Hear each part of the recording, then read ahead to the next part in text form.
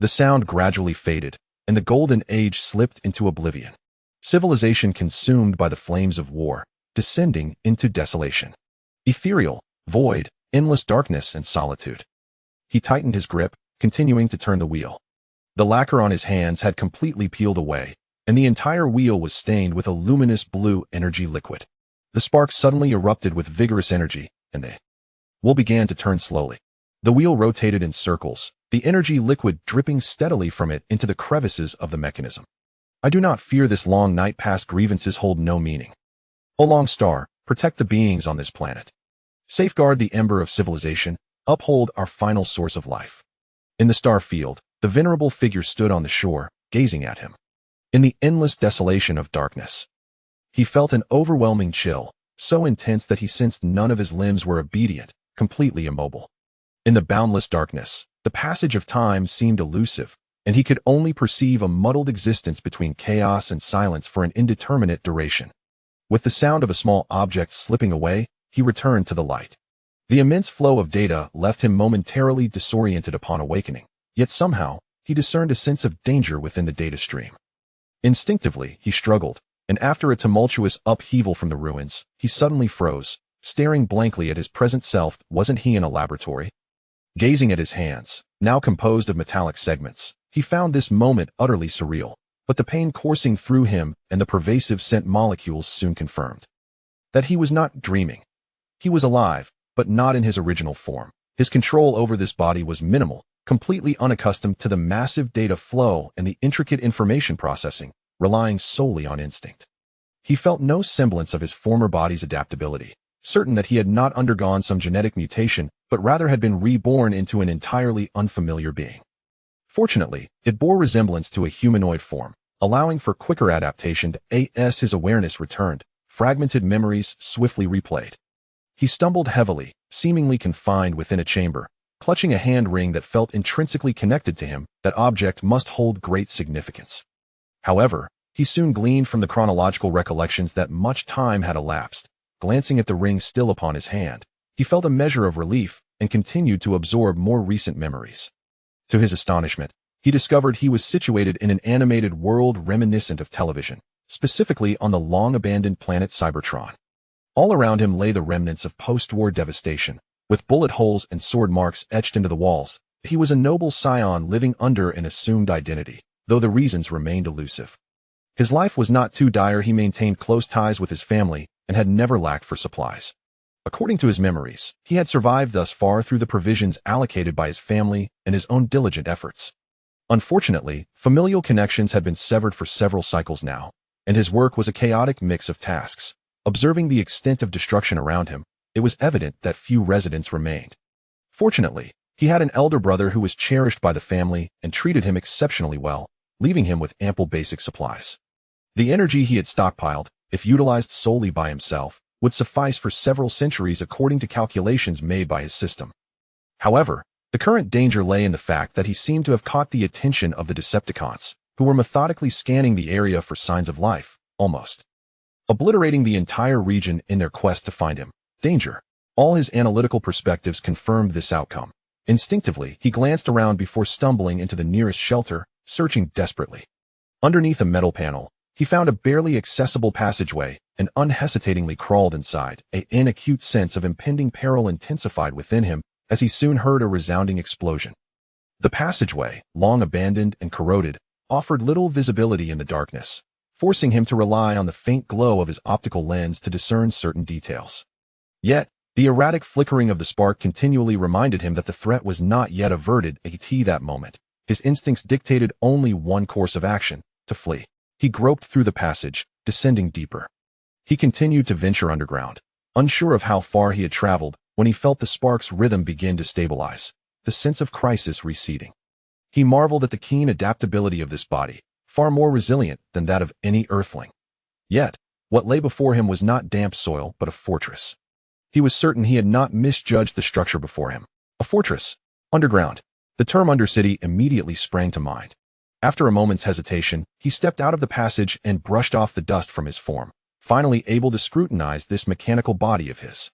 Blue and white intermingled, a rather appealing color scheme at least in his eyes, though regrettably, There was no mirror to reveal the entirety of his appearance.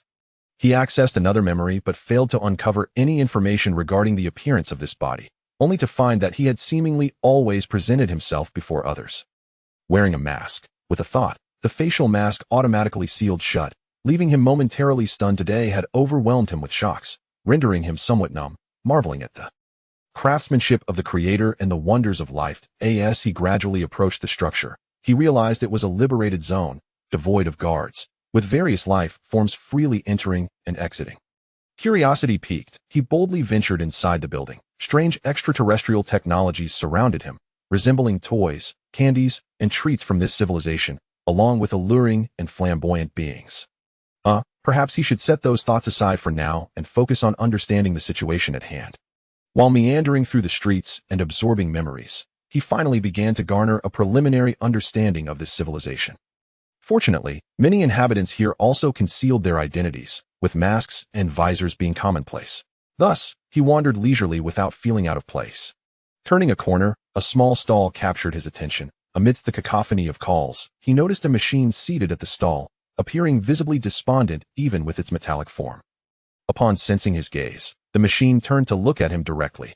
Curiosity compelled him forward to see what wares were being sold, and he vaguely glimpsed small jars likely containing energy candies. In this age of energy scarcity, energy candies were a coveted treasure for many children. He recalled the gray-blue planet, the fragrant sesame candies during festivals, the crisp sugar paintings at the school gates, and the sweet and sour fruit candies shared with childhood friends. Memories flooded back, their complexity rendering him silent for a long while. The machine appeared significantly older, its armor dulled and worn, its optical lens somewhat dimmed. 200 energy points, he blinked in surprise, surveying the assortment of candies at the stall. 200 points in this era could be a substantial amount, and for him, it could sustain his basic living for approximately a month, especially since he had hoarded so much energy. Noticing his momentary daze, the machine seemed to grow impatient and reiterated, "All of it." He scrutinized the machine once more, discovering a conspicuous discrepancy on its leg, revealing it to be a disabled individual. Without hesitation, he produced 240 energy points and placed them beside the elder's hand. "You need not give so much, just 200 points will suffice. It is clear you are in urgent need. Consider the excess as a contribution towards your candy-making endeavors." The elder's optical lens brightened momentarily, and after a brief contemplation, it retrieved a box to begin packing the candies for him. He soon heard the sound of hurried footsteps approaching. Mr. Sugar, are you still making gummy candies lately? "I'll take 2 jars, said a robust machine, who, despite his rugged appearance and imposing presence, spoke to the elderly man with a gentle tone. "I sincerely apologize, but the batch I just made has been entirely claimed by this gentleman," replied the old man, flustered as he smiled helplessly upon seeing the leader. "This brother has an excellent eye. Among all the sweets in the underground city, none are as reasonably priced as those made by Grandpa Sugar. He merely earns a small processing fee, and his prices are absolutely fair." The machine's gaze was sharp, instantly discerning that the man before him was not a regular in the underground city. "Might I ask if this brother could spare a few jars of gummy candies for the children at the orphanage?" His request was made with utmost sincerity, devoid of any pretense, and his followers displayed no hostility, indicating he had no intentions of causing a ruckus. "Since it is a gift for the children, I have no desire to monopolize. Just tell me which type you wish to take, and I shall gladly offer them to you," the old man replied. "Given that you are purchasing so many candies, it seems you have many little ones at home. I wouldn't want to take advantage of you, Grandpa Sugar. Could you possibly refund some of the amount to him?" "I, Zinc Tiger, will cover the cost of the gummy portion. I simply did not bring enough today, but I will ensure to return with the payment in a couple of days." Grandpa Sugar glanced between Zinc Tiger and the leader, nodding in agreement. "Old man, there's no need for a refund. Brother, don't be shy. This elderly gentleman is likely in urgent need of a new prosthetic due to his leg ailment. By giving him a little extra, I hope he can recuperate well. If this drags on for another day or two, it may become difficult to treat his joints, leading to further suffering." The leader examined the old man's leg, then nodded slowly in understanding. "Then I shall comply willingly. It is fortunate that you are perceptive. I almost overlooked this matter, which was inconsiderate of me." Zinc Tiger scrutinized the unfamiliar machine before him, confirming he had not previously encountered this individual in any records. "May I inquire your name, esteemed brother?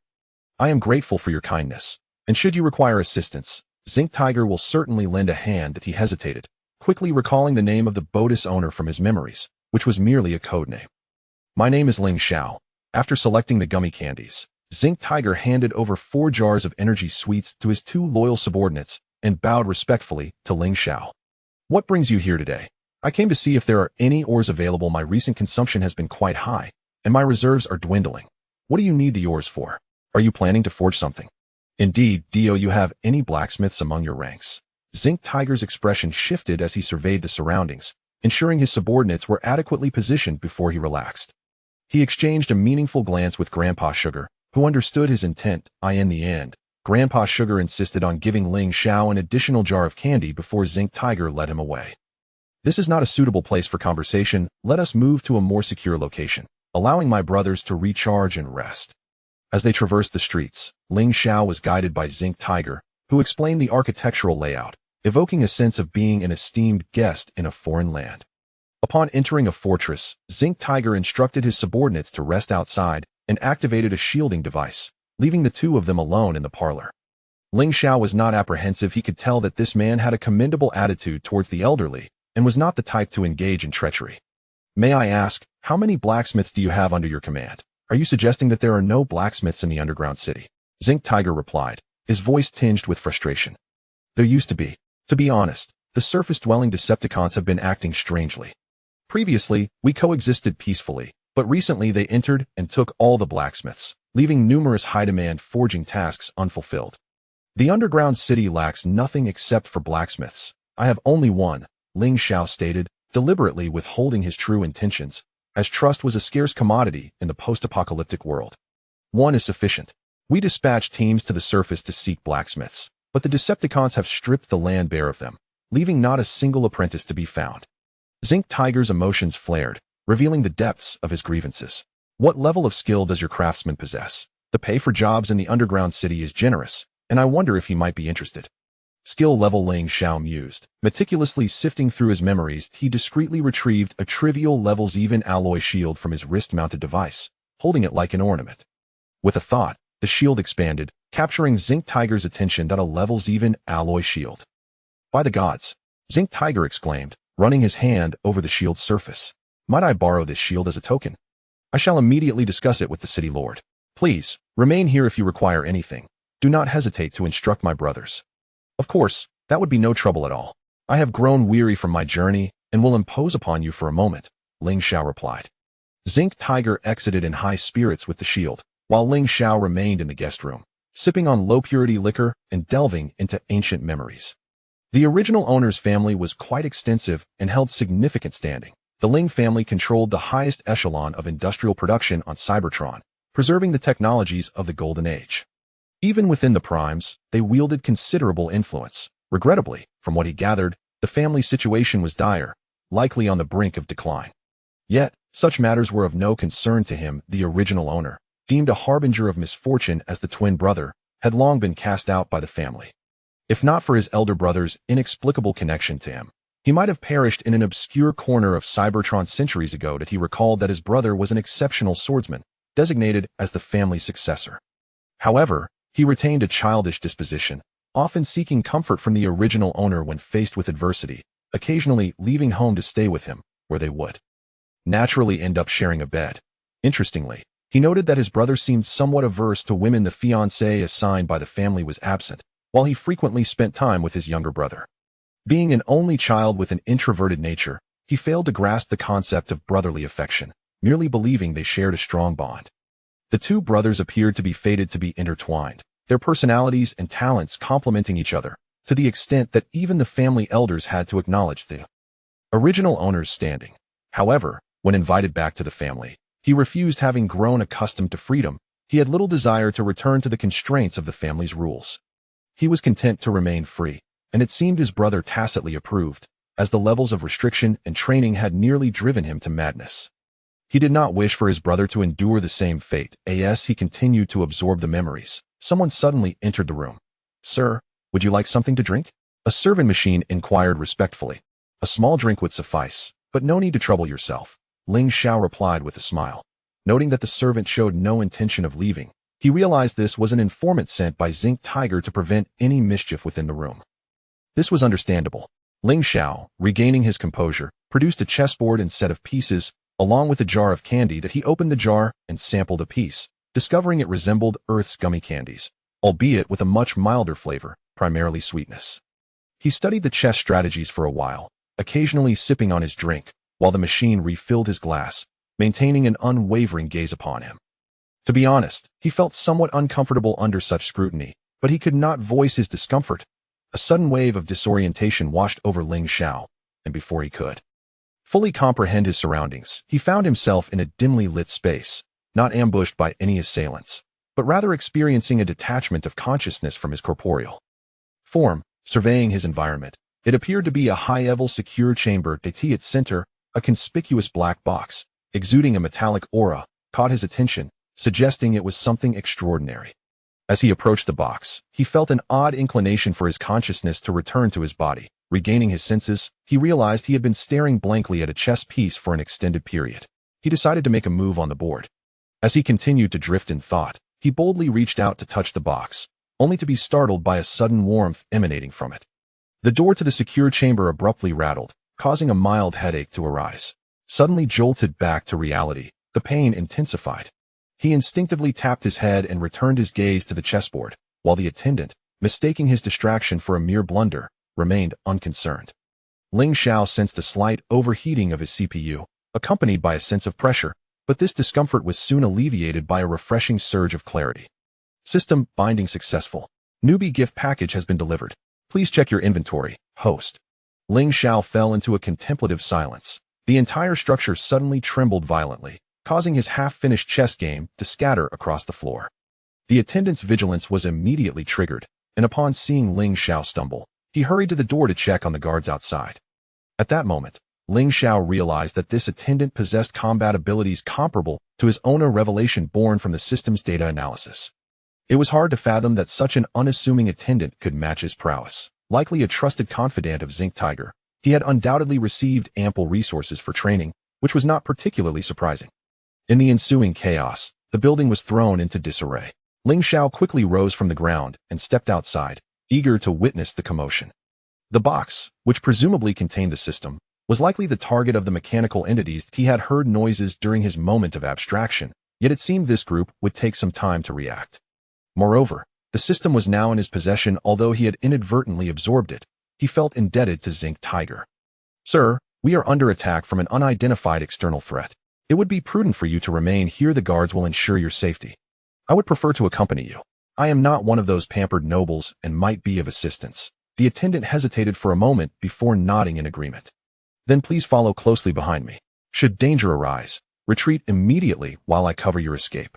Ling Xiao consented, but he had no intention of being coddled. He was driven by curiosity and followed the attendant through the labyrinthine structure. My goodness, where are we? Which direction have we taken? The building's interior has been spatially compressed, making navigation quite complex. Just stay close to me, sir. After navigating countless turns, Ling Xiao began to feel disoriented. At last, they stumbled upon a group engaged in combat. Glancing at the newbie gift package, he couldn't help but chuckle inwardly. This was precisely the opportunity for area damage enhancement he needed. Drawing his sword, he silently invoked the newbie gift package, augmenting his attributes with area attack capabilities and the sword heart talent, swiftly unshackling a previously bound potential on his panel. Talent, Bloodthirst. In battle, blood energy activates a heightened combat state, amplifying battle abilities, accelerating leveling speed, and doubling experience gain.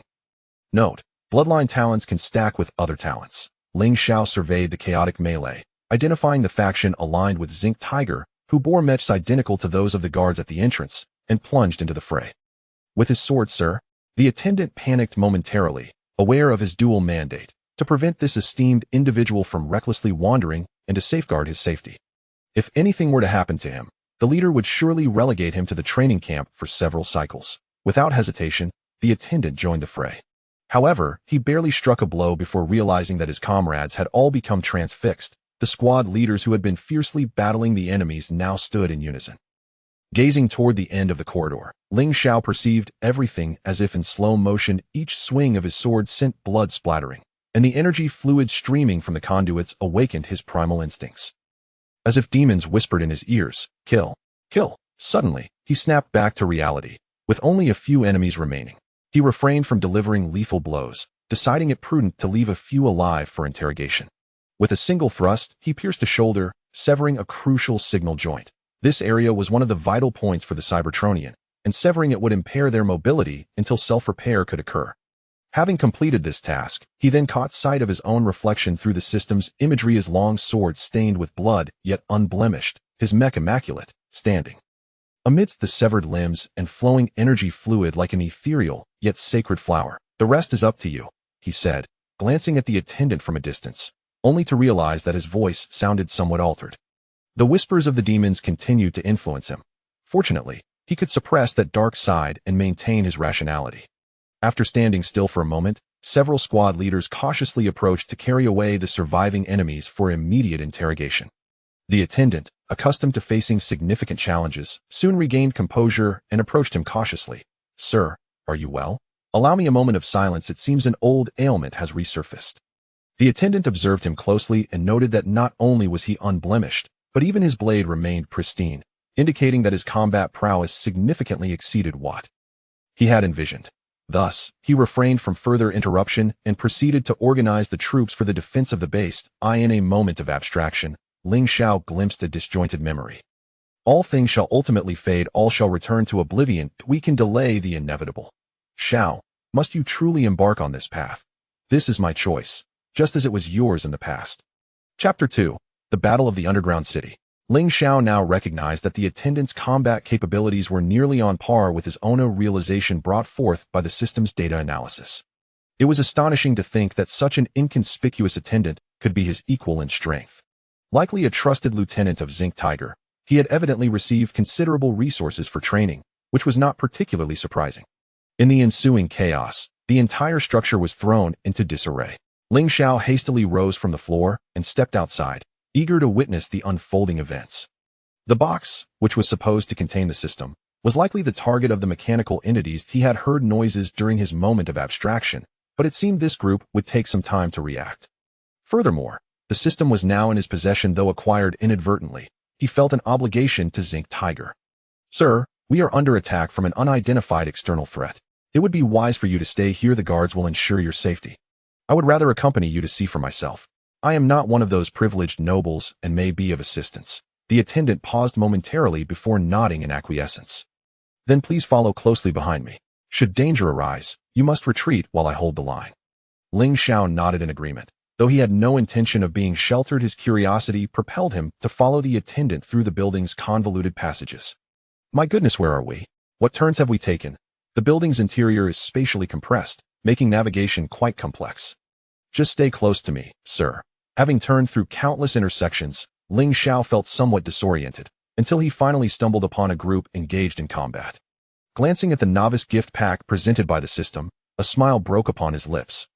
The enhancement for group attacks was just what he needed. Drawing his sword, he silently invoked the novice gift pack, and the effects of the group attack, along with his sword heart talent, were swiftly added to his attributes. The shackles that had once bound his panel were rapidly unfastened. Talent: Bloodthirst. In battle, the energy of blood ignites a high-level combat state, amplifying combat capabilities, accelerating leveling speed, and doubling experience gained. Note: Bloodline talents can stack with other talents. Ling Xiao surveyed the chaotic battlefield and identified the Zinc Tiger faction, clad in the same mechs as the guards at the entrance. Without hesitation, he charged into the fray, sword in hand. "Sir." The attendant panicked momentarily, having received 2 directives: to keep an eye on this esteemed figure and to ensure his safety. If anything were to happen to him, the boss would undoubtedly send the attendant to the training camp for several cycles. Without a moment's pause, the attendant dashed into the fray as well. Yet, before he could land a blow, he noticed his comrades frozen in place. Even the squad leaders who had been fiercely battling the enemy were now staring, united in their gaze. Towards the end of the corridor, to Ling Xiao, everything felt as if it was unfolding in slow motion. Each strike of his sword sent blood flying. The energy fluid flowing from the conduits awakened his primal instincts, and it felt as though demons whispered in his ear. "Kill, kill." Suddenly, he snapped back to reality. With only a few enemies remaining, he refrained from outright slaughter, deciding to leave a few alive for interrogation.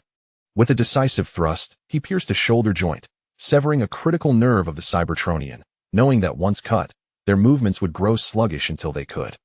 Self-repair. After executing this maneuver, he caught a glimpse of his own reflection in the system's imagery. His blood-stained sword remained unsullied, his mech pristine, standing amidst severed limbs and flowing energy fluids, resembling an exotic yet sacred blossom. The rest is up to you. He glanced toward the attendant from a distance, only then noticing the peculiar tone of his own voice. The whispers of the demon were influencing him. Fortunately, he could suppress that dark side while retaining his rationality. After standing still for a while, several squad leaders timidly approached to carry away the enemies he had left alive for questioning. The attendant, seasoned in the ways of the world, quickly regained his composure and stepped closer. "Sir, are you all right? Allow me a moment. It seems an old ailment has resurfaced." The attendant observed him for a while, noticing that not a drop of blood stained his sword. His combat prowess evidently surpassed his comprehension, and thus refrained from further interruption, turning instead to coordinate troop defenses at the base. In days, Ling Xiao glimpsed a fragment of a bewildering memory. All will eventually fade. All will succumb to nothingness. We can delay everything's arrival. Xiao, must you truly go? This is my choice, just as it was yours long ago. Returning from the reverie, he realized the surroundings had fallen silent for quite some time, with no machines daring to disturb him. The squad leaders who had previously approached him with audacity now stood respectfully at attention, awaiting his command. They remained because they had been bold enough to approach him. This harbinger of death was the only one they dared not approach closely. In the blink of an eye, nearly 100 enemies had been vanquished. How long has it been? Ling Xiao strode forward, sheathing his sword. Seeing him put away his weapon, the squad leaders felt a slight sense of relief, reassured that they would not be mistakenly harmed. "Sir, the captain just departed and instructed us to wait here until you regained your composure. What seems to be the problem?" "The ones we interrogated earlier, the ones you left alive, are neither Decepticons nor Autobots, but rather another faction from the civilian sector. Their objectives I cannot disclose, but Lord Zinc Tiger places great importance on what they seek, having dispatched heavy reinforcements to guard the area. Currently, the battle there is the most intense. Go support them, and I would appreciate your guidance." "Certainly, it is our honor to assist, my lord." Ling Xiao followed the squad leaders through the battlefield, where severed limbs lay strewn across the ground. Having experienced this first battle, he had begun to acclimate to the life forms of this race. The sight of dismembered limbs, though gruesome, was merely a simple matter for resurrection. With a memory chip and a reconstructed body, one could return. He couldn't help but reflect on the frail nature of human life. Despite this, the Cybertronians typically refrained from such practices. Resource expenditure was one aspect, but resurrected Cybertronians could encounter a myriad of issues, such as altered personalities or even psychological distortions leading to betrayal. Moreover, the retained memory chips might be accessed by others, rendering the distinction between friend and foe ambiguous. Furthermore, personal privacy could be compromised, leading to a scarcity of warriors willing to retain their memory chips. Human bodies, fragile and minuscule, could not simply be reborn through body reconstruction like the Cybertronians. A sense of melancholy washed over him. Flesh suffers, while machinery ascends to at last. He arrived at the battleground, and the voice returned. "Kill! Kill! Ha ha ha!" The demon roared, its twisted, dark visage seemingly reflected before him, the crimson optics fixated upon him. In that moment, Ling Xiao felt the shackles within his very being violently shatter. Something was amiss. Where had it gone wrong? The original host had never learned swordsmanship. So how could he so instinctively wield a sword? In the slow flow of time, he cleaved through wave after wave of enemies, the demon's whispers growing ever more palpable, as if they were right beside him. "Congratulations, host, you have leveled up. Rewards have been issued. Congratulations, host, you have leveled up. New talent unlocked." He was unaware of the number of machines he had felled. Only when the flow of time began to normalize did he realize the battlefield was devoid of adversaries, with the attendant standing at the far end, still in shock. The attendant had just been embroiled in a fierce battle with an opponent of nearly equal strength, struggling until Ling Xiao's final blow extinguished that foe. His entire mech fell to blaze, the demon's eyes glaring red with clarity. He remained silent, stabilizing the cooling system. "Sir, do you require cooling?" Ling Xiao, rigidly clutching his sword, nodded slightly. The attendant reached for a nearby tool table, verifying the member codes, and promptly 2 cooling liquid containers were delivered from the table. The attendant opened one, approaching Ling Xiao amidst the rising heat, and poured it over him. A plume of white smoke erupted. The cooling liquid scarcely dripped onto the ground, evaporating almost instantly upon contact with Ling Xiao. After 2 containers of cooling liquid, Ling Xiao finally felt a degree of clarity returning and expressed his gratitude. The attendant, evidently flustered, had witnessed this formidable figure slice through the enemy twice now, and the speed at which it had occurred was astonishing, too swift to comprehend his movements. However, seeing the state of the esteemed figure, it was clear that he could not sustain prolonged combat. The energy expenditure from such instantaneous actions must surely be tremendous, and this esteemed figure also bore an underlying ailment, indicating a less than optimal physical condition. It was difficult to envision just how incredible his combat prowess would be if he were to fully recover to his peak condition. Simultaneously, the Lord, having verified the shield and received battle reports, arrived alongside Zinc Tiger. Yet the enemy continued to charge, as the central secure room's emergency alarms had triggered, invoking authority to impose comprehensive restrictions on all passages to the secure room. The position held by the attendant was a crucial route to the central secure room, and was also the site of the fiercest battles. No sooner had Ling Xiao rested for a moment than another wave of enemies began their assault. Sir, your condition is no longer suitable for combat. Allow us to take over from here. Ling Xiao accepted the energy drink offered to him, momentarily stunned, and took a sip after cracking open the can. He stood at the rear of this pivotal juncture, sipping his beverage while observing the battle unfold, feeling considerably calmer than before. With some leisure, he glanced at his status panel. System determines combat concluded rating, SSS. Rewards have been distributed. Additional reward of 100 attribute points for first-time combat. His eyes brightened as he checked his inventory. He promptly allocated 100 points each to speed and attack, and a generous 200 points to defense, swiftly expending a total of 400 attribute points. It was not that he was timid, but rather he was perplexed. The original host's speed was already commendably high, and with the innate talent from his bloodline, agility in combat became exceedingly advantageous. Surveying the unlocked bloodline talents and tallying the various materials and energy points granted by the system, he realized just how affluent he had become. These energy points were sufficient to allow him to languish until the resurgence of Cybertron. Soy linger here, earning trivial sums. He could simply bid farewell and depart at once. Soon, the dungeon's guards retreated, having achieved a hard-fought victory, and the attendant, sustaining injuries, fell back to devise the next defensive strategy. Ling Xiao surveyed the grievously wounded guards and fixed his gaze upon the attendant. Have everyone withdraw to avoid friendly fire. The attendant hesitated, wishing to refuse, but upon witnessing the heavy casualties among his subordinates and the rivers of blood at their stronghold, he ultimately acquiesced. Sir, the dungeon owes you a debt of gratitude. Now is not the time for such discussions. Under the attendant's direction, all guards promptly retreated to safety. Ling Xiao ambled towards the entrance, preparing to present an impressive facade. Before long, a new wave of foes surged forward. Ling Xiao drained the last of his drink, setting the bottle upon the workbench, and awaited the enemy's approach. The first wave, still wielding melee weapons, charged toward him, swords drawn. Just as their blades were about to descend upon him, he activated his talent. Time seemed to slow once more. Ling Xiao felt as though he had shattered another chain binding him. The frenzy within him dissipated significantly, and his speed surged to several times its previous pace. He found himself in an extraordinary state of calm and bloodlust, slicing through foes with abandon. Approaching the end of his rampage, he spotted the dungeon's guards. Presumably reinforcements, he deftly avoided them and surged through, just as time returned to its normal flow, delivering a final strike upon what appeared to be a leader among the enemy ranks.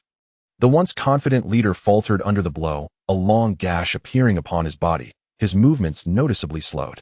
Brother, your skills are remarkable. The Zinc Tiger, previously feeling pressured, was now relieved, as this strike had been perfectly timed. Tiger brother, I can no longer continue the fight. I leave the remainder to you. Though Ling Xiao's speech still bore a hint of disarray, his mental state was markedly improved, at least calm and rational. Rest assured, brother, take a moment to recuperate while I clear out these invaders. Ling Xiao, naturally, noticed another prominent figure surrounded by guards in the distance, likely the lord of the city. However, he chose not to look directly, feigning interest in the Zinc Tiger and the enemy leader. Utilizing the system's visuals, he zoomed in on that area and discovered the city lord was fixated upon him. To his astonishment, the lord was a female mech. She possessed an ethereal elegance, her figure tall and slender, not overly robust, and at that moment, she regarded him with keen interest. Ling Xiao, having fought his way through the throngs of enemies, was unscathed, his blue and white armor appearing remarkably pristine. That fellow's combat prowess exceeds even that of the zinc tiger, the distant female mech mused, observing Ling Xiao's every move, gauging his strength. A man who maintains his composure post-battle is truly admirable. Is the master genuinely considering hiring an outsider blacksmith? That shield is indeed exceptional. Let's keep an eye on him for now. A lord of his caliber naturally has competent subordinates. Forgive my impertinence, but judging by this gentleman's combat state, he is by no means benign. It may be wise to consider the potential risks of keeping him around. Zinc Leopard, if he harbored malicious intent towards our dungeon, with his strength, he could have slain you brothers countless times over. Since he has shown no ill will, we should not entertain such thoughts. Moreover, your brother still owes him 2 debts of gratitude. Seeing the battle had subsided, Zinc Leopard ceased his protest, fixating his gaze upon Ling Xiao. Brother, you appear unwell. Were you exhausted from defending the base earlier? I truly apologize for the inconvenience. Zinc Tiger, having dispatched the enemy leader, turned to regard Ling Xiao. It is of no concern, merely an old ailment acting up. I cannot engage in prolonged combat. Excessive movement causes me to overheat. Zinc Tiger assisted him to a seat at the entrance of the base. Upon feeling Ling Xiao's overheated frame, he did not hesitate to check his temperature with a calm demeanor. It's decreasing. Brother, rest for now. I shall fetch some coolant. Zinc Tiger summoned 2 underlings to retrieve coolant from the workbench while he approached the city lord. A few bottles of coolant were splashed upon Ling Xiao, nearly evaporating instantly. Fortunately, the quality was good, and his temperature soon abated, alleviating his dizziness. Bracing himself with his sword, Ling Xiao stood and turned to see Zinc Tiger leading the enamored female city lord toward him. He performed a gesture of camaraderie, sheathing his sword and replenishing some energy within the system. This battle had consumed a considerable amount of energy points, equivalent to his usage over the previous month, highlighting the substantial toll of warfare for the Cybertronians. Chapter 3. Wandering the wasteland, this young man truly exudes an air of gallantry. With such a formidable display, he has managed to penetrate the ranks of the approaching enemy forces. The city lord, beaming with joy, alighted from her vehicle and approached Ling Xiao, her petite stature creating a striking contrast against the surrounding machinery. You flatter me, my lord. I merely lend a helping hand. Brother whose righteousness and bravery in battle compel me to act, I cannot simply stand by and do nothing, Ling Xiao replied. Indeed, that is how Zinc Tiger has always been. Thus, I extend my gratitude to this young man, she said. The female machine turned to observe the vigilant Zinc Leopard. This is my second in command, and also the brother of Zinc Tiger, Zinc Leopard. Brother Leopard and Brother Tiger do not quite resemble each other, Ling Xiao remarked. We are bound by life and death, having shared many trials together, and thus we have sworn brotherhood, Zinc Tiger explained. Ling Xiao nodded, though his gaze wandered away from the female city lord and scanned the surroundings. Are you seeking a way out? Indeed, I've been away from home for too long. Chaos is sure to ensue if I remain absent. My friend, we have yet to discuss the matter of the blacksmith. It would be prudent for you to stay a while longer before departing, Zinc Tiger urged, anxiety creeping into his voice. Today's events have already troubled me greatly. After all, you have been introduced to us, and you are quite busy yourself. Moreover, we will certainly compensate you for your assistance in defending the base. The underground city will not let you suffer loss. This young man, I have inspected that shield and believe the blacksmith skills to be exceptional. However, time is of the essence. I wonder if your master can arrive at the underground city within 3 cycles? That depends on what needs to be forged, Ling Xiao replied. There are 2 tasks. One is a repair job, and the other is a reforging. The item to be repaired is a storage device left by the former city lord, while the reforging pertains to the control center of my underground city. That is straightforward. I can handle the repair, Ling Xiao stated. Then I must trouble you, young man. Should the repair succeed, there will be a generous reward from Fian, Zinc Tiger responded, handing her the storage device. It suddenly emitted a sound, adjusting to fit Zinc Tiger's grip, and when it reached Ling Xiao, it resized to accommodate his hand. The system has detected a damaged sacred artifact and is currently devising the optimal solution. Please follow the proposed plan for repairs, the voice of the system announced. Ling Xiao's heart swelled with joy. Although the original owner's memories of repairs were ample, having the system's assistance was truly exhilarating. Before long, he had unfolded and reassembled the chaotic fragments of the sacred object multiple times. Just as Zinc Leopard began to grow impatient, the artifact reignited with brilliance. Zinc Tiger's optical lenses gleamed. My friend, you are indeed multifaceted, swift in repairs and formidable in combat. This task has stumped countless artisans in the underground city, and yet you handle it with such ease. Zinc Tiger, fetch that shield and bring forth the treasures from the vehicle, Zinc Leopard instructed. Although it has been repaired, there are still some issues with the spatial compression technology, Fian remarked cheerfully, holding the repaired storage device. But it can now open and call for supplies, which alleviates our immediate concerns. Then I shall take my leave for now and visit the underground city another day, Ling Xiao declared.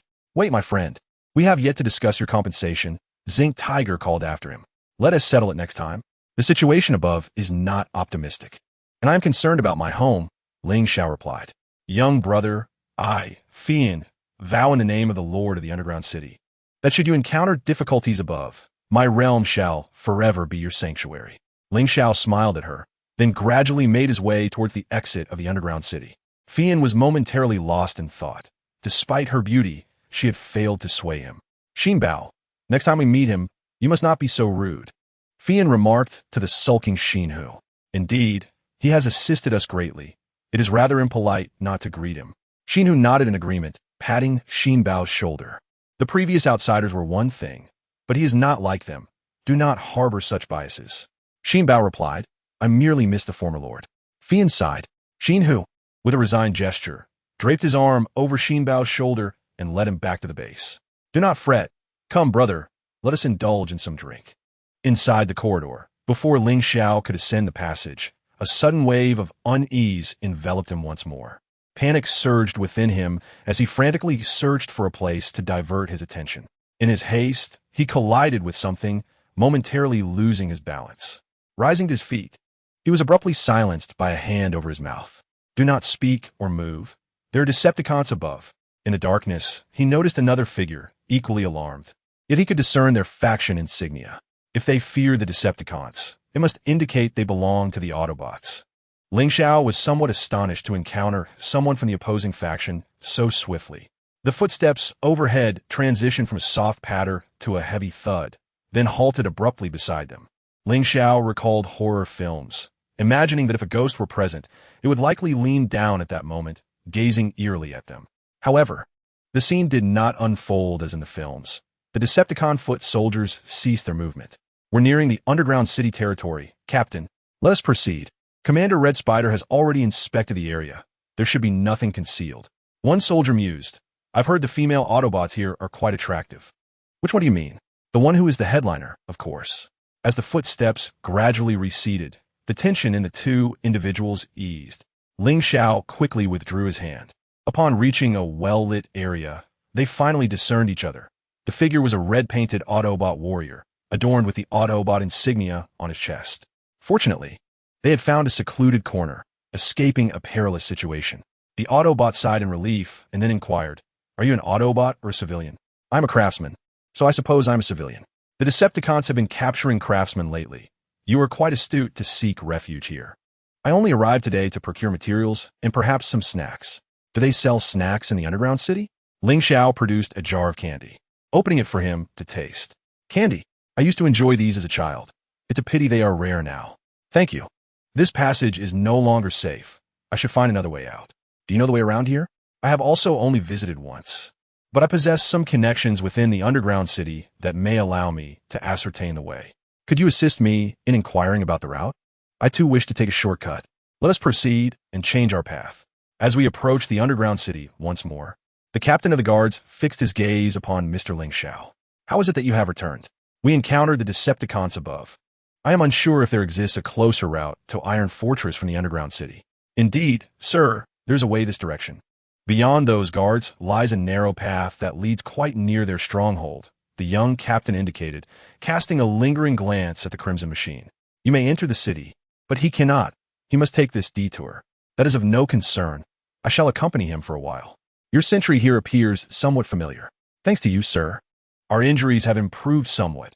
We have been temporarily assigned to substitute for our injured comrades. By the way, please inform Zinc Tiger that the situation above is unstable. The Decepticons are likely to return soon. He should prepare accordingly. Such crucial intelligence will not be forgotten, sir. I appreciate your reminder. The Red Machine appeared somewhat displeased. Yet bound by the circumstances, It could not enter. It could only accompany Ling Xiao through the narrow path. My friend, your standing here seems quite elevated. Not quite. They merely extend me a modicum of respect. When it comes to serious matters, I am truly uncertain how to escort you out. I am called Figuishan. It is a pleasure to meet you. Ling Xiao found the name somewhat familiar, and upon shaking hands with Figuishan, he recalled that this was the individual who perished at the story's outset. Ling Xiao, your name is quite melodious. How fares business? Fairly well. Those who survive in this wasteland inevitably engage with craftsmen, allowing me to scrape by without succumbing to starvation. Would you care to accompany me to our base? We have numerous repairs that require attention. As a neutral party, it may not be prudent for me to engage in such matters. Precisely because you're neutral, we would feel secure in trusting these tasks to you. Furthermore, we are not impoverished. We can afford the repair costs. First, I must retrieve my tools from home. I cannot repair without them. Very well. I shall protect you. Figuishan, entirely unaware of Ling Xiao as capabilities, cheerfully followed him back to his home. It was less a home and more a modest corner concealed within the ruins, unremarkable in appearance. Inside, various tools, metal ingots, and sheets were neatly arranged, alongside a small workbench. Behind a metal door lay a cramped room, a charging bed barely accommodating 2 machines, and a dedicated rust removal chamber, quite impressive in scale. Your collection is quite complete. It is rare to find such a refined forge, or has caused many things to vanish. Figuishan seemed to momentarily lapse into melancholy, quietly stepping outside. I will wait for you here. Understood. Seizing the moment, Ling Xiao surveyed the blacksmith shop. Aside from packing the tools, he stuffed nearly everything portable into his storage device, including the workbench and the rust-removing agents. Even the charging bed was not spared. After all, some sentiments lingered. This blacksmith shop felt as if it had never existed. He had long abandoned hope for his family, and now, equipped with a system, he resolved to take life one step at a time. Casting a final glance at this place steeped in memories, Ling Xiao exited the ruins. Have you gathered everything? Indeed. I hope these materials suffice. I must ask, have you ever considered joining a faction? I was born free, never harboring thoughts of conflict. Honestly, I envy you. A life of freedom is undeniably comfortable, and I respect your choice. The journey unfolded without incident, apart from the heaps of ruins dotting the landscape. Nothing else was visible. However, Figuishan was particularly loquacious, rendering the trip far from dull. There used to be a tavern over there. It was rather quiet during the day, but come nightfall, it was bustling with activity. I've been there. I even saved 2 bottles of their wine. Oh, did you go to hear the girls sing? I visited during the day. Didn't catch a glimpse of that, but I helped a friend purchase quite a bit of wine and stumbled upon the tavern's delightful offerings. As they approached the vicinity of the stronghold, Figuishan enthusiastically called out from a distance, "Hey brother, I'm back. What took you so long? We almost sent someone to look for you." "ISNT, the craftsman you brought back? The Decepticon activities have been increasingly frequent. It's good that you made it back alive." The guard scrutinized Ling Xiao with a hint of wariness. "This brother belongs to the neutral faction. There are no faction issues here. It's merely a routine check. We have no choice. It's our duty." Ling Xiao, however, was quite agreeable, promptly opening his toolbox for inspection. His mind wandered back to the memories of the blacksmith shop, and he felt a tinge of melancholy, which did not go unnoticed by Figuishan. "Are you a bit reluctant to part with your shop?" "Of course, though I won't be away for long. It has been my home for several centuries. Rest assured, barring any unforeseen events, you'll return soon." Ling Xiao remained lost in recollections of his brother until the toolbox inspection concluded, at which point Figuishan guided him into the Autobot base. "Shall I carry that for you?"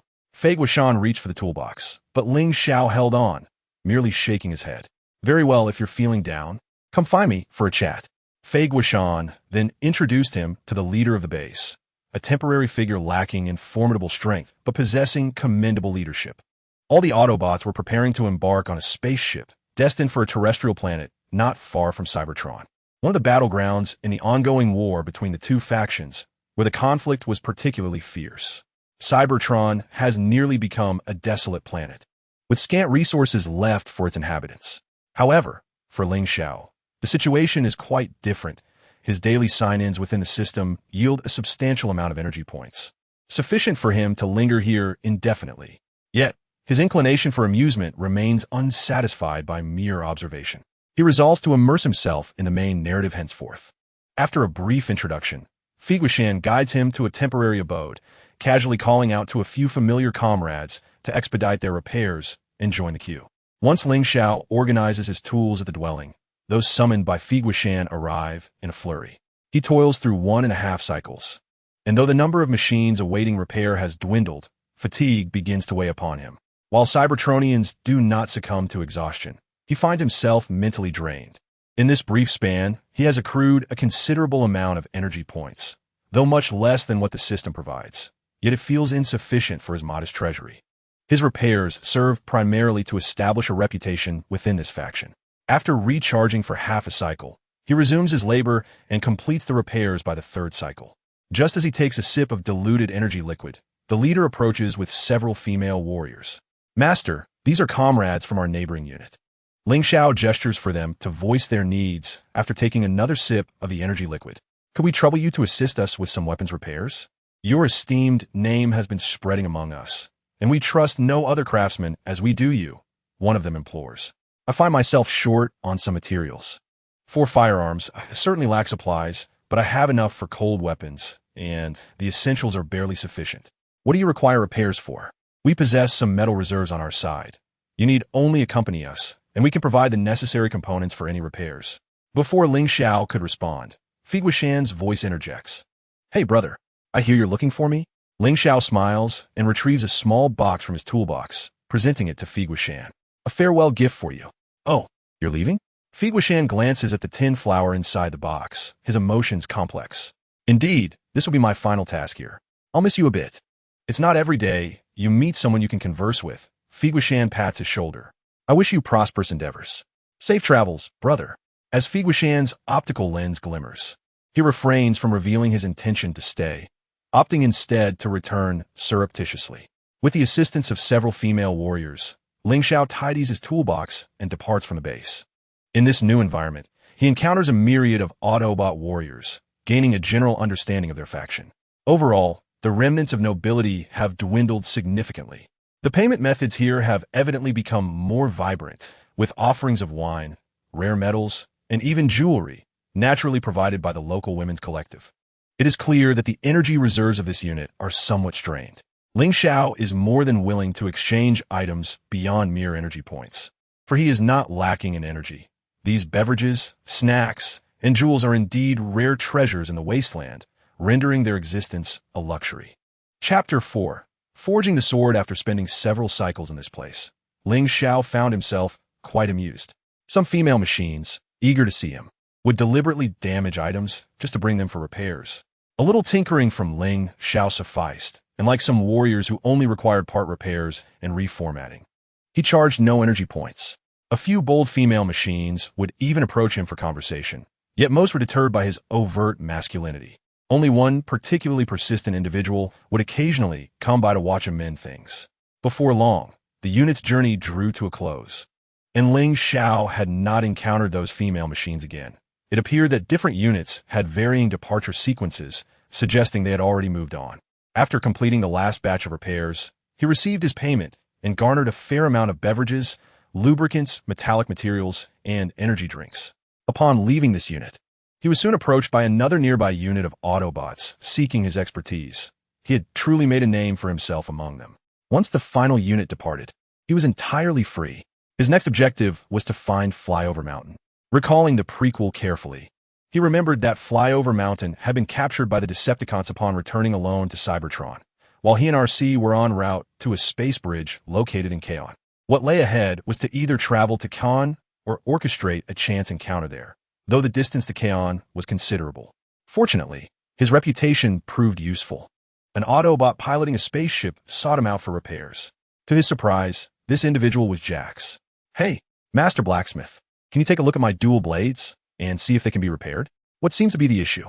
"The feel of the blades has diminished since I last used them, and I Haven team maintained them properly.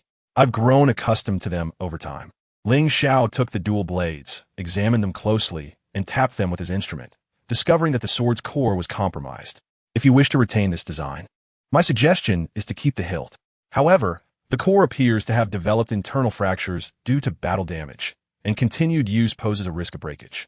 Should an important battle arise, it could lead to dire consequences. I have ample time. My friends hold you in high regard, which is why I sought you out. I am aware that my blades are not easy to handle, and I wish to find someone reliable. Pricing is negotiable. Such considerations are trivial. However, the materials I currently possess are insufficient. I must return home to acquire a superior alloy for the Sword S core. Ling Xiao paused, noting the proximity to the Decepticon-controlled area. Venturing there in a spaceship was perilous. I want to travel with the main unit. Here, as my proposal, I will escort you part way, and we shall arrange a meeting point in an unregulated area. We can exchange contact information, and should anything arise, you can reach me immediately. Although I am merely a craftsman, I am not without means to defend myself. Furthermore, I have a more favorable idea. Do share with me. The Jack arrived with a certain curiosity. This craftsman possessed a distinctive personality, he mused. In truth, it was not only my household that had access to high-quality alloys. Within the unregulated zones, one could procure them as well. Those areas lay in ruins, posing little danger, albeit the journey would be considerably longer. His idea was to construct a makeshift airship to venture closer to Karen, thereby reducing the distance to be traversed. From this vantage point, a diagonal path led toward the controlled zone, only a short distance from the concentrated pipelines of the war era. Let us board the ship, he urged. The Jack smiled at him, evidently looking forward to the excursion. Ling Xiao did not hesitate. He took his toolbox aboard the airship and, while the Jack piloted, employed precision instruments to measure the data along the blade. This pair of knives is somewhat uneven. Isn't it? How long have you been using them? It's a matter of habit. One of them feels more comfortable, naturally exhibiting greater wear. I've wielded it for several millennia. Millennia? That must imbue it with sentiment. No wonder you hesitate to replace it. Indeed, he replied. Have you ever contemplated seeking a companion to explore the world outside? I have lived here since my earliest memories, and you do not strike me as one who desires a traveling companion. Like me, you seem to prefer solitude, shunning constraints. How did you discern that?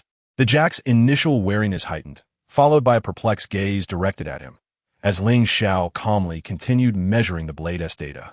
I have traversed Karen, visited Yi Sky City, and explored every major city on Cybertron. During the war, I wandered extensively, repairing weapons and architecture alike, from control centers to cipher locks. I have repaired it all, encountering endless tales and countless machines. I suspect you two are nonconformist. You see through things quite clearly, the Jack sighed. In truth, I find myself somewhat envious of you. Your freedom, unrestrained and self-preserving, allows you the choice to remain unchanged. Perhaps these are the very traits I admire. Yet all freedom ultimately possesses its boundaries. You are the first to impart such profound insights upon our initial meeting. I have encountered many machines like you. They have often uttered similar sentiments. It feels as though we are caught in a cycle. How shall I address you? You know my name, yet I remain unaware of yours. What if I choose not to disclose it? Do as you wish, whether true name or alias, it matters not. The Jack suddenly adopted a serious demeanor. I am called Jack, the solitary wanderer. Ling Xiao, the post-apocalyptic craftsman. Little Xiao, Jack could not suppress a smile, nervously regarding him. May I refer to you as such? Of course. Then you agree to accompany me? I have a more pressing mission. Ling Xiao recalled the journey over the mountains and the line to Arshi. Moreover, I can be quite fearsome when I lose my sanity. Where's the sanity now? Not a single sane machine exists on Cybertron. Jack activated the autopilot. Consider it further. Ling Xiao fell into deep contemplation, uncertain which of the two options would be more suitable for him. Joining early might allow for quicker integration into the group, yet interstellar travel also presented an enticing alternative. The system presented three choices. 1. Proceed to the vicinity of Kalen to await Arcee. 2. Follow the Jack. 3. Remain on Cybertron. Without a doubt, the third option was entirely out of the question.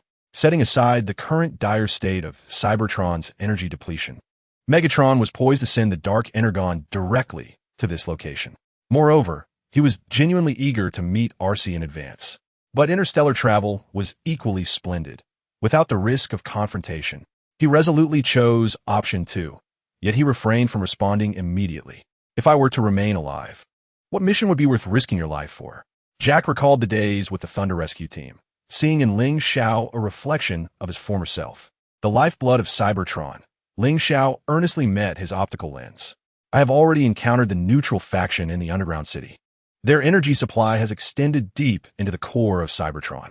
If this energy continues to deplete, the lifeblood of Cybertron will be severed. What will you do? Go to Kalen. That is the territory of the Decepticons. I am well aware, but I am of the neutral faction. Furthermore, the energy hub of Cybertron does not reside within the well of all sparks, but rather in Kalen, as it supplies a significant artifact for Cybertron, right beneath Megatron's statue. Indeed, how ironic. But how did you come to know this? Neutral factions are ubiquitous. Naturally, they include the primes as well. No wonder you possess such charm. Is that so? Even our great craftsman, Shao, can be bashful. Well, never mind then. Enough with the jesting. This mission is substantial. Count me in.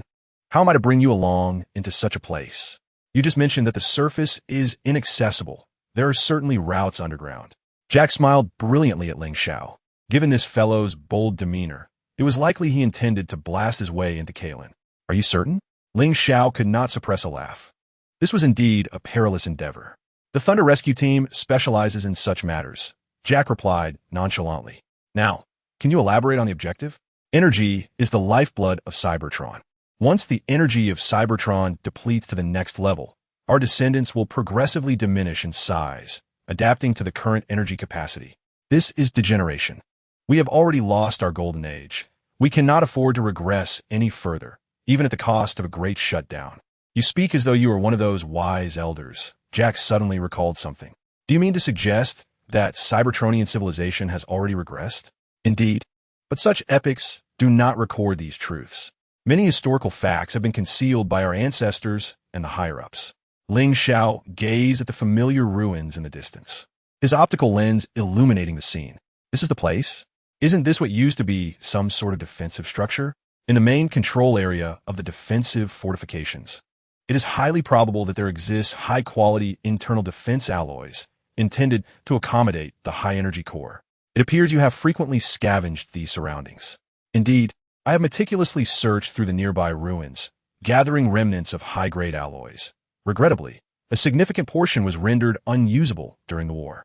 As the two descended from the spacecraft, Ling Xiao navigated with precision, guided by memory, and proceeded towards the ruins of the core area, equipped with a jack. This region, designated as the core zone, is composed of level 7 alloy. My original blade was seemingly forged from level 7 alloy. However, the properties of level 7 alloy are somewhat lacking.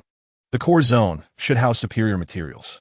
Ling Xiao picked up a piece of level 7 alloy from the ground, intending to utilize it as a protective layer. Venturing further into the ruins, he swiftly identified a segment of level 8 alloy from the data analysis in his system, and climbed atop the debris to extract a section of the level 7 alloy wall, utilizing his tools to split it open. What are you doing? This is a secondary protective layer wall. I am inspecting for any embedded components. Ling Xiao carefully traced the faint seam along the alloy to cut through, causing the wall to part and reveal a section of level 8 alloy, known for its corrosion resistance and impact resilience, suitable for crafting both blades and protective casings. I cannot discern any difference. It seems as though you are merely browsing. When time permits, I shall teach you how to distinguish among these various alloys. Very well. This way, when seeking other craftsmen for reforging, I shall not be deceived. Without a millennium's worth of experience, you likely will not seek a craftsman for reforging, unless you are perpetually engaged in combat. Who knows? In the cosmos, both enemies and allies abound. Over there, that section must be the internal defense layer of the core control area. Ling Xiao rummaged through the ruins for a while, discovering a top-grade piece of level 10 alloy. He found several pieces of levels 9 and 8 as well. Carrying a substantial load of alloy plates, he made his way to a well-soundproofed underground dwelling, long abandoned and little known to others. Feigning a need to retrieve tools, he casually entered one of the underground residences and retrieved the tools he had previously acquired from the blacksmith's shop, temporarily stashing the forging hammer beneath the metallic sofa of the deserted abode. He dragged the forging platform and cooling container outside, brushing off non-existent dust. Are you merely placing your tools here? Certainly not. The items I found here are of slightly inferior quality compared to those from my previous location, but they are still usable. It seems this will be a grand undertaking. If you have unfinished business, you may wish to attend to it now. The reforging process will require at least 2 cycles. I have no other matters at hand. I wish to witness the sword forging with my own eyes. Very well, but you must prepare adequately. Maintain your distance from the furnace. Is there anything I can assist with? Please disassemble that piece of level 10 alloy into 4 sections and see if they fit into the furnace. If not, break them down further. It appears that this object is rather challenging to disassemble. After a brief attempt, Kai and Jinding realized that he could not possibly strike this alloy plate. The quality is undoubtedly remarkable. Oh, I forgot to mention, bring some tools. Ling Xiao paused his current task and retrieved a molecular saw and a splitting knife from the toolbox. In front of Kai and Jinding, he first created a small incision with the molecular saw, then proceeded to use the splitting knife to gradually separate the entire metal plate into segments. The alloy utilized in these tools seems to exceed grade 10. At least it is of grade 12, but only this small amount was salvaged from the remnants of the Golden Age. Salvaged? Kai and Jinding was momentarily taken aback, sensing a storm brewing in his CPU. Indeed, where could one possibly find such items? Karen.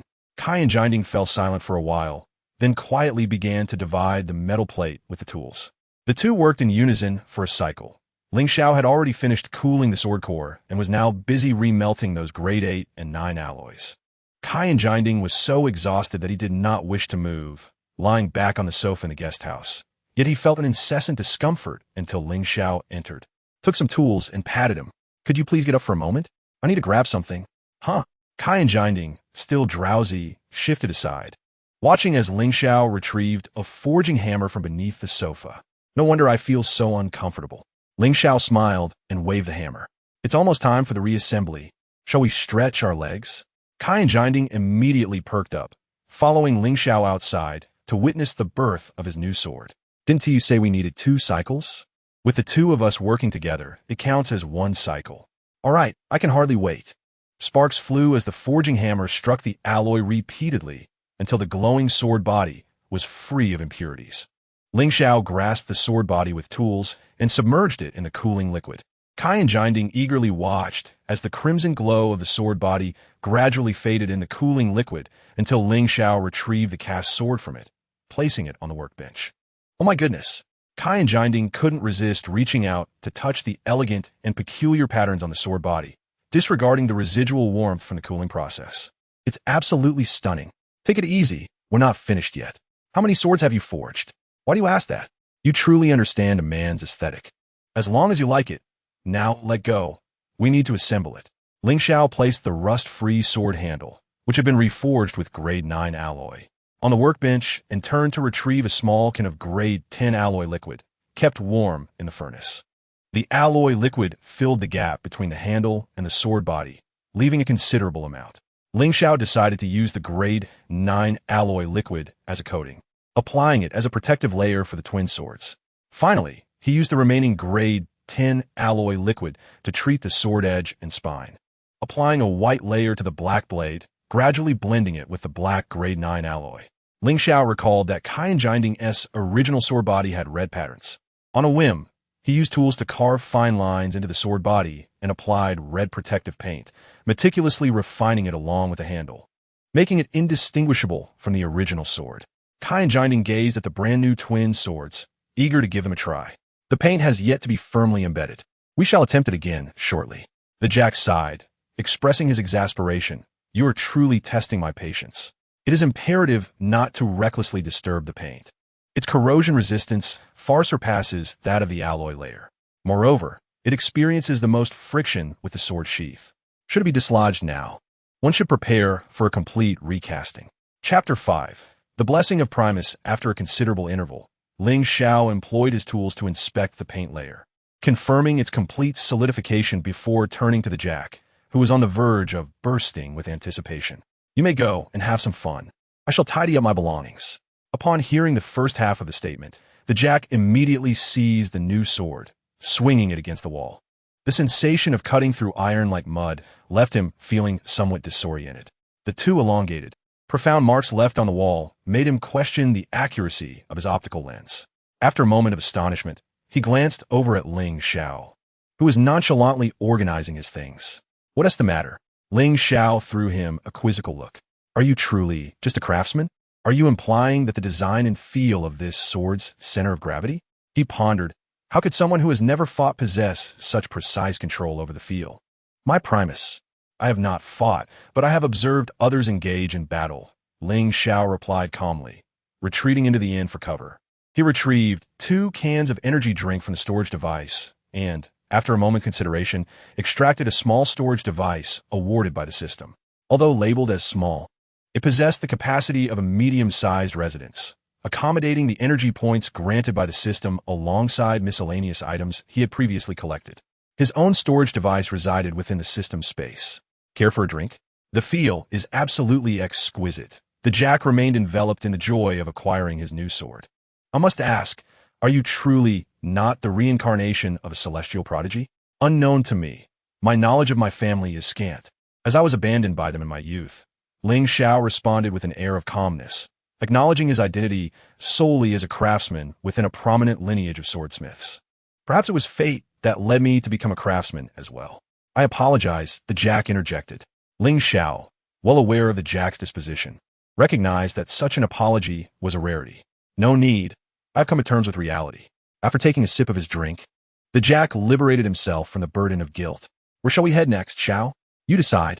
Ling Xiao confidently produced the storage device, extracting a map of Cybertron.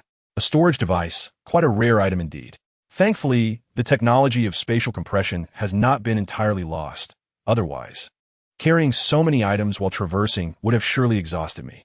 Ling Xiao stowed away tools and the forge into the storage device, donning it on his hand before taking another sip of his drink. We are not far from the Decepticon-controlled zone. Their defenses are quite stringent. Kalon lies just beyond their control area, but if we can access the underground pipes, right here he indicated a location on the map, we can enter Kalon directly from below, simplifying our task considerably. Agreed, quite astute of you. Let's take the spacecraft to the pipe concentration area. The spacecraft is hidden within the ruins. I know a secure location. We can conceal the identification beacon well. No one would be foolish enough to rummage through the refuse here. Such as yourself? Ling Xiao glanced at him speechlessly. I did not come here to forge a sword. Who would sift through this refuse? All right, I shall cease my jesting. Concealing the spaceship is for the sake of a convenient retreat. After all, we cannot ascertain whether the Decepticons are guarding this area. Come, let us set forth. As he tilted his head back, Jax consumed the energy drink. Ling Xiao retrieved his sword from the storage device and meticulously wiped the blade. This sword is no ordinary item. It was left to me by my brother. Although it is not directly connected to the family, there are still relatives who acknowledge my existence. It is not as dire as you might imagine. Your skill level suggests that you have forged swords not merely dozens or hundreds of times, but perhaps tens of thousands. Sheathing the sword, Ling Xiao and Jax exited the underground dwelling and concealed the spacecraft amidst the debris of another hidden ruin, marking the coordinates, and ventured together underground. I have brought plenty of grenades. We can detonate some sealed pipelines directly. This place should not be of use. Follow me. You have been here before? I have traversed both above and below ground. A strange intuition washed over him once again, so familiar. Chun, I am leaving now. Take the sword I forged for you. May it protect you and ensure your safe return. Will you wait for me? Of course, until your return. The long sword in his hand trembled slightly before falling silent again. As they navigated through one pipeline after another, Jax could no longer contain his curiosity. Why are there no enemies at all? The underground control is significantly reduced. There are virtually no Decepticons. Ling Xiao turned back to glance at him, pulling him along. Even if there are, in these winding pipelines, no one knows where anyone else is. After passing through several more pipelines, Ling Xiao sensed a stronger resonance of the spark. The once stagnant waters of Star Domain suddenly rippled, sending waves surging from the corners towards the shore. Standing there, the Venerable One suddenly lifted her gaze toward the shore, her optical lens reflecting infinite fatigue and void. Time had elapsed far too long, so long that she no longer recalled the last encounter with the Junior. She called out to the source of the ripples in the language of the Primus royal family. In the pipeline concentration zone, Ling Xiao assisted Jax over a particularly steep section of ruined pipeline. Oh, endlessly crawling through pipelines is rather tedious. Standing before the next conduit, the two ambled toward another dilapidated archway. This is the best possible scenario, as long as I can pass through safely. Then, Jax was about to quicken his pace when Ling Xiao suddenly pulled him back. Danger, a strong intuition.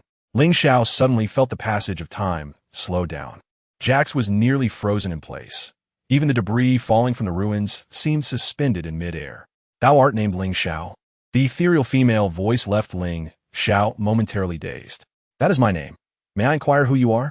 The system abruptly emerged, congratulating the host for completing a hidden side quest and inviting the host to unleash their creativity. The system announced the task of restoring childhood memories. Why are you so feeble? Ling Xiao had yet to recover from the vast stream of memories when his mind was directly probed, rendering him immobile. The art of cursed fate inflicts great harm. Come forth, my child. I shall restore your essence, for outsiders must not tread upon this sacred ground. With a mere gesture, she delineated a passage before Ling Xiao. Confused for a moment, Ling Xiao soon regained his composure as the flow of time resumed its normal pace. Suddenly, the ruins of the passage ahead collapsed. Had he taken 2 more steps, he would have been caught in the aftermath. That was perilously close. Fortunate that you reacted swiftly. The Jack stared blankly for a moment, turning to Ling Xiao. It was not my quick reflexes, it was divine will, for she does not wish for you to proceed any further. I still wanted to explore. The system had automatically shielded itself from any mental intrusions.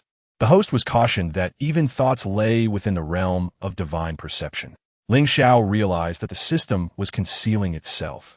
He stepped forward, encountering a barrier that rippled like water. As he crossed into the boundary, the Jack attempted to follow, but found himself barred from entry. I shall manage alone from here. Very well, I shall await your return. The deeper they ventured into Cybertron, the more intense the resonance became. Ling Xiao could distinctly feel the pulse of the spark synchronizing with the planet itself. Upon reaching a riverbank, a clear stream of energy flowed gently, and on the opposite shore stood a venerable figure, adorned in purple with golden accents.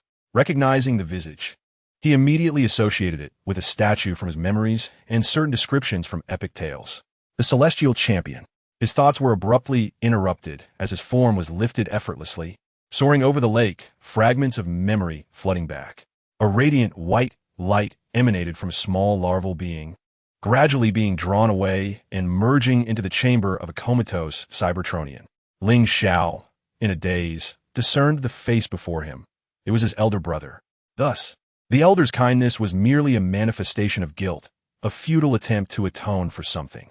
Beyond their shared blood, he exhibited no trace of martial prowess. Perhaps due to that white light. He suddenly felt as though the familiar aspects of his life had shattered. The smithy that housed countless memories, his home, lay in ruins. The elder's acknowledgement now felt like a veiled mockery. The scene shifted abruptly. He found himself gripped by a pair of large hands, akin to refuse, and cast downward. As the perspective shifted with the larval being's position, the scene unfolded into a molten pool of red heat. Ling Xiao sensed his entire CPU fall silent, enveloped by an oppressive hum. Ultimately, the remaining white light within the spark ignited, inexplicably drawing him into the embrace of a woman. The scene changed once more. You worthless slag. He'll take my life. He will take our lives. But he's my son. He is a part of me. I will not allow anyone to harm him. You have already snatched his life once. Will you kill him again? Ling, he has lost all hope of learning martial arts. He poses no threat to any of our kin. Will you strip away even the hope of his existence? A prolonged silence ensued. Let him go and fend for himself. Cai Tianjiao, embodying both softness and strength, was at a loss for words after delving into Ling Xiao's childhood memories. She noticed the visible despondency in Ling Xiao's demeanor. I'm sorry, my child, she said, embracing Ling Xiao and tenderly stroking his head like a loving mother. Ling Xiao stood there, his CPU blank. I have discerned that your nature is kind and devoid of malice. The loss of your martial prowess is beyond healing, and I shall protect you. He felt an overwhelming surge of emotions, almost alien to a Cybertronian, filled with sorrow. His optical sensors blurred. Congratulations, host, you have acquired the bloodline talent, celestial insight. Congratulations. Host, you have acquired the bloodline talent, wisdom. Congratulations, host. After a barrage of system notifications, Ling Xiao felt somewhat numb. Finally, he heard the system declare, congratulations. Host, you have received the blessing of Primus. When he regained his senses, he found himself in an imposing chamber. The gravitational data processed by the system indicating he was perilously close to the core of Cybertron. He surveyed his surroundings and noted an exceptionally high energy response. Not far ahead, a mysterious mechanism was in operation. This must be the core of energy control, he thought, as he approached it slowly. He noticed sharp edges on the mechanism, but disregarded them as he grasped the control wheel, which immediately cut his hand. In that moment, he felt another soul's resonance awaken within him, coexisting in this mechanical body. He was reborn. Memories flooded back. The sounds of artillery, the hum of pulse rifles, the crumbling of fortresses and homes, panicked crowds fleeing, a youngling shattered by gunfire amidst the ruins, women crushed in the chaos.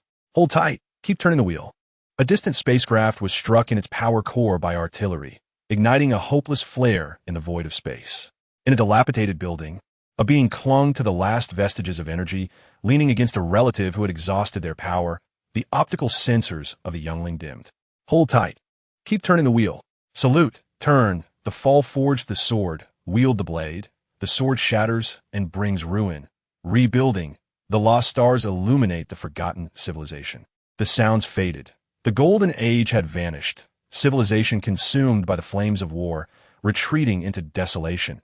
Ethereal, void, endless darkness and solitude. Hold tight. Keep turning the wheel. The paint on his hands had completely worn away, the entire wheel stained with shimmering blue energy fluid. The spark erupted with potent energy, and the wheel began to turn slowly. I am but a craftsman. I have witnessed the myriad forms of this world, perceived the essence of it all, yet remained powerless to alter it. Yet, I still possess this one life and a reservoir of strength. I am willing to sacrifice all that I have left for the resurgence and revival of civilization, even at the cost of my life. The spark of energy surged suddenly, and he exerted himself once more to turn the disk. The youthful flame burned fiercely. I have neither been loved, nor have I loved. Thus I shall dedicate my affection to the embers of the future. The disk turned in circles, the energy liquid trickling slowly from its surface into the crevices of the mechanism. I fear not this prolonged night. The grievances of the past hold no significance, long star. May you safeguard the beings upon this planet, preserving the flame of civilization and upholding our ultimate source of life. Within the star realm, Sai Tianjiao stood on the shore, observing as he turned the disk time and again. The energy core gradually closed, severing the supply chain of energy that once flowed to Cybertron, no longer continuous. You have indeed chosen a commendable seedling. This child is resolute. Though beset by inner demons, I do not regret my choice. It is within human agency. If one's soul is not taken, how can the cause of demise be sown? To trade an entire race for a single descendant. Have you truly considered this? I have made my decision. I hope my elder brother will not interfere with the consequences of the future. I said, Jing Tianwei, you need not trouble the descendant chosen by Tianjiao. Very well, since he has been selected. Whether he can thrive depends solely on him. After a moment of contemplation, one of the apostles sighed and released the shackles of divine power. Ling Zhao's pain had become numb. He could not discern whether his sensitivity had diminished or if the flame's intensity had increased, the rotation of the disk noticeably accelerating. It's nearly complete. The energy core is left with but a narrow gap before it fully closes, yet the resistance grows stronger with each passing moment. I recognize him now. As Tianjiao has stated, this child possesses remarkable perseverance. Another apostle unfastened the divine restraints, allowing Ling Zhao to seal the energy core. He gazed at Ling Zhao's shattered hands, and the energy liquid on the disk clearly moved.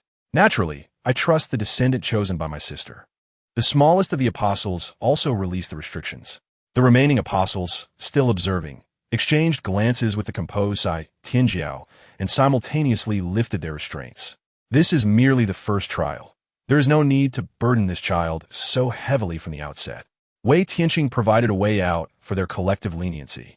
Indeed, even amidst the constraints of the law, there exists compassion. I shall not demand such a low standard in the future. This is already commendable. Having just restored his soul, he ignites the spark of fire, displaying profound enlightenment. I have foreseen his future. He is destined for greatness. After turning the disk countless times, Ling Zhao finally sensed the gap gradually closing. At the moment the last sliver closed, he sighed, "Forgive me, fellow compatriots who still endure." The energy dwindled, akin to a parched trickle of blood. The beings still surviving on this planet would perceive these changes within 7 cycles. Allow me to preserve the flame of civilization for the future. A hum resonated throughout the star realm. He altered the fate of this dimension. The future must be reinterpreted. Truly, he is a worthy descendant recognized by my sister. Wei Tianqing naturally settled upon Sai Tianjiao's shoulder. It is time for us to return to the ancestral sacred hall. Sai Tianjiao cast a final glance at Ling Xiao, whose hands were marred with countless lacerations, nearly beyond repair. As a somewhat sentimental progenitor with a trace of blood ties, she felt a twinge of sympathy. Yet this was a trial that every chosen child must endure. She hoped that the blessings would expedite the child's recovery. Sensing her emotions, the other apostles fell silently making their way towards the passage of the progenitor sanctuary. In truth, Sai Tianjiao's choice was somewhat irregular. Convention dictated that blessings should be conferred akin to those granted to the likes of Optimus Prime and Windblade, accelerating their ascension or enhancing their combat capabilities, along with a transformative leap facilitated by the wellspring of Ember. However, since no such active alterations or elevation in life grade had been bestowed upon Ling Xiao, there were no objections raised. As the actual custodian of the wellspring of Ember, Sai Tianjiao's decision to withhold an elevation beyond the leader level was in accordance with the principles established by the celestial sovereign and the precursor. Thus, allocating the higher-tier blessings solely to a single descendant was deemed reasonable. Chapter 6, Turning the Wheel of Destiny, Secret Chamber. Ling Xiao gazed at the impeccably fitted energy core, the sensation of pain in his hands gradually resurfacing, intensifying to a point that felt as if it could pierce through to his very consciousness. He mused that the cranial fortitude of the Cybertronians must be considerably superior to that of humans. Otherwise, his skull would surely have been fractured by now. After a considerable pause, he managed to regain his composure, realizing that his hands were beginning to heal at an astonishing rate, leading him to believe he was caught in a dream. Well then, it was time to contemplate his exit. He wandered about, ultimately discovering a passage in one corner of this space, somewhat reminiscent of Space Bridge, although the whirlpool effect was notably sluggish. Stepping inside felt akin to entering another tunnel. After traversing a distance, he finally glimpsed an end. It was still the same desolate expanse filled with pipes. Yet based on his recollection, there remained 3 or 4 segments of piping between this spot and where he had parted ways with Jack. Deciding to crawl through, he suddenly felt the pain in his palm flare up once more. Upon closer inspection, he found that while his blood vessels had nearly healed, the damaged neural pathways and shattered metal in his hands showed no signs of recovery. Never mind, it was just a short distance. He would endure and crawl. Ling Xiao bore the pain as he crawled through 3 segments, finally spotting Jack at the barrier. Jack was staring blankly at the sky, and following his gaze, Ling Xiao observed the last remnants of the Autobot forces piloting their ships towards the next battlefield. How much longer would this millennia-long war persist? Jack, I have returned. Jack turned around, a hint of surprise in his eyes. You're back sooner than I anticipated. He took a couple of steps towards Ling Xiao, only to be halted by the barrier. Ling Xiao painstakingly crawled over, pressing his energy-laden hand against the barrier, which rippled and ceased to obstruct Jack. What happened to your hand? Jack immediately noticed the extent of the damage to Ling Xiao's nearly shattered hand. It's just wear and tear. It will heal in a few days. The Jack remained silent for a while, grasping his wrist and examining it. Such an extent of injury would not heal in an instant. Come, he said. I have a first aid kit on my spaceship. Suddenly, the Jack shifted his tone, looking earnestly at him. Xiao, I respect you as a man. Huh? I haven't done anything. You have performed a great deed, one that those powerful figures consumed by war could never fathom. Even if this leads to a temporary stagnation for Cybertron, I may be a warrior, yet I understand such profound truths. Hurry, let us attend to your wounds. Retracing their steps, they followed the coordinates to the spacecraft. The Jack awkwardly bandaged his injury with the first aid kit's gauze. Ling Xiao couldn't help but chuckle. Having already wrapped his own hand, the Jack observed the scars on his other hand, feeling a twinge of sympathy. I thought it was merely a matter of flipping a switch. Who would have imagined you would end up like this? All right, it's not that painful. I haven't settled the payment for the sword forging yet, and you can't move the energy block right now. Shall I carry it for you? No need. Let us go. Wait, you agreed? We are embarking on an interstellar journey together? I promised, as long as I return alive. Splendid. The Jack beamed. The Brute now has a master weaponsmith as a companion, so I need not worry about weaponry issues anymore. My responsibilities here have concluded. If I linger, I too shall be ensnared in a major standstill.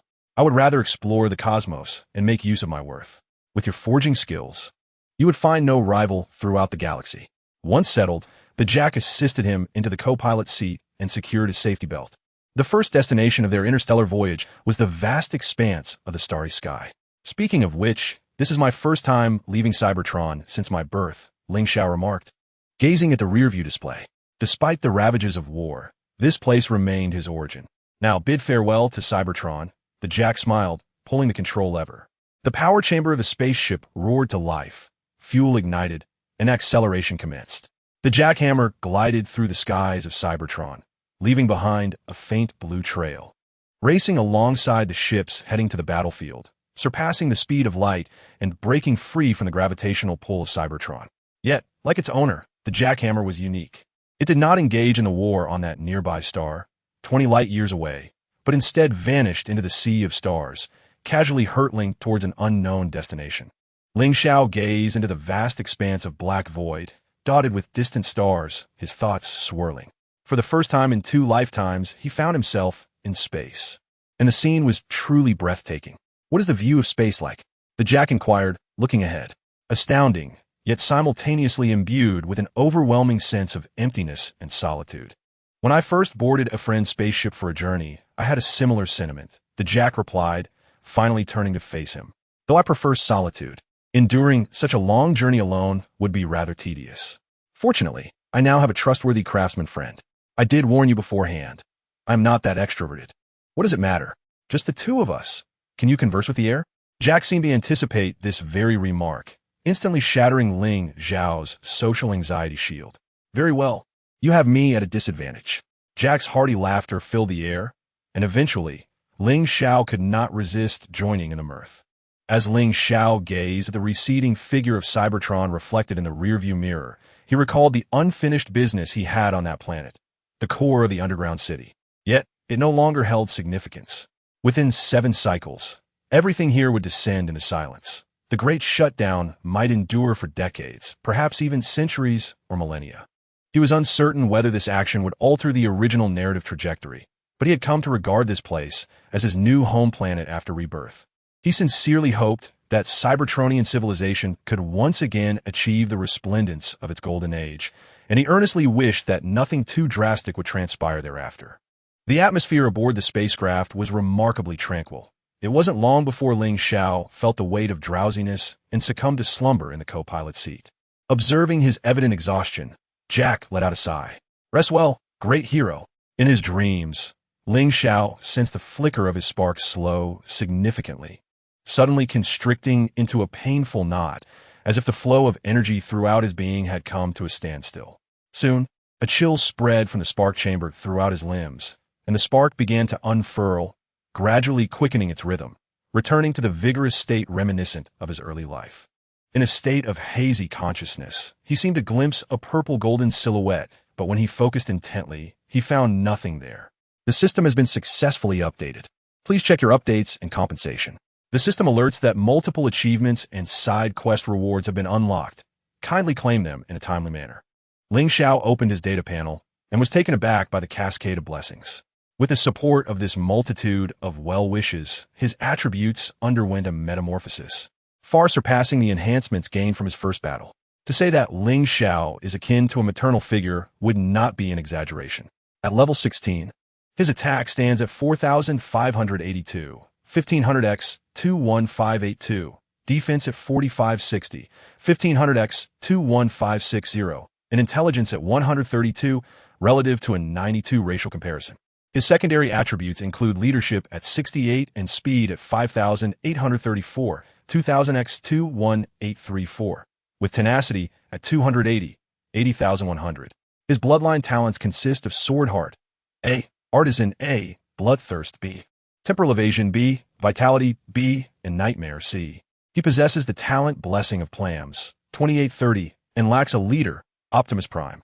With a gift, Windblade, representing the remaining hope in a post-apocalyptic world, 210, alongside Crisis Warning, A, and Intuition B.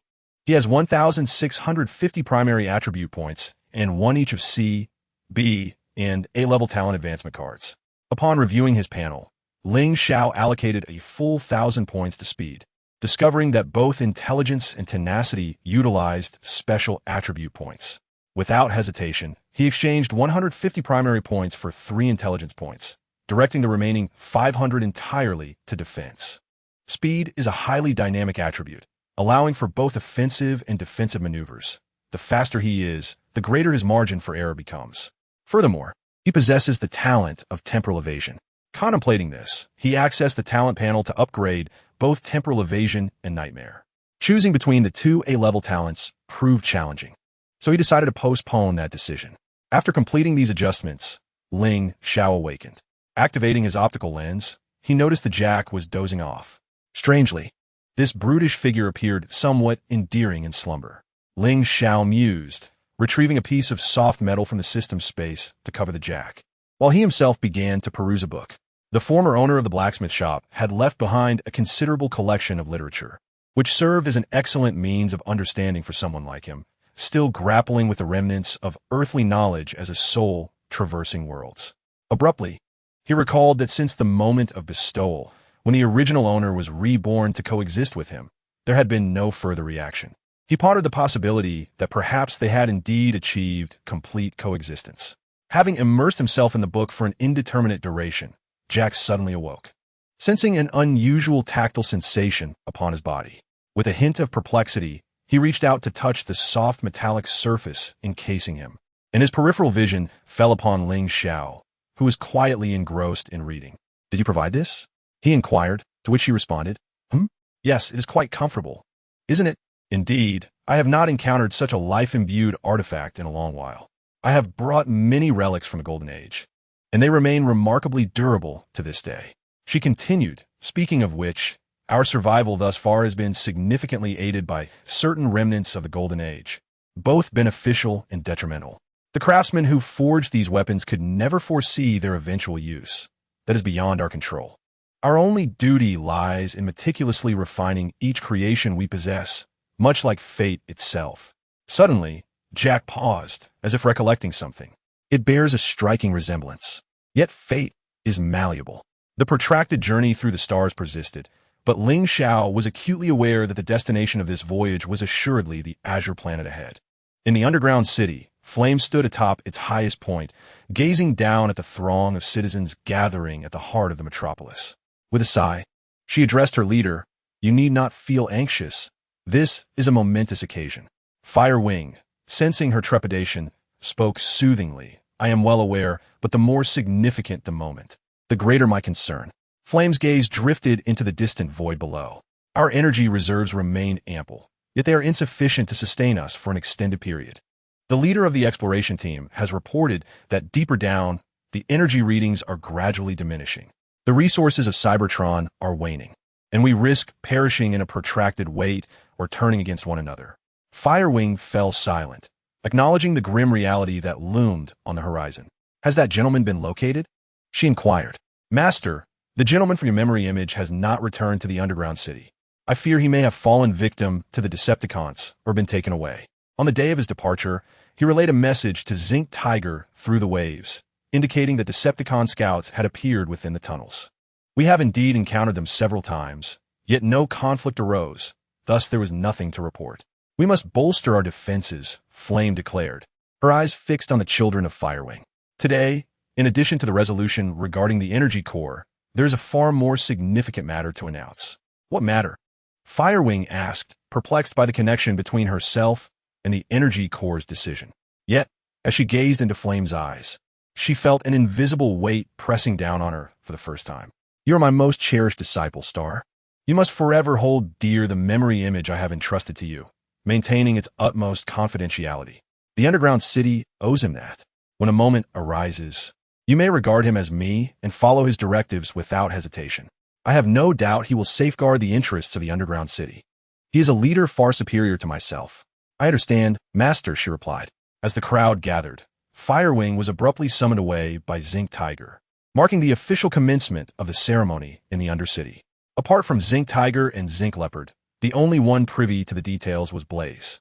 Addressing the citizens of the Undercity, "I am the lord of this realm." Blaze stood calmly atop the city tower, her voice resonating through the loudspeaker that enveloped the central gathering area. After deliberation among the upper echelons of the Undercity, it was decided that the adjustments to the control hub would adhere to the energy modulation scheme. Furthermore, I hereby announce the following 3 resolutions. First, the Undercity shall be officially renamed Sanctum of the Sacred Fire. In this, the darkest hour of Cybertron's history, Sanctum of the Sacred Fire shall ignite a beacon of hope, welcoming the surviving brethren. Second, I relinquish my position as Lore Blaze. Upon the announcement of the first resolution, the populace remained tranquil. However, with the proclamation of the second, the citizens and soldiers of the Undercity erupted in chaos.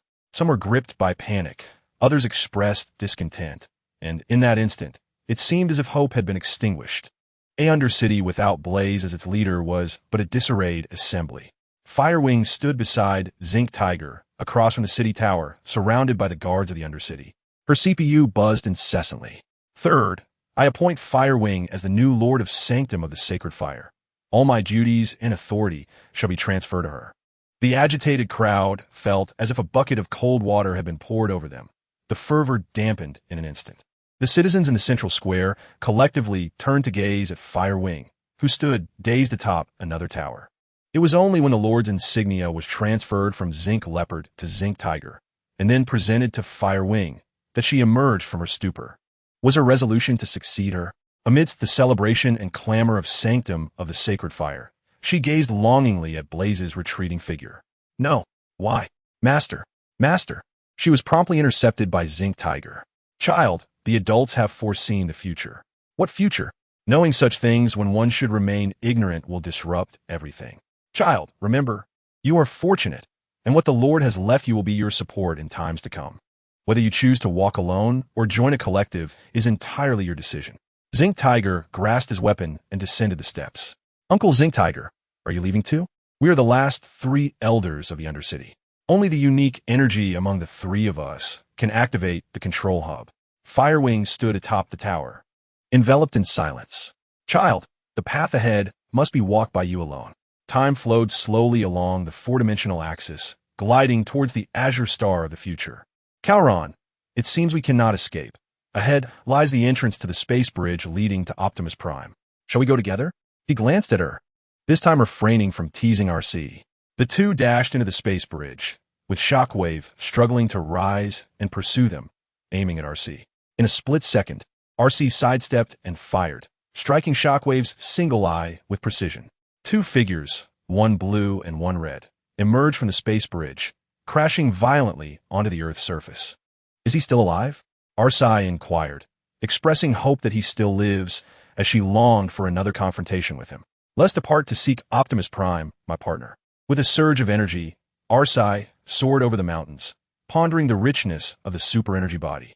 I hope this place is not as desolate as it appears, she remarked. Chapter 7, Azure Star, Primordial Sanctuary. Yet, this remains against the rules. I lack the authority to decide. I shall explain to him myself, elder brother. What troubles you so? First awareness? It pertains to the recent blessing of the prodigies. The trial set forth by the source of fire, encountering descendants of kind nature, poses no significant issue. Is it truly without concern, celestial sovereign? I still believe it necessary to elucidate. Have you transferred all the blessings that belong to you to that descendant? Aside from the 2 earlier descendants, I have bestowed the rest upon him. Then, share your thoughts, child. I trust your judgment. Your fondness for this descendant must stem from your own rationale. I shall replicate the memories of my observations, yet that is not the primary reason for my selection. Beauty and resilience are not the sole factors. The prodigy, Sai Tianjiao, spoke with restraint, meeting the gaze of the primordial celestial sovereign. First awareness, you may withdraw. Yes. Celestial sovereign. Once first awareness departed, he gestured for Sai Tianjiao to continue, his form relaxing as he reclined on the throne. In him, she discerned echoes of her former self. As Sai Tianjiao reminisced about ancient times, a shade of melancholy crossed her visage. I, too, have been wounded by those I hold dear, enduring a prolonged period of despondency. I admire his ability to face reality and rebound. His recovery appears swifter than mine, as if he possesses an innate openness that I envy and ache for. The primordial celestial sovereign, fully aware of her implications. Straighten his posture and open his arms for a warm embrace. I recognize that this is your greatest trauma. Perhaps you should engage with him more, allowing his openness to touch your heart. The divine energy expended for blessings is minimal. I shall grant you another, but you must promise to find joy. Understood? Understood. Now, tell me how your brothers consented to this? Well, that Ling Xiao had been gazing at the starry sky in contemplation for several moments. You are quite peculiar today, Kind Jining remarked. You have not spoken in ages. I am reviewing the sacred covenant. One would not guess you are such a bookworm. Ling Xiao smiled. His distraction was not due to the covenant, but rather because today marked the commencement of the system's main storyline mission. My intuition tells me something significant will occur today. Intuition? Very well. Enlighten me on what aspect you sense. I know not. However, throughout my existence, my instincts have never led me astray. In the distance, the azure planet began to manifest, the gears of fate turning slowly. The system reports that there are 28 hours remaining until the main storyline mission begins. Please prepare, host.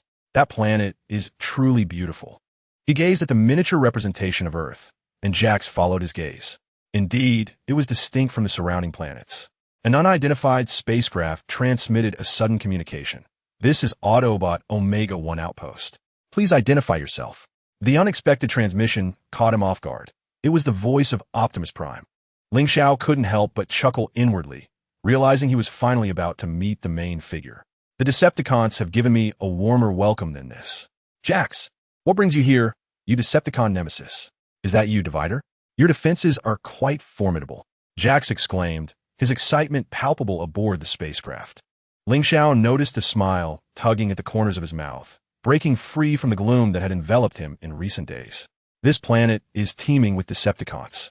How long until you can assist us? Perhaps tomorrow. I'm pushing myself to the limit, Jax replied from the spacecraft. Ling Xiao understood they would be monitored by sound waves. So he remained silent. Autobot-based Jax, I have admired him for a long time, but have never seen him. Can you be sure it's his voice? Optimus Prime inquired, looking at Divider. 1000%, that is indeed Jax. Optimus affirmed. We'll send you the coordinates. The brothers are on their way. Once confirmed, Optimus responded to the communication channel. Safe travels, and when we meet again, I shall organize a welcome party for you. Divider appeared exceedingly exhilarated as he bid farewell to Jax before the communication ended. Who is that brother of yours?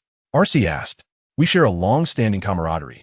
We belong to the same unit, the Thunder Rescue Team, and the Decepticons wouldn't want him joining us. Hammerhead, your intuition is remarkable, Xiao Xiao. Jax remarked, glancing at the astonished and curious figure in the co-pilot's seat, unable to refrain from teasing. I told you my instincts have never failed. Ling Xiao smiled. Was it your good brother? Such warmth. You two seem quite familiar. His name is Divider. We were in the same unit. But I left the Thunder Rescue Team for reasons I've shared with you. That is all in the past now. When we arrive, remember to bring your good brother a case of energy drinks to sample. I have plenty. Then I thank you in advance. What else with a thanks? Given your nature. It feels a bit sentimental to say so. Drinks are scarce now. Without you, I wouldn't be able to enjoy them, let alone my brother. I want him to indulge a little. Ling Xiao shrugged. Even if they are scarce, they're still consumables. One must enjoy life. Besides, he's your brother, so I'm more than happy to let you celebrate your reunion. I really miss him. Hold on tight. As the spacecraft approached the former home planet, Ling Xiao suddenly felt a sense of unreality. Even though he was aware this was another parallel world, devoid of his family and the homeland that had awakened and stepped onto the global stage. The sentiments engraved in his soul still compelled him to wish to return and see, if given the chance. Revenge signal, the valiant heroes. We have little time left, Jack. The sound wave transmission conduit extended, relaying Jack's body data to the Faceless One, birthing an authentic replica of Jack. A welcome party?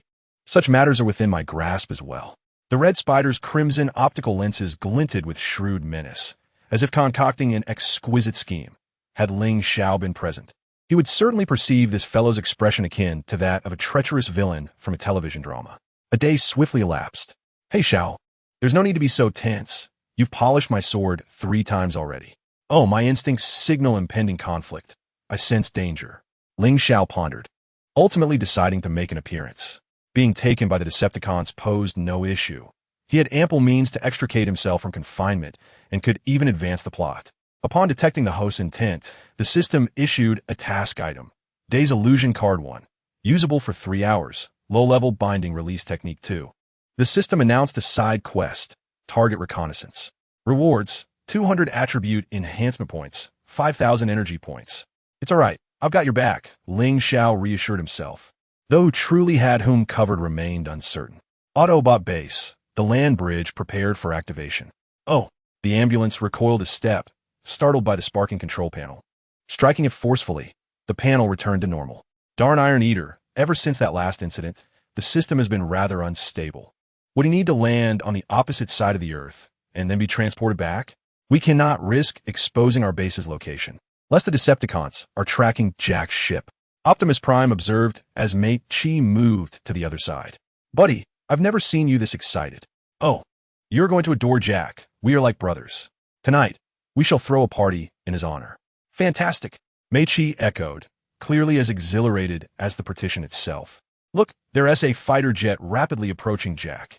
Alcee, alerted by the warning signal, immediately focused on the beacon on the screen. Villain, the partition stomped anxiously. Jack Hammer. Oh, I shall certainly trust your instincts from now on. Xiao, fasten your seatbelt. By the gods, this is my first face-off with the Decepticons. Regardless, I will be your support. Ling Xiao drew his sword, securing it behind him, while Jack's sword had long been sheathed as per his instructions. Whether they could prevail was another matter entirely. Indeed, the two found themselves besieged by 6 Decepticon soldiers, 3 confronting each of them. For Ling Xiao, there was little pressure. As long as he activated his talent, with his speed, this meager force would not withstand even a fraction of his abilities. However, should they defeat them all, who would carry the pair away? Thus, the spectacle of the genuine and counterfeit Jack would be lost. How can there be 2? Never mind. Lord Red Spider decreed that we must return alive. As the partition, Bumblebee, and Alcee traversed the land bridge to the rendezvous point, they beheld Jack's sword piercing through a Decepticon. Regardless, Ling Xiao has ultimately fulfilled his wish of being captured by the Decepticons. Perhaps they deemed his combat prowess as that of a mere civilian, as he found himself bound in the same cell as the Jack. With even his sword being carelessly left in the confines of their prison. Who do they look down upon? Well, this certainly makes things more interesting. Xiao Xiao. Jack twisted his body to glance at Ling Xiao, noticing that he seemed still in a daze. Hearing footsteps approaching from outside, he quickly averted his gaze, pretending to be oblivious. The moment the master of many faces crossed over our land bridge, we immediately lost the tracking signal. The Autobots base must have an exceptionally tight shield to prevent our discovery. Red Spider gestured animatedly while making his way to the cell door. But that is of little concern. I have unwavering confidence in the master of many faces. Our inside man has been successfully placed. As the metallic door of the cell swung open, Jack was incensed. Realizing that if Megatron believed the partition would hide that imposter, he was utterly foolish. Oh, Haven T, you heard? I am now the leader of the Decepticons, Red Spider proclaimed, brandishing his claws to express his displeasure. You? Jack let out a cold laugh, as if he had just heard the greatest joke. The disdain radiating from his optics was blinding, irking Red Spider to no end. Yes. Red Spider was ready to erupt, but was momentarily halted by Soundwave, only to shake him off and continue with his threats. The master of many faces is remarkably skilled. His disguises are seamless.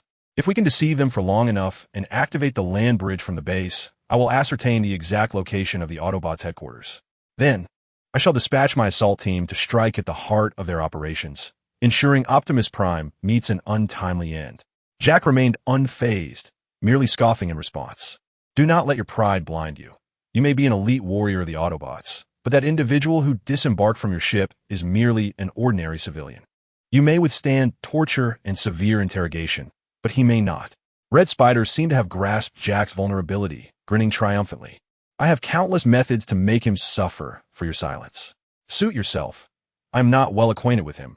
Jack feigned indifference, though his trembling hands betrayed his true feelings. Familiarity is not for you to decide. Once he awakens, he will share the same interrogation room with you. Ha ha ha. As Red Spider and Soundwave vacated the cell, confirming their distance, Jack anxiously turned to Ling Xiao. Xiao, wake up. Ling Xiao, understanding Jack's earlier pretense, couldn't help but stifle a laugh, turning to meet his gaze. I am not unconscious. No need to worry about me. Why were you so quiet just now? You clever little rascal. If I had moved, how could we still be here? Ling Xiao turned back, dismissing the trivialities. Without further ado, keep an eye out. I will soon break this lock. Ling Xiao brandished a blade retrieved from the concealed storage device on his wrist, thrusting it forcefully at the magnetic flow restraint, twisting with vigor until the magnetic current snapped. He stumbled to the ground unexpectedly, momentarily disregarding the pain, and seized his sword to sever the magnetic flow control of the jack. Phew, you truly are reliable. The jack, dusting off its surface, exclaimed. Did you hear that just now? No need for explanations. I understand you acted to protect me. Though a tinge of sadness lingered. The sincerity of their friendship was unmistakable, and he couldn't help but smile, as it seemed his catchphrase had become second nature to the jack. Let's not dwell on such trivial details. Meanwhile, the jack's peculiar behavior was noted, and everything proceeded in an orderly fashion. Ling Xiao followed the jack onto the deck, where the next act was about to unfold. Chapter 8. Encounters and Farewells, Deck of the Retribution. Are you certain we are at the coordinates given to the Faceless One? Red Widow inquired impatiently, having waited on the deck for quite some time. Perhaps their warm welcome had softened him, leading him to reform and embrace the light. The jack and Ling Xiao ascended the deck side by side, simultaneously fastening their masks. Do you not see how many of us there are? Red Widow gestured to the army behind him, glaring at the jack with disdain. With just you and a mere civilian. I dare say they would relish the opportunity to put a few holes in you. Glaring through his imposing optical visor, Red Widow seethed. Eliminate them. The sword was drawn, its polished blade glinting in the light, reflecting the image of the adversaries. Ling Xiao charged forth, and together they swiftly dispatched the minions. Frustration mounted in Red Widow as he targeted them with a rocket, forcing them to retreat a short distance. The Decepticons surged forward, and Ling Xiao seized this moment to hold off the throng, allowing the jack to leap and strike Red Widow. After knocking him down, the land bridge opened behind them. Xiao, you go ahead, the jack called out, dispatching a minion with a swift strike. Ling Xiao nodded, finishing off the last few foes daring to approach him. He readied his sword, preparing to dash to the other end of the land bridge and catch the Faceless One off guard. This was his first genuine involvement in altering the course of events. As he reached the far side of the land bridge, he executed a leap slash that caused the jack to stagger, while Mei Qi landed gracefully, holding a barrier. He remained silent, coldly regarding the imposter jack, who struggled to rise and faced him with a sword. Who is this? Mei Qi inquired, her curiosity fixed on Ling Xiao. He bore no insignia, and Alcai, having scanned the area, could not detect any signal from Ling Xiao. In any case, he is not the old trickster. At that moment, the jack finished dealing with the stragglers, rushing into the base. Inside, the ambulance, seizing the moment before the conflict erupted, closed the land bridge. As it sealed, Ling Xiao sprang into action, raising his sword, and engaged in combat with the Faceless One. The jack leveraged the momentum from his previous sprint to repel the Faceless One, and with a glance exchanged between him and Ling Xiao, the latter sheathed his sword, only to find himself without a place to stand, ultimately settling beside the three children. The partition noted the acquaintance between him and the jack, tacitly accepting him as one of their own, and shifted focus to the matter of the true and false jacks. Ling Xiao observed the others in the base through the system, discovering that Optimus Prime was absent. He is disinclined towards commotion. He has likely gone for a drive. The jack's victory was unequivocal, and with a final strike, he sent a flurry of armored debris flying. While this posed little threat to Bumblebee and the others, it was somewhat perilous for the children. Instinctively, Ling Xiao crouched down, shielding the flying fragments with his hand, which startled the partition momentarily. But upon realizing he was protecting the children, it and the other two comrades with children breathed a sigh of relief. It was then that Mei Qi noticed the blue and white machine before her, which exuded an air of aloofness. It spoke little and wore a mask, radiating an aura that discouraged approach. This must be the old Jack, the partition exclaimed. The Jack sheathed his sword and commanded the ambulance beside the control panel. Open the bridge. We shall dispose of the debris. The partition approached and stood beside the Jack, saying, "It's all yours, mate." The partition executed a dramatic 720-degree spin to dispose of the waste. Well done, the Jack chuckled in response. As the land bridge closed once more, Ling Xiao momentarily succumbed to social anxiety, uncertain of what to do or whom to speak with. He pondered, That grenade at the waist of the faceless one must be quite surprising, right? Ha ha. Oh no, the social anxiety strikes again. At that moment, the Jack suddenly turned his gaze towards him, and he felt the weight of the attention from the gathered Autobots. Allow me to introduce, the Jack began. This is the renowned craftsman from Cybertron, Ling Xiao. My sword was forged by his own hands. He is my sole companion on this journey. Greetings, I am the Partition. The Partition, having a close relationship with the Jack, trusted his judgment, and the earlier details had indeed eased his apprehensions. A pleasure to meet you, Ling Xiao replied, shaking the Partition's hand, his social anxiety nearly overwhelming him. This is what I was telling you about, my good brother, whom I have spoken of all along, the Jack said with a smile, nudging the Partition's elbow. He noticed Ling Xiao's anxious demeanor and recalled that he was somewhat socially awkward and reserved. But he is an exceptional technician, whether it be mechanical repairs, forging, or even academic inquiries. This erudite friend has imparted much knowledge to me along the way. Perhaps we truly need a technical expert to help us examine this flawed system. The ambulance arrived with great enthusiasm. Ling Xiao was taken away by the ambulance, and others followed to see what was happening. He opened the circuit board chamber beneath the base's floor, suddenly frowning. It was evident that such a major repair project could not be accomplished without thousands of iron-eating worms. Indeed, we had just endured an encounter with the iron-eating worms, and my emotions were somewhat tangled. However, your keen perception is commendable. You immediately discerned the cause of the issue. I failed to realize that it was the work of the iron-eating worms, as they had consumed everything, leaving the critical nodes on the circuit board nearly devoured. We would need to replace the entire circuit board. Our resources are exceedingly limited, and locating replacement components will take considerable time. The circuit board itself is not the main concern. However, inspecting the system line by line seems impractical. Let's first resolve the circuit board issue. Ling Xiao, unperturbed by their covetous gazes towards his storage device, directly retrieved a box of Cybertron circuit boards from it. Spatial compression technology? My medic was astonished as he glanced at the storage device on Ling Xiao's wrist. Come on, let us reconnect the circuit board. Once the circuit board was repaired, Ling Xiao examined the operating system and located the built-in pipelines at the console. Previously, our base encountered an infestation of iron-eating worms, which caused numerous issues with the pipelines. I wonder if you have time to assist with the repairs? Alcy inquired. Is a repair work on the ship urgent? I'm not in a hurry. The party hasn't concluded yet. That should suffice to address the major issues. As for the minor ones, it would depend on how you manage them moving forward. He remained focused, diligently replacing the pipelines without raising his head. Let me not have you work for free. We shall discuss it with Optimus Prime later. The medic squatted beside him, observing his actions and absorbing knowledge. Fine, I shall consider it a favor for a friend. Ling Xiao's skill was trustworthy. My sword had nearly been rendered unusable, yet after being reforged, it sliced through metal like butter. Jack couldn't help but publicly praise Ling Xiao. You should take it easy. You just finished a fight. Why not join the party first? Not quite. I need to repair the main pipeline and operating system here. And I still have to fix the ship.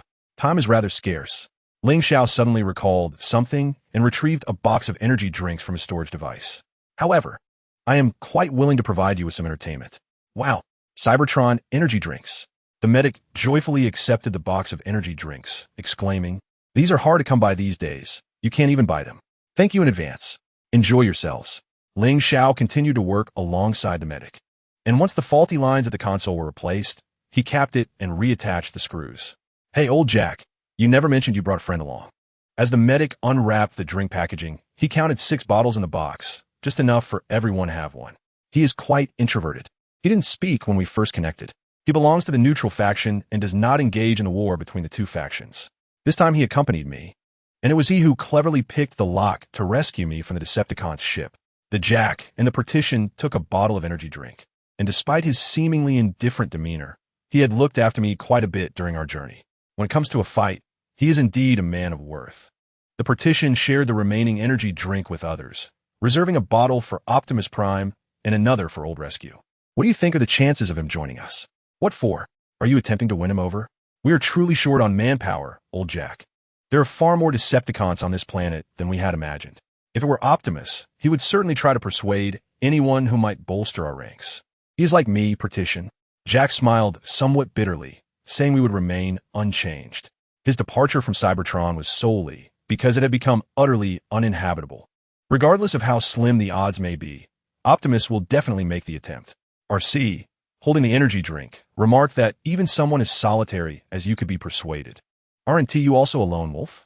I've heard that you're so swift that even the Decepticons cannot catch you. Jack turned, speaking with a hint of bravado. You're a lone wolf as well, RC. You know me? She asked. Just a guess. After all, you're quite famous on Cybertron. Laughter erupted as the partition playfully patted Jack's shoulder. This is RC. When the boss is away, we all follow her lead in battle. Is that akin to being a deputy? Jack furrowed his brow slightly. I don't possess such capabilities. Optimus's deputy is likely still on Cybertron. RC took a sip of her drink. Regardless, you are far more agreeable than that deputy. Old Jack. The partition recalled the reason for Jack's withdrawal from the team and quickly urged him. Let me show you around the base. RC and Bumblebee exchanged puzzled glances. The power distribution room has been thoroughly gnawed at. It requires extensive repairs. It's those damned insecticons. Ling Xiao, upon hearing his voice, immediately turned to look. It's nothing, just the remains of the insecticons. It seems you haven't cleaned up properly since last time. We've been rather busy, and I am, after all, a medical professional. Fixing things is mostly trial and error. After so many years of war, some skills have been forced out of necessity. Ling Xiao chuckled. In truth, these repairs are relatively simple, much easier than performing surgery. Why don't you teach me a bit?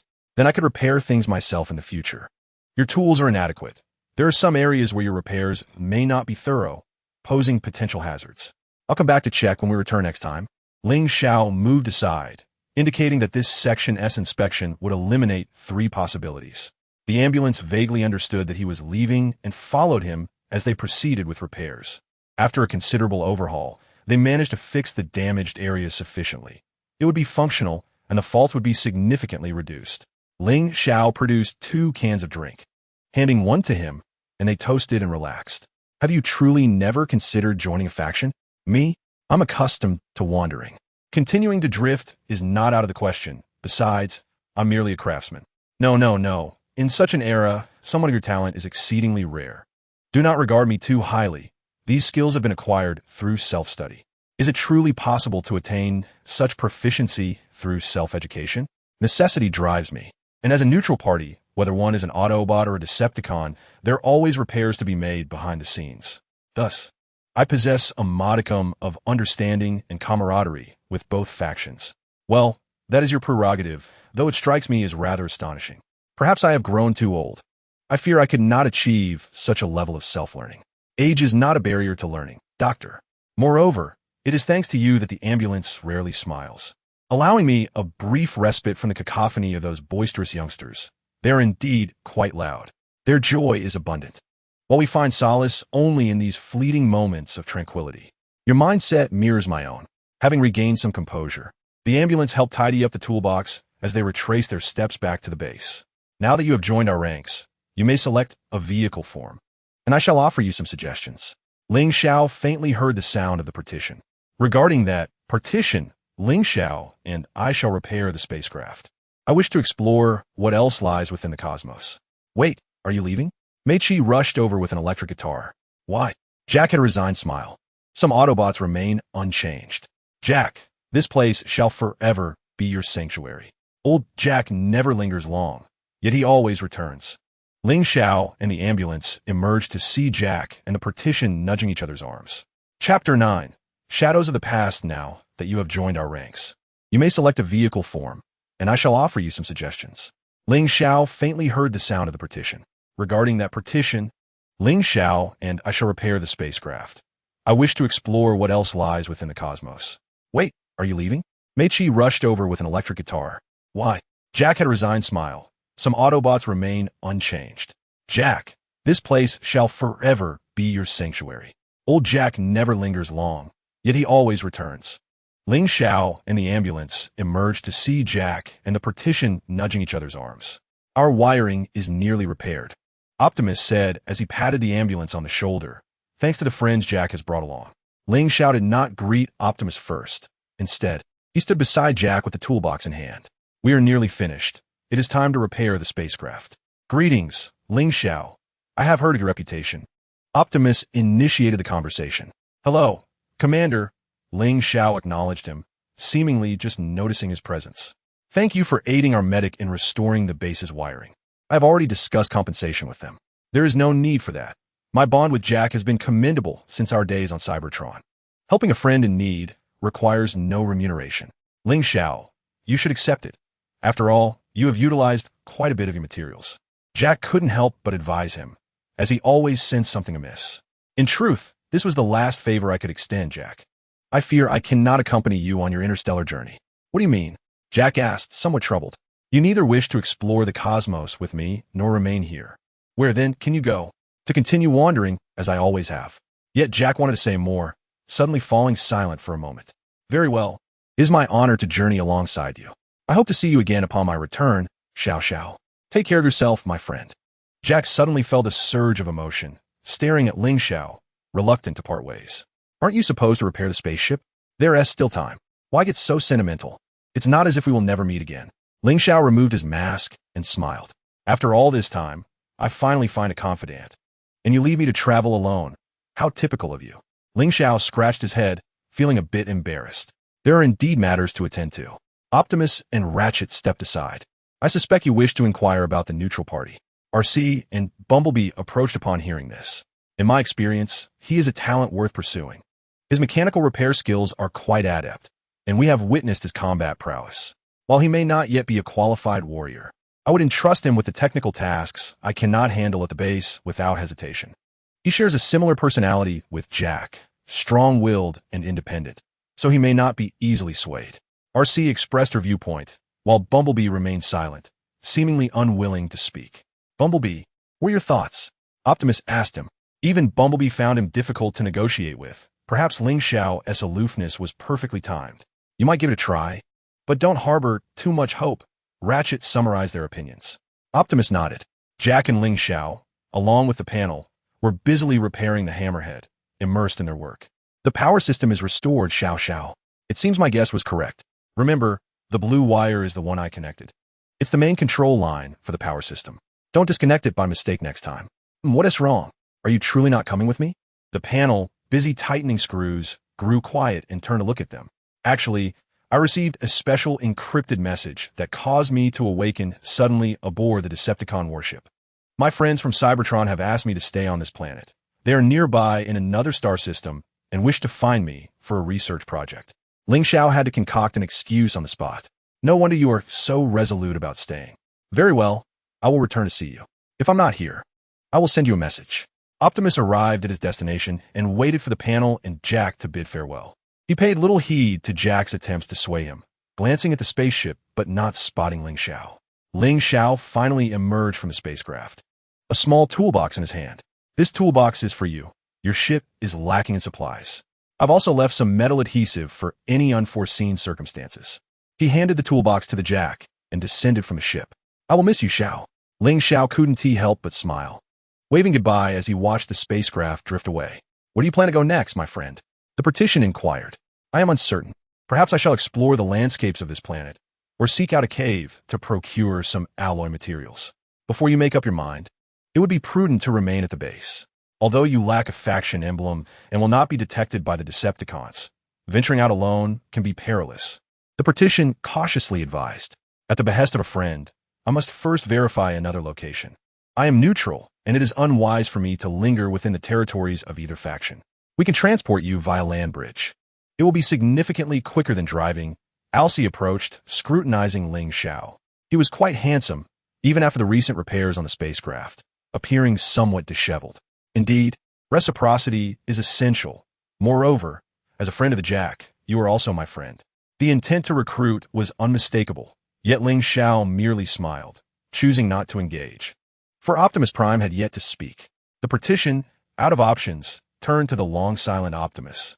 Boss, do say something. The system issued a task selection. 1. Join the Autobots 2. Join the Decepticons. Please make your choice. Rewards will depend on your decision. Are you concerned I might serve the Decepticons? Alcy was about to offer further persuasion, at least to retain him, but was momentarily silenced by Ling Xiao's words. Ling Xiao chuckled helplessly. Since the onset of war, I have maintained my neutrality. I am weary of conflict and abhor slaughter. I wish not to partake, for I yearn for freedom. He paused, The Cybertronians are not merely mechanical constructs.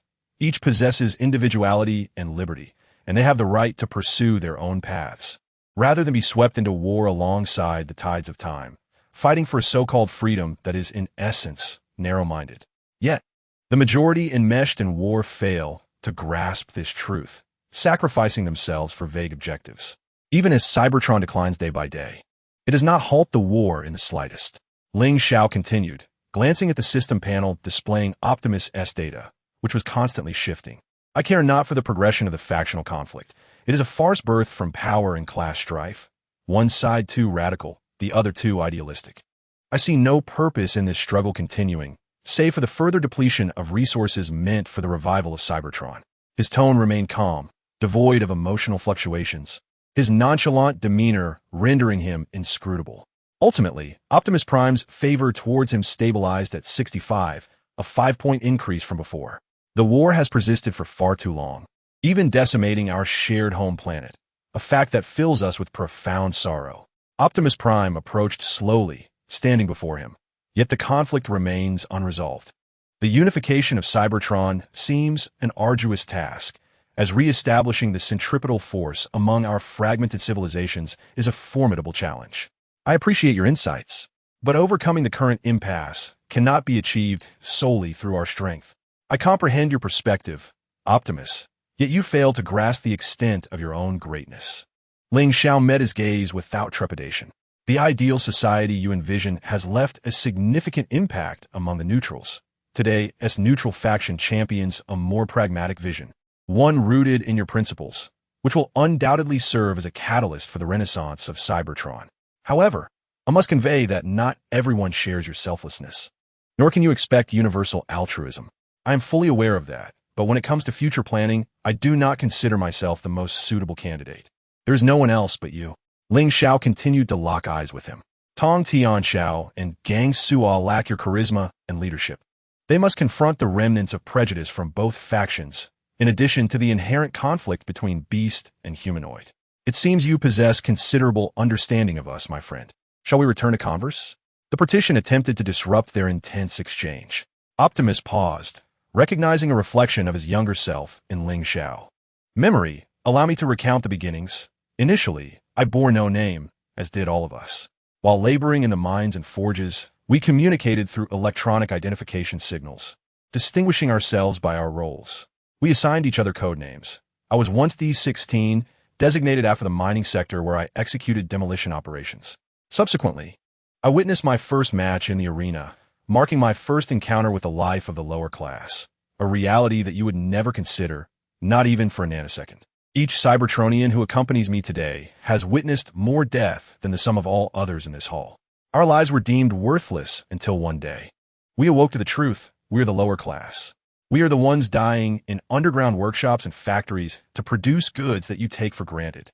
Through facing each other in the arenas of Kill City and Karen, we realized our individuality. How did we come to this realization? We recognized our identity by vanquishing our opponents in the circular arenas. Witnessing their demise illuminated our understanding of our own existence as distinct beings. Thus, we comprehended our worth through the violence we endured. Most gladiators became disposable commodities, their corpses discarded in refuse piles for sorting and recycling in Iron Fortress and Crystal City. Intact parts were sold to secondhand dealers as consumables, and in this, we discovered our value. Some were willing to pay for our actions, others cheered for our slaughters, and many roared in fury at our deaths. Thus, if our lives possess intrinsic value, even if deemed worthless by others, we are entitled to the power of self-identification. I hold the right to name myself. Every Cybertronian is entitled to declare their own name and articulate their beliefs. I extend my gratitude to my friend Orion Pax for persuading the Council to heed the voices of the oppressed class of Cybertron. This acknowledgement is due to both Orion Pax and the Archivist, Master Titan. However, the Council must inquire.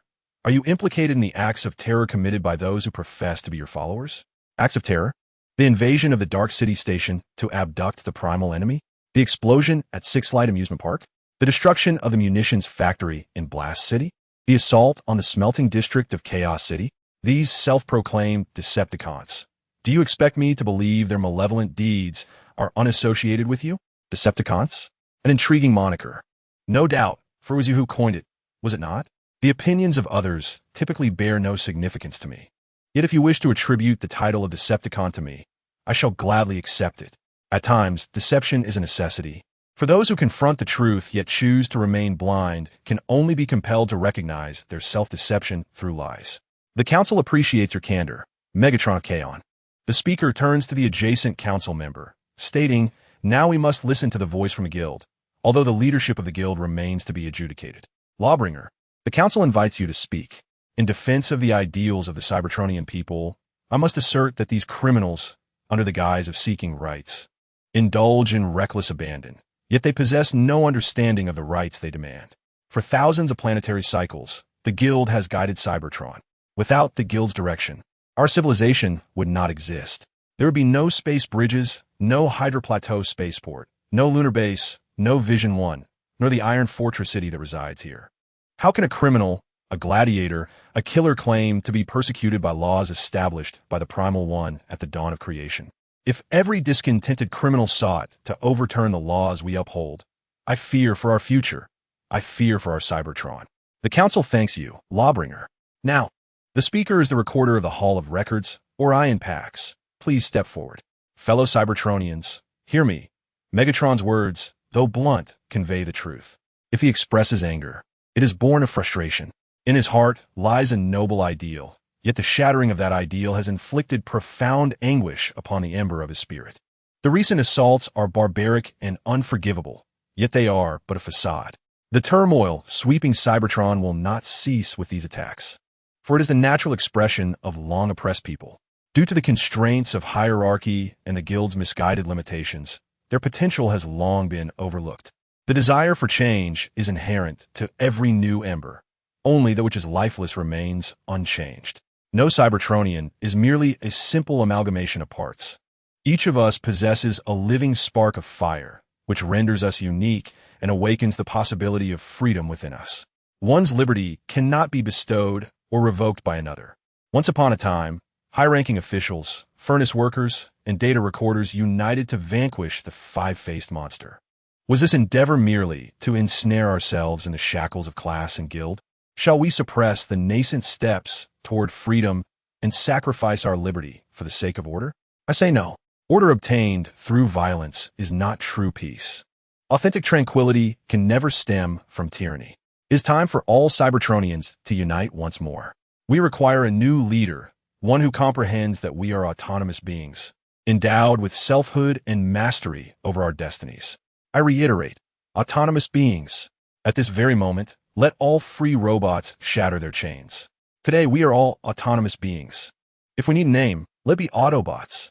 We Autobots proclaim that the spark of freedom must never again be constrained. You must elect a new leader today.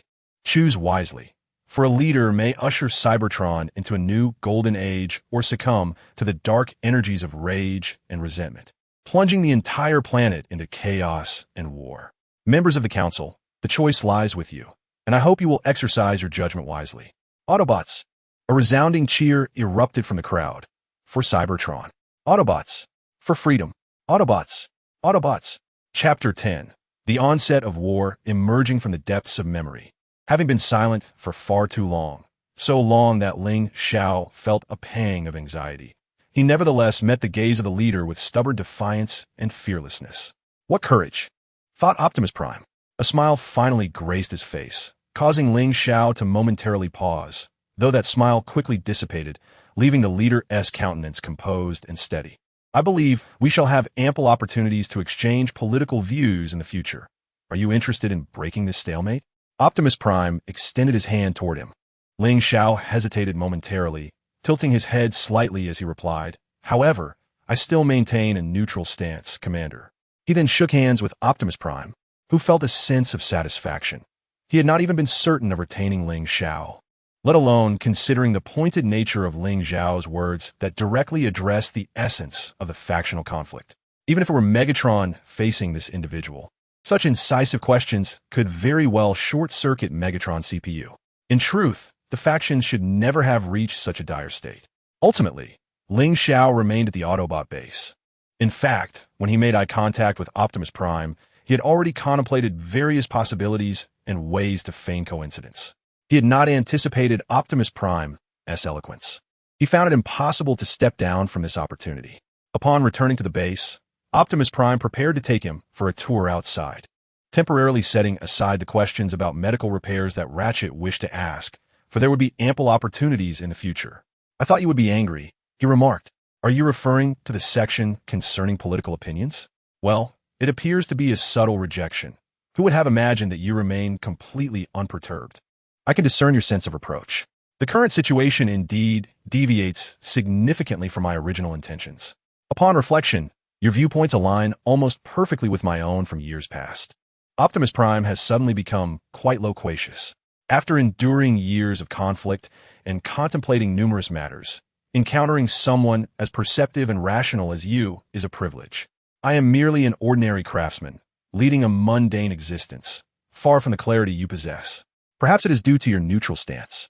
Being an outsider often allows for broader perspectives on potential resolutions, while those entrenched within the situation may struggle to envision alternatives.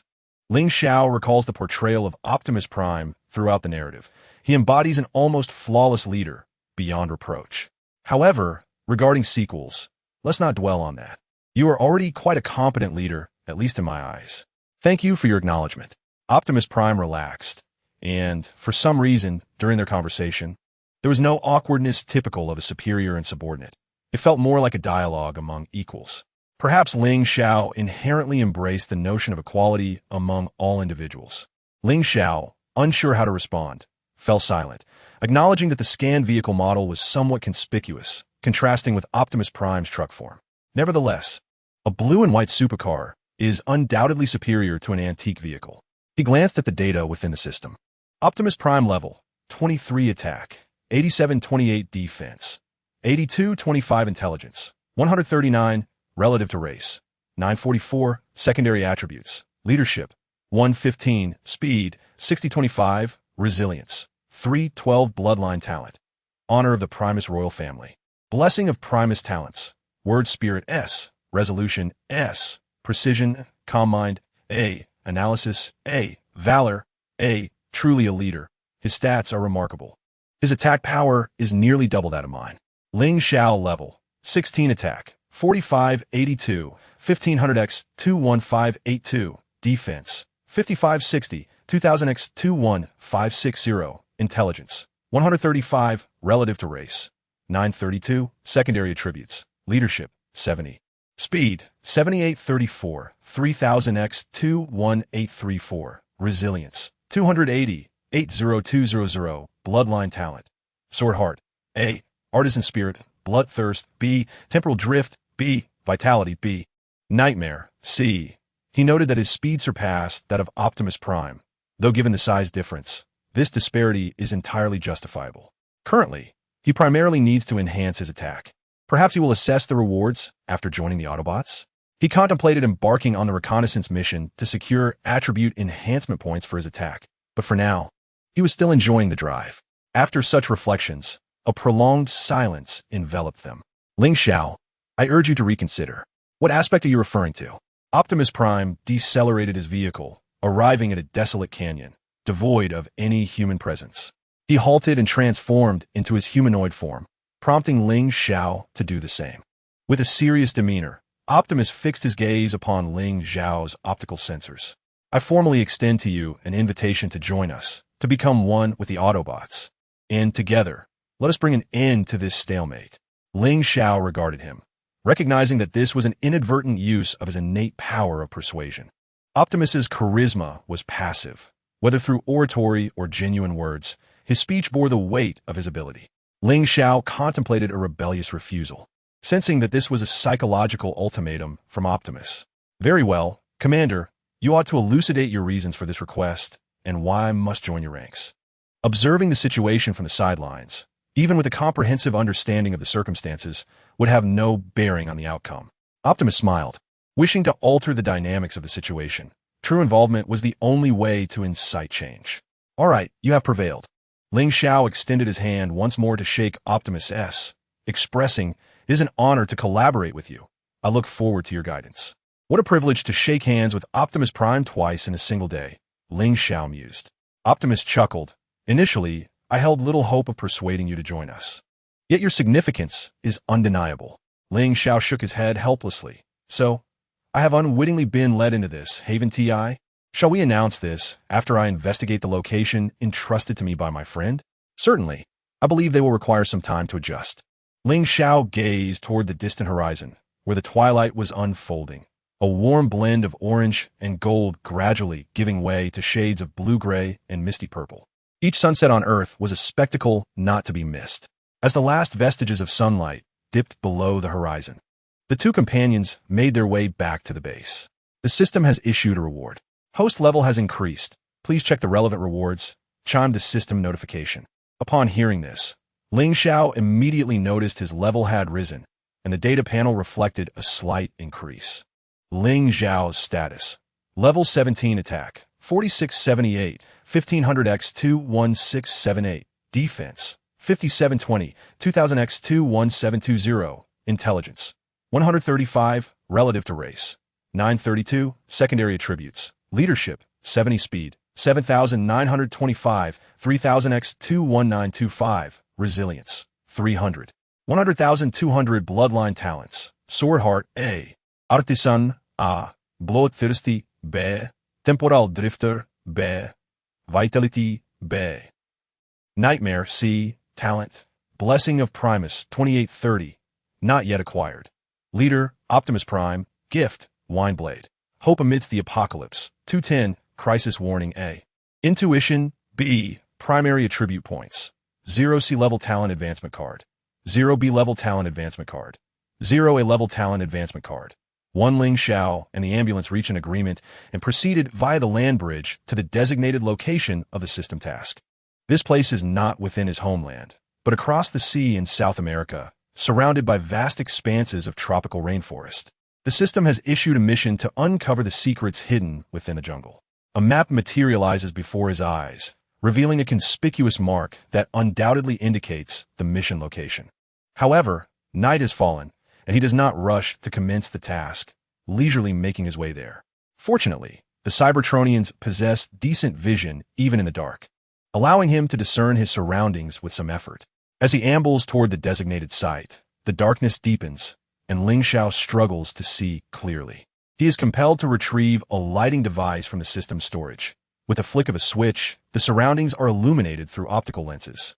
Before him lies a relic, more accurately described as a structure resembling an altar or a raised platform, embedded within nature and nearly obscured by the dense vegetation, rendering its original form nearly unrecognizable.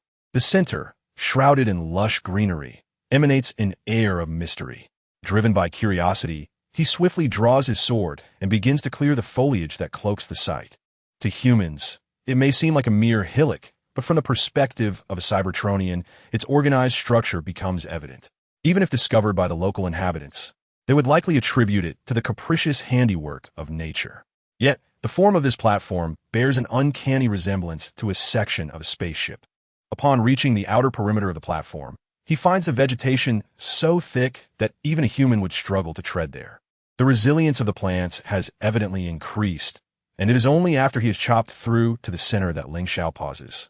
In the middle, there is nothing but a single engraved line etched into the platform. The system detects a seal and begins to decode it. Success is achieved. The line suddenly glows, emanating a faint blue luminescence in the darkness. An object resembling a bottle unexpectedly springs forth from the center of the platform, rebounding off Ling Xiao before landing amidst the foliage, followed closely by a peculiar white box. Ling Xiao bends down to retrieve the bottle from the plant pile, feeling a sense of familiarity. After a moment of contemplation, he realizes it is a data storage container, one that had appeared in a previous episode, though this environment seems dissimilar. Once the system confirms the completion of the mission, Ling Xiao stores the box within the system and directly accesses the data contained within the storage vessel. What he finds are ordinary ancient documents, but the last entry is notably encrypted with extensive coded text. He uploads this final piece into the system, and upon completion of the decryption, he gazes in astonishment at the revealed content. It pertains to a study of the royal bloodline of the Primus, accompanied by experimental data and some gruesome images, which do not seem to originate from reputable sources. Why, then, would these ancient texts be stored alongside such a report? The latter half of the document proves indecipherable even to the system. In frustration, Ling Xiao sends a coded message to the ambulance and returns to the Autobot base. Autobot base, did you complete the reconnaissance so swiftly? The ambulance inquires, closing the land bridge and turning to him. Indeed, in the wilderness, a thorough search yielded results. He replies, did you uncover anything unexpected there? Indeed, I have discovered some artifact from Cybertron. However, upon closer inspection, their practical value appears rather limited, consisting mainly of ancient literature. Ling Xiao handed over the data storage device, which had been stripped of experimental report data, remarking that knowledge is power, and lamenting that much of the wisdom of the ancient Cybertronians has nearly vanished. The ambulance examined the storage device, noting its remarkable condition. Truly fortunate. Ancient literature? If it pertains to the remnants of the Golden Age, its historical and philosophical significance may far exceed any practical utility. Optimus Prime approached slowly, inspecting the data storage device before turning to inquire of Ling Xiao. Is this the only one you found? It should be the sole artifact. The coordinates reveal only that site concealing the Cybertronian inscriptions. However, it is also plausible that the passage of time has entirely concealed other sites beneath Earth's natural environment. How unfortunate. Such meaningful artifacts are indeed difficult to unearth. Ling Xiao suddenly grew curious about the box, maintaining an indifferent demeanor. He silently invoked the system and began to manipulate the box. The system detected the host's intent and initiated the unlocking process. First test, unlock failed. Second test, unlock failed. Third test, unlock successful. Classified as high-security data, currently intercepting potential overflow information, with a present data loss of 0.02 and a high-integrity rating. Ling Xiao glanced at the open box within the system space. How careless of him to have packed a box full of data storage devices. How would he explain this? The system detected the host's intent and began to prepare a falsified communication. Please name the communication recipient and select the voice for the call. Opening the system panel, Ling Xiao pondered briefly before inscribing the name Storm, purely for its whimsical appeal. Congratulations, host. You have achieved the unexpected success of altering the trajectory of the individual known as Storm. There are 5 days remaining until Storm enters the task area. Achievement rewards have been dispatched. Please check. Suddenly, Ling Xiao's communicator buzzed. Hello, is this Mr. Ling Xiao? Indeed. There was a pause on the other end, as if the response took a considerable time to formulate. I wish to inquire about the progress of the Neutral Alliance's commission. It was initiated by my brother, who is currently unable to fulfill his duties, and I am temporarily assuming his responsibilities. The system promptly informed him that Storm's brother was named Shinfeng and belonged to the Neutral Alliance's technological revival faction. I have already scouted the vicinity of the coordinates and discovered a data storage device. Has Shinfeng been out of contact for a long time? Yes. He typically communicates at least once every 2 cycles, yet it has now been 5 cycles without word. I'm quite concerned. Do you know anything regarding his whereabouts? The youth's tone was earnest. Due to temporal anomalies, the delay was slightly prolonged, and he appeared somewhat anxious. During his last commission, he seemed rather unsettled. I suspect that the anti-war faction is covertly targeting the technological revival faction. Your influence is limited. It would be prudent to relay this information to the mid-level leaders of the revival faction, as they likely possess some insights, though the specifics of those who have gone missing remain unclear. Ling Xiao calmly responded while standing in the base, having already sensed the gazes of others upon him. Evidently, this interstellar communication had drawn their attention. Thank you, sir. How have you been? He inquired. You need not adhere to the formalities reserved for elders. I am friends with your brother. Ling Xiao sighed. I am no longer within the jurisdiction of a neutral alliance. Thus, I have managed to evade danger. I have arrived in the solar system specifically for this assignment, yet I find myself at a loss regarding the next steps. Do not worry. The anti-war faction is currently led by a democratic government. Although she may be unhinged, she is unlikely to indiscriminately kill civilians, as it would tarnish her carefully curated image of a savior. The anti-war faction merely seeks to test the waters. Once the 2 factions clash, they will naturally release their captives. Let's hope so. We shall reconvene after 5 cycles at the agreed coordinates, sir. Thank you. Ling Xiao sighed again, feeling somewhat overwhelmed. Very well. You may address me as you see fit. Just remember to keep the ship cloaked. Both factions have a presence in this area. Huh? Oh, understood, sir. The communication ended. It appeared that the situation regarding the neutral forces was equally grim. Indeed, the neutral alliance is now fragmented into factions, one being the anti-war faction, divided into extreme and rational subsets, while the other is the revival faction, which splits into cultural and technological revivalists. The internal chaos of the anti-war faction is notable, while the revival faction, with its diverse ideologies, tends to be more harmonious, having established numerous agreements for mutual aid and resource sharing. And which faction did you previously belong to? Arsai inquired curiously, gazing at Ling Xiao. I do not belong to the neutral alliance, Ling Xiao quickly recalled. I have received several invitations from the revival faction, all of which I declined. I have many classmates and friends within the revival faction, and some connections with the anti-war faction as well. My most frequent engagement has been with the organization established for the revival plan, where my papers and crafted works have been included in their projects, although I do not participate in the research.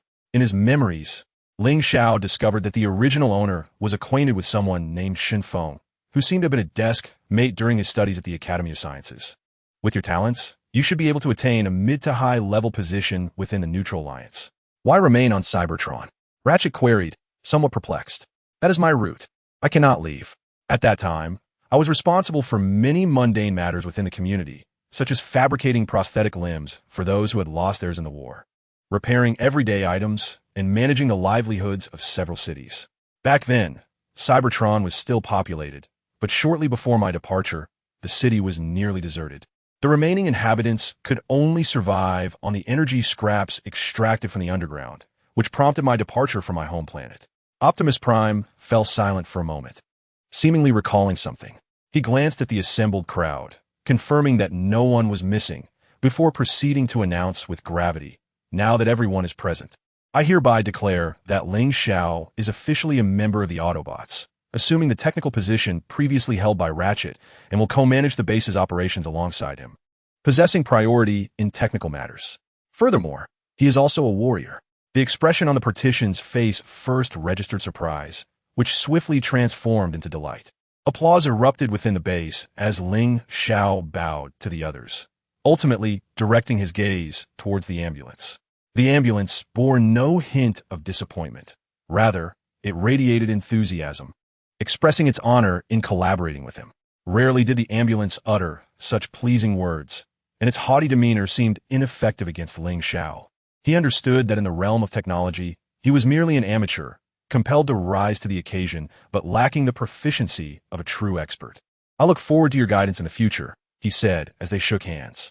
Overall, he found the personnel at the base to be quite amicable, easy to get along with the exception of Alcee, who was reserved and even more introverted, rendering conversation difficult. The system issued a mission, stating that the character setting must remain intact. The task rewards included an achievement title of Oscar-winning actor, which would significantly enhance the authenticity of his demeanor and gestures and slightly increase the likelihood of receiving recognition and praise. There were percentage-based attribute point rewards, determined by the task's completion and the maintenance of his character setting, as well as a bloodline talent reward for leadership and a talent reward for eloquence. The mission required him to maintain the image of an introverted, composed, aloof, and scholarly male god, with a time limit coinciding with the conclusion of the main storyline. Really? Just completed one side quest, and here comes another? Ling Xiao lamented silently. He first collaborated with the ambulance to resolve the remaining issues of the iron-eating bugs in the base. Upon finishing the last wiring connection, Ling Xiao discreetly glanced at the system data. The social attribute seemed to be a newly updated feature, enabling him to see others' fondness and trust levels towards him. Surprisingly, the highest fondness rating came from Bumblebee, standing at 67, with a trust level of 4. Yet considering they had hardly exchanged words, Ling Xiao found this rather absurd.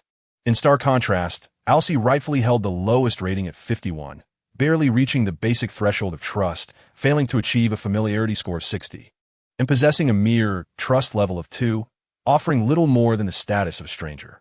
The Partition and Optimus Prime both rated him at 65 in fondness, differing only in trust levels, 4 for the former and 5 for the latter. Ling Xiao felt it should be the case that the leader's trust level would be lower.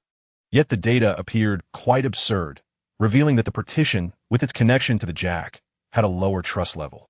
Deciding to set aside these thoughts, Ling Xiao returned to his task of repairing the pipes. Once the repairs at the base were completed, he returned to the console to peruse ancient texts, contemplating how to approach the next dramatic turn. If all went as expected, the next plot would involve the activation of the nuclear device and the appearance of the Mecha's Special Operations Team. As anticipated, he, assigned to the technical field, was also called to partake in the mission, leaving the ambulance to guard the base alone. "Your vehicle form is impressive," he remarked upon witnessing Bumblebee sprint ahead. The partition slowed its pace to walk alongside Ling Xiao. "I can't shake the feeling that I hear the sound of an aircraft. No, it's the sound of propellers." The partition returned to its previous formation as Ling Xiao followed closely behind. Optimus Prime and William Fuller were engaged in an animated conversation when they overheard the chatter from behind. The rearview mirror quivered slightly, revealing the presence of Silas's specialized vehicle hovering above them. It was that Decepticon, the one that had previously attacked me. What was his name? Frenzy, Rumble, or perhaps Air Raid? "Check your rearview mirror," a voice, unknown to them, crackled through the communicator. "The barricade has us encircled. We cannot use our fists. It feels somewhat constricting, boss. We are ensnared like dumplings." Fuller retorted, "Maintain vehicle form, unless absolutely necessary." "A whole battalion of Decepticons? What? Why didn't I detect them? They must be employing some form of cloaking technology." Silas and the barricade found themselves surrounded when suddenly a vehicle lunged alongside Optimus Prime. "Pull over," commanded an armed and masked Special Forces soldier emerging from the sunroof. "This cannot be a joke. The ones attacking us are not Decepticons. They're humans." Optimus immediately alerted the ambulance. Silas opened communication with the barricade. "Can you hear me?" "I can. What should we do now?" "This formation is clearly aiming to collide from both sides. We are positioned one in front of the other. I will kick the one behind us first." Silas reduced speed, and the formation ahead loosened slightly, seemingly reluctant to allow Silas to escape. However, Silas acted swiftly, executing a sudden brake and a diagonal rear collision, sending the last vehicle off the road. He then returned to his original position, as the vehicles flanking Silas and the barricade converged, resulting in a collision between four cars. Seizing the moment while the two adjacent vehicles were still reeling, Silas kicked them off the road as well. The front two finally reacted, but were also dispatched by Silas's maneuver. "Minimal force is merely a traffic accident." "Well done, Silas." The barricade nudged the vehicle ahead, but lacking the concept of kicking, he attempted to shift his vehicle to push the front one, only to find it aligned perfectly with him already. At present, Silas was being trailed by one vehicle, another in front of the barricade, and one to Optimus's left. With a deft right turn, Optimus kicked the vehicle on his left off the road, yet the standoff persisted. "I hope you are more courteous regarding the nuclear device than you are with prisoners. I am Agent William Fuller." "Who are you?" "I am Silas. But what matters more to you is that we are the Mech Special Operations Team. I must warn you, we will secure the nuclear device at any cost." "Is that so? Then might I inquire how much you intend to sell the nuclear device for?" "Who said we plan to sell it?" "Agent Fuller, a new era is upon us. A large-scale war is inevitable, and only those equipped with the latest technology stand a chance of victory." The container was violently pried open. "So, Silas, do you believe your equipment is sufficiently advanced?" Alcee unexpectedly delivered a heavy blow to the personnel in the rear vehicle. "This is certainly not a civilian convoy. Farewell." Only a few vehicles remained in pursuit of Ling Xiao. As they approached the tunnel, Ling Xiao decelerated abruptly, sending the car behind him skidding out of control, inadvertently blocking his teammate as well. Seizing this opportunity, he entered the tunnel's partition just as several gunshots shattered the overhead archway, allowing him to rejoin the main force. Inside the tunnel, Ling Xiao received the kinetic core from Arsai and passed it to the partition before handing it over to Bumblebee, who stowed it in the train car. The Decepticons surged aggressively past the Seraph's aircraft, unleashing a display of power. Aerial support? Who were they aiding? "Optimus Prime, you have company." The moment of glory for the minions, the columns clash. System notification. Host has achieved the title witness of iconic scene. The special title bystander has been issued. Effect. Minimizes presence to the lowest level. Achievement level up rewards have been granted. After dispatching 2 Decepticon minions with his sword, Ling Xiao noticed that others were still engaged in battle. He donned a bystander title and glanced at Optimus Prime, who had been knocked offline. Determined, he leapt down a cliff, shaking Optimus Prime vigorously. Optimus Prime, still dazed, rebooted and glanced at the concerned Ling Xiao before turning his gaze toward the swiftly moving train. How are you holding up? I'm fine. I'm awake now. Optimus. The tracks have been destroyed, and Jack and Mickey are still on the train. I'm on my way. Optimus replied. Ambulance. Maximum horsepower. Ling Xiao decided to return and provide support, feeling disinterested in the unfolding drama. He believed gaining some upgrade experience would be more beneficial. At the summit, after eliminating all the Decepticon minions, the others noted Optimus Prime's absence. Where's Optimus? Arsai inquired of the other two. He was just offline, and is now en route to the train. Ling Xiao climbed back up from the cliff as the partition approached, and pulled him up. I thought you all would be slow. I took advantage of the distraction to wake him. Thanks to you, Ling Xiao. The ambulance at the base expressed gratitude. Had you been a moment later, it might have been too late. System notification. Side quest progress has increased. Ling Xiao glanced at the system panel before closing it. The progress was still far behind, and the settlement time was still distant. Optimus Prime kicked off, gripping the train and executing an emergency stop. After a cacophony of screeching metal, the train came to a halt without incident. Well done, alien guest, but our mech special operations team still holds the home advantage. We will surely find a way to regain control. Silas examined the scan data, even willing to dismantle you to uncover your true nature. Optimus, are you and the children safe? All intact. The crisis has been averted. Optimus Prime watched Silas retreating. However, it appears that the planet we inhabit is quite different from what we previously envisioned. On the other side, the system issued a task with the objective of elevating the trust level of all allied members to level 5. The reward for this endeavor was a commanding authority of 5. The system cautioned that commanding authority possesses dual facets, urging the host to proceed with prudence. Ling Xiao glanced at the suddenly appeared side quest on the system panel, feeling somewhat fatigued. How far had he progressed in the previous task? It felt like a game of stacking blocks. Observing Alcie's exceedingly low statistics, he felt overwhelmed. How could he possibly manage this formidable sister? Bumblebee and the barrier were somewhat better. Through collaboration, trust would naturally develop. However, this sister's psychological defenses were extraordinarily robust. He hesitated to bring up the matter of flying over the mountains, fearing she might react adversely. Perhaps it would be best to wait for another opportunity. Autobot Base. After a brief respite at the base, Ling Xiao was summoned by Optimus Prime for a private discussion. Was there something of great importance? Indeed, it concerned your role. Initially, I intended to assign you to handle technical issues, but everyone believes your combat skills are quite exceptional. Thus, I seek your perspective. In terms of combat, I specialize only in close quarters. Although I possess a sidearm, I have scarcely utilized it. If we genuinely lack combat strength, I am willing to venture to a secluded area to practice shooting and enhance my physical fitness. Yet, this would leave the technical aspect unattended. My suggestion is that, during less busy times, Ratchet can manage it, and if he becomes overwhelmed or if we acquire a more suitable combat force in the future, I can return to the base to oversee technical matters, while Ratchet can still consult me. Very well, I shall confer with Ratchet. This truly seems to be the optimal plan at present. Chapter 12. An unbreakable thread. Upon returning to the base and perusing some literature, a communication suddenly came through. Sir, I am nearing my destination and wish to consult you in person. It was Storm, the one he had contacted previously. Is it about Flyblade?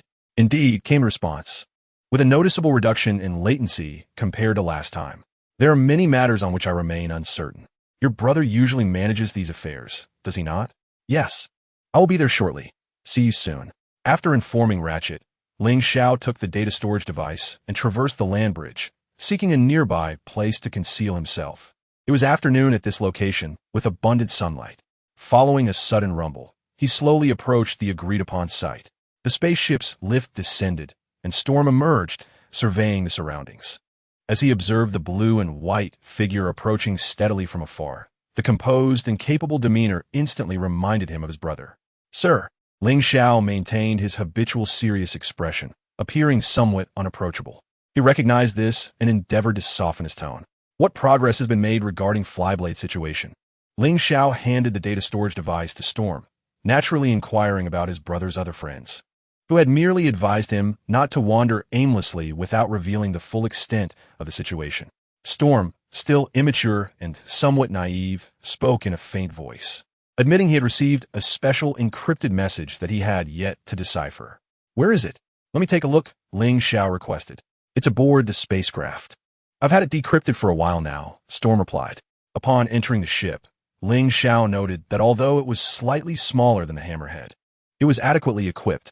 After examining the code of the encrypted message, he deftly identified several glaring errors, rectifying them and successfully decoding the information. "You truly are impressive. I attempted the decryption process multiple times," Storm remarked. "You haven't yet learned code logic and design, have you?" Those errors were quite apparent.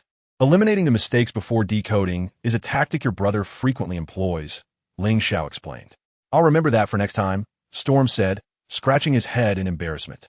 After reviewing the contents of the message, Storm turned to Ling Xiao, who had also comprehended the information. It essentially indicated that the blade had altered its communication code for safety reasons, providing a string of numbers for Storm to use for future contact. "You must have just escaped. Could you prepare some medical supplies?" Ling Xiao suggested. "I have some here. You may require medical assistance and medication. When you return, avoid the usual routes. If other factions were able to capture your brother, it stands to reason they're keeping a close watch on you. Don't let yourself become a hostage, as it would be detrimental for both your brother and your faction. Just follow my instructions for the rest." Ling Xiao handed Storm the medical supplies rewarded by the system, offering several precautionary reminders before sending him off and returning to the base. In his dealings with neutral factions, he did not intend to intervene, as he was inherently a neutral party, maintaining acquaintances across various camps. Furthermore, he had neither divulged the base's location nor brought anyone with him, leaving little to discuss. At last, the time for the next mission arrived. Ling Xiao and Optimus Prime lay in wait before the museum. "Nice wheels," Blitz remarked, whistling as he approached. 24 inches. You truly are a hefty fellow, much like a friend of mine." Blitz then glanced at Ling Xiao's sleek design, admiring the elegant lines and the ethereal feel they conveyed. Suddenly, a rocket propelled towards them. To ensure the safety of the three young ones, Optimus Prime immediately transformed and caught the missile barehanded. Blitz swiftly produced an electric tranquilizer, while Ling Xiao drew his sword and engaged in combat with Blitz. Blitz attempted to withstand a downward strike, but Ling Xiao expertly severed a segment from the tranquilizer's handle. Meanwhile, a cacophony of shattering glass erupted from Optimus Prime's direction. Ling Xiao, momentarily distracted by the noise, fell victim to Blitz's ambush and collapsed to the ground. Feigning difficulty in being ambushed, he endured the situation to grant Blitz the singular highlight of the scene, for he was the jester of their ensemble. Optimus Prime turned to glance back, only to see Ling Xiao lying motionless on the ground. Knockout, emboldened by his height advantage, attempted to launch another surprise attack. But due to his lack of stature, Optimus overlooked him. Now, however, Optimus understood how Ling Xiao had ended up in that position. During the critical moment, while they were engaged in battle, Ling Xiao silently rose to his feet, evading Knockout's assault.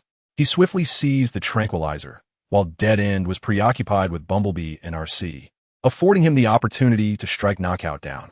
Yet, he found himself forced to intercept a missile barehanded, as Knockout snatched the tranquilizer away.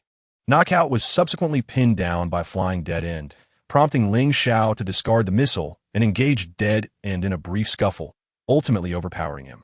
Optimus struggled to rise, just as Knockout, recovering his composure, prepared to administer another dose with the tranquilizer. Ling Xiao struck him away with a swift blow from his sword. Optimus, missing his target, rolled over and caught a glimpse of Ling Xiao retrieving his sword, suddenly realizing the inconvenience of using a sword as a ranged weapon. However, Ling Xiao's marksmanship could rival that of the most skilled sharpshooters in the series. Meanwhile, three children hurriedly rushed through the museum, opening the roll-up door only to spot a pair of elegant leg armor. Jack mistook it for RC, only for the energy extractor to be seized by Soundwave. The ensuing roar momentarily silenced the battlefield. Optimus watched Soundwave's retreating form, his brow furrowing. With the situation under control, Knockout executed a backflip and fled, closely followed by Dead End. The mood escalated as the walls grew restless over Mickey's plight. At that moment, Ling Xiao remained the calmest among them. After Optimus departed from the base, he observed the walls angrily smashing a workbench. "Wall, I still need this," the ambulance exclaimed, exasperated by the wall's fury. Seeing the wall's agitation, Ling Xiao paused his task of crafting a counterfeit item, handing a half-finished replica to the ambulance while restraining the wall. If we return the collector to the museum, we can rescue Mickey. Are we to allow the Decepticons to steal once more? I'm such a fool. The wall lamented. Ling Xiao patted his back in a gesture of comfort. Calm down, wall. Returning the counterfeit will suffice. I can handle this. You should consider which shortcut Black Arachnia would take to utilize the collector. Shortcut? Oh, right. Mickey and I discovered something else by that mural. Since Black Arachnia prefers the simplest routes, that means she would head towards the ruins? Precisely. That's likely the case. You're spot on, my friend. Wall, quickly, take me to those ruins. Do you require assistance? Ling Xiao glanced at the sword resting nearby. No, you work faster here. I'll handle it. After sending off the wall, Ling Xiao began rummaging through the toolbox until he finally located the welding gun, which he handed to the ambulance. The two seamlessly entered a state of full operational efficiency. Soon, the bloodied wall was returned to the base, and after replenishing its energy reserves, it required a moment to recuperate. Had I known, I would have given you the welding gun. I would have accompanied you. Ling Xiao approached to have the system assess his condition and feigned a gesture with his hand. Upon encountering the head sculpture on the partition, the system promptly generated an analysis indicating a state akin to excessive blood loss coupled with hypoglycemia. I'm quite well, and it is thanks to you that I deduced the red spider's destination. Your intellect far surpasses mine, Ling Xiao remarked, producing a canister of energy candies and offering it to him. Have a few. It will alleviate your discomfort. Beep. Casting a glance at the evidently excited Bumblebee, Ling Xiao suddenly realized that within the age delineations of Cybertron, Bumblebee was still but a juvenile. The partition had just opened the candy canister and consumed one piece when it noticed Bumblebee's desire, extending the canister toward him. Ling Xiao could not help but chuckle, pushing the candy canister back and presenting Bumblebee with a container of gummy candies instead. You are the patient. Do not compete with him. Allow him to rest adequately. Bumblebee nodded, expressing his gratitude to Ling Xiao. Although Ling Xiao could not fully comprehend, he could surmise the sentiment. Gummy candies, shall we not exchange a few? The partition appeared somewhat envious of the gummy candies in Bumblebee's possession. Bumblebee, naturally, accepted with delight, offering a piece of gummy candy to the partition, which reciprocated with an energy candy. The warriors here resembled children who had yet to mature. Thus, it was only natural that in Optimus Prime's absence, someone as composed and steady as RC would take charge. After their conversation, Ling Xiao located a valley to commence target practice when he unexpectedly noted an increase in his level. The newly unlocked feature was a lottery, reliant on chance. However, given that this feature had just been activated, it likely bore similarities to gaming, with beginner perks included. Observing the point value on the system's lottery interface, he calculated it was sufficient for 60 draws. Without hesitation, he initiated a 10 draw. Congratulations, host. You have acquired 5 universal attribute points, 2 attack-specific attribute points, 2 first aid kits, and 1 basic firearms knowledge package. What a disappointment. Merely a collection of trivialities. Only the firearms knowledge holds some utility, he mused, considering that he had committed no heinous acts. Thus his luck shouldn't be so dismal. Deciding to try again, he executed another 10 draw. Golden Legend. Congratulations, host. You have obtained exceptional firearms talent 1, with tutorial, 3 basic alloy material packages, 2 magnetic locks, and 4 universal attribute points. Congratulations, host. You have unlocked the skill function. Goodness. Silently activating the firearms talent, a torrent of information inundated him, overwhelming even the robust CPU of a Cybertronian. After a considerable time, Ling Xiao finally emerged from that disorienting wave. System. Display the attribute panel. Ling Xiao, level 17, attack 4678, 1500x 21678, defense 5720, 2000x 21720, intelligence 135, relative raise comparison 932. Secondary attributes. Command 70, speed 7925, 3000x 21925, resilience 300. Bloodline talents. Sword Heart, A. Craftsmanship, Bloodthirst, B. Temporal Drift, B. Vitality, B. Nightmare, C. Talent. Blessing of Plams, 2830. Lacking Leader, Optimus Prime, Gift, Windblade. A Flicker of Hope Amidst the Apocalypse, 210. Crisis Alert, A. Intuition, B. Firearms Mastery Precision, A. Basic Attribute Points, 0.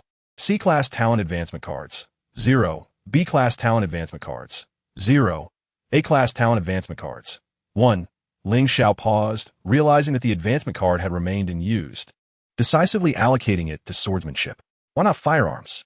He found swordsmanship more intuitive. As for marksmanship, the entire cast was a master of human anatomy. So precision could not be too high without affecting the narrative, thus diminishing the enjoyment. Regardless, happiness was paramount. He resolved to conclude his training, seizing the opportunity to take a breath of fresh air before sunset. Upon returning to the base, the ambulance was busy drafting the new stability program for the land bridge. Ling Xiao, come quickly and check for any errors. I'm about to run the program. All right, I will be there shortly. While engrossed in reviewing the program code, he vaguely overheard a few children whispering. That little rogue Vince was notoriously prideful. Disregarding it, he noticed that upon seeing the ambulance and Ling Xiao's focused demeanor, the children lowered their voices, rendering their subsequent words inaudible. Following these whispers, Ling Xiao recalled that today marked the first day Jack and RC raced against Vince, which meant that collective reprimanding was not far off. Jack, in his pursuit of romance, would dare anything. Recalling this, he suddenly pondered how to improve RC's trust data. The system detected a side quest trigger. Quest name: The Beautiful One's Dilemma Quest Reward. Sister's Trust, Special Item, Charm Enhancement, effective only on the opposite sex. Ineffective on genderless and bisexual beings. Quest content: Assist sister in completing her thesis. Quest duration: Until the main quest is completed. Sister? Ling Xiao reflected carefully and indeed recalled such a person. Most girls in the family had married off. Yet there was one particularly spirited and favored sister who had come to seek her brother at the blacksmith shop. She was easy to interact with, gentle and polite, though somewhat lacking in intellect, often traversing among the family elites for supplementary lessons. However, since the onset of war, she had not been seen again, reportedly having joined the neutral faction of the tech revival camp, consumed by her work. Forget it. Let us wait until it arrives. After finishing his tasks with the program, Ling Xiao returned to his room to rest for a while. However, he suddenly realized that despite having joined the Autobots, he still maintained intricate connections with the neutral faction. Storm also reminded him to come to Earth to find his cousin. The neutral faction occupied a significant portion of Cybertron's vitality, not only due to its inclusiveness, but also because of its complex composition. He wondered if Cybertron's fate could escape the fate of diminishing stature and whether his actions were indeed correct. Dismissing these thoughts, he reminded himself that if he did not sleep soon, his training efficiency the next day would surely suffer. With such musings, he gradually began to feel drowsy. Starship Ling Che, in a fit of exasperation, sent the data pad flying from his hands. This is utterly ridiculous. How many times has this happened? Each time it comes back like this. Is my writing that poor? Xiao Che, be patient, a deep voice from the communicator soothed him. No one is born a genius. Is there really no craftsman in our family? Ling Che fidgeted with the data pad, wishing to find a relative from the craftsman lineage to assist him. That battle was a mistake made by the leader. The craftsman lineage has been severed, but there are exceptions. Do you remember the swordsman lineage? Yes. Isn't that brother now in the sky? Indeed, the last time you found him, there was a child who resembled him nearby. Did he have a child then? Let's not speak ill. That is his younger brother. The swordsman and craftsman lineages have intermarried several times. That child is the last remnant of the craftsman lineage. But unfortunately, he was born without a soul. What? That is such a pity. Indeed, that child is a natural politician, always carrying a book wherever he goes. Where can we find him? We cannot find him, nor can we locate the swordsman lineage. Why not? Within the abandoned kin, the familial identity beacons were not installed. But he is clearly one of our kind, and his brother has pure blood. He cannot be lacking too much. Xiao Che, some matters are beyond our control. Even now, I cannot fathom the leader's thoughts. Fine, I want to go out and play. I can no longer bear these annoying tasks. I will wander through the universe. You have grown up, Xiao Che. I'm not worried about you getting lost, but please take care of yourself while you are out there. Understood, understood. I will handle matters with the neutral alliance. You enjoy yourself. Do not forget to bring back some samples. Got it, Grandpa. Chapter 13. The leader's other side, Ling Xiao, was aware that Jack, RC, and Bumblebee would be racing in the next few days. Recently, they had been brazenly claiming to practice shooting while actually slacking off, saying it was for training. In reality, they were merely playing around while following the system's teaching and practicing. After all, with talent already in hand, even a mediocre performance would suffice. At this stage, his physical fitness is not deemed poor, yet can only be classified as average. The system's physical metrics indicate that they can only be accessed upon the next upgrade. Additionally, a lottery feature has been activated, though he refrains from gambling, rendering it inconsequential. The system has initiated a teaching mode, commencing the corresponding modules. Once loaded, it prompts the host to adhere to the instructions for practice. Ling Xiao diligently followed the system's repetitive training adjustments. Despite intermittent rest throughout the day, he found himself utterly exhausted. On this particular evening, after training late into the night, he had nearly perfected his shooting technique under the system's guidance. However, fatigue washed over him as he returned to the base, where he was momentarily taken aback. After a brief pause, realization struck him. They had been reprimanded for street racing. Optimus Prime's expression was grave, and the others dared not utter a word. Noticing Ling Xiao's evident weariness, Optimus Prime tempered his anger from his earlier inquiry. It was clear that Ling Xiao was oblivious to the situation, having spent the entire day training, thus devoid of any involvement. As he stood silently beside the partition, he exchanged a glance with it, silently questioning what had transpired. The partition shook its head, letting out a sigh. Ling Xiao then turned to Optimus Prime with a puzzled expression.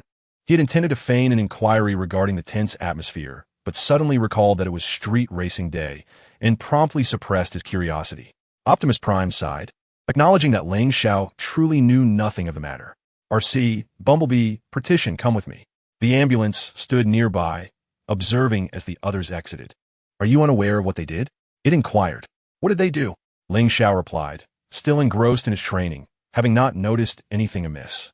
They took the children out for street racing. It was no wonder he was so furious. Had you returned a tad later, he might have lost his temper. True. I did return rather late, but there is no curfew at the base, is there? Ling Xiao questioned. Certainly not. However, returning too late under these circumstances could warrant a scolding. The ambulance shrugged. He is not angry with you. He is reprimanding the others because you are not involved, wishing to shield you from the fallout. Do not be fooled by his usual amiability. When angered, he can be quite fearsome. Well, I have never witnessed it. I am curious to see. Oh, for the love of the gods, the ambulance lamented, feeling a headache coming on. It would be best if you do not appear suddenly while he is reprimanding them. Do not provoke his ire. All right, is there anything else today? As it happens, there is a matter at hand. The base's system library hard drive has been inaccessible since it was chewed on last time. Could you investigate the issue? Very well. I shall first examine the coding logic circuits. Ling Xiao was unaware of when Optimus Prime had returned, as he had heard no sound. Had it not been for the system's perspective, he might not have noticed at all. At that moment, he was engrossed in retrieving the code, while the ambulance was equally absorbed, failing to notice Optimus Prime's return. There's a logical flaw. Here, take a look at this segment. Ling Xiao immediately pointed out a minor error, breaking the awkward silence. I will read it aloud. You must learn to decipher this coding sequence. I cannot memorize it in one go.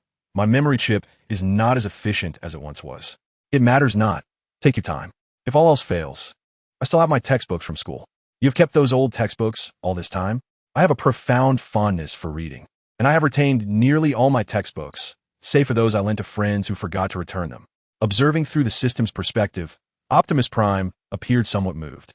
His anger dissipated considerably, and he subsequently guided the ambulance on how to address the technical issues at hand. After a moment of contemplation, Optimus silently departed. Ling Xiao helped the ambulance resolve its problems and, feigning fatigue, made his way to the lounge. He had his own bunk, a private charging chamber, ensuring a commendable degree of personal privacy. As he passed by Optimus Prime's quarters, he hesitated for a moment, but ultimately decided to allow him some time to regain his composure. He intended to visit the rooftop to take in the scenery, only to encounter Optimus Prime there. Are you here to gaze at the stars as well? Optimus turned to him, momentarily surprised before his expression returned to its usual calmness, responding with a muted HM. Seizing the opportunity, Ling Xiao settled beside him, tilting his head to admire the brilliant stars scattered across the dark canvas of the night. Feeling a sense of tranquility wash over him, he then turned to speak. It's the first time I've seen you lose your temper. I thought you had gone to recharge, yet here we are. When my emotions are unstable, I come here to find solace, Optimus replied, now more composed, and inquired why Ling Xiao wasn't resting. I cannot sleep, though I am quite fatigued, Ling Xiao admitted. I've noticed you appear quite weary today. After several days of training with little sleep, I suppose I could afford a day of relaxation, he continued. As for firearms, my aptitude pales in comparison to my skill with a sword. After these few days of practice, I can only say I have found my rhythm, Ling Xiao sighed. I cannot guarantee my proficiency with firearms. I can only endeavor to do my best. Your understanding of the challenges faced by the collective is commendable. After all, both close and range combat are forms of battle. I am aware, but one must not abandon training midway, Ling Xiao replied. Optimus glanced at him and cautioned. Do not overexert yourself. It seems you have calmed down considerably. Are you not as upset now? Optimus, still somewhat reticent, simply responded with a muted HM. He had unknowingly diverted his attention, and the anger that had weighed upon him dissipated. I shall go recharge now, Ling Xiao announced as he rose from the rooftop's edge. You should rest as well. Do not dwell on the past. Anger can be detrimental to one's health. Optimus remained silent, merely nodding in agreement. Ling Xiao mused to himself that even a leader who constantly encourages and cares for others possesses a somewhat childlike side. He too requires comfort and concern. However, after this incident, it seemed unlikely that others in the base would dare to act foolishly again. It served as a valuable lesson. He felt an unsettling familiarity with this scene, as if he had repeated it countless times with another person, yet the fragmented memories eluded him. Choosing to dismiss it, he returned to his room and fell into a deep slumber. In his dreams, he found himself back on Cybertron, within the unremarkable confines of a blacksmith's workshop. He was meticulously refining an intricately precise, small component when suddenly the light dimmed, rendering everything obscured. As he lifted his gaze, the illumination returned abruptly, accompanied by a pair of large hands that enveloped him, their warmth pressing against his back like heated metal. I've missed you. I brought a new book to show you. Brother, stop fooling around. Ling Xiao awoke slightly from his slumber, yet his body remained unresponsive, as if bound. He realized he was trapped in a dream and endeavored to drift back to sleep. The dream, however, replayed memories of being scrutinized underground by the celestial pride, eliciting a long-buried emotion within his heart. Time became indistinct, and as he opened his optical visor, that potent sentiment lingered, an overwhelming sense of loathing. A sinister whisper echoed in his ear. Kill. Eradicate them all. Wasn't it penance? His brother, too. He recalled the memories of huddling together in that small room, of his brother shielding him from scorn, and the new books that appeared on their home's bookshelf every cycle. He was reluctant to dwell on the past, even knowing that his brother was merely seeking atonement, offering him fragments of affection out of guilt. The cleansing liquid spilled from the lens as he wiped it again and again, dismissing the demon's murmurs to continue his slumber. A night filled with the clamor of solitude. The following day, Ling Xiao arose late, as was customary, and tidied his belongings. He intended to have the system instruct him in swordsmanship. Bringing along the sword he forged himself, his most cherished creation, originally meant for his brother, but now, alas, the opportunity had slipped away. Outside, a cacophony of voices emerged, vaguely recognizable as those of the three individuals denounced for reckless driving the previous day. Ling Xiao sat up from his charging bed. Awake? Take us to training. Upon seeing him, the partition group exclaimed, what prompted this sudden desire to train? The boss mentioned it, he replied. He didn't inform me. Ling Xiao scratched his head, feigning ignorance. It was Optimus who notified us this morning, instructing us to train for 3 days as punishment for the reckless driving. Were you not training before? Ling Xiao pretended to be oblivious. The group shook their heads. Alas, today we must engage in earnest training. Ling Xiao gathered his wayward companions and ventured to the valley where they had practiced shooting previously. A cursory glance at the valley revealed the walls adorned with numerous circles he had drawn himself, a testament to the effort he had poured into hitting from the outer edge to the very center. The valley bore the scars of his dedication. No wonder Optimus had insisted they accompany him. Using real firearms for training consumes too much energy. I shall lend you my training weapon for now. As the morning unfolded under Ling Xiao's guidance, they managed to derive some benefit from their practice. After 2 rounds, they decided to return to the base for respite. With training concluded, amidst this on Cybertron aboard the Ark. Boss, the space bridge technology has been completely reverse-engineered. Yet we still cannot detect the life signal of the young prince. Commence construction of the space bridge. Xiao Xiao is still alive. I can sense it. Expand the search radius. Understood. I take my leave. Ling Tianyun sighed as he carefully sensed the flickering flame at the other end, which showed no signs of waning. Instead, it appeared to be growing stronger. He firmly believed that Ling Xiao had not encountered peril, in comparison to the entire family seeking him to undertake the monumental task of inheritance. He secretly wished for his brother to live freely. Only after assuming leadership did he truly comprehend the profound intentions of their elders. He did not want Ling Xiao to be shackled by burdensome responsibilities. Since childhood, Ling Xiao had been the only peer in whom he placed complete trust. Those unspoken words remained guarded by Ling Xiao, who had never betrayed his confidence. This innocent younger brother represented the last vestige of tenderness in his heart. He hoped that this final softness would not be exploited by the malevolent elders as a weapon against him. In such critical moments, he could not afford to reveal any vulnerabilities. It was truly ironic that their father had personally ruined Ling Xiao, yet at the end of his life, he urged Ling Tianyun to seek him out, for he himself lacked the aptitude for governance. Ling Xiao had always been an avid reader from a young age, and although few recognized this within the clan, he had garnered the elders' approval, unlike Ling Tianyun, who was entirely ignorant of political matters. Recently, Ling Tianyun had been consumed with longing for him, able to sense the flicker of his flame, but unable to see his visage. Time had dulled the memory of his features and laughter. Reflecting upon their closeness, he lamented the absence of even a single photograph together. He could hardly recall what his brother looked like. He tossed and turned on his charging bed until finally fatigue began to overtake him. In a daze, he seemed to find himself in another realm, where dust swirled violently in a carbon-laden valley riddled with scars. A familiar silhouette was nearly lost to his sight. That must be him. After a long pause, he grasped that this place bore no resemblance to Cybertron, and the prospect of locating him seemed bleak. Despite his discouragement, he felt a sense of relief. On the journey back, Ling Xiao couldn't shake the feeling of being watched and frequently glanced behind him. "What is wrong?" the partition inquired, noticing his repeated glances. He felt an inexplicable presence behind him. Exchanging glances with Ling Mo, the latter's resolve to find him solidified. "Ling Xiao, is someone there?" Arsai immediately turned, the weapon morphing into form. "Indeed, I heard it too." The partition nervously transformed into a heavy hammer. Bumblebee anxiously extended his small wings. Ling Xiao turned to survey the path they had traversed, finding it utterly deserted, and he instinctively took a step back. The image faded, and Ling Mo pondered the peculiar vision, suspecting it might be a bond of blood. Although he could see no one, what was the source of that voice? Arsai felt a chill. It sounded remarkably like my brother's voice, but he should be on Cybertron. He wouldn't possibly come all this way. Never mind. Let us head back for now. Upon returning to the base, they each retreated to their respective rooms for rest, but Ling Xiao once again heard the system chime. The system announced a side quest: comprehend the bloodline inheritance. There was no time constraint, with a reward of 200 attribute points. Special requirement: refuse to return to the family. After completing the main quest, one may choose again. Accepting the task, Ling Xiao speculated that the recent voice was related to the family bloodline. He glanced at the pile of blind boxes and clicked to use one.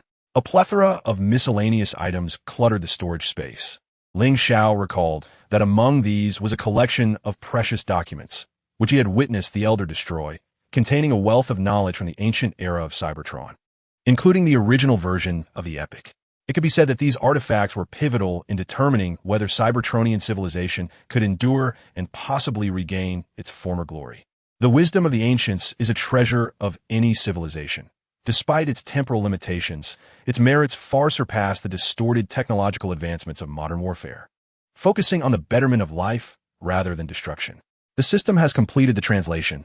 Please select a font. Ling Xiao glanced at the options. Obtuse angle, he mused. I have no choice. He silently selected the only available option. The font was being generated, and the translation was automatically transferred to the original right side of the storage space. Please check, host. To his astonishment, Ling Xiao flipped through several translated volumes, which were indeed identical to his own handwriting, with neat formatting and clarity akin to a printed manuscript. However, the pages exhibited some details, occasional smudges from wet ink and darkened spots from excessive ink saturation. It appeared remarkably authentic. Little did he know the immense advantages these translations would bestow upon him. The translated content has been automatically summarized and stored in the CPU. Please strive to learn, as the system will provide the utmost support. Ling Xiao was elated, All he needed to do was scan the translations in his memory and cross-reference them with the originals, and the task would be nearly complete. However, while rummaging through the pile of books, he stumbled upon a peculiar object, a small, dark box. Upon opening it, he discovered a strange hard drive. Inscribed on the bottom of the hard drive were the family's secret words, prompting a memory of his elder brother's name, Ling Tianyun.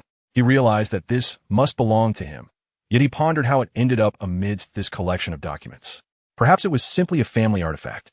Ling Xiao meticulously organized the documents, aligning the originals with their translations in his small room, and tidied up the tools he had hoarded.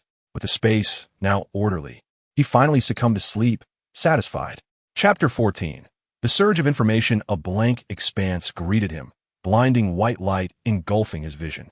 The moment Ling Xiao opened his optical lens, he felt a heavy sensation, his entire being ablaze. Was this a dream? He pinched himself. It didn't hurt. It was indeed a dream. Then he decided to indulge in this dream for a while longer. Without hesitation, Ling Xiao reclined and let himself relax. Upon reopening the optical lens, the blinding white light persisted, seemingly trapping him in an unbreakable cycle unless he took action. Reluctantly, Ling Xiao rose from his supine position and chose a random direction to walk. In the vastness of the starry expanse, an unknown entity chuckled softly. As expected of you, Xiao, it mused, extending its hand to part the mists of the library. Since you remember nothing, let all be as you wish. Ling Xiao faintly sensed the acceleration of the spark's pulsation. The temperature of his body rose as he stepped into the building, and everything around him felt inexplicably familiar.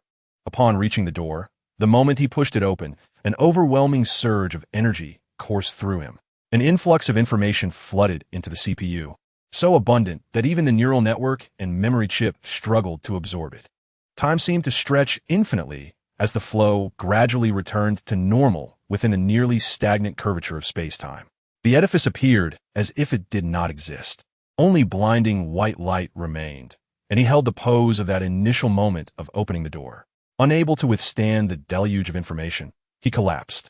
One cannot indulge recklessly in excess. Even a glutton must exercise restraint. The beings in the star domain sighed, a beam of white light merging with Ling Xiao's spark. He felt something unfurl within the spark, a chilling sensation spreading through his heated body, providing some relief, though he remained at a high temperature. After an indeterminate time, he vaguely heard someone knocking at the door, followed by a final resounding thud. He was feverish. An ambulance needed to be summoned. Cool down, would water suffice? Let the paramedics make a diagnosis. Only then can the doctors determine how to proceed. We must refrain from hasty conclusions. The cool, feminine voice was unmistakably our size. Other voices gradually faded into obscurity. The ambulance inquired, "What is his condition?" "Acute fever. It is unclear whether due to overexertion or another cause. In any case, we must reduce his temperature. Prolonged exposure may cause systemic damage. Take him for a cleansing bath to eliminate contaminants. If that proves ineffective, it may be due to an irregular rhythm." The paramedics and Bumblebee carefully carried Ling Xiao outside. "Has he exhibited any unusual behavior during training recently?" The ambulance personnel asked Arsai. "No, he has been perfectly normal. During training, he was even more composed than I, indicating no mental issues. I suspect it is merely due to overexertion." Optimus Prime momentarily diverted his attention from the pile of books in Ling Xiao's room. "I noticed he appeared fatigued a few days ago." Furthermore, he had assigned Ling Xiao a leadership training task, which made Optimus feel a twinge of guilt. "Let's hope so. I will retrieve the test results for analysis. This situation is quite sudden." The ambulance personnel hurried to the console to examine the diagnostic report, while Arsai curiously glanced into Ling Xiao's room. In contrast to the disarray of the others' quarters, Ling Xiao's space was immaculate, orderly, and the arrangement of books was meticulously considered. Optimus Prime was momentarily silenced by the vast collection of books. After scrutinizing each neatly placed volume, he finally noticed the pillows at Ling Xiao's bedside. They were stacked dictionaries, alongside several items that appeared to be personal notes. No wonder he is so astute. It seems he has thoroughly perused these texts. Alcee picked up a book from the shelf, gazing at the assorted notes interspersed among the pages, unable to suppress a sigh. In an era of peace, he would undoubtedly be an exceptional scholar, a scientist, or even a politician, though he still lacked a degree of confidence. Nonetheless, I hold his professional expertise in high regard. In this regard, our views align closely. My greatest concern lies in his stance. Although he has joined us, he maintains connections everywhere and is opposed to war. I remain skeptical about the extent to which his position may change. Perhaps it is inherently challenging to alter the perspective of a solitary individual. Yet for a scholar who genuinely cherishes Cybertron and regards it as his roots, I firmly believe that, even if unwilling to partake in warfare, he would ultimately make sacrifices for the sake of Cybertron. Well, I concede that he has indeed changed. Alcee nodded, suddenly realizing something, a knowing smile gracing his lips. It would be inappropriate to casually peruse someone else's books here. I shall first see how things are faring over there. I presume you have not delved into a book for quite some time. Indeed, it has been a long while. Alcee closed the door, acknowledging that although the partition had just damaged the door, leaving it ajar still constituted a form of respect for Optimus Prime. He pondered which book to choose, wondering if he might inadvertently invade Ling Xiao's privacy. Unbeknownst to her, it was not her concern. She had done nothing wrong. Optimus Prime contemplated for a moment, then approached Ling Xiao's bedside and picked up what appeared to be a handwritten journal. He had no intention of prying into someone else's private matters. Yet the journal lay open before him. He glanced at the exposed section. The primary divisions within the Neutral Alliance stem from differing means of revival and political stances. Setting aside the extremists from both factions, the root of the discord lies in the binary opposition and unity of their relationship, rather than a complete contradiction. Thus, within the anti-war faction, there are extremists advocating for war, while within the revival faction, there exist anti-war proponents who champion the restoration of Golden Age technologies. The anti-war faction includes those who engage in warfare while promoting revival during wartime, as well as individuals who are both anti-war and engaged in the conflict while advocating for technological revival.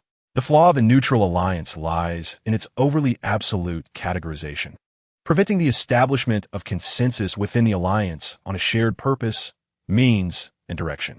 This is akin to a peculiar creature with two heads, where the internal strife consumes more resources than the revival plan itself. If ideological and conceptual unity is not achieved, it is likely that Cybertron will not accomplish anything significant before its self-repair. Optimus Prime read over the peculiar factions of the Neutral Alliance several times before finally grasping the chaotic nature of the neutral forces. A level of disarray that exceeded his expectations despite having heard Ling Xiao's explanations previously. Curiosity piqued. He hesitated before deciding to leaf through the earlier entries. Vast swathes of political and historical observations and critiques unfolded before him, each phrase a gem, incisively addressing the core issues, leaving Optimus Prime feeling somewhat inadequate. He set the journal down, flipped back to the original page, and began studying the other two books. One of the books was utterly incomprehensible, while the other seemed to serve as a handwritten counterpart to the previous text, resembling a translation for comparison. Casting another glance at the neatly arranged books throughout the room, Optimus Prime stepped out of Ling Xiao's chamber. In his youth, he harbored a dream that required no vast space, merely a nook to accommodate a charging bed and the cherished books he adored. Such a simple dwelling sufficed. However, as he ascended to leadership, he drifted further from that dream. The sight of Ling Xiao's extensive collection of books stirred a sense of nostalgia within him, though he could not articulate the source of his emotions. Upon returning to the base's hall, he found Ling Xiao still reclined upon the medical bed of the ambulance. He lay in serene tranquility, exhibiting the calm demeanor he was known for. Yet this was not a favorable omen. The temperature had dropped, but he remained unresponsive. Training would be temporarily suspended.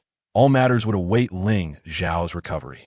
Star domain, vast and desolate. The curvature of space-time in this realm diverged significantly from reality. Over an almost interminable duration, a continuous flow of information was organized, absorbed, and integrated, culminating in a substantial framework. This sensation was initially jarring. His head felt ablaze as an overwhelming deluge of knowledge was forcefully poured into his CPU, akin to an unyielding parent reshaping his consciousness into an alternate form. Though it was a beneficial transformation, enduring this process was perilously daunting. The information seemed to sense all his physiological responses, slowing as he faintly perceived the whispers of demons heightening in agitation, only to resume their pace once the murmurs faded into silence. The protracted processing culminated when he awakened, opening his optical lens to behold the ambulance's orange armor. How do you feel? Huh? You truly frightened us.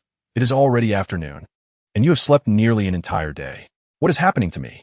You had a high fever that has only just subsided. I was almost tempted to pile ice upon you. I apologize for causing you concern. It is a relief to see you well, the ambulance sighed, his gaze catching the red and blue paint of Optimus Prime, who promptly turned his head. Optimus, he has awakened. Ling Xiao sat up from the bed, patting his slightly swollen CPU. I'm truly sorry, Ling Xiao. Ling Xiao felt as if struck by lightning, and indeed, the ambulance turned to look at him. Optimus Prime approached the medical bed, sitting beside him, his expression complex. I had previously noted your mental state was less than optimal, and I inadvertently compounded your burdens, leading you to illness. Although I am uncertain of the exact cause, my fever today was not due to overexertion. I merely felt as though I had traversed a lengthy dream, though the details elude me. Regardless, you must refrain from training for the next few days. Rest well. No matter how important training may be, it pales in comparison to your health. Well, all right. Observing Optimus Prime's earnest demeanor, Ling Xiao felt a flicker of amusement, but stifled it. It certainly does not seem to stem from overexertion. However, have you been staying up late reading? The last time I read was during my lunch break. It was not due to poor sleep at night, but rather a sudden epiphany from the knowledge repository. I noticed you possess a considerable number of books in your room, yet one must approach reading with moderation. Ling Xiao felt as though he were merely a child, for even in his idleness, his parents would admonish him with unfounded concerns. He shrugged it off, returning quietly to his small haven. Upon entering, he noticed that the door seemed to be malfunctioning, but weariness overcame him, and he paid it no heed. With the door ajar, he collapsed onto his charging bed. A glance at the bedside notebook revealed faint creases, indicating that someone had curiously perused its contents during his slumber. Fortunately, he had written nothing of significance regarding this place, and he dismissed the matter. Fatigue surged within him, and memories flooded back. Did you make this with your own hands? Yes. Does it resemble you? It's so adorable. I love this little thing. I'm glad you like it. Your craftsmanship is remarkable. If only I could create so many things. When you have some free time, come over and we'll make something together. I'm practically idle every day. Those little rascals are quite foolish, and it may take decades before one of them calls for my arrival. Speaking of which, I believe I am on the list of potential arrivals this time. Don't frighten me. Your rank is higher than mine. If you go, how could I possibly escape? The entity will keep you here since you refuse to engage in battle. Have you forgotten about that one who was sent away recently? How utterly distasteful. When shall we return to our own kin's territory? Perhaps after fulfilling the contract. That is Primus's agreement, and we are powerless against it. If you depart, I will be left without a single friend. If you miss me, come visit. Even in my absence, someone will always be here to watch over. Indeed, few would care for my meager possessions. I shall guard your library for you. Upon awakening, Ling Xiao groggily rose, feeling considerably better today. Yet, the hazy figure from his dreams lingered in his mind, tantalizingly familiar, yet he could not recall anything concrete. After a moment's contemplation, he remembered his notebook. Fortunately, the subtle creases had halted on the page following the crucial one, where he had jotted down snippets of dialogue from his dream. Though seemingly trivial, he sensed that these fragmented memories held significance, yet they did not seem to belong to him. Have we scoured Cybertron? We have, but found nothing. There is nothing here, judging by the dust's thickness. They must have departed long ago. Captain, this is the last location. I am aware, but the leader wishes to widen the search area. Could they be among the underground factions? The surface is nothing but ruins. To acquire energy, we must delve deep below for remnants. The leader's brother is not one to be insulted lightly. I spoke out of turn. Xiao Tong surveyed the barren room, personally assessing the dust's density. They left a long time ago. Next search target, descend underground. Understood. I shall prepare for that. Xiao Tong approached the charging bed, endeavoring to uncover some traces amid the remnants left in the room, yet found nothing, absolutely nothing. Perhaps this bed was merely a memorial for the esteemed leader, considering that within the entire clan, apart from the lady and the leader himself, few were aware of his existence. With the lady's demise shrouded in mystery, the leader remained the sole figure of his concern. Had he not ascended to the second highest position, he would have remained oblivious to the fact that the leader had a biological brother who was also a descendant of the skilled craftsman urgently awaiting repatriation. Reflecting on this, he exited the cramped space, idly observing others engaged in their tasks. The ingrained habits of the craftsman's lineage ultimately manifested repercussions upon himself. How could the forsaken clansmen willingly return? Even if they were located, he surmised they could only be forcibly brought back. Moreover, those who had already drifted into the vastness of the universe, bearing grievances in their hearts, would certainly not return, given the family's haughty demeanor. Chapter 15. Twilight. It was yet another leisurely day, as two prominent figures had commanded him to rest for several days. Ling Xiao lazily arose from his bed, suddenly recalling the hard drive he had previously unearthed from the pile of documents. He retrieved it and initiated the system's decoding, watching the sluggish progress bar as his curiosity intensified. He considered that he ought to find something to occupy his time, pulling out his journal and a book, intending to read for the day. The completion notification of the decoding abruptly snapped him from his day's agenda. The contents of the hard drive were chaotic, containing sword manuals, a medley of peculiar articles, and, ultimately, a collection of photographs. In one of the pictures, a young man, strikingly resembling Ling Xiao, stood on a ceremonial platform, exuding an air of solemnity and maturity. Flipping through several more, he discovered that most captured the highlights of his elder brother's moments. Suddenly, he stumbled upon something extraordinary. As he continued to flip through, a series of images revealed an alarming repetition. Pictures of Ling Xiao engrossed in reading, evidently taken surreptitiously. Further along, his optical lens abruptly zoomed in. There was a photograph of him sleeping, seemingly intoxicated and utterly oblivious. How could such an embarrassing image find its way here? Photos of him munching on energy bars and sipping beverages were still acceptable, mere glimpses into daily life. Yet, how could he have been captured in a vulnerable state while asleep beneath the covers? Ling Xiao's CPU buzzed with a sudden realization, brother complex. Unable to endure another glance at those mortifying scenes, he tossed the hard drive into the system space and hurriedly exited the room with his book in hand. Seated in the base's hall, he attempted to read and translate, yet found himself ill-fitting within the cacophonous environment. Nevertheless, he paid no heed, his mind preoccupied with the curious methods behind those candid photographs. After scribbling a few pages, Ling Xiao could no longer bear it. He set his journal aside, intending to take a stroll, only to find Archie curiously fixated on the document. Is this ancient Cybertronian? Indeed, do you recognize it? Ling Xiao replied her in a calm manner, yet his heart surged with a tempest of emotions. Henceforth, he could no longer employ the ancient language of Cybertron in his writings. Unfamiliar, yet recognized. Are you translating this book? Fortunately, there remain coded languages to utilize in the future. Archie glanced at the translations in his notebook, but Ling Xiao paid her no mind, rising to depart. Engrossed in her observations, Archie was startled to find Ling Xiao had vanished. The prose was quite exquisite, rendered in a manner that was both accessible and comprehensible. Closing his notebook, Archie took Jack along for their reconnaissance mission. Oh, had I known, I would have brought along some insect repellent. The mosquitoes encountered during this mission are as large as vampire bats. They feast upon blood at their leisure. You seem quite adept at outdoor activities, Jack. Are you mocking my survival kit? Perhaps. While I may lack a metallic shell to ward off insect bites in the blink of an eye, I can prepare a quick meal of cheesy macaroni using my multi-functional folding knife and magnesium fire starter. You have your tools, and I have mine. Suddenly, the detector emitted a series of beeps. Oddly, the ambulance's scan results were remarkably precise, yet the subterranean readings of the energy deposits were not as high as indicated. Archie hastened a few steps in the direction of the signal, until she beheld the trajectory of the downed spacecraft. What is happening? Emergency landing. Archie, contemplative, instructed. Stay behind me and tread carefully. Is it an Autobot or a Decepticon? It is difficult to say. You wait here. Ambulance. Request to activate the land bridge. When Ling Xiao heard Archie's voice once more, he glanced at the control panel and resumed his translation work. Archie and Jack returned, laughing and chatting. She approached the ambulance and briefly outlined the reconnaissance findings before instinctively heading towards the hall. Bumblebee and the Partition were engrossed in the exhilarating game played by Mickey and Raffi, creating a lively atmosphere. In this light, Archie felt that Ling Xiao, who was hidden away in the corner of the hall with his book, seemed somewhat out of place. Ling Xiao was well aware that Archie had encountered Black Widow today, Yet that was part of her journey of growth, irrelevant to him. He suddenly recalled the overarching theme. Megatron's attitude towards Arcee and Black Widow was indeed worlds apart.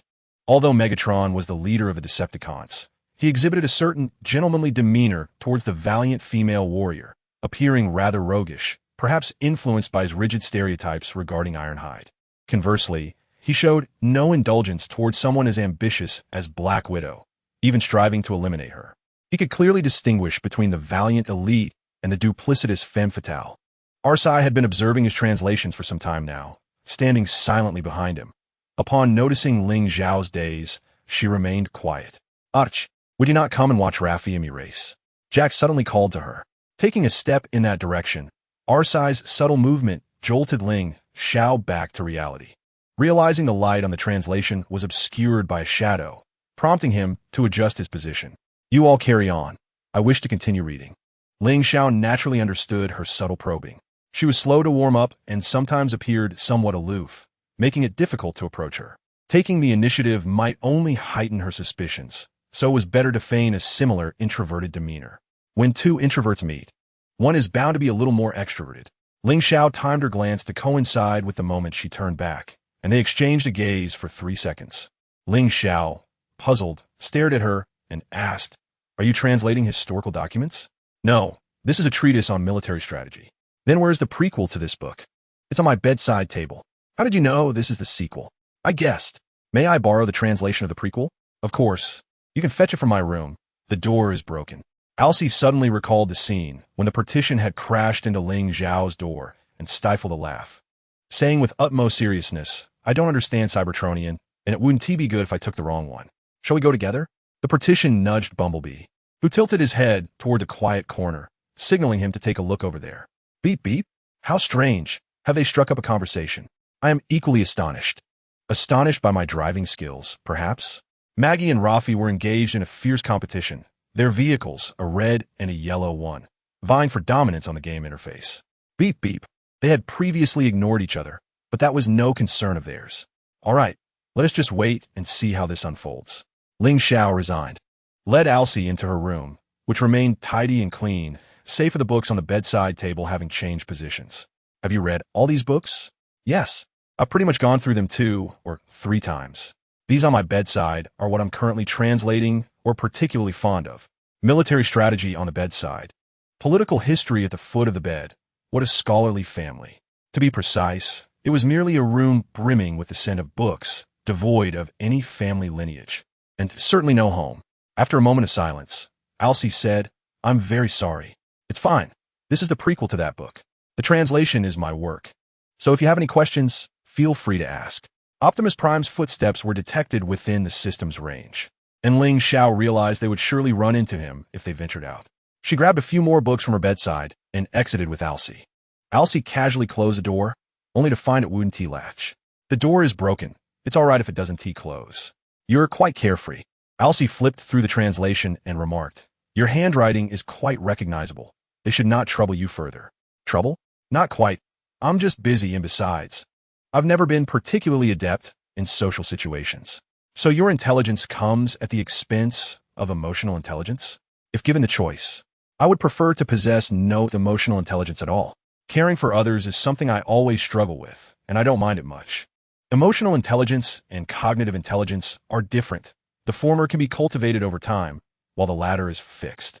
Optimus Prime slowed his pace from a distance, observing the two as they walked side by side with their books, and he could hear most of their conversation.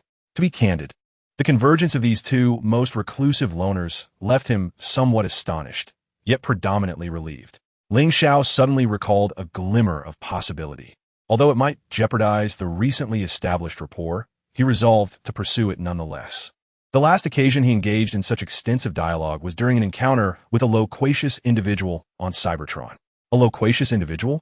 Alcee immediately conjured images of that red machine, finding it rather peculiar to converse with someone so garrulous. The incessant chatter could be bothersome, and the absence of dialogue felt unfamiliar, yet she mused. She was not particularly loquacious herself.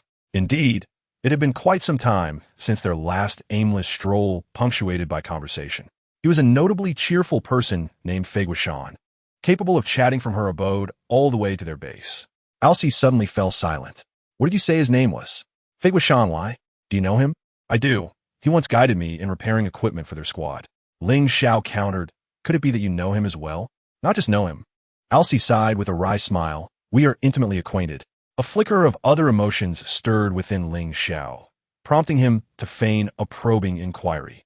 Something has happened to him, hasn't it? Indeed, it is regrettable. He has fallen victim to the malevolence of the Decepticons, unable to return to the Allspark. Now, it was Ling Xiao's turn to lapse into silence. After a brief pause, he continued to walk alongside Alcee towards the hall. His grave is on the rooftop. They traversed the path in silence. Ling Xiao remained ensconced in a corner, engrossed in translating ancient family tomes. Although Alcee perused the pages, her thoughts drifted elsewhere, fixated on a singular page for what felt like an eternity. Ling Xiao inwardly regretted mentioning Feiguishan. It was a tender vulnerability for her, akin to a protective barrier. And having just experienced such events with Jack, he could vaguely sense the echoes of fate. Perhaps it would benefit her to find a moment of calm. The scratch of his pen persisted, the pages of the tome turning one by one, as time quietly slipped through his fingers. It was not long before the children were to be sent home, leaving only him and the ambulance within the base. Optimus Prime seemed preoccupied with some task, at times so engrossed that he was as elusive as a phantom, while at others, he would abruptly appear in the lively hall, only to quietly retreat from their presence, preferring solitude. Occasionally, Optimus would materialize behind him, perhaps entering through a corridor at an angle, silently joining him in his reading or observing his translations until he edged closer, inadvertently obstructing the light from the book or desk. Only then did Ling Xiao realize he was standing there. This corner was not far from the hall. He could hear their raucous chatter. Sometimes Bumblebee and the partition would venture nearby, and upon seeing the two engrossed in their quiet reading, would begrudgingly retreat to watch the children play games. Such moments of tranquility were rare, and the efficiency of the ambulance's work had reached its zenith, even as the tasks neared completion. Ling Xiao, you seem to be in fine form today. What are you writing? I am translating some ancient texts. It is quiet now. Make the most of this time to write. You have patrol duty the day after tomorrow, so be sure to get to bed early these next couple of nights. Understood. The ambulance's joints are stiff today. I didn't encounter any procedural issues. I shall retire for the evening now. Do not overexert yourself. The ambulance returned to the charging area, leaving him alone in the hall, a quietness that was somewhat disconcerting. In this serene environment, he translated efficiently for what felt like an eternity. Just as he was nearing the completion of a page, Ling Xiao paused to stretch his muscles before resuming his writing. A faint and familiar sound of footsteps approached from a diagonal behind him. On a raucous day, he would have certainly missed it, but the stillness rendered every sound pronounced. Curiosity piqued. Ling Xiao playfully shifted the documents piled beside him, sank into the corner, and tilted his body slightly, allowing his pen to skew and turning off the optical lens, revealing the unfinished half of the translation. As the footsteps drew nearer, Ling Xiao became completely engrossed, deserving an Oscar for his performance. The footsteps halted momentarily, then resumed, indicating that the figure had taken his usual position behind him. Ling Xiao, Optimus Prime, gently shook him, nearly breaking his facade, but he feigned a light slumber. He heard the leader behind him let out a resigned sigh, followed by a moment of silence. The translation document shifted, clearly indicating curiosity about the content. The political discourse was a subject of considerable interest to Optimus Prime.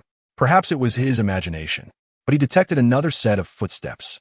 Optimus Prime appeared captivated, his reading pace notably slow, as the footsteps approached without him releasing his grip on the document.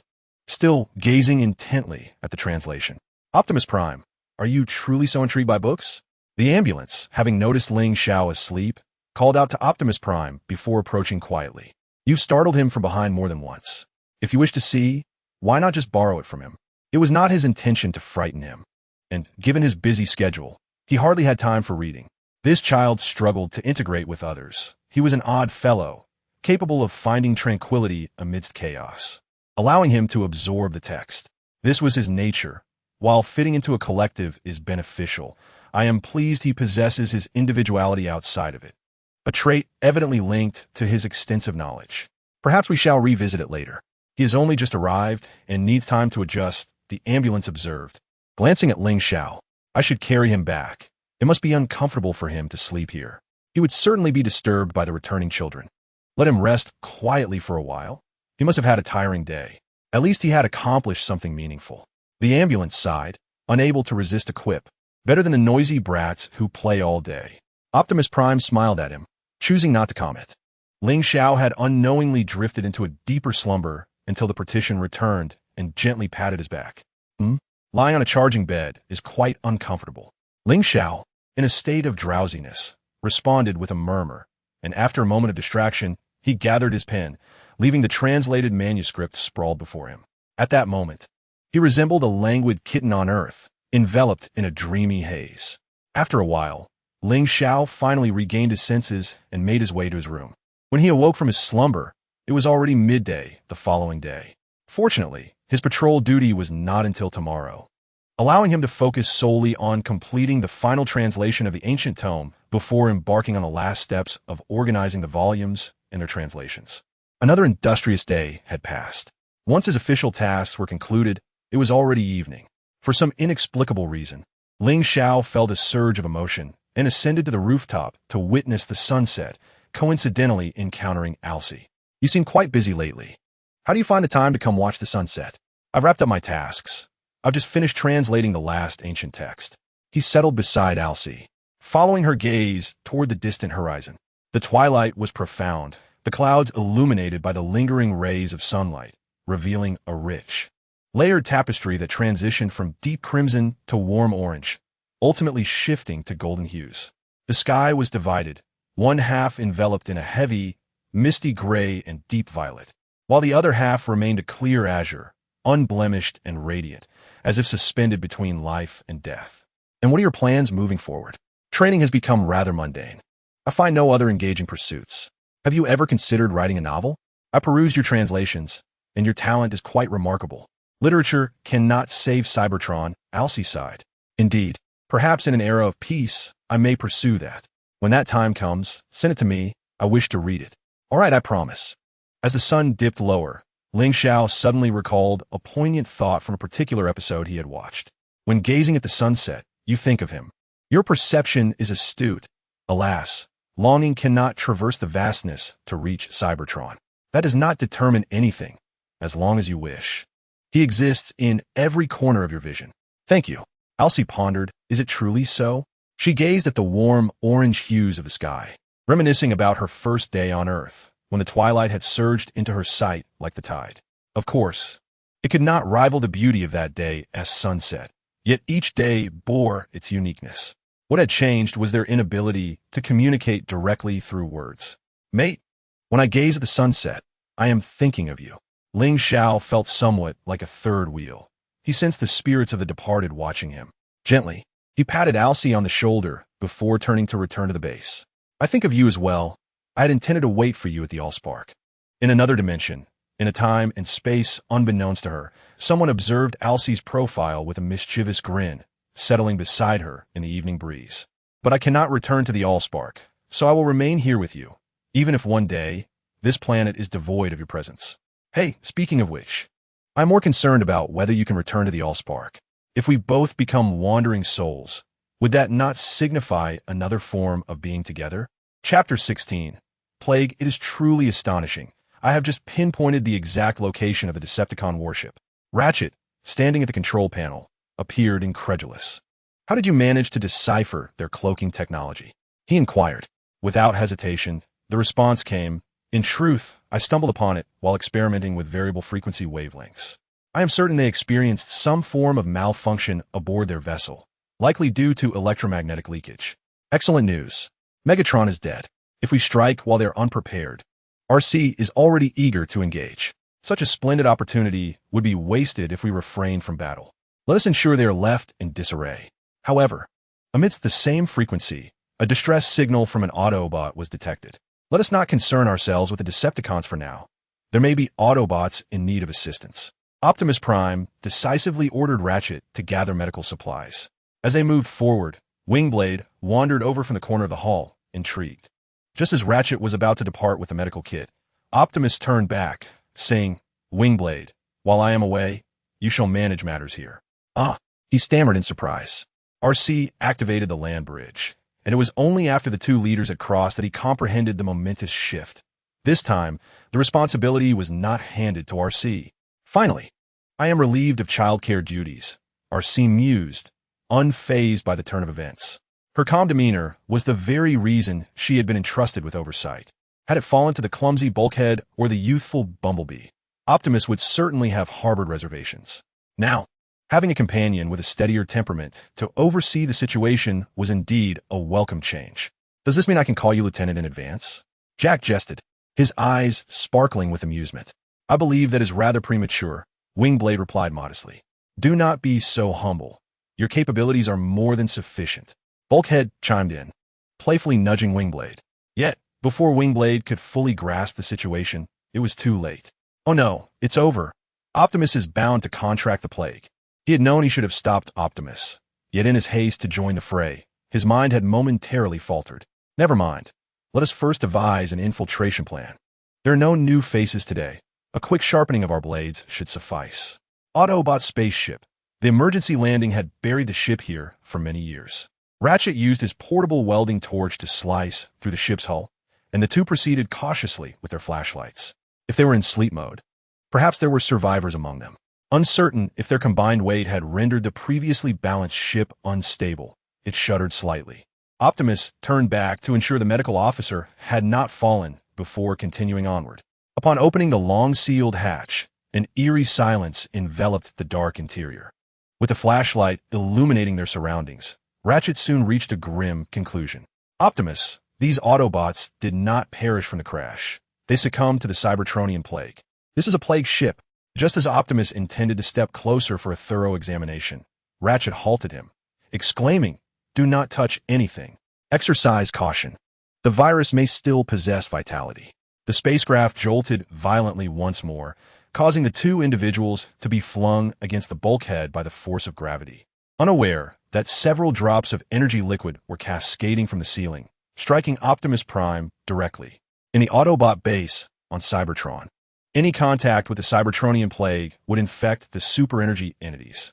How could a plague exist aboard the Autobots' vessel?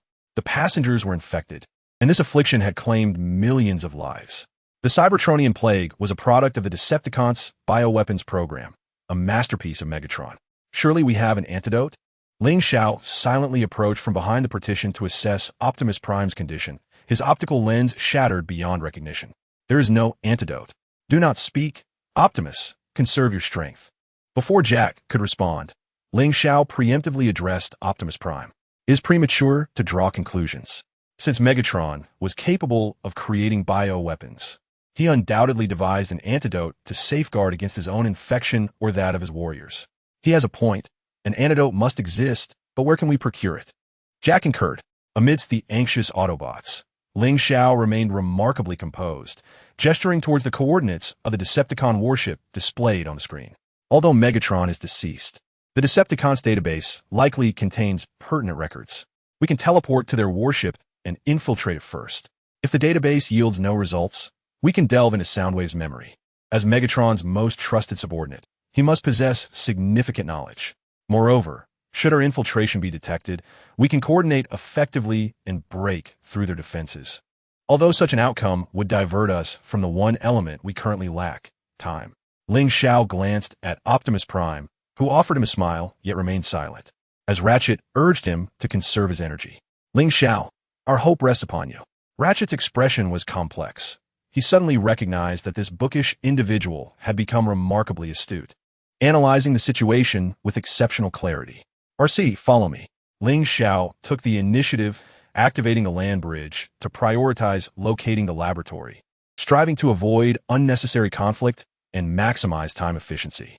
I concur, RC replied succinctly, with Bumblebee trailing closely behind. The bulk of the partition was not the most suitable candidate for this mission. Ratchet, have you been infected? No. Ling Xiao resembles my younger self. Indeed, he perceives matters with unnerving clarity. The partition stood contemplatively aside, pondering the absence of an antidote when RC's voice resonated through the communicator. Are you certain, RC? Ling Xiao had already employed every conceivable algorithm. Ratchet, we cannot locate it. Search once more. Something must have been overlooked. Perhaps Soundwave's memory may hold the key. Ling Xiao ceased the search and turned to Bumblebee. What is it? Bumblebee pointed towards the figure behind the door. Megatron? Did he not perish in the explosion? Ling Xiao's tone was somewhat indifferent, lending an air of peculiarity to his words. I put an end to him. Arsai approached slowly, her weapon morphing into a more menacing form, indicating her intent to act decisively. No, he possesses value. He is on the brink of death, sustained solely by life support systems. A single shot could extinguish his existence. Provide me with a compelling reason not to eliminate him. The one with the highest authority is often the most knowledgeable. I wager his memories contain clues to the antidote. Ling Xiao remained composed, sharing a glance with Arsai before venturing forward. He hoped that the Decepticons would refrain from employing any technological subterfuge. Issues had previously arisen with the Neutral Alliance. Are you suggesting that as long as he retains control over the technological permissions, there exists a possibility that his memories hold the antidote? Precisely. Moreover, in his current semi-conscious state, connecting to his cerebral cortex is quite feasible. Observe, his thoughts remain active. Who knows what schemes he is concocting? The equipment necessary for a cerebral cortex connection. Let me search for it. Ling Xiao immediately commenced a search within the laboratory for the requisite conduit. Bumblebee prodded him. Are you truly going in? Ling Xiao furrowed his brow. Bumblebee, the cerebral cortex connection is no trivial matter. A moment's carelessness could scorch the neural network. Beep beep. I am aware, yet I excel in reconnaissance. Bumblebee, do you really wish to proceed? Rafi's voice came through the base's communication system. He is the finest scout, the soldier remarked regarding Rafi. Bumblebee, I have only conducted a single cerebral cortex connection experiment. Ling Xiao fixed his gaze upon him. Bumblebee earnestly met Ling Xiao's optical lenses, nodding emphatically. Beep, I trust you. Reluctantly, Ling Xiao acquiesced and collaborated with Arsai to complete the cerebral cortex connection, the two retreating into a narrow space while safeguarding Bumblebee, who was still engaged in the connection. On the battleship bridge, why has the electromagnetic field barrier yet to be repaired? Red Spider gesticulated in a frenzy. The maintenance crew is working diligently, came the response. Red Spider, exasperated, chastised the speaker. We are at risk of exposure. The Autobots need only access a specific frequency wavelength to effortlessly pinpoint our location. Hasten the repairs. Yes, my Lord Red Spider. The soldiers dispersed, unwilling to engage with their agitated acting leader. The doctor has arrived, one announced. How fares the patient today? Red Spider recalled the individual lying on the medical bed, tubes protruding from him, a smirk of satisfaction creeping onto his face. Same as always, appearing as a mere vegetable. It is a pity to lament his misfortune. Yet one cannot help but feel anger for his lack of ambition. On the contrary, while Megatron's body lay lifeless, his mind was remarkably alert. Do not speak of that damn Soundwave. His eyes and ears are exceedingly sharp. He serves as the Decepticons' broadcasting station. As long as Megatron remains in slumber, they will be thrown into disarray. The Decepticons need both a robust and sagacious new leader. Simultaneously, they require a loyal second in command. Two individuals conspired loudly as the Red Spider approached with a sinister smile. No merit, no reward. To ascend to this position, one must make a contribution. You know what must be done, do you not? I shall grant him a swift end. Rest assured, my lord. If you offer a peach, I shall return with a plum. Fortunately, Ling Xiao was not present. Otherwise, he would undoubtedly label the Little Red as a quintessential villain. His demeanor and speech exuded a grotesque and sinister aura, embodying both madness and ambition in a vividly three-dimensional manner. In this tense atmosphere, Ling Xiao was already prepared for battle. It seemed somewhat fated that the Decepticons he had encountered would all converge today, with two of them being his first-time hosts here. Albeit their welcoming methods were rather impolite. He suddenly recalled the Jack, who was likely wandering through the cosmos at that very moment. Optimus Prime's life signs were gradually fading. He could no longer speak. As footsteps drew nearer, Ling Xiao became immediately alert, grasping his firearm and glancing at the doorway. Knock him down. Could you, from an expert perspective, provide some medical advice for Soundwave? It would serve as a historical record. Simply put, barring any unforeseen circumstances, Megatron would remain in a state of eternal, suspended animation. Imprisoned in his own body, Megatron would not wish to face the world in such a manner. It was akin to a living hell. Soundwave gestured towards a nearby data monitoring board. Brainwave activity does not confirm consciousness. He is merely trapped in a nightmare from which he shall never awaken. Soundwave. May I interpret your silence as an endorsement of Knockdown's medical proposition? The red spider gradually approached the medical bed. Speak quickly, or I shall make the decision to withdraw. Withdraw. I shall withdraw. Ling Xiao and RC simultaneously aimed their guns at the red spider's hand, suddenly struck by an idea. It is time to employ my talents. Just as he was about to activate his abilities, the system's alert rang incessantly. Main storyline cannot be interfered with in four-dimensional space. Abilities have been disabled. How vexatious. Now, he could only proceed cautiously.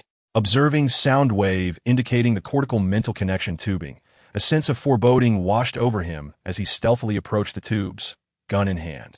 The atmosphere grew tense. We have the antidote. Sever the connection. The ambulance shouted through the communicator, as the base's screen enhanced the clarity of the equation in Megatron's grasp. RC hastily adjusted the connections on Bumblebee's head sculpture and glanced at Ling Xiao. Their eyes met, both remarkably calm. They realized the cortical mental connection had been severed. Ling Xiao smiled, and, in the instant their gazes locked, fired to disrupt the tubing. Autobot is an Autobot. The red spider first jumped back warily, then lowered himself to peer downwards. Seizing the opportunity while he was momentarily distracted, Ling Xiao dashed forward, scooping up the still-dazed Bumblebee and sprinting towards the land bridge. Alcee gazed as Bumblebee was carried away. A heavy weight finally lifted from her heart. Excuse me. A precise shot struck Megatron's spark chamber, and Alcee leaped back, being caught securely by Ling Xiao, while Bumblebee cheered exuberantly beside them. After setting Alcee down, Ling Xiao immediately approached the ambulance to assist in preparing the antidote. Beep beep. Marvelous. We have succeeded. Indeed, it is thanks to a calm deputy amidst the chaos, and also to you. Beep. Bumblebee gestured towards Ling Xiao, who remained unruffled, diligently examining the array of chemical agents. I'm not as composed as he is, Bumblebee. While you were in Megatron's mind, I could hardly keep my cool. Promise me. Next time, do not act so recklessly. Beep. Ambulance, come lend a hand. Ling Xiao meticulously followed the formula for the antidote. The quantity of that vial was unmarked, necessitating multiple trials. Let's start with 11, and I will fetch a few more. The ambulance instinctively complied with the instructions. Ling Xiao first divided the partially completed antidote into vials, then repeatedly reviewed the formula at the operating table, confirming nearly every step. Absorbed in his task, yet maintaining an air of tranquility. We must hurry, Ling Xiao. The ambulance is becoming anxious. Optimus cannot hold on much longer. Ambulance. The antidote's formula is intricate, requiring high precision. Otherwise, the chiral molecules in the byproducts could endanger Optimus's system, transforming the antidote into a poison. Ling Xiao patted his shoulder. Looking at me. Calm down. After locking eyes for a few seconds, the ambulance exhaled sharply and continued to prepare the antidote. A few hours later, the ambulance supported Optimus, helping him rise from the medical bed. Stand up, but take it slowly. Amidst the applause and cheers, Optimus smiled at his old friend. Let us reserve the applause for my doctor, the ambulance. He turned to find Ling Xiao and my deputy, along with my scout, Bumblebee, still holding the reagent bottles. Another round of jubilant cheers erupted. In the midst of the bustling celebration, Ling Xiao felt a twinge of discomfort. He performed a symbolic bow and retreated to his corner, quietly engrossed in his book. It was not his moment, he thought. As everyone praised Bumblebee, he silently stepped back, returning the spotlight that rightly belonged to the young one. A gesture of the utmost compensation after having stolen some of the limelight.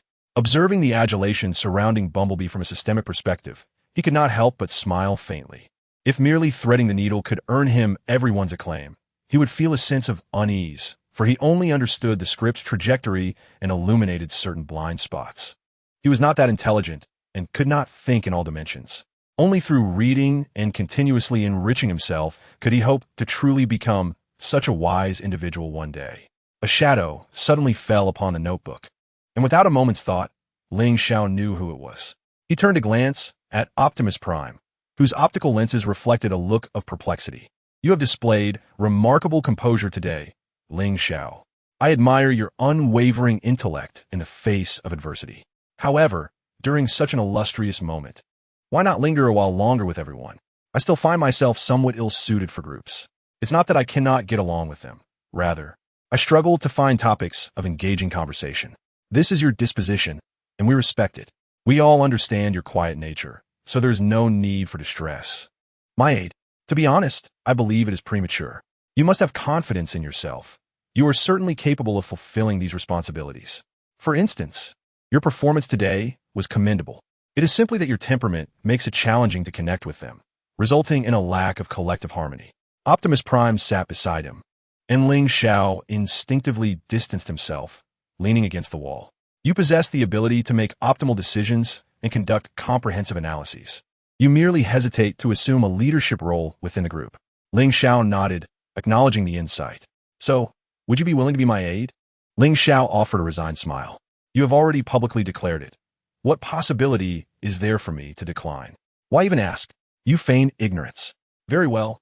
I shall endeavor to engage with them, Optimus Prime said, smiling as he rose to leave this corner that seemed to belong solely to Ling Xiao. Chapter 17. Resurrection. Ling Xiao was engrossed in his notes when suddenly a figure blocked the light.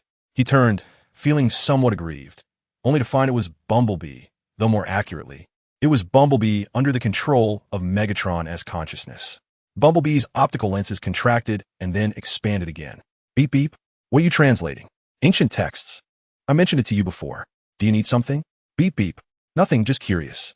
Ling Xiao felt a chill run down his spine, uncertain whether it was truly Bumblebee or Megatron observing him. He pretended to be engrossed in his translation. RC approached and patted Bumblebee's arm. What brings you to observe our scholarly companion translating ancient texts today?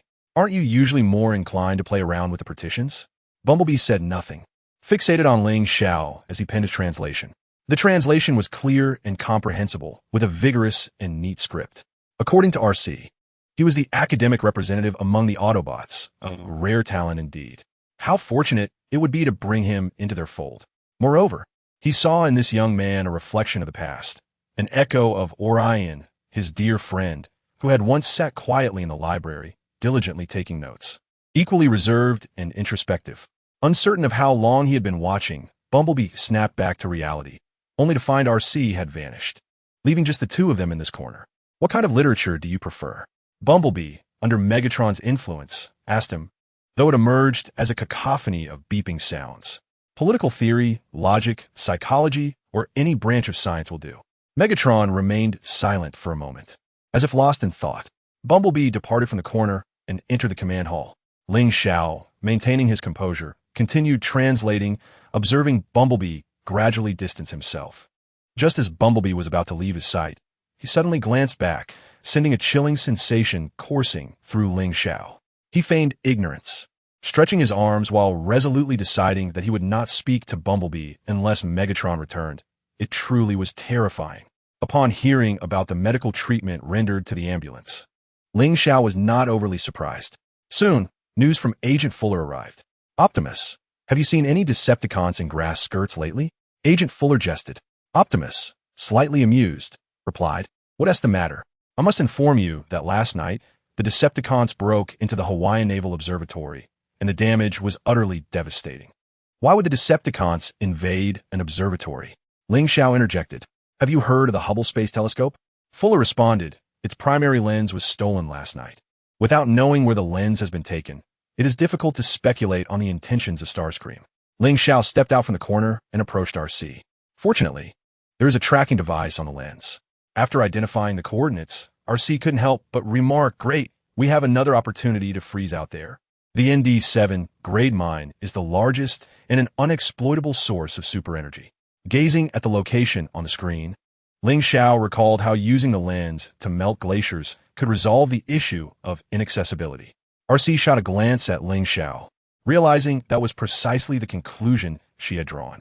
Ling Xiao reminisced about the domestic violence scene involving Megatron. How fortunate he was to witness it live today. It was indeed a grand amusement. The Arctic is vastly different from our last visit. It now resembles summer. The four of them clung to the glacier, covertly observing. Ling Xiao couldn't resist having the system capture this moment from its perspective. Look, that's not a pleasant sight. Autobots, do you recall the feigned retreat at Mo Xie Tiancheng? Ling Xiao queried, casting a puzzled glance at him and sharing a smile. He chose not to act alongside the panel in RC, but opted to maneuver from a blind spot of the Decepticons when a fiery justice descended. Launching the panel and RC into the air, he stealthily approached from the glacier, utilizing his camouflage. As he transformed and accelerated towards the Decepticon warship, he noticed Optimus leaping onto the vessel simultaneously. Starscream, with his back turned, fiddled with the lens. What an opportune moment. Ling Xiao smirked inwardly, and, as he descended, he fired several shots to incapacitate Starscream. Then, as Starscream turned to face him, he leapt forward and landed a powerful punch, shifting the lens out of alignment. With the obstruction removed, Optimus also leapt, shattering the lens in a spectacular display. During this period, Ling Xiao vigilantly observed the two defeated subordinates and an insignificant soldier. Certainly not missing the iconic slash of Optimus Prime. Truly a classic. In that very instant, the Red Spider vanished. Ling Xiao glanced at the unconscious Decepticon soldiers still dazed on the warship, utterly astonished. Ah, the scene of domestic turmoil has indeed made its appearance. Today's amusement is simply delightful. Ling Xiao regarded the formidable figure of Megatron, captivated by its presence. It was slightly more impressive than he had anticipated, somewhat fearsome, yet overall quite commendable. Witnessing it firsthand rendered it all the more surreal. Lord Megatron, have you recovered? Thank the merciful heavens. This is indeed a miracle. If you manage to survive under my hand, that would truly be a miracle, Red Spider. Having observed the entire spectacle, Ling Xiao found himself exposed under Megatron's gaze, unflinchingly watching him strike. Autobot, it would be wise for you to understand your place, Megatron remarked, still gripping the Red Spider. He held a certain fondness for this unassuming Autobot, perhaps due to the projection of a dear friend, yet this did not imply he welcomed spectators during personal matters. Well, I am unfortunate enough to miss this beautiful scene, Ling Xiao said with a hint of resignation, tilting his head before transforming back to vehicle mode and returning to the glacier. Optimus Prime, clearly swifter in his reactions, had already departed from the Decepticon warship, although he had lingered for the sake of witnessing the spectacle and seeking amusement. Appreciating the aesthetics of violence, Megatron laughed heartily, seemingly particularly pleased with the odd intonation of "sir" from the newcomer.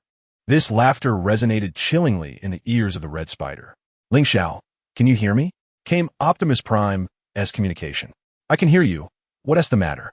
How goes it on your end? I'm on the glacier. It will take some time to descend. All right, as long as you're safe. Optimus Prime felt relieved, then inquired whether the ambulance had arrived. Do you have a way to remotely activate the land bridge? I fear I may need to contact Agent Foolet or operate from the ambulance cess panel. I had written in a remote key while reprogramming the system to prevent such scenarios, so there's no need to worry. Thoughtful as ever, truly impressive. The sound of the ambulance echoed through the communication. What a shame I couldn't witness Megatron finish off the Red Spider. Do you have a history with the Red Spider? Alcee asked him. You could say so.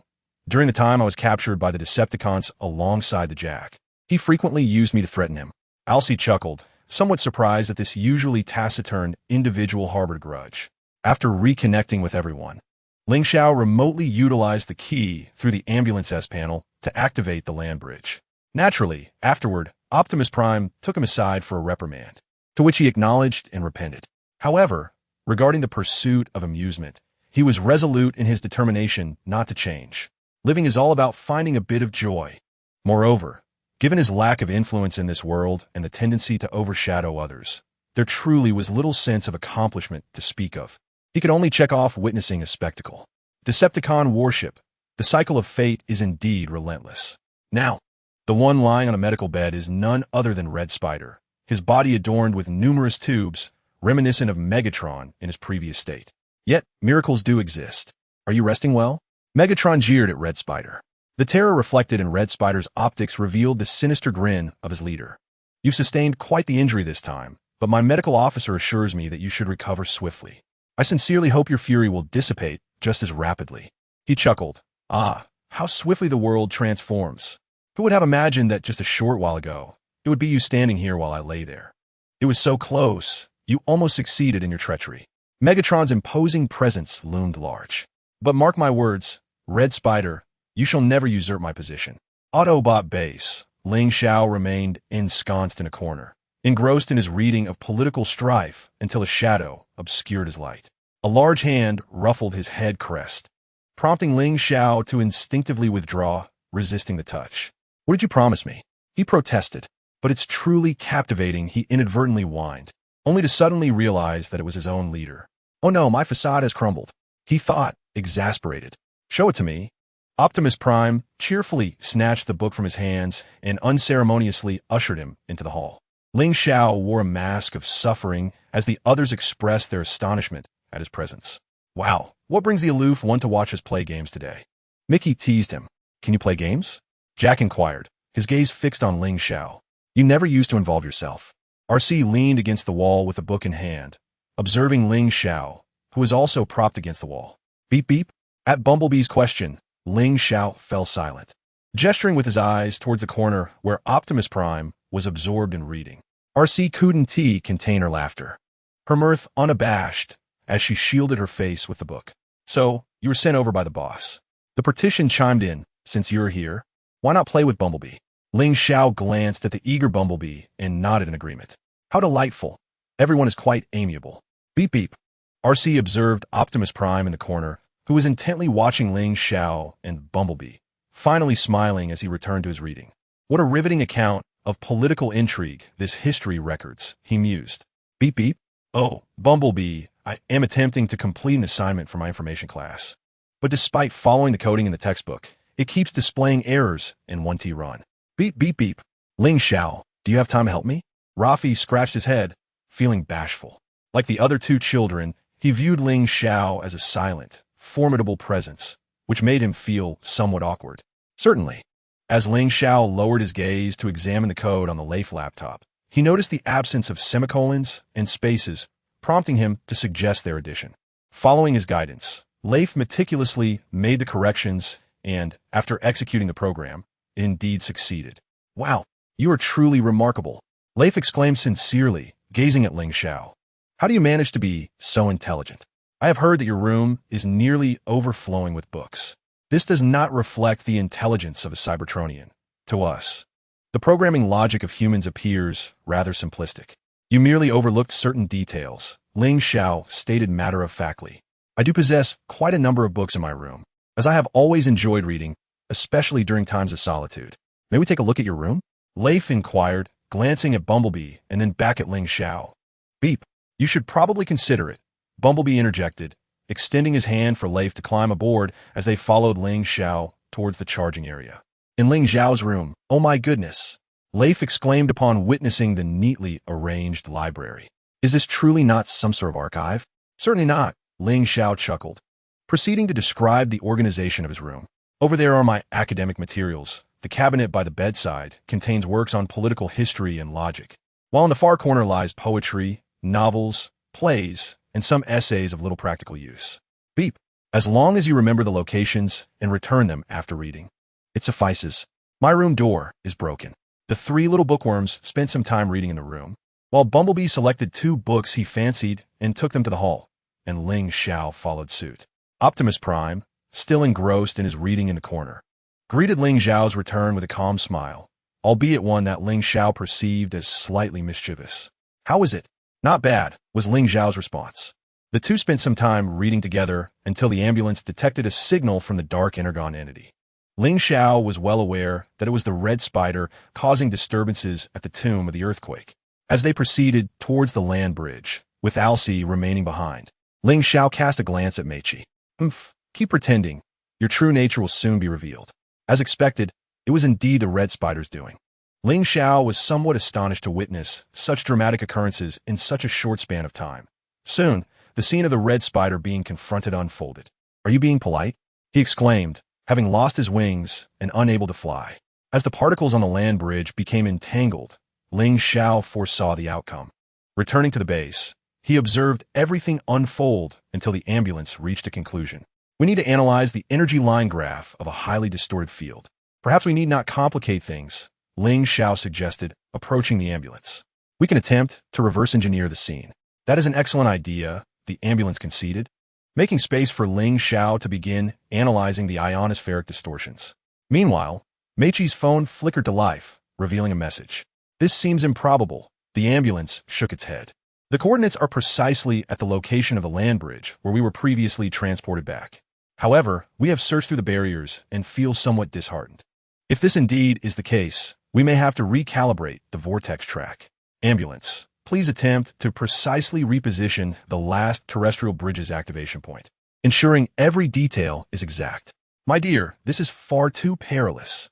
Ling Xiao slipped beneath the terrestrial bridge, adjusting its parameters. I understand, but we have no alternative. Let us proceed with this course of action. As the spectacle concluded, Ling Xiao returned to his corner to read, awaiting a kind soul to pick him up. The sudden notification from the system caused him to frown. He sincerely hoped it was not another side quest, as he already had an overwhelming mountain of them. Host has completed a side quest, gaining a leadership score of 5. Congratulations, Host! Your achievement level has risen, and rewards have been dispensed. Ling Xiao glanced once more at the task list. Aside from maintaining his character persona, there remained an unlocked main quest. If his previous actions had failed to trigger the main quest, where on earth might it manifest? Chapter 18. Old grievances when the barriers issued a task independently. Ling Xiao had his suspicions, yet he found himself lost in contemplation, unable to recall precisely which event it pertained to. It was not until he remembered the mech special operations team he encountered on his first mission that the script for the day began to come back to him. He continued to hide in his corner, waiting for a benevolent individual in the base to come along. Perhaps to Optimus Prime, he resembled a daft cat on Earth, awaiting a social butterfly to exclaim, "Family, we've found a cat. It wishes to accompany me home." It was not until Alcee called him to assemble that he stood opposite the barriers with the others, who had just received new instructions. Fortunately, Ling Xiao noted that nothing major was afoot with the barriers. Engaging the enemy alone was an act of folly. Optimus did not rebuke him directly, but rather reminded him with a tone of observation, urging him to remember this lesson. Compared to this, the errors committed by these young warriors in his view were far too numerous, and the nature of the barriers had always been thus. Firestorm ambushed me. I could have dealt with him. The obstinate barrier refused to admit any shortcomings. Do not move recklessly, warned the somewhat irritable ambulance. That fellow must have been pummeled by you, correct? Meichi, employing her secret technique, quipped, "Is this close enough? Did you not subdue him?" "I cannot recall. I fell. And when I regained consciousness, Firestorm was already gone. I only remember the sound of helicopters and possibly Agent Fuller." Departing the control room, Red Spider immediately gathered a team to rescue Firestorm, all while keeping an eye on Soundwave. This was hardly a matter of team spirit. His motive for rescuing Firestorm was twofold. He knew that defeating Firestorm would strengthen their relationship, and due to the current circumstances, he needed to cultivate this powerful warrior. If one were to insist on a third reason, it would be to avert potential risks. Though the Decepticons revered strength, they could not afford to be so indifferent. After all, if one of their own were captured by humans, and those wretched beings deciphered something, it would not merely be the Decepticon suffering. It would endanger the entire Cybertronian race. Autobot Base. This is the location where the partition can be found. The eastern Russian Kamchatka Peninsula, once a thriving land, has been reduced to ruins following a volcanic eruption 2 decades ago. Could it be those technological zealots? They are among the few humans aware of our presence on Earth. The partition and Mickey exchanged barbs, and eventually the partition was bested. The ambulance rebooted the coordinates of the land bridge. We must rescue the extinguished fire. Upon hearing this, the crowd murmured in dissent. Optimus Prime was at a loss as to how to articulate the situation when Ling Xiao interjected, halting the discussions. "Everyone, let us maintain our composure. This is not merely a matter of words." The ambulance glanced at Ling Xiao's composed demeanor and decided to listen intently, as did the others. In terms of strategy and awareness, Ling Xiao far surpassed them, and out of an instinctive respect for the deputy appointed by Optimus Prime, they ceased their debate. We must broaden our perspective. If the biological information of the extinguished fire falls into the hands of those lunatics, the threat will extend beyond the Decepticons. This is not solely about the extinguished fire and the Decepticons, but pertains to the survival of our race. Should our biological technology be deciphered by those madmen, it could give rise to a second mechanized special operations team, perhaps even countless others. Personally, I believe that humanity is both the kindest and most perilous species. For a fleeting moment, Optimus Prime displayed rare emotion before regaining his composure and nodding approvingly at Ling Xiao. At times, we must set aside personal grievances for the sake of shared interests. He surveyed everyone present, awaiting their renewed deliberation. You are correct, the ambulance acknowledged, stroking his chin as realization dawned upon him regarding this dilemma. RC merely nodded in agreement, catching the attention of Optimus Prime. Now, with the three most influential team members expressing their concurrence, the momentum shifted decidedly. During this collective discourse, Bumblebee had been mindlessly absorbing RC's insights, and the partition had no place in this cerebral exchange. The partition observed Ling Xiao, who remained remarkably composed, and suddenly felt a sense of unfamiliarity. Ling Xiao appeared to have undergone significant transformation, though he could not pinpoint the exact changes. Perhaps it was due to his initial impression of Ling Xiao, transitioning from swordsman akin to a jack to a strategist, which left him somewhat disoriented. Albeit, this was not the first time he felt this way. Ultimately, the partition was assigned by Optimus Prime to guard the home, joining the ambulance in the rescue mission. Naturally, Ling Xiao accompanied them, preparing for a swift charge as he observed the remnants of the extinguished fire. Everything progressed in an orderly fashion. To be honest, the partition was swayed by Mickey's persuasion. He himself was in a state of shock at the thought of rescuing his nemesis.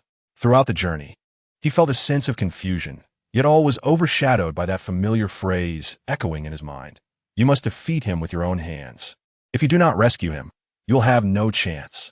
Honestly, when Ling Xiao caught sight of the image of Silas, he initially believed it to be a human version of the Red Spider. The two individuals appeared to be entirely different entities, yet they seemed to be manifestations of the same soul, merely inhabiting alternate forms of existence. Should the concept of parallel dimensions hold any truth, Ling Xiao would undoubtedly perceive these two as such. However, they existed within the same dimension but in disparate spaces. Thus, one could not claim them to be identical, only that they were remarkably akin, as if sculpted from the same mold. He was acutely aware that Silas had left behind a bomb, so before the footage left by Silas concluded, he took a few steps back. The sound of the bomb was neither too loud nor too soft, just audible enough to catch everyone's attention, causing a collective gasp. In that instant, RC and Bumblebee dashed away with surprising swiftness, even faster than he. Ling Xiao silently scoffed, taking refuge behind an obstruction, patiently awaiting the spectacle of the explosion, which promised to be a magnificent display. Now, how to locate the remaining components of the fire? RC inquired of the others nearby. Ling Xiao shook his head. He was unfamiliar with this area and could not guide them to their positions. They would have to wait for communication from the partition. Noticing Ling Xiao's indecision, Optimus Prime glanced at the ambulance just as a sudden noise broke the silence. He pressed the receiver button to connect the communication. The partition called for Optimus Prime, requesting rendezvous at his coordinates for support. The sounds of gunfire on the other end were intense, and Ling Xiao stood silently by, feeling an unprecedented sense of confusion and helplessness. He was merely a witness, yet he had not altered the overarching narrative in the slightest.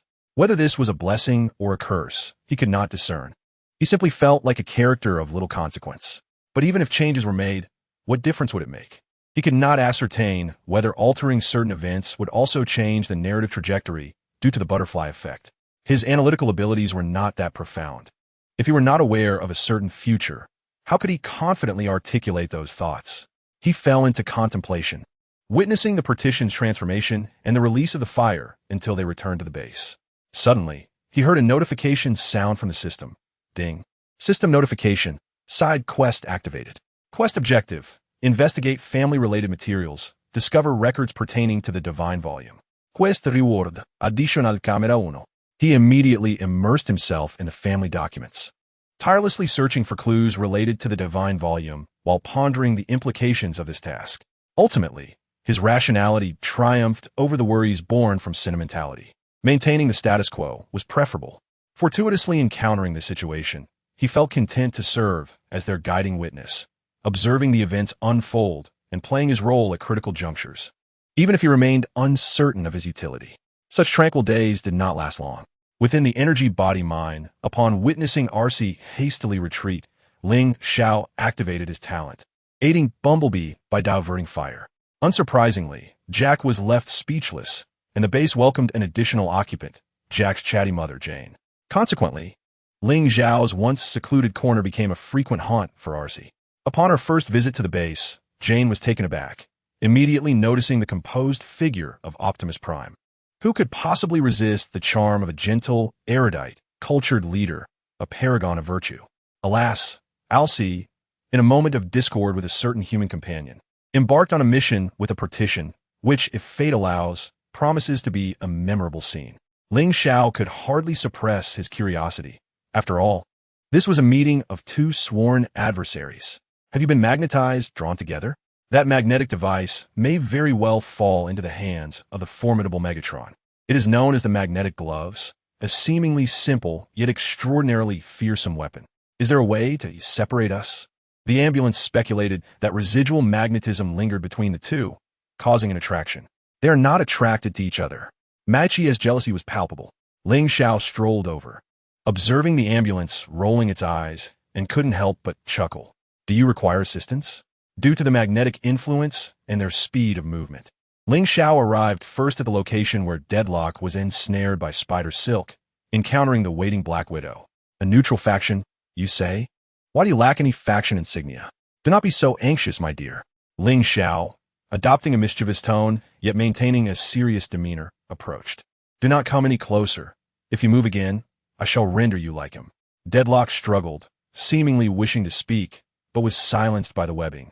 While Black Widow cast him a glance and reinforced the web, Deadlock intended to warn that this individual was one of the Autobots, but his frustration grew, leading him to abandon all pretense. His impression of Ling Xiao, aside from their encounter at the museum, was colored by the tales of his defeats.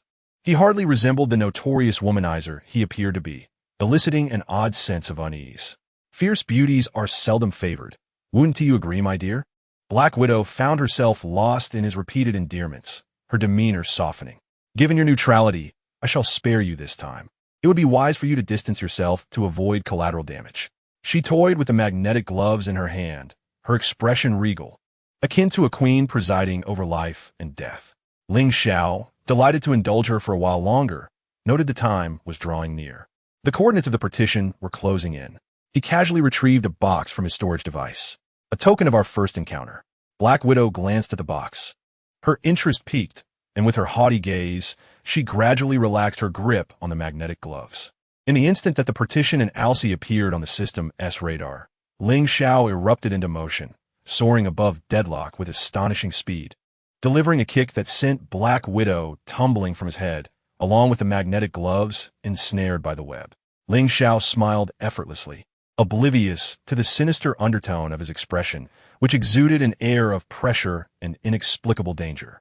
In that moment, he seemed transformed. The haunting visage of Blood Demon flickered before his eyes, accompanied by the familiar, gravelly incantation, kill. He struggled to suppress his murderous thoughts, managing to restrain himself from eliminating both his teammates and his foes. Though a sense of dread lingered, it was evident that Black Widow had suffered greatly during this brief surge of bloodlust. She had broken 2 of her spider spears and appeared utterly disheveled, a stark contrast to the arrogance that had once made him feel deeply uncomfortable. I apologize, but I have no interest in women, he declared, regaining control of his body and methodically targeting Black Widow's wounds and weaknesses, quickly subduing her. How can a man claim disinterest in women? Such bravado, she retorted. At least you're not my type. Oh, Black Widow noted the stunned approach of her ally, realizing they were on the same side. What's your type then? With genuine warmth, he replied, I favor intelligence. You. Black Widow was utterly incensed, breaking free from his grasp and engaging in a chaotic skirmish with the arriving ally, NRC. The scene devolved into utter disarray. Ultimately, their deep-seated enmity transformed the situation into a spectacle for Ling Xiao, who observed the 2 rival factions locked in confrontation. Congratulations, host. You have unlocked a new achievement. Witnessing the fierce encounter of sworn enemies, the announcement chimed, as Ling Xiao silently jotted down notes, reflecting on the strategy that had led to this bewildering situation. Well played, he remarked, closing his notebook and giving a thumbs up to his ally as he strolled over. I heard you prefer intelligence. Arcee smiled at him, her words laced with subtle mockery. Not that she possesses much of it. Well said, Arcee commented, adjusting her magnetic gloves. Let us hope this doesn't lead to another conjoined situation. Autobot base, a souvenir, she drawled, evidently recalling certain memories. But it's best not to use it indoors. Arcee added, naturally gravitating toward Ling Xiao's corner. The two seemed to be in perfect harmony. Look, Meichi a new battle scar. She pointed to the mark on her left arm, capturing a photograph with Meichi for posterity. As RC and Jack approached, they were halted by Little Jean. Mom has something to say to her, Little Jean said, moving toward RC, who had already taken a few steps away. RC, I believe I owe you an apology. Is that so? RC replied, visibly surprised as she regarded the complex expression on the face of the human mother, waiting for her next words. I worry, especially when Jack isn't by my side. In my heart, he will always be a child. Little Jean spoke earnestly, her gestures betraying her current discomfort. Jack and I share a close bond, particularly since his father left. I find it difficult to accept the changes in our lives. I know one day I will, but I never anticipated he would distance himself from me because of a girl like you. Ling Xiao observed silently from the sidelines. I suppose in terms of resisting change, we are quite similar. Decepticon base Megatron strode down the corridor to the command center, flanked by his minions. Megatron, how dare you return empty-handed? Megatron was somewhat irate, having recently been vexed by the imbeciles aboard the warship. Upon returning, he found himself overwhelmed with matters demanding his attention. My lord, though my hands are empty, my back is not. The inert Starscream obediently turned away, revealing Black Widow's slender form draped across his back. Their eyes met briefly, and Megatron appeared contemplative, seemingly grasping why Starscream had brought along two lackluster guards. Black Widow, it has been quite some time, Megatron addressed her. The Black Widow, visibly lacking vigor, shrugged with a hint of joy at their reunion. Chapter 19. Helpless to alter fate. Retribution. I have been so foolish, committing grave errors that are unforgivable. I now realize that I have never been fit for leadership, nor deserving of being an equal partner. Starscream turned his back, while Soundwave remained silent, attentively listening to his self-reproach. Yet, I have come to terms with my reality. I understand my place in the cosmos, who I am, and what my rightful position truly is. He turned once more to face Soundwave. Starscream, a subordinate, a servant to Lord Megatron. Thank you for your attentive ear, Soundwave. Soundwave's visor reflected the departing figure, yet according to his analytical assessment, he harbored doubts about Starscream's true sentiments. Despite being aware of the Decepticon intelligence officer's capacity for discerning the emotions behind data. Bridge of the Retribution. Did Starscream fail to mention that if he dares to repeat his past transgressions, I shall reduce him to ashes? Observing the furious Megatron and the Black Widow at his side, Starscream shrank slightly, cautiously stepping forward. My lord, please forgive Black Widow's indiscretion. May I inquire what I previously neglected to report to you? The Ark. Megatron narrowed his optics dangerously, a hint of menace evident in his tone. What is the matter? Long ago, the Decepticon transport vessel made an emergency landing on this planet. It is common knowledge that upon our arrival on Earth, I conducted an investigation at the crash site. Thus, you have located the experimental weapon that the Ark was transporting? Where's the crash site? Megatron's tone grew harsher, clearly displeased with Starscream. There are no records in your database. You failed to document the coordinates of the Decepticon transport vessel. It was my oversight, my lord, but I do recall its exact location. Then you shall lead Black Widow to retrieve that weapon prototype. My personal local guide is quite delightful. Observing Starscream's impotent fury, the Black Widow chuckled with increased exuberance. Autobot base. Ling Xiao stared blankly at the divine manuscript in his hands. He found the matter rather absurd. Reading it felt akin to deciphering classical Chinese, an exercise in profound difficulty and partial comprehension. Congratulations, host, for completing the side quest. Rewards have been issued. With a complex expression, Ling Xiao cast a glance at the thin volume of the divine manuscript before him, perplexed by the intentions of the system. Optimus Prime, we have detected an energy signal from a Decepticon, albeit one that is quite ancient. Ratchet, history has a way of resurfacing in the present. Ling Xiao emerged from the shadows, silently observing the coordinates displayed on the console screen. Just moments ago, an overwhelming flood of inexplicable memories had surged forth, leaving him momentarily disoriented. Ling Xiao, gather the others. We must investigate.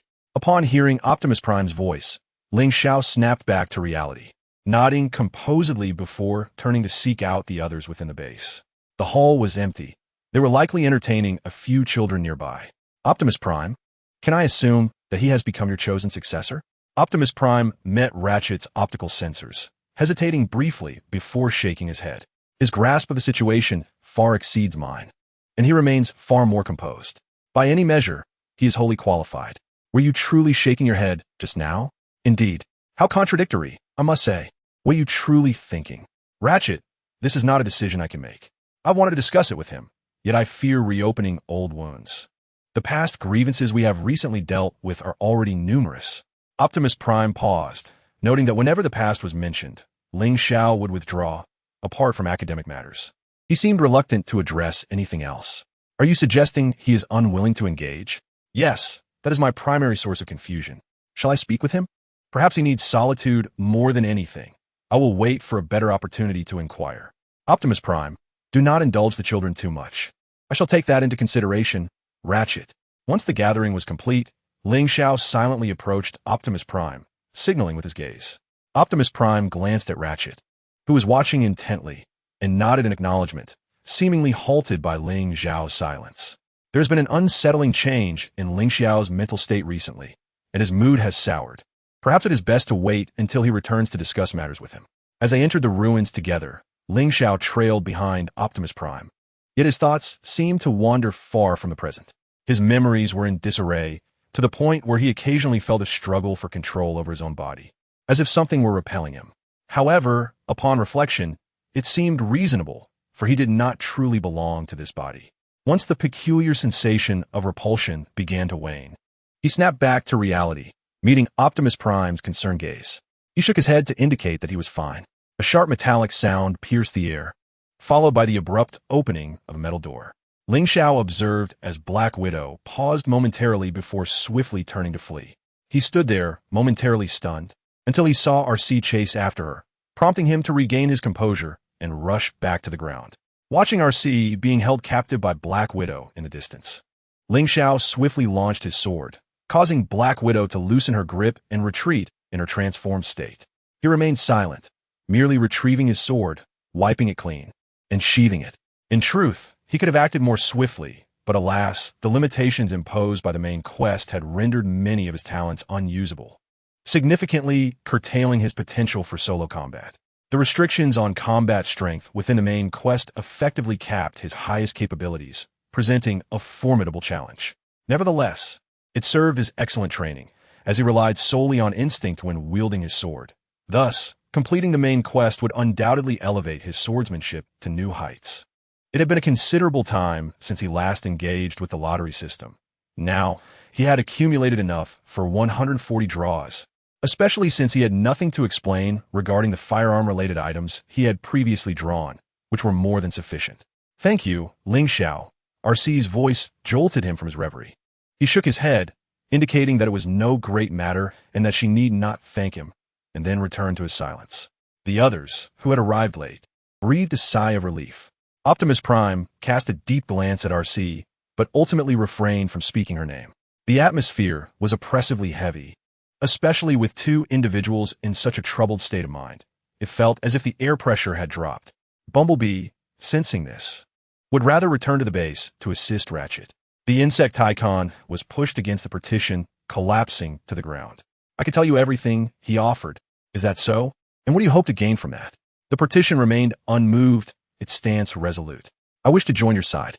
Optimus Prime regarded the Insecticon's pitiful demeanor with a complex expression, a mixture of disdain, sympathy, and incredulity, rendering him momentarily at a loss for words. Join us. Huh, what a splendid idea. I relish playing games with someone like you, he replied, his tone dripping with sarcasm, though his demeanor inadvertently betrayed his true feelings. You will not betray the Decepticons. RC's gaze was icy, clearly unconvinced by his claims. Is that so? Just look at what they have done to me lately. The Insecticon chuckled bitterly. What else is there besides humiliation, surveillance, and degradation?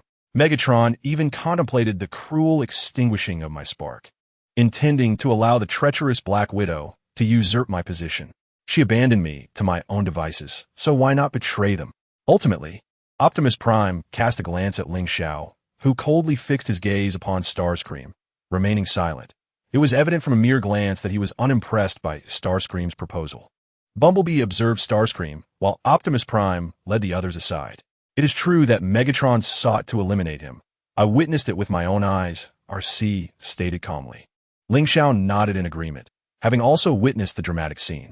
The partition was somewhat astonished. How could these two pivotal decision-makers in the team be so dismissive? Do you truly believe Starscream's words? Trust him? Absolutely not. However, our objectives might align for the moment. Ling Xiao shook his head, indicating his stance. Ling Xiao, share your thoughts. Me? Ling Xiao glanced at Starscream. I am not an entirely benevolent being. I harbor no hope for the redemption of someone with such a character. While we might exploit his intelligence now, let us not forget that the opposing side remains a threat that could harm us, and I shall show no mercy. Optimus Prime was somewhat taken aback, surprised by Ling Xiao's uncharacteristic emotional revelation. He was typically calm and composed, rarely speaking with such fervor. Caution is warranted, yet at this juncture, we may have to engage in a temporary alliance. Optimus Prime directed Starscream to be contained and taken to a designated place, while Ling Xiao stood at a distance, lost in thought about the surroundings. It was only after a brief exchange that Ling Xiao turned to return. No matter how slim the possibility, every being deserves a chance for redemption. This was Optimus Prime's voice, a sentiment that had once profoundly moved Ling Xiao, yet standing here now, he felt that his compassion might be excessive, as there seemed to be an invisible chasm in their beliefs. Does this extend to our sworn enemy, Black Widow, as well? If we abandon hope, we cannot attain lasting peace. Ling Xiao approached RC, meeting his optical sensors directly, and calmly stated, "This time, I cannot agree, Commander. Rise and shine, Starscream." The partition remarked, dragging Starscream from the compartment. "We have arrived. Where's the spacecraft?" "Through the stone arch, just beneath the pile of rocks." Ling Xiao, the partition Bumblebee. "Follow me. RC, keep a close watch on our captive." Optimus Prime prepared to set forth with the remaining three, while RC jogged a few steps to catch up. "Allow me to go. I seek vengeance. The desire for retribution against the partition will only cloud your judgment." Ling Xiao interjected as he turned halfway. "Starscream, you would do well to comply. Should you dare lay a hand on any of us, when next we meet, I shall ensure you are reduced to ashes." Perhaps it was the resemblance in expressions and words that evoked memories of a certain leader for Red Spider. He involuntarily trembled his wings. Ling Xiao cast a deep glance at Alcee, honestly not wishing to witness her in pain. Whether it stemmed from sympathy for her tribulations over the mountains or a poignant reflection on her past, he hoped to effect some change. The partition and Bumblebee exchanged glances, noting Ling Xiao's palpable aura of menace. Words became superfluous as they fell into a solemn silence, communicating solely through their eyes. What is wrong with him? Wondered the partition. Uncertain, Optimus Prime placed a reassuring hand on Ling Xiao's shoulder. "Ling Xiao, you need to calm down for a moment. I am composed, yet my intuition signals imminent danger. Alcee is at risk. Boss, Jack Screw has conveyed to me that his instincts are remarkably accurate." He continued, "I believe Red Spider's wings and limbs are restrained. He poses no threat to Alcee." Ling Xiao sighed, resigned to the fact that he was powerless to alter the course of events. As the battle commenced, his focus wavered until he too was ensnared by the locking staff. Would Megatron find these spoils to his liking? The larger one might be utilized as a living target. Optimus Prime, however, was the true prize, perhaps destined to be displayed at the bow of Megatron's warship. Black Widow's voice swiftly brought Ling Xiao back to the present. He fired a few shots to reveal his position and then dashed in the opposite direction of Bumblebee. The locking staff undoubtedly shifted towards him. Its impact was ineffectual. As he drew nearer to Black Widow, the system's display frantically flashed the words "Control Immunity." Ling Xiao coolly slowed his pace, inching closer while wholeheartedly capturing her attention. "What?" Bumblebee seized the fleeting moment of her distraction to close in rapidly, delivering a blow that sent Black Widow flying. The locking staff was cast into the air, and both Ling Xiao and Bumblebee fired simultaneously, shattering it. "Fool!" Observing Black Widow retreating in helicopter form, Ling Xiao felt a tumult of emotions. Yet he recognized that Alcee must have been engaged with Red Spider for some time now. Beep beep? Indeed. I'm certain my instincts have never led me astray. Ling Xiao sensed an unusual fluctuation in the spark's rhythm, a powerful repulsion rising anew. Noticing his distress, Bumblebee hastily maneuvered away, leaving Ling Xiao to attend to the other two.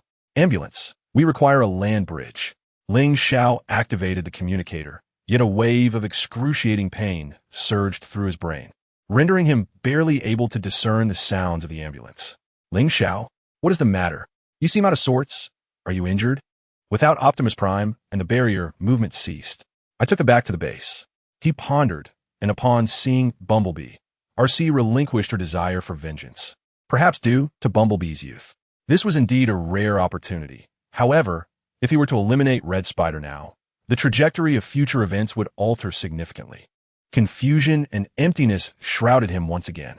Collaborating with the ambulance, they transported the barrier back to the base, subsequently returning for Optimus Prime and the others. Ling Xiao sat beside RC, remaining silent. Bumblebee informed me that your instincts had foreseen this.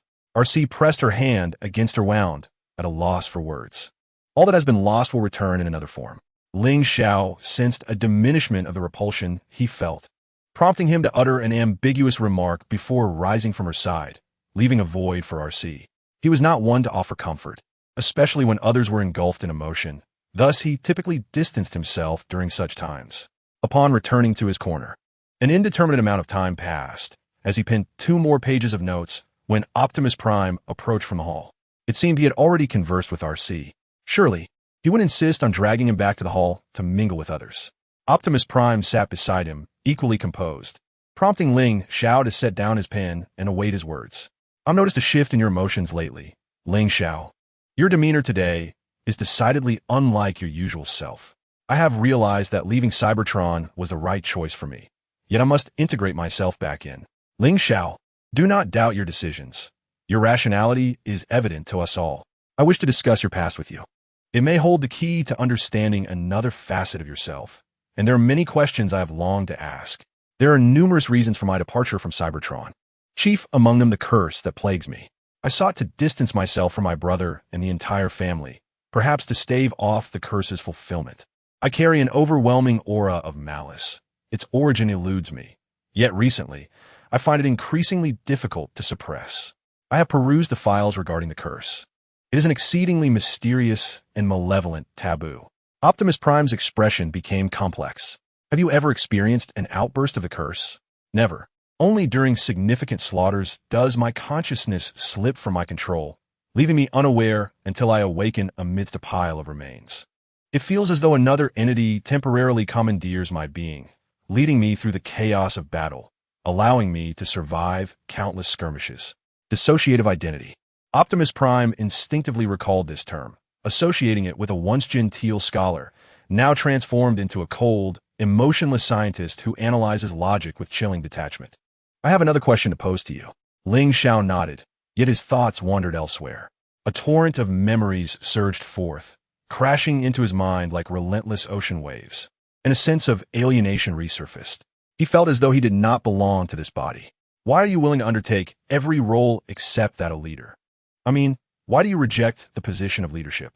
The feeling of alienation suddenly diminished, as if an emotion, akin to a spark, ignited within him and spread throughout his being. My brother is a leader, much like you, governing the entire family.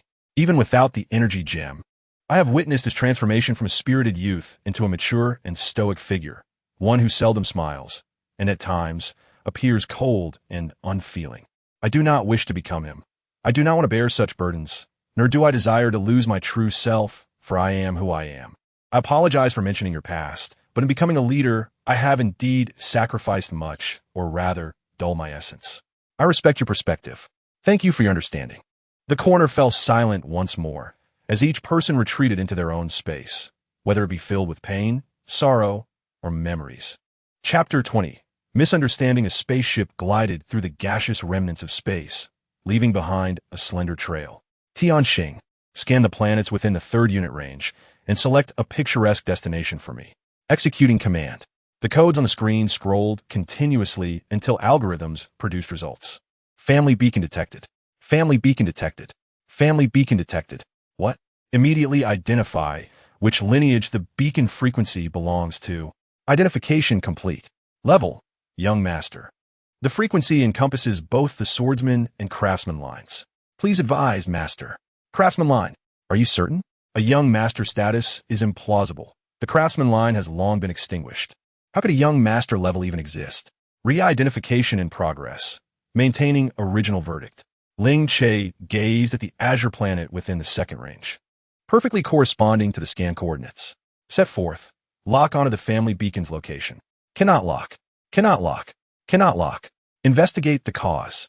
Regardless, I must see anything related to the craftsman line.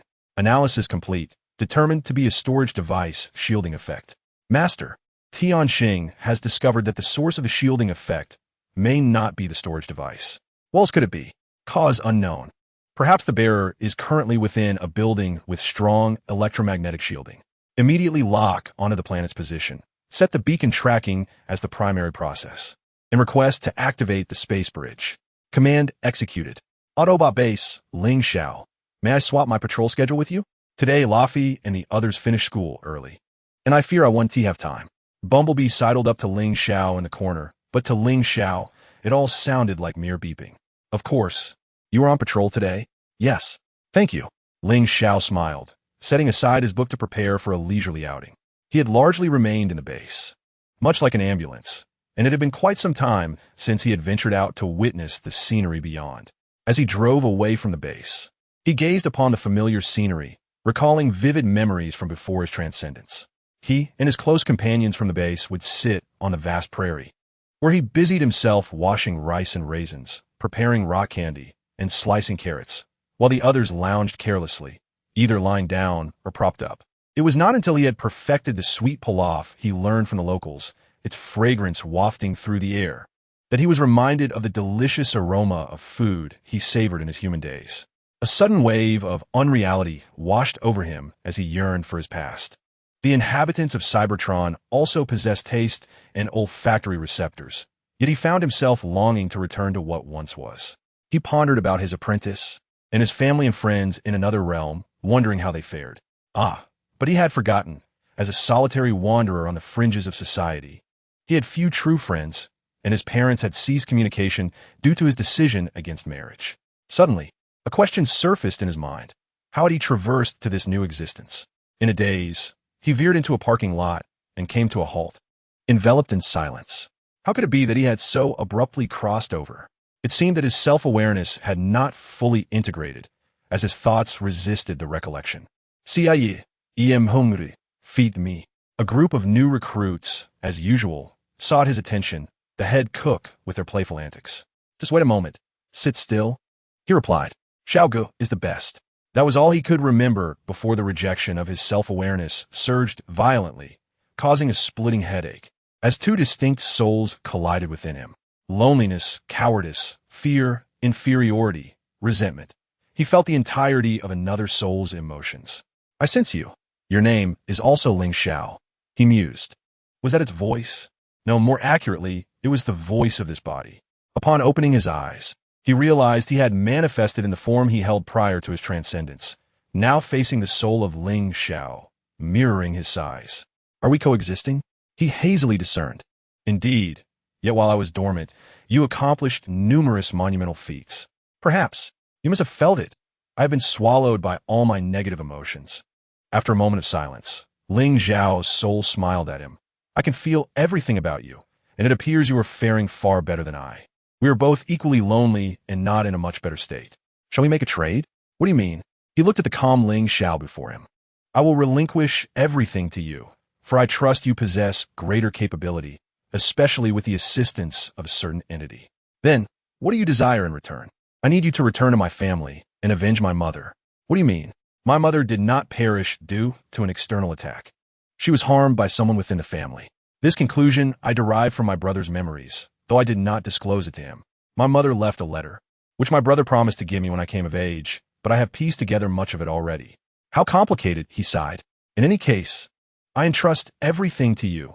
Will you undertake this task for me? What say you? I do not wish to bear the burdens that belong to you. What connection do we truly share?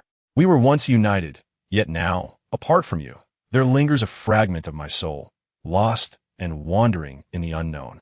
Should our arrival falter, you too shall remain eternally ensnared within this corporeal form, forever. A prolonged silence envelopes the air. Let commence. A sudden and intense headache ensues. Memories crashing into my mind like relentless waves, and after an indeterminate span, they gradually subside. When I finally regain my bearings, I notice the sun has shifted in the sky. I no longer possess the inclination to patrol earnestly. This task bears little distinction from a leisurely drive. I wander towards the outskirts of Jasper until, not far from the base, an unexpected passage of a space bridge materializes above me. The sound yanks me back to reality, and before I can react, I behold a spacecraft traversing the land bridge. Is it the Decepticons or the Autobots? Without a moment's hesitation, I allocate all my recent attribute points to speed, ever prepared to flee, for it is the time of the main quest, and temporal navigation is rendered useless. The spacecraft approaches directly, halting before me, stirring up a cloud of dust. I wave my hand to disperse the particles surrounding me, watching as the landing gear descends, revealing a familiar insignia emblazoned upon the platform, a family emblem, a Cybertronian curse. My attribute points wasted, I decide to remain motionless, uncertain of what business the family has with me. Long time no see, what brings you here? Through the still settling dust, I discern a lady approaching. Recalling the previous system's mission, I realize she is the target of my task, my sister. Yet, in contrast to my plight, she appears quite content. A wave of melancholy washes over me, but it dissipates swiftly. Have you forgotten me after all these years? She inquires, her demeanor lively, as she strides confidently towards me. Grasping my hand, I belatedly comprehend that she speaks in our family's common tongue, the ancient language of Cybertron, which leaves me momentarily stunned before I manage to translate her words. After all, aside from my brother, my interactions with other kin have been limited. Thus, my proficiency in the ancient tongue leans more towards reading than listening or speaking. Sister, I utter vacantly, what brings you here? Of course, I have come to seek you. Our family is in the process of repatriating the craftsman's lineage. As her words escape her lips, she reflects on my youthful lineage, cautiously altering her tone. However, I am not here to persuade you to return. You know well that this family decree is our solemn duty. The family holds no relevance to me. Let us not jump to conclusions just yet. I have heard that the esteemed leader, your father, has returned to the Allspark. Now, the leader is your brother. I have no ties to them. Very well, but are you residing here? The utilization of the space bridge implies that your information is to be backed up. I am merely staying here temporarily, residing within the base. Which faction have you joined? The Autobots. Very well, I respect your choice. She gently shook Ling Zhao's stiff arm, realizing with a hint of surprise that her younger brother was on the verge of adulthood. Reluctantly releasing her grip, she continued. You ought to share your recent experiences with me. After all, I am your sister. I won't divulge everything like those men do. I'm Euphine. There is nothing much to say, he replied tersely. Such a dismissive attitude is unacceptable, she exclaimed, grasping his arm once more. How did you arrive here? I came aboard a friend's spacecraft, drifting along. Initially, I intended to explore the scenery, but after joining the Autobots, I found little opportunity for solitary travel. Considering that land bridges also consume energy, Ling Xiao suddenly glanced at the system perspective. Damn it, everyone else has arrived at the base. Wait, why is this sister still holding my hand? Isn't this damaging to my reputation? It's quite absurd.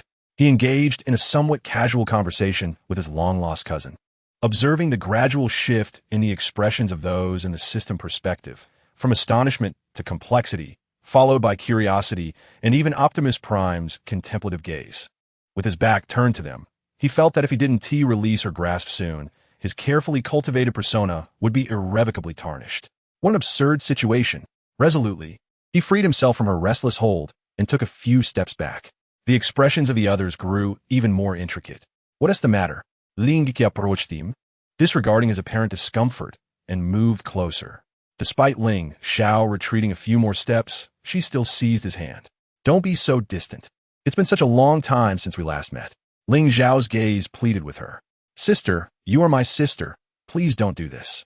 The others had drawn near, their glances flitting between Ling Xiao and the beautiful woman beside him, and he knew they must have misconstrued the situation. Welcome to Earth, madam. At the moment he heard the sound of an ambulance, Ling Xiao felt a part of him unravel. Guests are always welcome. Please come in and sit at the base. Optimus Prime invited, observing Ling Xiao. Though internally he was nearly at his breaking point, he maintained a calm facade and nodded. What are they saying? Ling inquired, casting a curious glance at the group before turning back to Ling Xiao. Are these your friends? That girl with the blue paint looks so cool. They said, since you're here, You should come inside the base. They're the Autobots. The one in blue is the only female warrior here. Her name is RC. Oh, very well. However, I had descended in haste, and I may have damaged the spacecraft's lift. This cloaking mode could be compromised. Will they be able to repair the ship? Ling Xiao regarded her for a moment, letting out a helpless sigh as he released her hand and approached the lift platform. It's just a misalignment of parts. You must have pressed the emergency landing buttons simultaneously, causing it to end up in this position. I didn't know, Ling Che said, feeling somewhat embarrassed as she stood aside. Suddenly recalling something, she retrieved a box of energy candies from the lift's fixed platform and placed it beside Ling Xiao as he examined the lift. The group behind Optimus Prime had erupted into hushed discussions. I truly did not anticipate that Ling Xiao would actually have a girlfriend. This fellow possesses quite the romantic allure. However, it must be acknowledged that he is indeed quite handsome. These two appear to share a remarkable resemblance to a married couple, and I am rather fond of her pastel pink attire, which exudes an air of elegance. Beep beep, you simply have a penchant for pink, don't you? It's evident, yet unspoken, and indeed, she is truly beautiful. Haha, Bumblebee seems oblivious to the aesthetic preferences of young ladies. It's a matter beyond his comprehension. The partition was amused, speaking a tad too loudly, which prompted Optimus Prime to cast a glance in their direction, silencing the trio. Optimus Prime observed the partition for a moment before locking eyes with the ambulance, engaging in a silent exchange. Is the ambulance her boyfriend? Optimus was uncertain, but it seemed plausible. The ambulance could hardly disregard someone who had sought him out. It was hardly courteous to turn them away. Optimus assumed that the ambulance, like himself, was somewhat bewildered by such matters. However, with regard to attracting the opposite sex, the two of them were indeed evenly matched. Understanding the ambulance's gaze, Optimus smiled, watching as Ling Xiao repaired the spacecraft. Ling Che sat upon the lift platform, opening a can of energy candies, occasionally nudging Ling Xiao's arm with the candy, inquiring if he would partake. After being declined twice, she felt a twinge of annoyance. Typically, when she offered something to others, no one in her family would dare to refuse her. Thus, she presented a pink candy before Ling Xiao, half pouting and half encouraging, insisting that it was truly delectable and that he should simply try one, assuring him that she would not feed him anything strange. Ling Xiao sighed in resignation, gazing at her hand hovering near his mouth. He turned slightly and accepted the pink candy, only to suddenly feel a playful urge, reaching out to ruffle her hair. Don't be mischievous. Go wait over there for me. This scene reignited the curiosity of the trio, who had just settled down, and even caused Optimus Prime's optics to narrow slightly. Ling Che relished his affectionate gesture, likely having succeeded in such playful antics on numerous occasions. She gleefully hopped off the lift platform, curiously surveying the others, spotting the tallest among them, and deducing from their positions that he must be their leader. She waved at Optimus Prime from a distance. He responded with a gentle smile and a nod. Subsequently, she disregarded the others and tilted her head to observe RC, who was clutching the candy jar, and approached her directly. RC? She tentatively repeated the pronunciation Ling Xiao had just used. RC visibly brightened. Hello. How do you know my name? Ling Che confirmed it was indeed her name and eagerly handed the candy jar to RC, beaming with delight. Oh, she seems not to understand Cybertronian, RC remarked, glancing at Optimus Prime. Optimus turned to face what he presumed to be Ling Xiao's girlfriend. Can you speak a few words of Cybertronian? Huh, what are you all saying? Ling Che persisted in attempting to communicate in ancient Cybertronian, soon realizing that this was the modified Cybertronian post-war, which she struggled to comprehend. A series of crisp sounds resonated as the lift retracted, and the spacecraft automatically engaged its cloaking mechanism, activating optical camouflage. Ling Xiao put away his tools and approached with his toolbox. Do you not speak Cybertronian? I can only understand a little. I left Cybertron long ago, and thus I fell out of touch with the evolved language after its modifications. She explained that her early departure from Cybertron rendered her unable to comprehend the changes made to the language during the war. Ling Xiao looked up at Optimus Prime, who nodded in acknowledgement. After exchanging a few more words, Optimus led his team alongside Ling Xiao's girlfriend back to the base. In the room, filled with the scent of books, only a small lamp illuminated the space, casting a somber shadow over the already solemn environment. On the desk, he scribbled something with a pen, and suddenly let out a soft chuckle, placing the pen down and closing his journal. Departing from the desk, the light illuminated the room, which could nearly be described as a small library. He approached a bookshelf in the corner, turning his back to the desk, rendering his expression unseen. While his hand glided over the neatly arranged spines of the books, the metallic knuckles gently grazing their surfaces, producing faint, delicate sounds. Why do you enjoy writing? He pondered. His hand paused, resting on one of the books as his knuckles pressed against its spine. The uniqueness of words lies in their ability to transcend race and age, to bridge the mundane and the extraordinary across time and space. In the quiet anonymity of vast crowds, beneath the brilliant stars, they serve as a bond of understanding, shattering silent barriers, quelling raging storms, traversing desolate dimensions, awakening and piercing you, revealing your essence, consciousness, and thoughts. They stir every cell and particle within you, unearthing all that lies hidden in the depths of your being. It manifests in every dimension of your existence, nourishing your soul, allowing you to disregard the clamor of emptiness and solitude, while also unleashing the tension of life itself. Suddenly, a corner of the bookshelf became disheveled. He turned back, relying solely on instinct to rearrange the books, his clear optical lens glimmering with amusement. Step by step, he returned to the desk, leaning in closely to the camera. "What do you think?" he inquired, his clear optical lens taking on a playful glint. "Do not be afraid. I merely possess a rather fierce countenance. I won't teach reverse dimensions to find you, will I? Like you, I am a three-dimensional being within a four-dimensional space. Unfortunately, there is no amusement today. It is a special day." After gazing into the camera for a moment, he smiled helplessly. "Well then, let's consider my soliloquy." Chapter 21. Synthesis of Super Energy Forms, Autobot Base. Ling Xiao. When did you begin? Ratchet and Ling Xiao stood alone in a corner of the base, his expression serious, brow furrowed, resembling a parent conducting an interrogation. "Begin what?" Ling Xiao feigned ignorance, playing the fool. "What did you start dating? You made a girl travel all the way to find you." I kept saying that their expression seemed off. "She is not my girlfriend. She is my sister." The ambulance paused momentarily, pondering, and upon realizing the resemblance between the two, the authoritative demeanor he had just exuded dissipated entirely. After apologizing to Ling Xiao, he promptly returned to the hall to inform Optimus Prime of the situation, thus allowing this clever misunderstanding to pass without further incident. As Ling Xiao entered the hall, Ling Che, who had been waiting for him, hurried over and handed him a stack of documents. "Xiao Xiao, could you please help me identify the issues in my thesis? I heard from our side that your writing is quite exceptional." Ling Che playfully tugged at his sleeve, speaking in Cybertronian, and Ling Xiao was momentarily taken aback, wondering if he was playing the role of an older brother or a younger sibling. "How do you understand each other's language?" "It's a sort of telepathic connection among girls. Besides, your desk is cluttered with so many books, it's evident you're a bookworm." Ling Xiao glanced at his corner, which was less a desk and more a neglected corner of the base, strewn with neatly arranged books. Reluctantly accepting the task assigned by the system, Ling Xiao sighed and took the thesis back to his corner to review it. However, after just a few lines, he nearly burst into laughter at the plethora of typos. It was a miracle it had even passed. Suddenly, Ling Che's communicator began to flicker, and her expression shifted instantly. After pressing the button, she hurried to Ling Xiao's side. "I know this doesn't meet the usage criteria, but this is a special circumstance." Ling Xiao looked at her in confusion. "Say something to identify the family beacon."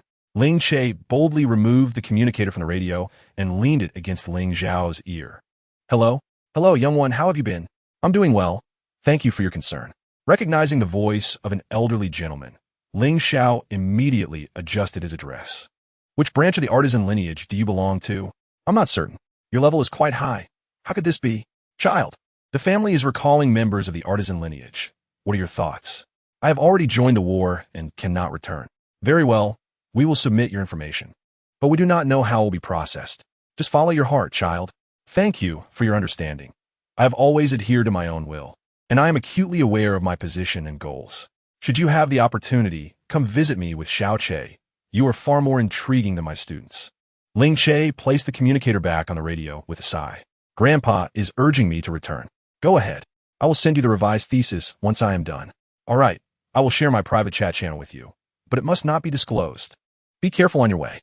After bidding farewell to Ling Che, others, who were puzzled by the language barrier within the family, approached Ling Xiao to inquire about the situation as they saw Ling Che departing in her spacecraft. The family is issuing an urgent recall. There is nothing to be done. Aren't you going to see her off? The partition gently tapped his shoulder, seemingly surprised. It was trivial. She wouldn't concern herself with such minor details. After all, she was your sister. Behaving this way made you appear rather indifferent. Elsie walked over as well. She held a favorable impression of Ling Che, despite their brief acquaintance. I have little connection with everyone in the family. To me, they're merely relatives by blood, nothing more. Suddenly, the sound of an ambulance pierced the air. What happened? Ling Xiao emerged from the corner, approaching and glancing at the control panel screen. Look, isn't this the identification beacon for the data storage device? Indeed. How could there be so many data storage devices on Earth? Ling Xiao crossed his arms, leaning pensively against the wall. During the last encounter, no significant information was uncovered from the storage device that Ling Xiao had retrieved. Regardless of the value of the information contained, they all represented the wisdom of Cybertronian civilization.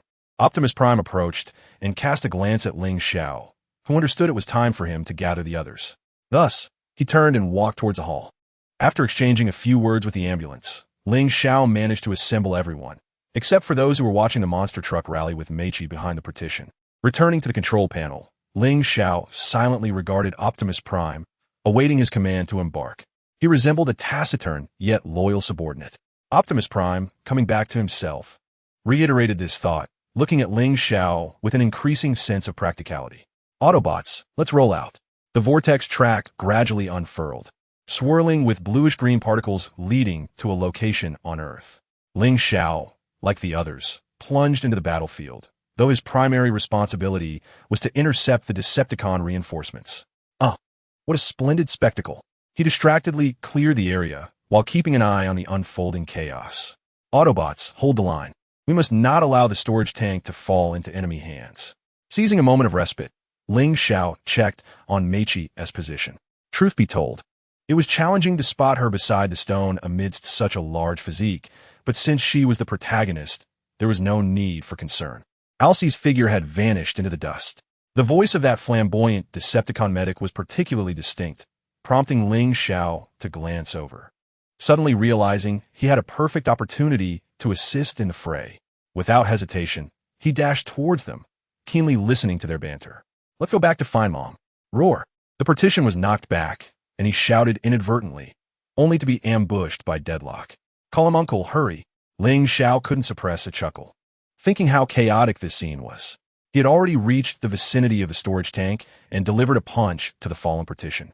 Disregarding the entangled struggle between the partition and Deadlock, grabbing the storage tank, he noticed a land bridge had opened.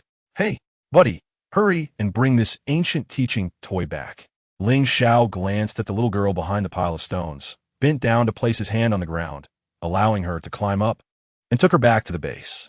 Initially, Meichi was reluctant, yet considering that the partition had to heed Ling Xiao's instructions, she regretfully accompanied him back, not forgetting to capture a few photos of the skirmish on her phone. This marked the first occasion where Ling Xiao significantly altered the narrative, and he felt a sense of accomplishment in doing so, discreetly leading Meichi back to the base. Meichi, how many times must I remind you? Stop engaging in such perilous activities. Managing all these matters daily is already taxing enough. The ambulance indeed approached with an air of authority. Meichi was never swayed by such reprimands, and Ling Xiao understood that advising her was futile. He merely placed her beside the sofa, steering clear of the irate ambulance. Observing him calmly turning away to activate communication, Meichi glanced at the still fuming ambulance, made a face, and then fixed her gaze on Ling Xiao, pondering how, despite her annoyance, she could not truly dislike him. After all, he had never scolded her, which was a considerable improvement over the ambulance. Commander, we have secured the storage tank, came the report. Understood. Autobots retreat. Ling Xiao succinctly concluded the communication and turned, immediately locking eyes with Meichi, who looked at him with admiration. He tilted his head in confusion, but it was evident to him that Meichi's temperament inclined towards those who refrained from scolding her. Ling Xiao, are you always this cool during fights? If you consider a vigorous battle to be cool, that might be a misconception. For me, Violence is only warranted when absolutely necessary. Oh, what kind of music do you enjoy? Do you like rock? Do you share Optimus Prime's love for books? Well, I prefer ambient or electronic music. Rock is acceptable too. And yes, I do enjoy reading. Oh, that's so cool. Can we be good friends? I wouldn't recommend it, Meichi. Why not? I'm not particularly adept at caring for others, especially those much younger than me. I'm not a child. Meichi, you are merely a teenager. While every Cybertronian here is a million times your age. If you don't want to be friends, just say so. I never implied that.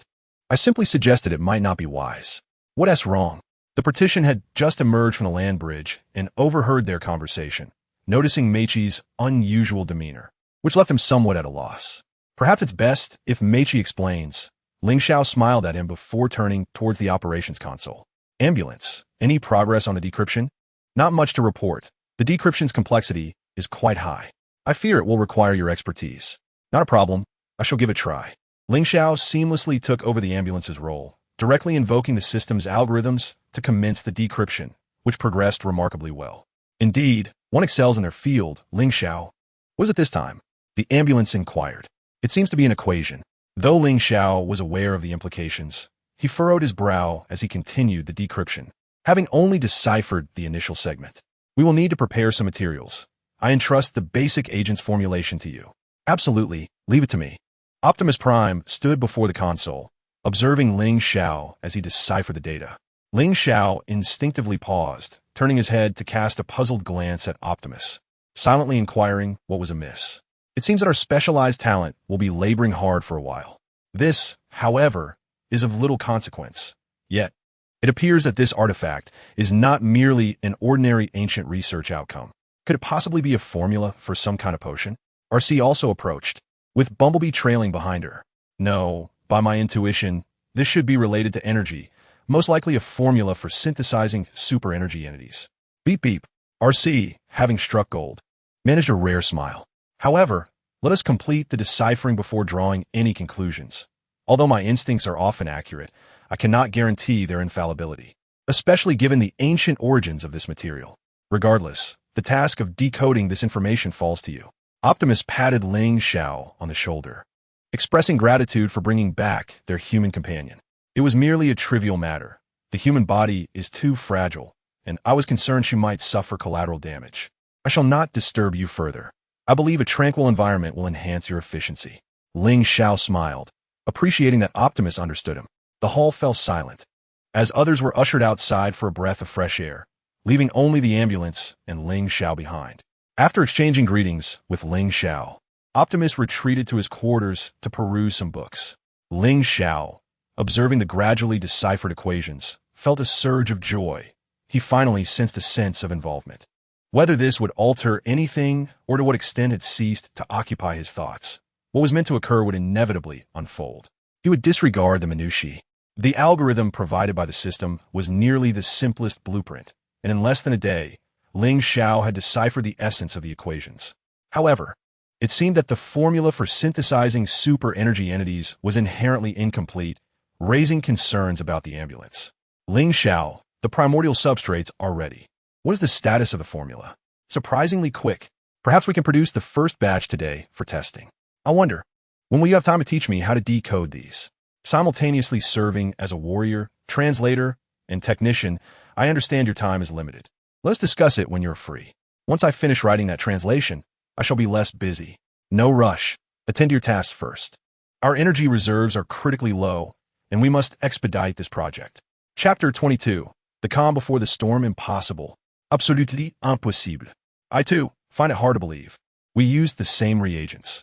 How can there be such a stark difference in color? Perhaps your expertise in this domain is more advanced, Ling Xiao replied, as the ambulance compared 2 canisters of synthesized super energy entities, then picked up another vial containing genuine super energy entity solution. The color disparity in these is even more pronounced. Speaking of which, a certain part of the formula resembles a simplified synthesis of cybertonium, which I encountered while researching a biotechnological project. Cybertonium? What is that? Laffy leaned in curiously to observe Ling Xiao. Akin to the vitamins within the human body, though they do not provide energy, their absence can lead to dysfunction. Laffy, would you be interested in examining our original comparative data? The ambulance shook a few small vials in hand. Of course, it seems the progress in synthesizing the super energy body is commendable, ambulance. Thanks to our little expert. Without him, I fear I would still be grappling with the equations. Ling Xiao cast a glance at the small vials on the table. Aside from those I prepared, I cannot guarantee that the others will not exhibit any anomalous reactions. Our little warrior is indeed an exceptional researcher. This we all acknowledge. We trust your expertise, Ling Xiao. Optimus Prime remarked, offering a rare smile. Ling Xiao was momentarily taken aback, struck by an inexplicable sensation, and finally furrowed his brow as he gazed at the synthesized super energy bodies he had created. He had intended to tell Optimus that his smile was quite charming, evoking an illusion of descending from the luminescence of a sage into reality.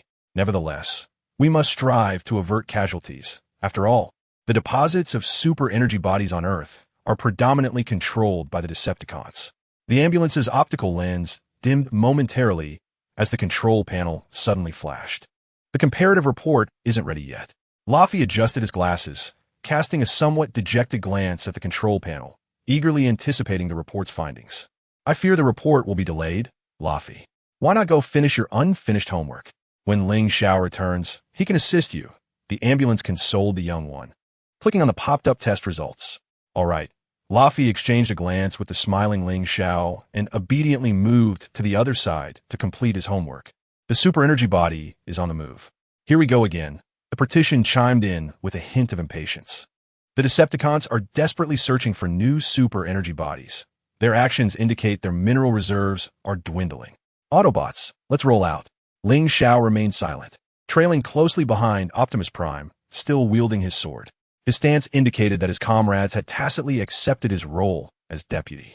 As they traversed the land bridge, the vortex gradually converged.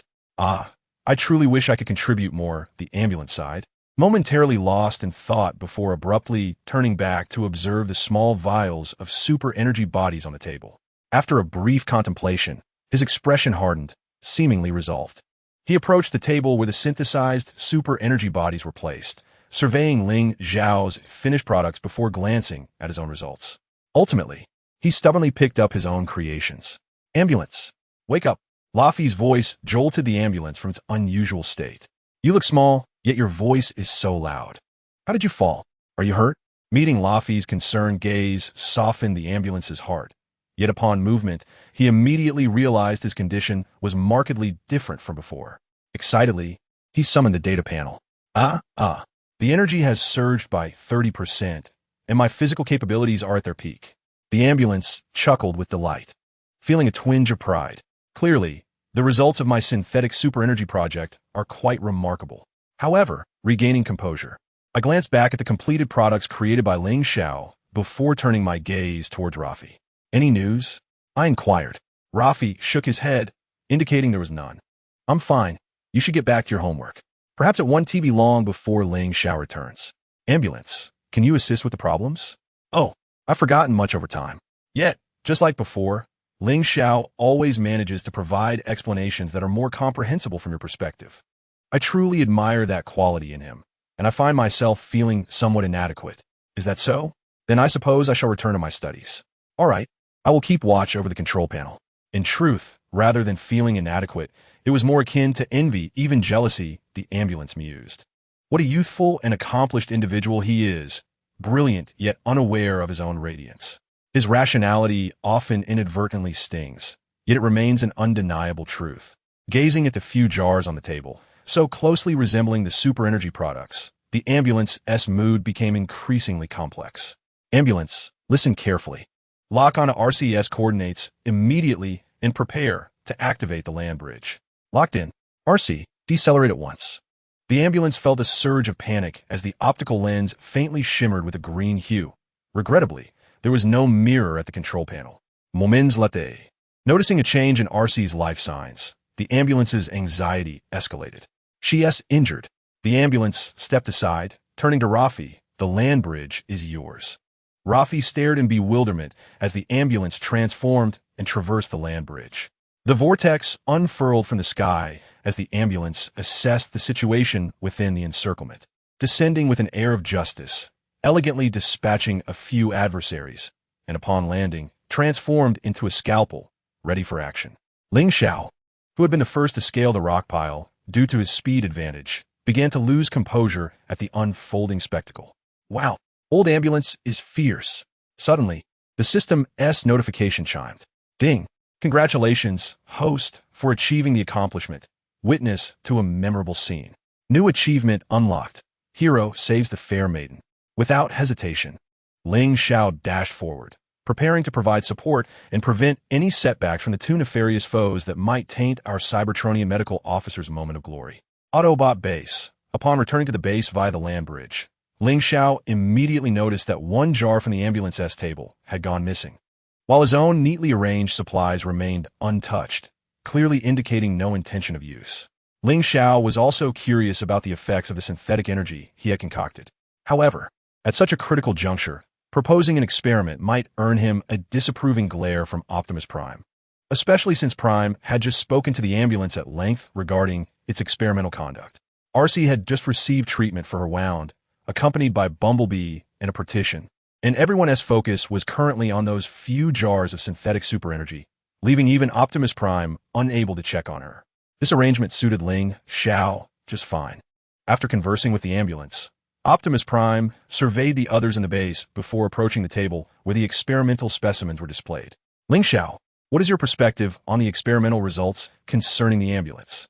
He snapped out of his stupor, gazing at Optimus Prime for several moments before responding. In terms of energy solutions, this indeed presents an excellent option.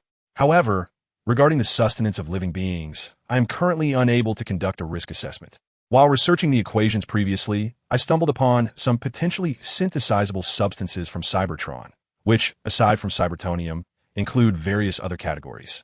My expertise is limited, and I fear I must consult the data repository to reach a conclusion. Please, I implore you.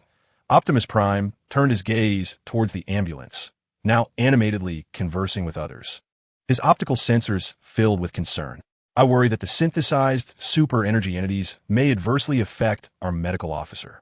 Even the slightest side effect must be avoided at all costs in our present circumstances. Now that it has been administered, avoidance is no longer an option. We must minimize the damage. Optimus Prime observed Ling Xiao as clear optical sensors, exhaling deeply as he patted Ling Xiao on the shoulder. I am grateful for your rationality. I shall take action, Commander, Ling Xiao replied, as he proceeded towards the rest area. Optimus Prime watched him until he returned to his quarters, then turned his attention to the hall.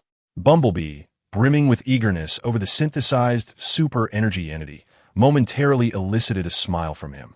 Yet the thought of potential repercussions soon clouded his expression.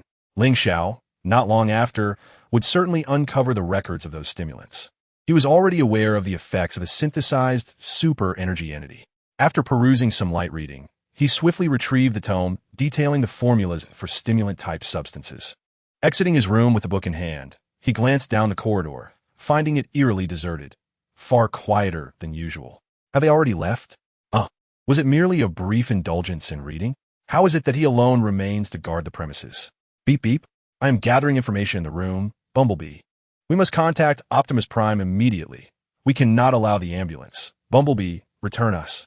The communication channel of Optimus Prime abruptly appeared on the control panel's display. Before Ling Xiao could finish his thought, he hurried to the control panel, manipulating the ground bridge while speaking. Optimus, this is Ling Xiao. We must keep a close watch on the ambulance. I suspect that the stimulant substances and the byproducts may incite violent tendencies in him, and in severe cases, could even compromise his rationality. I understand. Optimus Prime's expression hardened, his gaze fixated on the ambulance as it entered the ground bridge, until its shadow vanished completely into the vortex. The others exchanged glances, and Ironhide was the first to approach the ground bridge.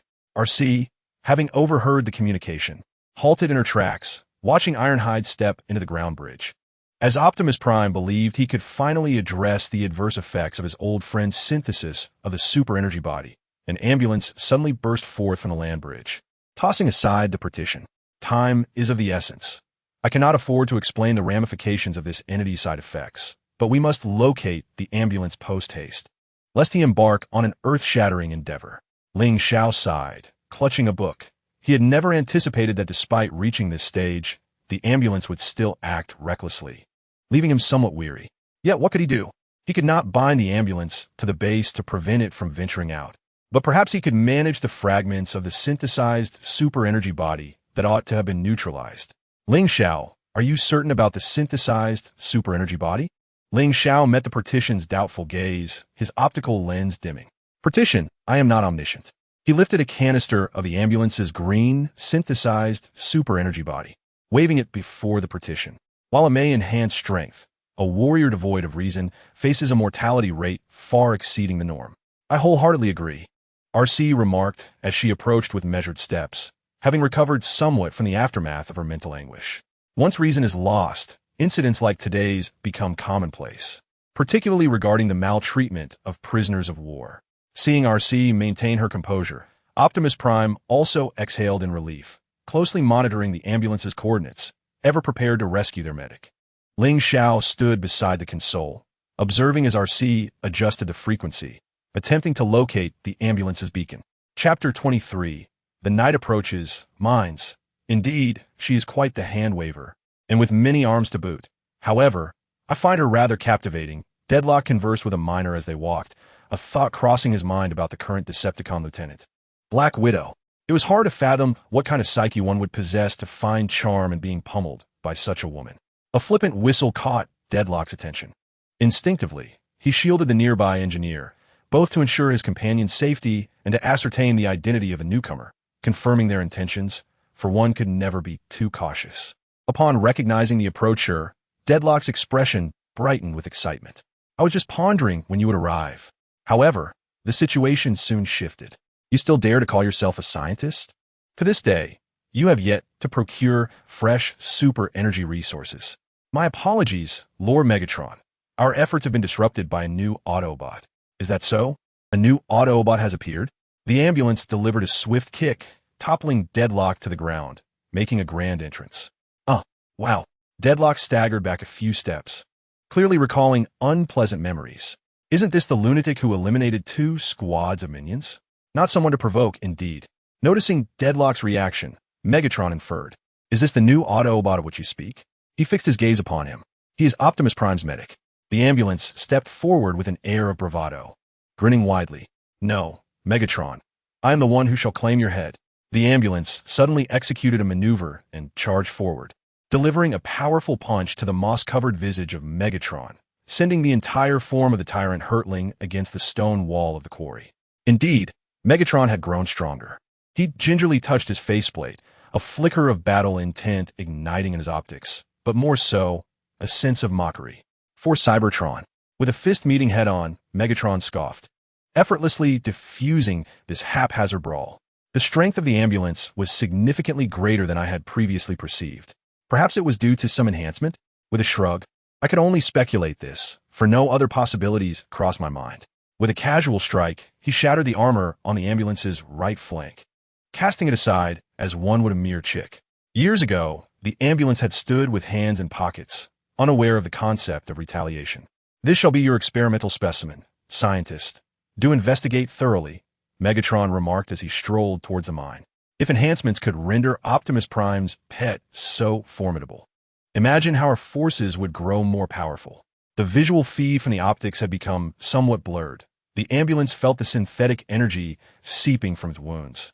Reason returning as it murmured, Optimus, I truly am a fool. Autobot base, Optimus. The life signal of the ambulance flickered back to life. Bumblebee, understanding immediately. Bumblebee activated the ground bridge, while Ling Xiao and RC hastened alongside Optimus toward the other end of the bridge. Perhaps due to Ling Xiao's efficiency in clearing obstacles, he arrived just in time to find the defeated one preparing to silence the ambulance. Ling Xiao, naturally, did not indulge him, transforming. He fired a shot that shattered the canister of synthetic energy, sword in hand, soaring to deliver a disfiguring strike to the fallen. Thankfully, the defeated one evaded. Otherwise, he would have had to repaint himself today. Keep your distance, defeated one. As the defeated one transformed, brandishing a scalpel for a fair duel with Ling Xiao. A contingent of Autobots turned the balance awry. Such brotherly love. Sensing the precarious situation, the defeated one immediately transformed and fled. Ambulance, how are you? Ling Xiao crouched to assess his injuries. I'm so sorry. Do not speak, Conserve your strength. I'll help you back. No, I deeply regret it. You were right. We can discuss this later, but your wounds cannot wait. Autobot base. Everything had returned to normalcy. Ling Xiao sat in his designated corner, observing others frolic, including the ever-enthusiastic Raph. He began to understand why Optimus relished taking drives. Shall we venture out? Without hesitation, Ling Xiao rose, prepared to explore the surroundings and discover the sights that lay beyond.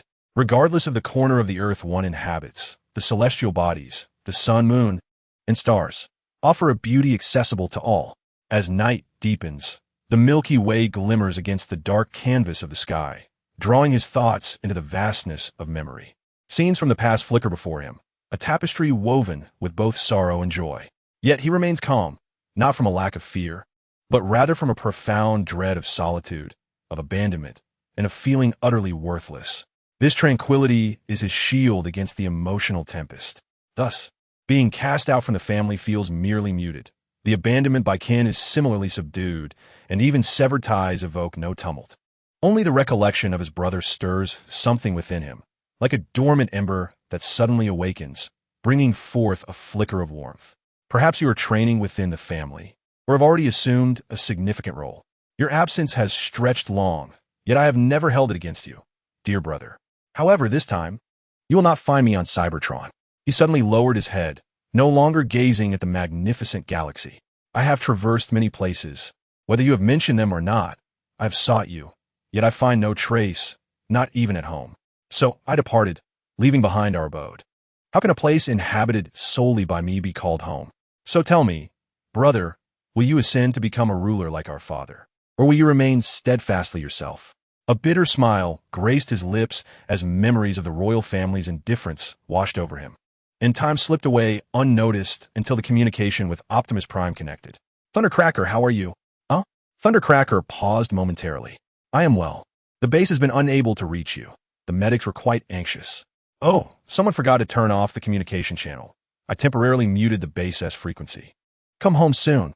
Don't linger too long. All right. As he ended the communication, a warmth unexpectedly enveloped him. At least now, he could consider this place a temporary refuge. He dashed down from the desolate hilltop, transforming into a race car, speeding toward the base, when he suddenly spotted a familiar vehicle, a large American pickup. It was evident who it belonged to, as it seemed to have just returned from a leisurely drive. Noticing him, the truck slowed, matching his pace. Out for a breath of fresh air? Sort of. I've been missing my brother. Though I cannot truly comprehend your feelings, I hope you will reunite once more. Indeed. I hope so. Autobot base, Thundercracker, stood beside the console, observing the medic analyzed data, while Optimus Prime stood across, his expression grave. The Covenant of Cybertron foretells that when 47 planets align, an eternal conflict will commence on a world forged from chaos. The weak shall forever perish in the shadow of the rising darkness. Isn't that akin to fire raining from the heavens? Surely there will be, the medic shrugged, adding a touch of sarcasm. Isn't that how the apocalypse is typically portrayed? If you ask me, it's all nonsense, Thundercracker scoffed, his optics filled with disdain. I always thought the prophecy referred to our planet, but it seems that is not the case. Cybertron has long since met its demise. Almost. As Ling Xiao reminisced about his journey to the core of Cybertron, the pain from the flying aerial cap still lingered vividly in his mind, as if it had transpired merely yesterday. It is highly likely that this pertains to Earth, for Megatron has wrought considerable calamity upon this place. Optimus Prime, while speaking, glanced at Ling Xiao, who remained engrossed in his reflections on Cybertron, appearing rather despondent. I have known of this prophecy for many years, yet I have never taken it seriously. The partition shrugged. RC, however, had recognized the crux of the matter. Why bring this up now? Because the prophecy foretells that 47 celestial bodies will align, and this is imminent.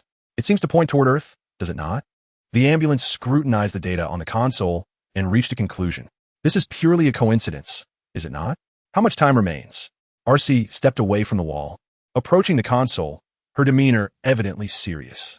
Perhaps just a few days at most, the ambulance replied. Regardless of whether this prophecy holds any truth, my concern lies with those who believe in it and may take certain actions. Decepticon warship. The warship navigated through the dense haze, its flickering shadows reminiscent of the uncertain future of Cybertronian civilization. I seek the blood of the Cosmic Emperor, not merely to ignite my spark, but to enable my undead army to conquer the world. Megatron's ironclad head surged with emotion, the crimson optics growing increasingly frenzied. For this, I require more dark energon, not just the scan amount within my own being. Where's my dark energon? A sudden tremor caused Knockout to regain his composure, standing upright and responding. It awaits your retrieval in the vast cosmos, Lord Megatron. Knockout's answer momentarily quelled Megatron's madness, prompting an involuntary smile. I believe you need not rush so. You have been injured and have rested for a while. Megatron seemed to be poked at a sore spot, yanking Knockout closer. I must make up for the time squandered. I can clearly see the future, but I must ensure its outcome, for I am the shadow that rises from the darkness as foretold in the prophecy. Autobot base. No, not like that. Children do not behave this way. Wait a moment. Bumblebee truly shines on camera, Jack remarked, critiquing the photo on Raph's computer screen. There's no helping it. A superstar is bound to be caught on camera. Wait, what is going on? The children's discussion piqued the ambulance's interest, prompting him to look over. Someone has posted a photo of Bumblebee on the Supernatural Events website, but fear not, we have managed it. Raph's fingers danced over the keyboard. Look, we replaced Bumblebee with, suddenly, a comical and strange sound erupted from the computer. An alien cat exclaimed, "Take me home." Ha ha ha ha ha. The ambulance couldn't suppress a laugh. Ling Xiao, who was observing Optimus Prime processing data from a distance, also chuckled softly. Fortunate that the others were oblivious to this exchange. Bumblebee and RC were engaged in conversation about the prophecy on the other side of the base. As I regained my composure, I heard Jack's voice. "Optimus, do you wish to see something entertaining?" "No," Optimus replied, his demeanor unusually serious, not even turning his head. The matter of the prophecy evidently weighed heavily on his mind. Ling Xiao, having just emerged from a tumult of emotions, sensed it was time to help Optimus unwind. "Please do not mind him. He tends to be this way," he remarked. RC approached, accompanied by the partition. "I have never witnessed him smile, weep, or lose his composure," she declared earnestly. Yet, in Ling Xiao's recollections, Optimus had indeed smiled on a few occasions, albeit subtly. "I have known Optimus for many more years than you have. Though he is adept at managing his emotions, he was not always this way before he ascended to leadership." Noticing the collective gaze upon him, Ling Xiao resigned himself to standing by, biding his time. Had Optimus not once been just Optimus? On Cybertron, no one is born great. Such stature is earned through strength. Observing the lively discussions nearby, Ling Xiao approached Optimus, gently squeezing his arm. Optimus emerged from his deep contemplation, casting a puzzled glance at him. Ling Xiao remained silent, simply observing the visibly troubled leader. His optics conveyed a message. "I am concerned for you." Optimus pondered this. He was astute enough to realize that even RC had not perceived the depth of his unease.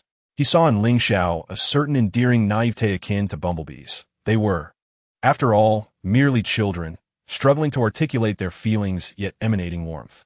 Optimus subtly shook his head, signaling that he was fine. Ling Xiao reluctantly released his grip, continuing to watch him with an expression of quiet resignation, tinged with lingering worry, fixating on the leader's optics. Though his emotions were indeed complex, Optimus was a master of emotional regulation. How could he possibly be overwhelmed by such trivialities? Yet, upon meeting Ling Xiao's penetrating gaze, he suddenly felt his facade was insufficient. Those clear optics seemed to say, "I know you are lying." With a gentle sigh, Optimus cast a furtive glance at the fervent discussions of others. And upon meeting Ling Xiao's resigned gaze, he persisted in shaking his head. Ling Xiao nodded in understanding. If Optimus chose not to speak, his insistence would be futile. Even with an inkling of what was on his mind, it was of no consequence. The thoughts of a leader are often inscrutable to others. As Optimus observed Ling Xiao's retreating figure, an unexpected possibility flickered in his mind, only to be swiftly dismissed as he redirected his focus to the study of the prophecy. Suddenly, Agent Fuller's transmission interrupted. "Optimus, my department has been investigating a technology theft case, initially thought to be the work of the mech special operations team. However, not long ago, the Pennington-Abbos particle collider captured this. A photograph was transmitted, magnified on the console screen, revealing a dark violet mech with a slender silhouette, unmistakably recognizable. Is it Soundwave? The faceless Decepticon has absconded with an advanced phase conductor, and here is a verified list of other pilfered items.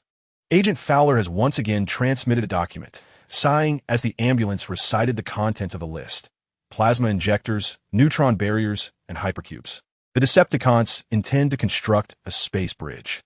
Ling Xiao returned, leaning closer to the control panel, delivering a conclusion with an air of indifference. Could it be that they wish to transport zombies to Earth via the space bridge? Occasionally, the panel exhibits a spark of intelligence, as it does now. I find it highly plausible, but where would Megatron procure such an abundance of dark energy entities? RC glanced at Ling Xiao, knowing full well that she could not rely on the panel or Bumblebee for such inquiries. The blood of the Cosmic Emperor, scattered throughout the universe during the Ancient War, has many destinations, not merely in the vicinity of Centaurus, but also encompassing nearby galaxies. I recall having seen a dissertation by a cosmology PhD that mentioned this point.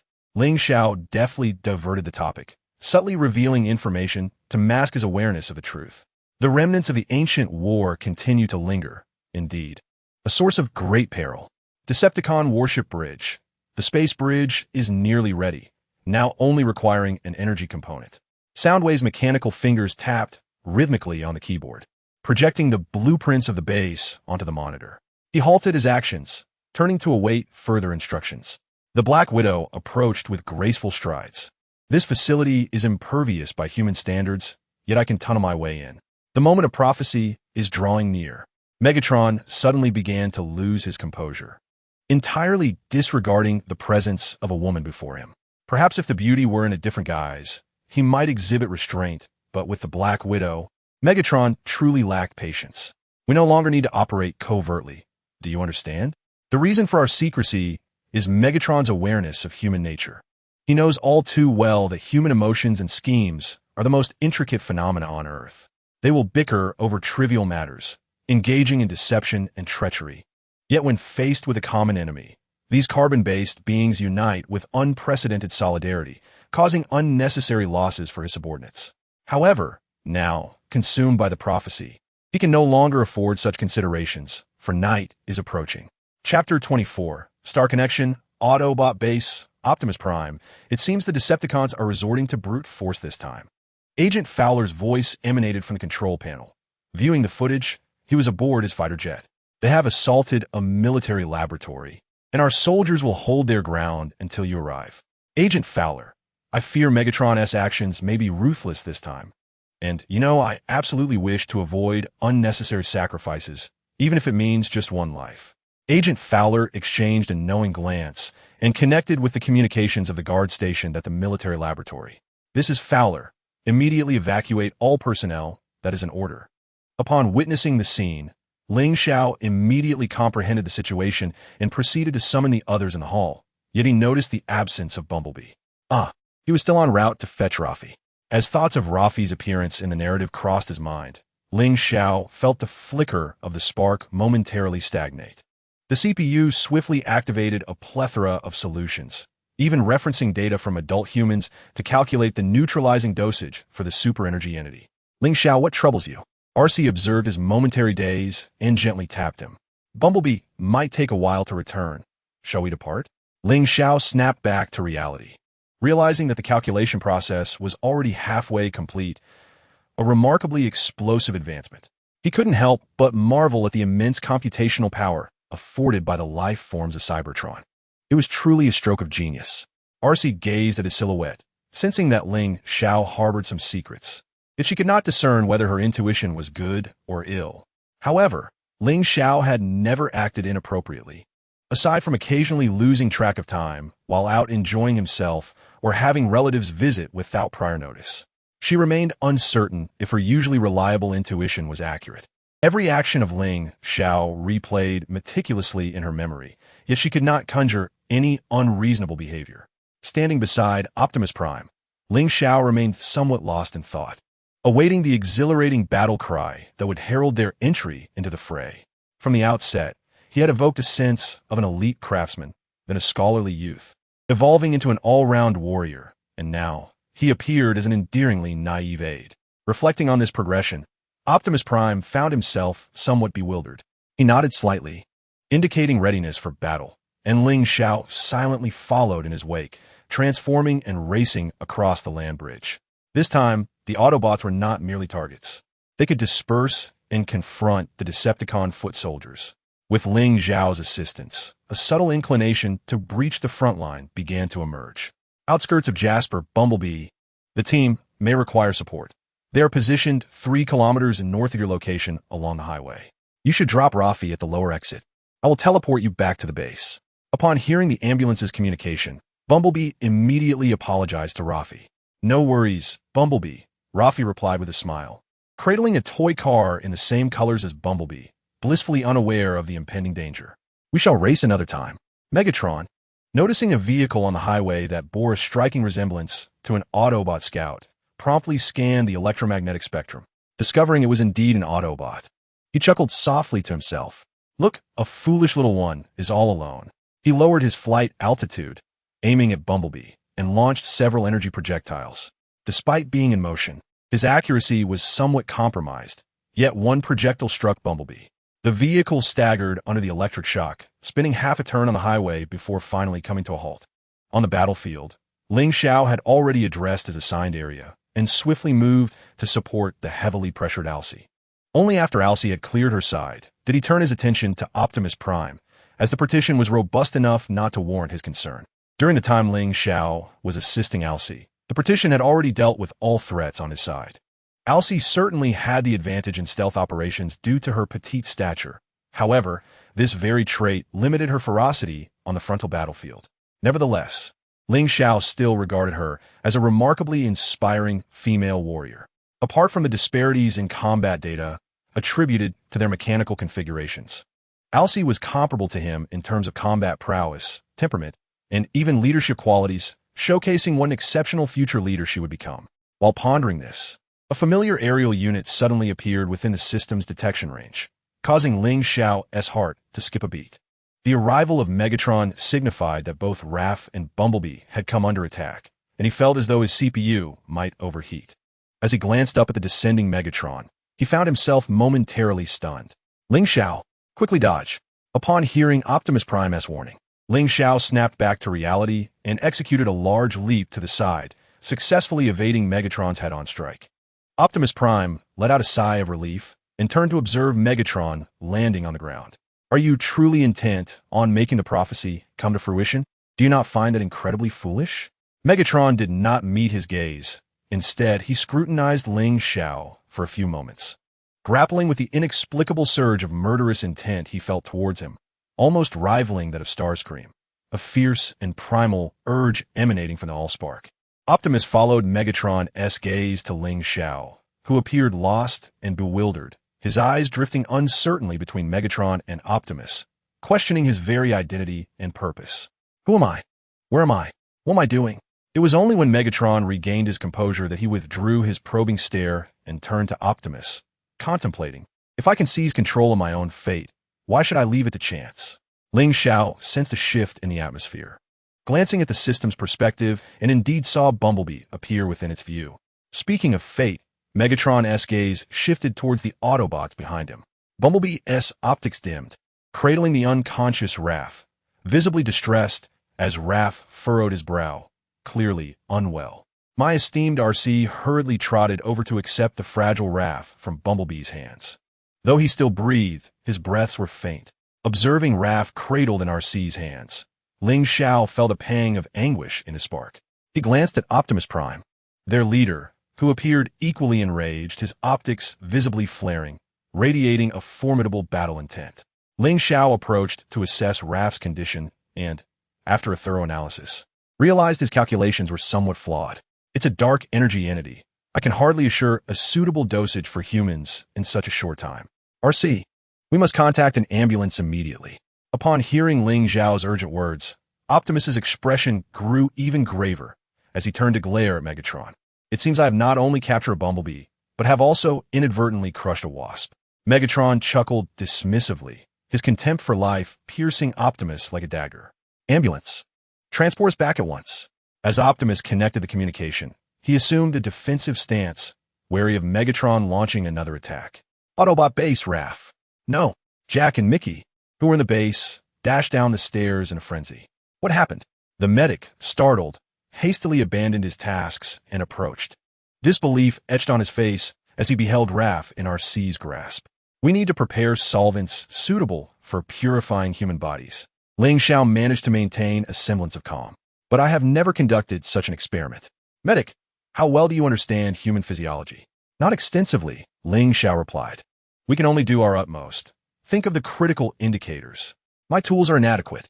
Quiet, quiet. Ling Xiao, unusually loud, startled himself, yet remained composed in contemplation. At that moment, his optics were perfectly still, devoid of any emotion, until the data completed its run, connecting all nodes seamlessly in a brief span of time. RC, please activate the distillation apparatus and prepare approximately 16 units of distilled water. Understood. RC exhaled in relief, still shaken by Ling Xiao's outburst. Once he made a decision, she sprang into action. Medic, I need you to utilize your medical expertise to comprehend the human circulatory process and convert the data for human adolescence into Cybertronian terms. I understand, but how do we neutralize the dark energy entity? This is the only viable method I can conceive that humans might endure. Bumblebee, please activate the purifier. I entrust you with the preparatory work in the medical chamber. Ling Xiao approached the console, calling up the database, his demeanor chilling. Ling Xiao, will Cybertronian medical practices truly aid Raph? Jack, in this circumstance, we can no longer afford to ponder extensively. The medic preempted Jack's doubts. I'm a doctor, yet I have never encountered a case like this. He is a scientist, a warrior, and a scholar, possessing far greater knowledge of the dark energy entity than I. I require your assistance. Yet Jack Ling Xiao remains oblivious, entirely engrossed in the control panel. I need your standard to ascertain Rafi's physiological data to calculate the optimal dosage. Why calculate the dosage? Meichi inquired. Regardless of whether it is a dark energy entity or a super energy entity, both are classified as chemical substances, profoundly impacting the human nervous system. Severe cases can even affect the mind. This is not a trivial matter, Jack. I implore you. I am eager to serve, as long as it aids in Rafi's recovery. Ling Xiao posed several questions, broadly determining the indicators of his physical condition and derived the necessary calculation data. Suddenly, he heard a loud crash echoing from a hall, followed by lighter footsteps. Clearly, RC had arrived. He turned to glance at the source of the commotion. Bumblebee. Listen, RC. Though petite, she forcefully pinned Bumblebee against the wall of the base. I fully understand your current feelings, but agitation will not assist Rafi. You must master your emotions. All right. Little bee? Bumblebee regained composure, standing against the wall as he regulated his emotions. Ling Xiao speculated that perhaps Bumblebee had taken RC as a role model and had begun his journey early on. We still require some biologically active super energy entities. Damn it. The last time we configured the super energy entities, all the samples of Cybertronian analogs were exhausted. Beep, beep, beep. The ever-restless Bumblebee clutched at Ling Xiao as if seizing a lifeline. Bumblebee, I cannot guarantee the impact of Cybertronian substances on Rafi. Beep, beep. Ling Xiao met Bumblebee's steadfast and clear optics. His stern expression gradually softened as he slowly nodded, ultimately directing his gaze towards the ambulance.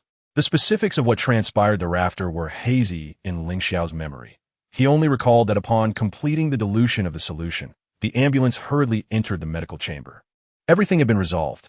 Ling Xiao felt a throbbing pain in his cranial structure, and his CPU temperature soared dangerously high. The land bridge opened, and the partition returned with something, aided by the ambulance. Where's Optimus Prime? The ambulance inquired. The partition remained silent for a moment. He has urgent matters to attend to. Chapter 25. Dark blood erupts Autobot base. The pulse has stabilized. Little Jean's tense expression finally relaxed as she watched Rafi, groggily opening his eyes. Bumblebee recognized the towering figure looking at him with concern, though his voice remained faint. Optimus Prime, we succeeded. Ling Xiao felt darkness envelop him as he suddenly collapsed. Ling Xiao.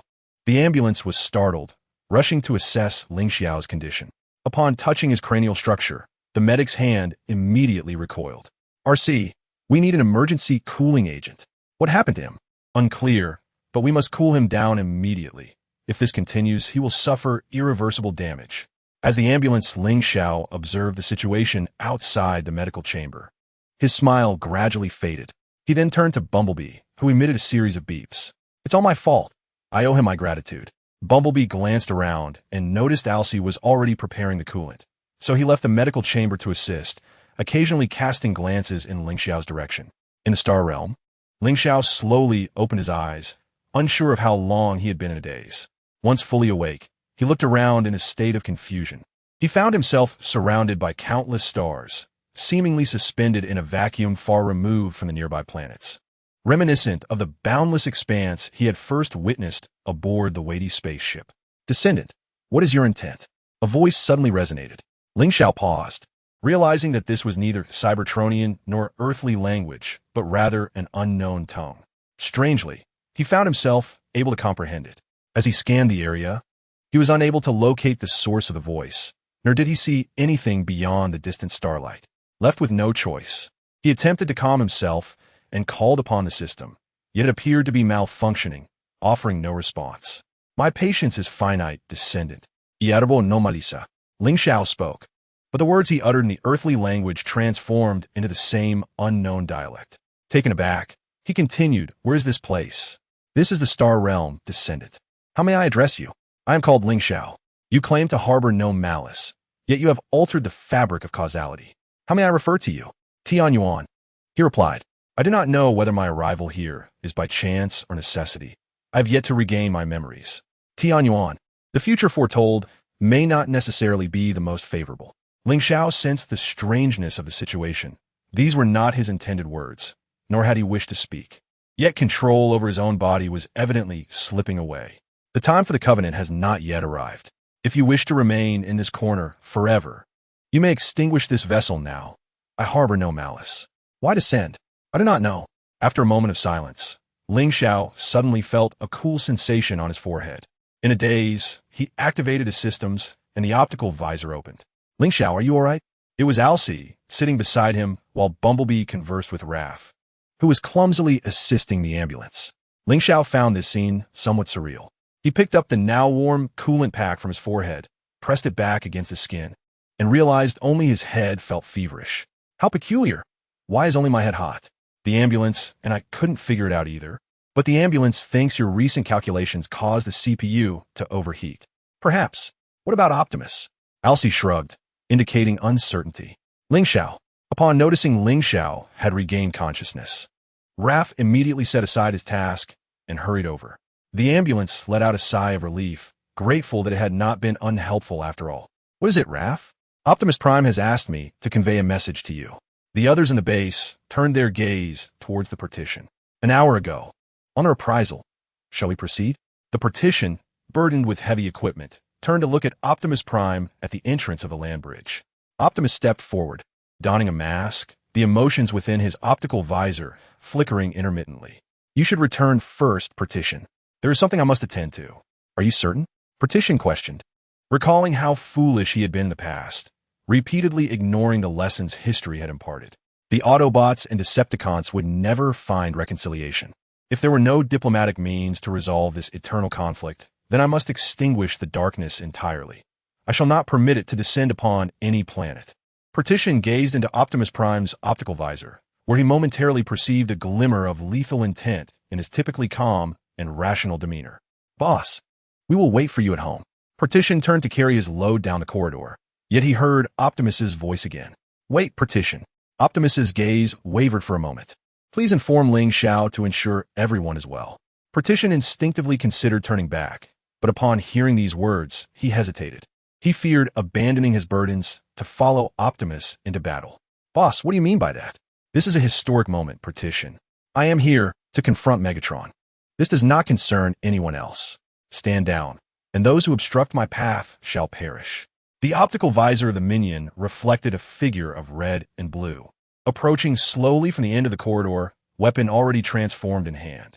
In that moment, he truly resembled a battle-hardened leader, exuding a palpable aura of menace. Every gesture imbued with unrestrained aggression. At the foot of the volcano, this is the volcano that appeared in my visions. It beckoned me here, guiding my path. Megatron gazed at the smoke rising from the volcano. "I have decided to construct the space bridge here. I can harvest the dark energy from this place." Suddenly, communication was established. "Megatron, I am here, aboard your warship. Hurry over." It was the voice of Optimus Prime, his adversary. Looking at the volcano's mouth, Megatron couldn't help but smile. I too shall defeat the last apostle here. He connected with all Decepticons, declaring, listen closely. If anyone dares to lay a finger on Optimus Prime, they will face my wrath. Soundwave, lock onto my coordinates. Let my adversary meet his fate. Megatron stared at the volcano until the sound of swirling currents reached his ears, signaling the arrival of his rival after 900,000 years. Megatron, today you shall pay for all you have done to Cybertron and for your atrocities against humanity. It shall be either your demise or mine. Prepare to meet your end. Optimus Prime, Autobot base, what did you say? Ratchet exclaimed, astonished, looking towards Partition. This is Optimus Prime's intent. However, that means Partition-S voice trailed off, as RC appeared equally taken aback, staring blankly at Partition. This is exactly what the boss means. If he has already contemplated this matter, then he must not have considered returning at all. Meichi's unexpected remark left a profound silence in the base, with everyone staring at her in stunned silence for a few seconds, making Meichi wish she could disappear into a crack in the ground. Ling Xiao pondered for a moment, but ultimately remained silent. If he initiated the conversation, Meichi would surely face reprimand again. Regardless, Ling Xiao, what course of action shall we take now? The ambulance was the first to break the silence, casting glances toward Meichi intermittently. Realizing her misstep, Meichi awkwardly twirled her fingers in place. When Ling Xiao suddenly turned his gaze toward the control panel of the base, he remarked, we are unaware of the situation on their side. This time, the Decepticons should not intervene. We must not act recklessly. Otherwise, the war between the factions may reignite. Ling Xiao, I do not doubt your analysis, but the current predicament does not allow us the luxury of waiting any longer. Arsai approached him. As the voice of reason among the group, she held the most influence at this moment. This time, they're fighting for their lives, regardless of which side prevails.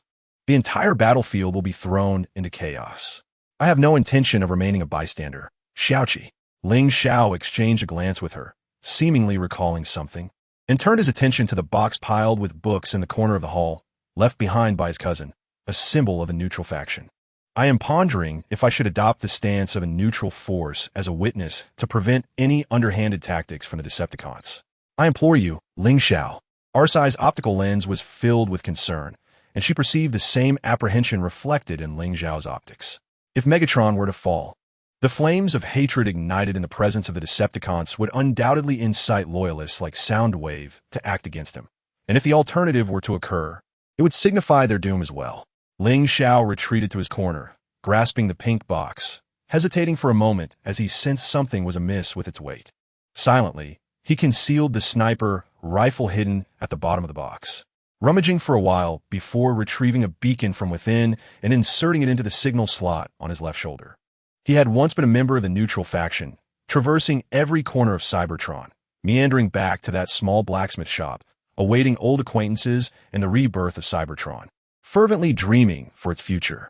Now he found himself once more bearing witness to the flames of war, blossoming amidst destruction, as tranquil as still water.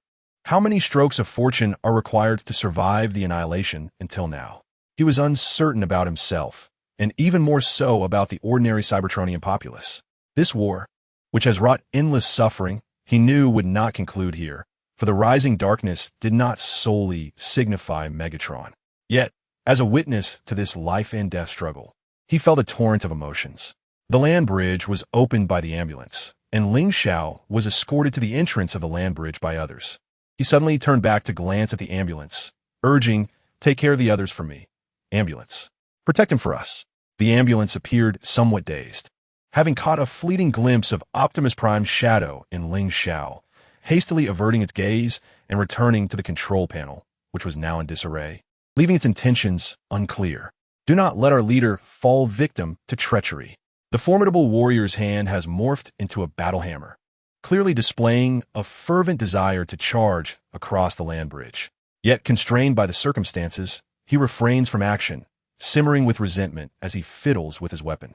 Should anything arise, he would undoubtedly rush across the bridge to smash those petty adversaries into oblivion. Alcee did not utter a word. A glance exchanged with Ling Xiao conveyed their mutual understanding.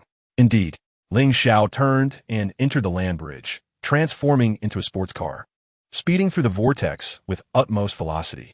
Bumblebee regarded Alcye's silent figure, uncertain of what to say, cautiously prodding her shoulder. I was merely pondering whether Optimus Prime had such thoughts when he appointed him as his second-in-command. Bumblebee's optical lens narrowed. Strength prevails. It is an objective truth. Yet he is, like Optimus, a victim of circumstance. Ratchet sighed. At the foot of the volcano, the vortex erupted, and Ling Xiao burst forth from the land bridge. Hearing the clash of swords resound, the ancestors had long foreseen your impending defeat. What was it they said? Megatron laughed maniacally, his eerie purple optical lens fixated on Optimus's faceplate. Even though the mask concealed his expression, the changes in the optical lens revealed that the weak would inevitably perish. Trusting in written words is less reliable than having none at all. Ling Xiao stood at a distance, quietly observing them. He looked up at the restless volcano, and when he returned his gaze, he saw Optimus raising his sword. In that instant, the earth trembled, and the volcano erupted with a deafening roar. Radiant light cascading down like fiery rain. In the heavens, the eclipse had fully obscured the sun. As he stood in a daze, Megatron had already reversed the situation. Regaining his senses, Ling Xiao promptly connected to the base's communication. The situation is dire. Ratchet, dark energy entities are erupting from the depths of the earth. What?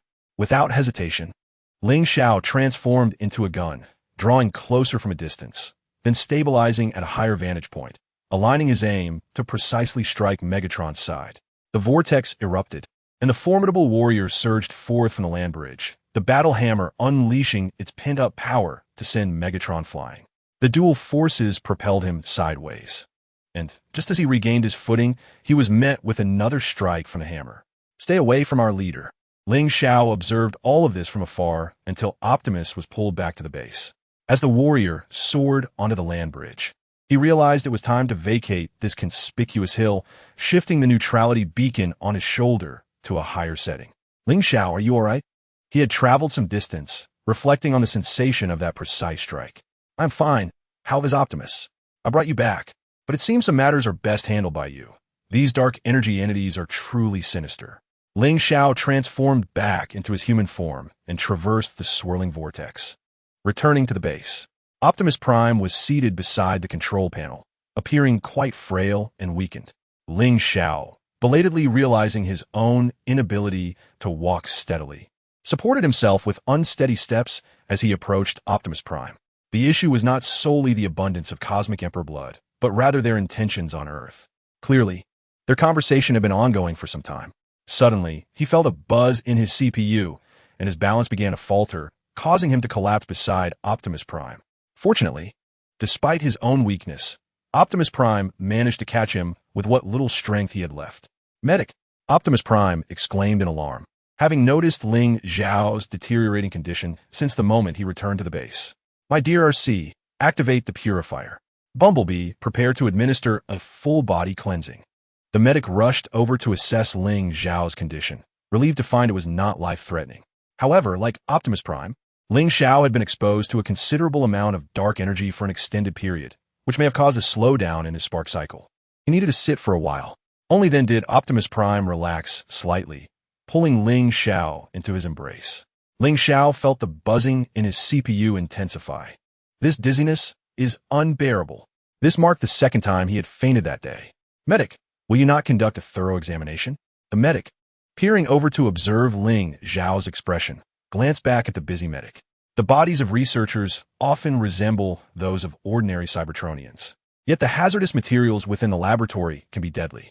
Furthermore, as an esteemed scholar, I am acutely aware that his body harbors hidden dangers.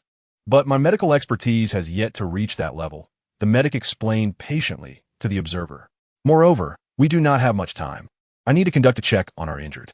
Optimus Prime furrowed his brow. A second time, RC met his gaze and silently nodded. Ling Xiao suddenly shuddered, instinctively grasping Optimus Prime's hand, mumbling incoherently. Ling Xiao? Optimus Prime quickly leaned down to hear him. The Cosmic Emperor's core. Optimus Prime's optics widened in shock. Ling Xiao, are you certain? Is highly likely. Ling Xiao's voice trailed off, and his optics gradually dimmed. The epoch contains hints. Are you suggesting that your family's epoch alludes to this matter? No response came. Ling Xiao's optics completely shut down, falling into a serene slumber, leaving everything to chance. Jack, help me get Rafi into the vehicle. Little Jean suddenly began to raise objections. Ling Xiao, in a dazed state, overheard their quarrel, feeling a headache as if he had suddenly shifted to another realm. Little Jean, I apologize for not being able to protect him, but please trust that I will do everything in my power to ensure the safety of our human friends and all of humanity from harm. Optimus Prime, they are merely children. They do not belong to your world. Their concerns should revolve around examinations, prom nights, and the trials of adolescence, not their own mortality. Mother, the dark energy entities are erupting from the Earth. This is profoundly abnormal and pertains to the lives of all, not just ours. Now, you three must accompany me. They shall never return. Do you understand? I comprehend you. Ling Zhao's senses fell into silence, with only one sound resonating, a rhythmic heartbeat, that of the Cosmic Emperor. Chapter 26. Confrontation. The base was enveloped in silence, the atmosphere at an all-time low. Optimus Prime returned to his position, carefully cradling Ling Xiao once more. Casting a glance at the ambulance, which remained morose due to Rafi's departure, its preparations for examination considerably slowed. Turning his attention back to Ling Xiao, his thoughts returned to the clues provided by him. A family epic? On Cybertron, the only ones truly regarded as families are the descendants of the Primes and a few noble classes, yet both have long been intertwined throughout Cybertron's extensive history. Regarding Ling Xiao, he speculated that his origin must be extraordinary. Otherwise, it would be impossible to explain his breathtaking talents and knowledge. Perhaps he hailed from a fallen noble lineage, but Optimus Prime sensed no hint of aristocratic airs in Ling Xiao. He has always adhered to his principles, appearing aloof yet remarkably affable. Ling Xiao's body temperature gradually normalized, and his optical lenses reopened. His mind was in disarray, having no recollection of the dream he had just experienced. Suddenly, he met Optimus Prime's concerned gaze and found this recently wounded leader to be somewhat endearing from this angle. We are all very worried about you, Ling Xiao. I heard from the ambulance that you fainted twice today. Apologies, but I am unsure of what has befallen me. By the way, Ling Xiao struggled slightly, leaping from his embrace to the corner, where he began to rummage through a pile of books. The once orderly stack was instantly thrown into disarray until he finally retrieved an ancient tome from the bottom, the prophecy of the Cosmic Emperor. I believe this correlates significantly with our current predicament. Although I am a scientist, I must concede to its significance now. A prophecy? RC immediately followed Ling Xiao to the other side, where he had already flipped to the relevant page and handed it to Optimus Prime. Is this a prophecy concerning your family? Indeed, my knowledge of my family is scant. These books were bequeathed to me by my mother, primarily consisting of rare texts from the ancient and golden ages of our lineage. It is in Cybertronian ancient script. Optimus Prime's brow furrowed as he meticulously interpreted the future described within the tome. What does the prophecy say? Even the usually skeptical CG drew close, observing Optimus Prime's expression, sensing that the prophecy might not bode well. Perhaps it aligns closely with what is stated in the Covenant. Overall, it is more detailed than what is found in the Covenant. Optimus Prime returned the book to Ling Xiao, casting a profound glance at him, as if recalling something else, yet prioritized the matters concerning the Cosmic Emperor above all else. At present, we can ascertain the prophecy that the core of the Earth may indeed be the corporeal form of the Cosmic Emperor. What? Both the ambulance and two other children exclaimed simultaneously, while the rest of the base was equally astonished. This notion is corroborated by clues found on the prophecy's title page, all pointing inexorably towards this conclusion. Ling Xiao remarked coolly, turning the pages of the tome, yet his gaze was suddenly ensnared by another prophecy. This particular prophecy was not associated with the Cosmic Emperor, but was rather concealed within the text. The one of the Trinity shall undoubtedly lead the epic, a peculiar prophecy. The others in the base erupted into a flurry of discussion. Even the skeptical partition joined the discourse. Yet Bumblebee was conspicuously absent. I believe I must investigate the epicenter of the earthquake to validate our hypothesis. Optimus Prime grew solemn again. His sword had yet to be repaired. But such concerns were now trivial. Allow me to accompany you. Ling Xiao recalled. Ling Xiao, your physical condition is not suited for fieldwork. You must remain here to assist the ambulance with a full examination. Ling Xiao fell silent for a moment. In truth, I wish to verify certain conjectures regarding my lineage. Permit me to join you. Unable to refute Ling Xiao's insistence, Optimus Prime had no choice but to take him along to survey the seismic site. Volcanic crater. I sense your presence. Please reveal yourself. Megatron stood at the crater's edge, gazing at the billowing, dense black smoke. I honor you as my master. Great Cosmic Emperor. The smoke from the crater thickened once more, accompanied by flashes of lightning and thunder. The oppressive aura of dark energy was nearly enough to incapacitate an ordinary Cybertronian. However, Megatron, fueled by the dark energy, remained unaffected. The anti-spark had completely neutralized the energy entity, beginning to erode Megatron's mind, which also meant that he could no longer return to the Allspark. A sinister visage began to materialize from the smoke. Who wishes to behold me? It is your most humble servant, Megatron, leader of the Decepticons. I bear the dark energy entity, connecting us, awakening you once more, allowing the ancient prophecy to come to fruition. Megatron gesticulated wildly, his every movement exuding arrogance. He had always been thus, whether as the gladiatorial leader of the Resistance or the commander of the Decepticons. Through me, you shall rule this planet and all its denizens. Arrogant fool, how dare you presume to summon my life force? The sinister visage drew closer to the crater. I awakened because I deem the time for awakening has arrived. I do not wish to be presumptuous, my master. Megatron felt a sense of familiarity with this scene, yet he could not recall where he had witnessed it before. Perhaps he never anticipated that one day he would confront another Megatron in the guise of Starscream. Silence.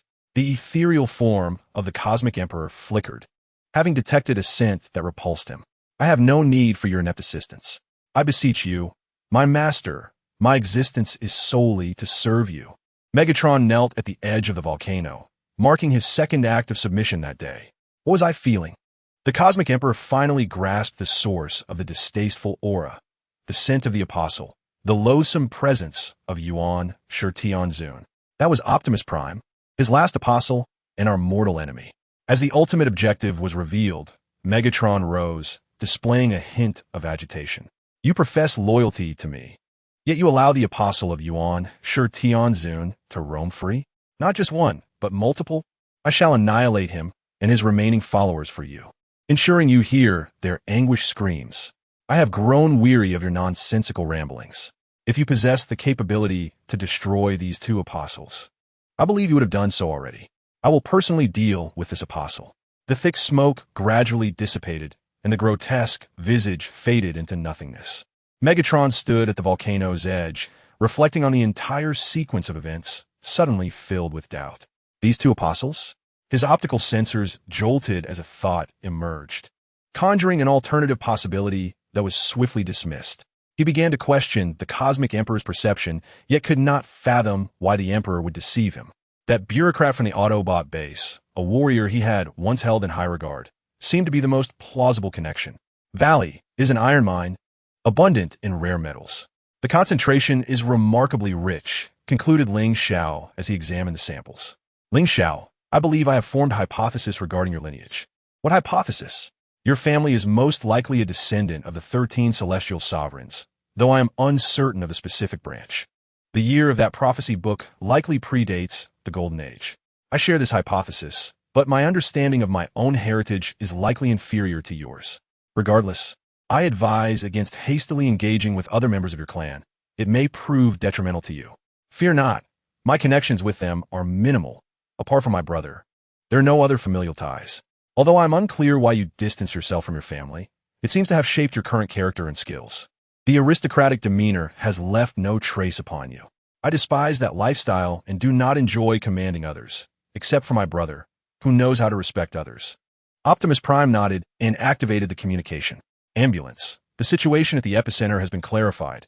All affected locations are rich in ore. Optimus, I have detected a surge in the activity of the Cosmic Emperor's spark. You must exercise extreme caution. I understand. It is nothing to worry about. With Ling Xiao by my side, I shall be fine. Optimus, I believe you may be speaking a bit prematurely.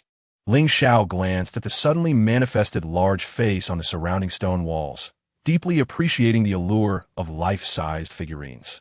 Following his gaze, Optimus encountered the Cosmic Emperor's purple optical sensor. Here you all are. This way, I can avoid wasting time dealing with each of you individually. The Cosmic Emperor grinned menacingly. Do you recognize me? The minion of Yuan, Shi Tianzun? The dark evil god. Are you the Cosmic Emperor? Optimus Prime was evidently taken aback, momentarily at a loss for words. There exists a discrepancy between reality and imagination. However, it undeniably resembles a malevolent deity. Indeed, that grotesque visage suddenly quivered and emerged from the stone wall, proclaiming, "Now, address me as your annihilator, the Cosmic Emperor." Ling Xiao stood in stunned silence for an extended moment. At that instant, a spark of insight illuminated his mind. He suddenly grasped the essence of the Cosmic Emperor's character. In stark contrast to the imposing Megatron, this formidable being exuded a palpable disdain, yet was willing to listen to Optimus Prime. Perhaps this legendary destroyer from Cybertron was not as unreasonable as he initially presumed. Just as he had previously held rigid stereotypes of Megatron and Optimus, it was only upon genuine interaction that he realized the limitations of viewing them from a three-dimensional perspective. They were not mere two-dimensional figures. To him, they existed in reality, imbued with flesh, emotions, and principles. "O Cosmic Emperor, I beseech you to heed our words," he implored. The stone statue, poised to strike, finally noticed the seemingly unremarkable Ling Xiao nearby. The Cosmic Emperor sensed a flicker of familiarity emanating from this young fellow, yet could not immediately recall which apostle from his memory it belonged to. With the battle alert momentarily lifted, Optimus Prime also relaxed his guard, albeit still shielding Ling Xiao, wary of a sudden assault directed at his more vulnerable subordinate. The Cosmic Emperor paused, gazing intently at Ling Xiao, who approached steadily. In this young one's optical lens, he perceived the primal ferocity of an ancient beast, yet interwoven with an unsettling tranquility, unyielding and steadfast, radiating the brilliance of reason and wisdom, devoid of ambition, which he deemed to be his sole flaw. "What counsel do you wish to offer me?" he inquired. "We do not seek our own survival, my lord," Ling Xiao responded, halting beside Optimus Prime, his gaze unwavering as it met that of the Cosmic Emperor. The Cosmic Emperor offered a barely perceptible smile. Had he been addressing ordinary Cybertronians, he might have acknowledged their courage with a compliment. But these two younglings were remnants of his sworn enemies, so he refrained from speaking, allowing his appreciation to remain unvoiced. Optimus Prime furrowed his brow, placing a hand on Ling Xiao's shoulder. The two exchanged a knowing glance, their eyes reflecting the same understanding of Optimus's concerns. Acknowledging the unspoken apprehension, Ling Xiao nodded, continuing to stand silently, his attention fixed on the Cosmic Emperor's avatar. The figure was indeed fearsome, more so than Megatron. Yet, from this being, he could discern no inclination towards cruelty. It seemed that the sole purpose of his existence was to engage in conflict with his adversaries. How, he pondered, does one distinguish between good and evil? This question suddenly arose in his mind. Optimus Prime, mindful of Ling Xiao's social shortcomings, had opted to speak on his behalf, understanding that allowing someone with such social anxiety to articulate their thoughts could lead to unintentional missteps. It would be challenging to restore the elusive deity's composure for a calm dialogue if any mistakes were made. Thus, he resolved to engage in conversation himself. The gaze of the cosmic sovereign remained fixated upon Ling Xiao, as memories of a certain apostle resurfaced in his mind. Those few acolytes of the primordial celestial sovereign had likely met their demise by now. The intensity of the young one's focus sparked within him a semblance of the fervent battle spirit of his past. Even though he discerned that this junior had yet to reach his full potential, he could easily extinguish him with but a flick of his wrist. "We implore you, on behalf of this planet and its inhabitants, for the beings on Earth rely upon you as their pillar of existence. However, your awakening may cause the species known as humanity to halt its evolution, leading directly to its extinction. You say these so-called humans are all my descendants? Indeed, you are correct. Mea Pelosites. They shall soon feel the wrath of the cosmic sovereign. Yet, before that transpires, I shall first deal with you." A pulse of lightning energy, born from the dark super-energy entity, propelled both individuals far away, along with the still-dazed Ling Xiao. Ling Xiao felt utterly baffled. Recently, the system seemed to have gone silent, unresponsive to his calls. Yet now, on the brink of peril, it sprang back to life. As if in response to his thoughts, the system announced, "System update complete. Rewards have been deposited into the host's inventory." Perhaps shielded by Optimus Prime, Ling Xiao noticed a significant reduction in the force exerted against him. He swiftly regained his footing, unsheathing his sword and assuming a defensive stance before the fallen Optimus Prime. The fiery spirit of battle ignited within his optical lens as the ember's rhythm quickened. In their initial clash, Ling Xiao barely managed to parry a strike from one of the Cosmic Sovereign's avatars, and that avatar had yet to unleash its full might. While he himself was nearing his zenith, a chilling liquid began to seep from his body, and in the presence of the true deity, he was acutely reminded of his own frailty and ignorance. Should one employ a formidable technique only to receive a mere basic attack in return? Would you not feel a twinge of panic? His mind unsettled and unable to maintain his peak state for long, Ling Xiao was swiftly forced back several steps. Casting a glance at the now-recovered Optimus Prime, he exhaled in relief and refocused on the battle. After exchanging several more blows, Ling Xiao found himself in a bind. This opponent was not of human caliber, and the outcome was utterly predictable. He could only delay his fate. Fortunately, Optimus Prime had risen once more and shattered the avatar with a gunshot. Ling Xiao let out a long breath, planting his sword into the ground and leaning against the stone wall to rest, forgetting that the Cosmic Sovereign's avatars were limitless and could be conjured from the very wall itself. Suddenly, the movement of the stone wall startled Ling Xiao, causing him to leap in alarm like a frightened cat. Optimus Prime, witnessing this, nearly succumbed to laughter, but his amusement was short-lived. Foolish apostles, my power is boundless. Today marks your demise. Chapter 27. The return of the familiar in this moment, as he gazed upon the countless miniature avatars of the Universe Emperors. Ling Xiao felt an overwhelming sense of pressure. His initial instinct was to call for an ambulance and procure a full bottle of synthetic super energy, but upon reflection, he dismissed the thought of sending the most composed mind of their team, their leader, into a frenzy. If even Optimus Prime were to lose his reason, the entire leadership squad would undoubtedly face ruin. Ling Xiao instinctively considered utilizing the system, only to be met with a series of notifications. Certain abilities cannot be employed during the main quest. Optimus, have you noticed any further activities from the Universe Emperors? As the communication link with the ambulance connected, Ling Xiao's optical visor flickered to life, positioning himself back to back with Optimus, each guarding their respective flanks. The Universe Emperors embody power, and you, remnants of the Apostles, shall meet your demise here today. The voice of the Universe Emperor resonated through the communication channel. Ling Xiao remained silent, meticulously observing the positioning of the surrounding avatars, deducing possible offensive routes and defensive strategies. The situation appeared dire. We must depart immediately. No. Optimus's voice rang with unwavering resolve. Force alone cannot resolve the Universe Emperors. They seek me, ambulance. This battle must be borne by me alone. Ling Xiao, retreat. Optimus turned to glance at Ling Xiao, who returned the look, a tacit acknowledgement of the need to conceal Ling Xiao's identity. The Primes and the Autobots shared misunderstandings and conflicts. While the Autobots originated from the royal lineage, they harbored a profound disdain for aristocratic customs. Optimus did not wish for Ling Xiao to bear unnecessary labels due to his bloodline, so he intended to maintain the secrecy. I will not leave. Ling Xiao disregarded his command, continuing to observe the encirclement of avatars. This is an order. Optimus, rarely agitated, emphasized with a serious tone, noticing Ling Xiao's indifference. He felt the frustration akin to striking a fist against cotton. We'll be fine. Ling Xiao turned back to see Optimus's vexed expression and offered a wry smile. Do you remember the next line of the prophecy? I did not see that part. This was a battle of desperate survival. The avatars surged from all directions, ceaseless and relentless. Ling Xiao wielded his sword, defending against the avatars encroaching from behind Optimus, but he could only fend off those closest, while others leapt down from above. He could only lament the cunning of his adversaries. After dispatching this wave of avatars, Ling Xiao felt his strength waning.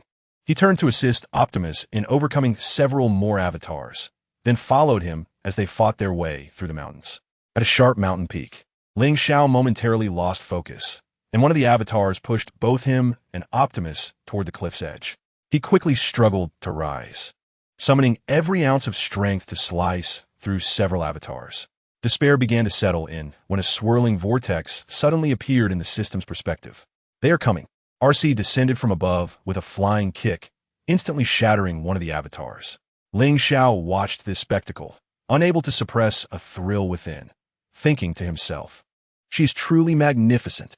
Immediately following, the Partition and Bumblebee similarly dispatched several clones with an air of divine justice. The group swiftly eradicated the surrounding avatars of the Universe Emperor. RC was the first to halt, casting her gaze towards Optimus Prime. "Did Ratchet fail to relay my orders?" "Return to base." Despite Optimus's serious demeanor, his words grew increasingly weak and pale. Today, Ling Xiao, like the rest, had defied his commands, causing him considerable distress. Yet, his stern exterior could not mask the genuine emotions he felt at this moment. He was moved by the reckless bravery of his comrades who risked everything to rescue him. Though his predominant sentiment was still one of concern. "Even summoning reinforcements cannot avert your doom. Surrender now." The voice of the Universe Emperor mingled with the gunfire of his comrades, intensifying the sense of peril surrounding Optimus. He could not allow his allies to be placed in jeopardy. "Optimus, you are the target. It is you who should return to base." RC, while shattering a clone with her gun, disregarded the debris falling around her, momentarily diverting her attention to him. In that moment, she remained composed, though the slight tremor of her gun betrayed her anxiety. "These avatars of the Universe Emperor can locate me anywhere, even with the shelter of the base. I can only temporarily conceal my position. I cannot put you in danger. Then allow us to lead the charge, just this once." The Partition's war hammer clashed with determination reflected in the optics. The last time Optimus had heard such words, he had been in a different state of mind. Ling Xiao, recalling their previous reckless driving escapade, couldn't help but smirk, though he soon reverted to his usual stoic expression, weaving through the clones while deftly maneuvering to avoid being overwhelmed. RC noticed that Ling Xiao was besieged by numerous clones as well, and she fired several shots to provide him relief. Just then, Ling Xiao managed to extricate himself from the throng of clones, severing his last connection behind him. "Optimus, listen to me. If you encounter any misfortune, Earth may well face ruin as well." After much contemplation, Optimus's optics narrowed, ultimately conceding. "Let's proceed." RC, the swiftest among them, surged towards the cliff, with the others following closely behind, weaving among the peaks one by one. Observing the situation, Ling Xiao severed the last segment of the clone squad, transforming to utilize the slope for acceleration, then reverting to human form to rejoin the main group. As they burst forth from the cliffs, they were met with the crumbling rocks, and a colossal clone surged skyward. Immersed in the tangible scene, Ling Xiao instinctively disregarded the system alerts, staring in shock at the spectacle, his CPU buzzing in confusion. It was only by being truly present that he could appreciate the extraordinary might at play. Yet, in the next moment, a distant mountain trembled as well, shattering into fragments, leaving behind a similarly towering miniature replica of the Universe Emperor. 2. What the hell? Ling Xiao's entire being stiffened. Could it be that his interference had drawn the Universe Emperor's attention? The expression on Ling Xiao's face morphed into one of bewildered disbelief. No, this is not the Universe Emperor himself, merely one of his replicated avatars. If we cannot defeat the Cosmic Emperor and find ourselves unable to evade his grasp, what course of action should we pursue? The Partition posed a soul-searching inquiry. Our only recourse lies in the relentless destruction of his avatars until we devise a strategy that allows us to vanquish him without jeopardizing this planet. Optimus Prime gazed solemnly at the towering manifestations of the Cosmic Emperor, burdened by the weight of his role as the leader endowed by the well of all sparks. It was only natural that the Cosmic Emperor regarded him as a thorn in his side, but why did the Emperor harbor equal animosity towards Ling Xiao? A mere scion of the Primes? Before he could delve deeper into contemplation, the battle erupted. Ling Xiao, shaking off his stupor, transformed his arm into the energy weapon extracted from the system, adjusting its power to armor-piercing mode. He fired 2 shots at the distant stone figures, dislodging only a few fragments. Ding! The host has triggered multiple passive abilities, updating data accordingly. The host has invoked the protection of the Primes. Please be aware of the energy threshold to prevent depletion. The system has automatically initiated energy reservoir replenishment. The continuous system prompts resonated in Ling Xiao's mind. Upon closer inspection, he noted that the avatar he had targeted seemed to have sustained more damage. It was evidently the one crafted specifically for him. He decided to transform into a sports car, opting to confront this avatar alone. In his car form, he felt no difference but the instant he reverted to humanoid form, he sensed a significant acceleration in his speed. Drawing his weapon, he realized the energy projectiles had also gained considerable potency. Ascending a nearby hill, he scrutinized the avatar, his mind conjuring images of Cybertronian anatomy and neural systems. Eventually, he fired several shots at the armor seam on its shoulder, effectively stalling its movements. This was not particularly related to the neural structure, as it was merely stone, yet the physical design bore a close resemblance to that of a Cybertronian. Given that stone was inherently fragile, shattering the joints with gunfire proved effective. Employing a strategy of maneuverability, Ling Xiao engaged the avatar in a back-and-forth exchange. Upon finally shattering the third joint, the avatar collapsed entirely. Optimus, I have discerned a weakness in these large avatars, though the one on your end appears more resilient. He reported. Optimus Prime glanced at the other avatar, which was now crumbling under Ling Xiao's assault, sending dust swirling into the air. Where exactly? At the armor seams where the limbs connect to the torso. Strike there repeatedly. I have tested yours, and it is indeed sturdier. Exercise caution. Autobots, spread out and execute flanking maneuvers targeting the weakness Ling Xiao has identified, Optimus commanded decisively. Ling Xiao chuckled at the sound of his voice, driving his vehicle into the skirmish and firing at the Cosmic Emperor's avatar scapula. Evidently, his assault was far more insulting to the Cosmic Emperor, and suddenly, the system emitted a warning. System alert. Host taunt level has reached maximum. Please avoid high-impact attacks. Ling Xiao, what have I done? Shock JPG. Ling Xiao exchanged a glance with the colossal avatar of the Cosmic Emperor, only to be sent hurtling away by a casual sweep of his hand. It's over for me. I can't fly. How I wish I had wings or some sort of flying apparatus. Just as Ling Xiao was suspended in weightlessness, awaiting his fate, he suddenly felt the sensation of weightlessness dissipate momentarily, only to find himself cradled in an embrace, then swiftly tossed aside. As he regained his senses, pondering his last words, he caught sight of Megatron flashing him a wicked smile before transforming into a flying vehicle and departing. Ling Xiao, a hero saving a bear? No. What nonsense am I thinking? Picking himself up from the ground, he silently noted this act of kindness and sped toward the battlefield.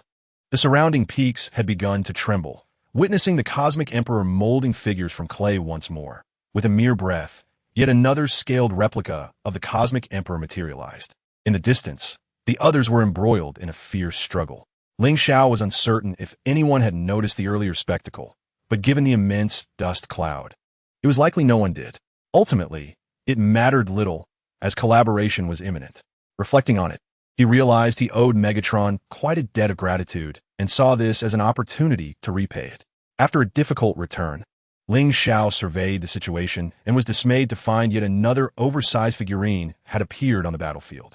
This was truly vexing. Rejoining the fray, Ling Xiao drew a portion of the ire toward himself. Perhaps the Cosmic Emperor had not been satisfied with the previous blow, making Ling Xiao the prime target once more. Ling Xiao, be careful. It was Optimus Prime's voice. Ling Xiao could not afford to be careless. He quickly darted into a narrow canyon, navigating through winding paths. The valley he had sought refuge in was obliterated by a strike from the Cosmic Emperor, and as he gazed at the debris mere meters away, he estimated it was just 2 meters from him. He opened the communication channel. I'm fine, but I don't know why he is pursuing me. Optimus, he is moving toward you. Alc's voice crackled through the comms, and the atmosphere on the battlefield grew tense. Ling Xiao was uncertain where Megatron was observing the situation from. He surely arrived faster than himself, yet remained unseen. However, it was evident that there was no time to shift positions. Optimus Prime was pinned beneath rubble hurled by the Cosmic Emperor, and the communication channel erupted in chaos. Ling Xiao emerged from the canyon, firing several shots at the Cosmic Emperor's shoulder, indeed drawing the ire toward himself once more. The ground erupted under the Cosmic Emperor's might, sending debris crashing toward Ling Xiao. Buried beneath the rubble, Ling Xiao felt a weary resignation. Let end. The host has triggered a passive ability. Amplification calculations are underway. Ling Xiao heard the system notification and sighed, beginning to dig through the rubble in an attempt to escape. As he broke free into the light, he beheld the massive figurine poised to crush Optimus Prime beneath its foot. I am the sovereign of this world as past and future. As for the present, all apostles shall become history. A series of violet energy blasts pierced through the head of the oversized figurine, causing its entire form to tilt backward, its colossal foot veering away from Optimus Prime. Ling Xiao hesitated over whether to assist Optimus Prime, ultimately deciding to clandestinely observe the unfolding drama in order to afford Megatron an opportunity. Just as he remained ensconced within the stone pile, the barricade and Bumblebee exchanged a knowing glance before turning their attention to RC. Sensing the scrutinizing gazes of her comrades, RC turned back, bewildered, insisting it wasn't my doing. The barricade shook his head, inquiring, "Beep? Is that Ling Xiao?" "It could very well be," came the response. "Ling Xiao? What's the matter?" "I'm trapped in the rubble," he confessed. Suddenly, Megatron emerged, leaping down from atop the towering stones with an air of undeniable authority. At last, Optimus Prime extricated himself from the debris, only to find himself face-to-face with Megatron's energy cannon, his expression betraying sheer astonishment. It was only when Megatron tilted his hand, offering assistance, that Optimus hesitated momentarily before grasping Megatron's formidable hand. Although it felt as if he were reconnecting with an old friend, he understood this was not the same ally who once championed the oppressed, but rather an ambitious warlord. Reflecting on their last encounter, the irony of this moment was not lost on him. Megatron took several strides toward the stone pile where Ling Xiao was concealed, fully aware that Ling Xiao had provided Optimus with considerable support. Yet, he abruptly turned to face Optimus, stating, if memory serves, "You were quite determined to extinguish my spark last we met." Within the rubble, Ling Xiao stifled a subtle smile, pushing aside the final boulder and leaping out, only to find himself frozen under the collective gaze of those around him. "Well, it seems I should have bolted earlier," he mused, seeing that Ling Xiao was unharmed. Megatron and Optimus resumed their conversation. "Indeed, my sentiments remain unchanged." As the distance between them diminished, Ling Xiao quietly moved to join the others, continuing to observe. He felt a twinge of anxiety at their proximity, fearing a sudden tremor might disrupt the moment, though he took solace in Optimus's mask. "I anticipated you would respond thusly. However, I have a proposal," Megatron stated, stepping aside to cast a glance at the Autobots, ultimately fixing his gaze upon Optimus. "Let us unite to vanquish our common adversary, the Dark God Unicron." "Preposterous. Unicron is the embodiment of evil. You, Megatron, would not conspire with him, would you?" came the incredulous reply. The voice of Ratchet echoed through the communications channel, prompting Megatron to raise an eyebrow. A being as arrogant as Megatron would never permit another to dominate this planet. "It appears you know me all too well," Ling Xiao mused, sensing something amiss in Megatron's demeanor, though he could not quite place it. Yet, he relished the unfolding spectacle. "You command a Decepticon army. Why seek our aid?" The barricade questioned, his voice laced with incredulity. "To obliterate Unicron, an equally significant element is required, one we can secure together." Megatron stepped closer, eyeing Optimus. "That is the power of the Primes." "Ah, it seems we shall not require your assistance after all. On the contrary, while Optimus Prime is indeed the only one capable of defeating him, it is I who possess the ability to lead you to him. The blood of the Cosmic Emperor flows through my veins. I can hear his thoughts and foresee his actions." Megatron turns to Optimus Prime with solemnity, stating that as long as the Cosmic Emperor lives, the enmity between you and us, the Autobots and Decepticons, will lose its significance. Ling Xiao furrows his brow. Although there is a semblance of truth in this statement, he cannot dismiss the agony wrought by this war. He recalls the lifelessness that has befallen his distant home planet, remembers the anguished cries of a youngling amidst the ruins, and stands before fragmented corpses, clutching a minuscule remnant of energy. Soon, these bodies will be moved, their usable parts dismantled. The wasteland of Cybertron still bears the presence of the Black Medics, who salvage the viable components from fallen comrades and sell them at a premium to survivors. Regardless of whether the deceased were valiant heroes who perished for the city's survival or guilt-ridden slaughterers, the younglings, if fortunate, may find refuge in an orphanage. If less fortunate, they will either await their energy to dwindle in the wasteland or be sold to surviving nobles as pets, some even targeted by the Black Medics for dissection. He suddenly feels a throbbing pain in his head, forcing himself to retract those bloody and suffocating memories, standing still in tranquility. He cannot endorse that statement. The atrocities of war and their repercussions can never be forgotten. Are not the grievances between the two factions a shared burden of the Cybertronians? Grievances are eternally grievances. The voice of Ratchet once again emanates from the communication channel. Ling Xiao acknowledges this sentiment, yet he desires silence for a moment, to detach himself from the memories of his home planet. If the Autobots and Decepticons were to reconcile, how long do you believe such peace would endure? It would persist as long as it serves our interests. And what if after our common enemy is vanquished? I shall conquer Earth in my own way. Megatron's optics glimmer with unabashed ambition. He is not a hypocrite, Alcee remarks. This is his scheme to use others as pawns. We shall not allow you to succeed. Do you presume this is all the Cosmic Emperor is capable of? Those stone soldiers are merely an appetizer. The Cosmic Emperor has not yet fully awakened. With each passing moment, he grows stronger, poised to obliterate Earth entirely. What we witness now is merely the prelude to a symphony of destruction. When he truly rises, the entire world shall face annihilation, much like the devastation you wrought upon Cybertron. Alcee's gaze sharpened suddenly. In the past, Megatron rarely exhibited such seriousness. Yet this time, I shall rule a living planet. Even if we were to agree, the Cosmic Emperor resides in the Earth's core. How shall we reach him? By driving? The land bridge, Ling Xiao calmly concludes. Alcee glances at him, sensing he is still deep in thought, seemingly devoid of energy to attend to others. I utterly disagree. Transporting to space via land bridges or moving trains is an arduous task. Blindly transferring into the interior of a living being seems implausible. The ambulance hesitated. Exposed to numerous dark, supercharged entities, a perilous situation indeed. You lack the immunity that Megatron possesses. This further substantiates the necessity of your reliance on my leadership. Does it not? Megatron's ambitions are unmistakable. At this moment, Ling Xiao concluded his contemplation and exchanged glances with Alcee. Alcee was taken aback, not anticipating Ling Xiao's supportive stance. After a moment of confirming his gaze, she finally realized the truth. Can you provide the precise coordinates of the Cosmic Emperor? Optimus Prime fixed his gaze upon Megatron, contemplating the prospect of collaboration. If you can transport us to the Earth's core, I can lead you to the Cosmic Emperor's spark, the heart of the dark power. Optimus Prime, even if we survive the journey, how shall we thwart the Cosmic Emperor? Alcee maintained her opposition, casting a glance at the silent Ling Xiao, feeling a sense of frustration. We require the energy gem.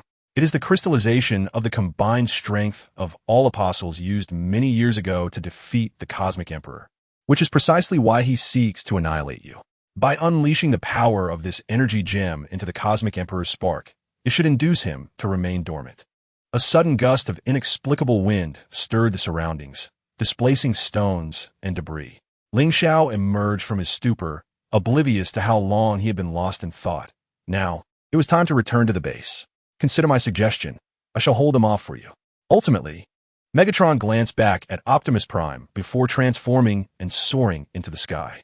The swirling vortex gradually subsided, and after a moment's contemplation, Optimus Prime dashed into the land bridge. Chapter 28. The Earth's Core, Autobot Base. Ling Xiao, I wish to understand your intentions. Alcee initiated the conversation upon their return to the base. Why did you choose to support collaboration earlier? Her tone remained relatively calm. Ling Xiao, still lost in memories of Cybertron, struggled to shake off the past, despite his usual composure. Do you believe the grievances between the factions can be easily resolved? The ambulance, in a fit of anger, could not contain his frustration upon hearing this, allowing no room for Ling Xiao's defense, and the surrounding panels echoed his sentiments. So many lives have been lost in this war. I will never dismiss his casual mention of our enmity. Calm down. There's no need to unjustly vent your anger. Alcee interjected, glancing at Ling Xiao, who seemed hesitant to speak. Falling into silence once more after her remark, Optimus Prime was the last to traverse the land bridge. Having overheard the prior dispute, he intended to speak in Ling Xiao's defense. But upon hearing Alcee's voice again, he chose to observe quietly. If you still believe I consider this from a neutral standpoint, Ling Xiao, stirred by the sudden malice erupting within him, felt a sense of grievance and found himself at a loss for words. He has always been this way, never bothering to clarify misunderstandings, for it no longer matters to him. He remains unable to assimilate with the collective, persistently so, even within such an inclusive and trusting community. The three youngsters on the stairs, accompanied by two adults, sat in silence, occasionally exchanging glances, unsure of how to mitigate this baseless quarrel. "I apologize for not managing my temper," sighed the paramedic, casting a glance at him. Noticing his lack of response, he awkwardly busied himself at the control panel.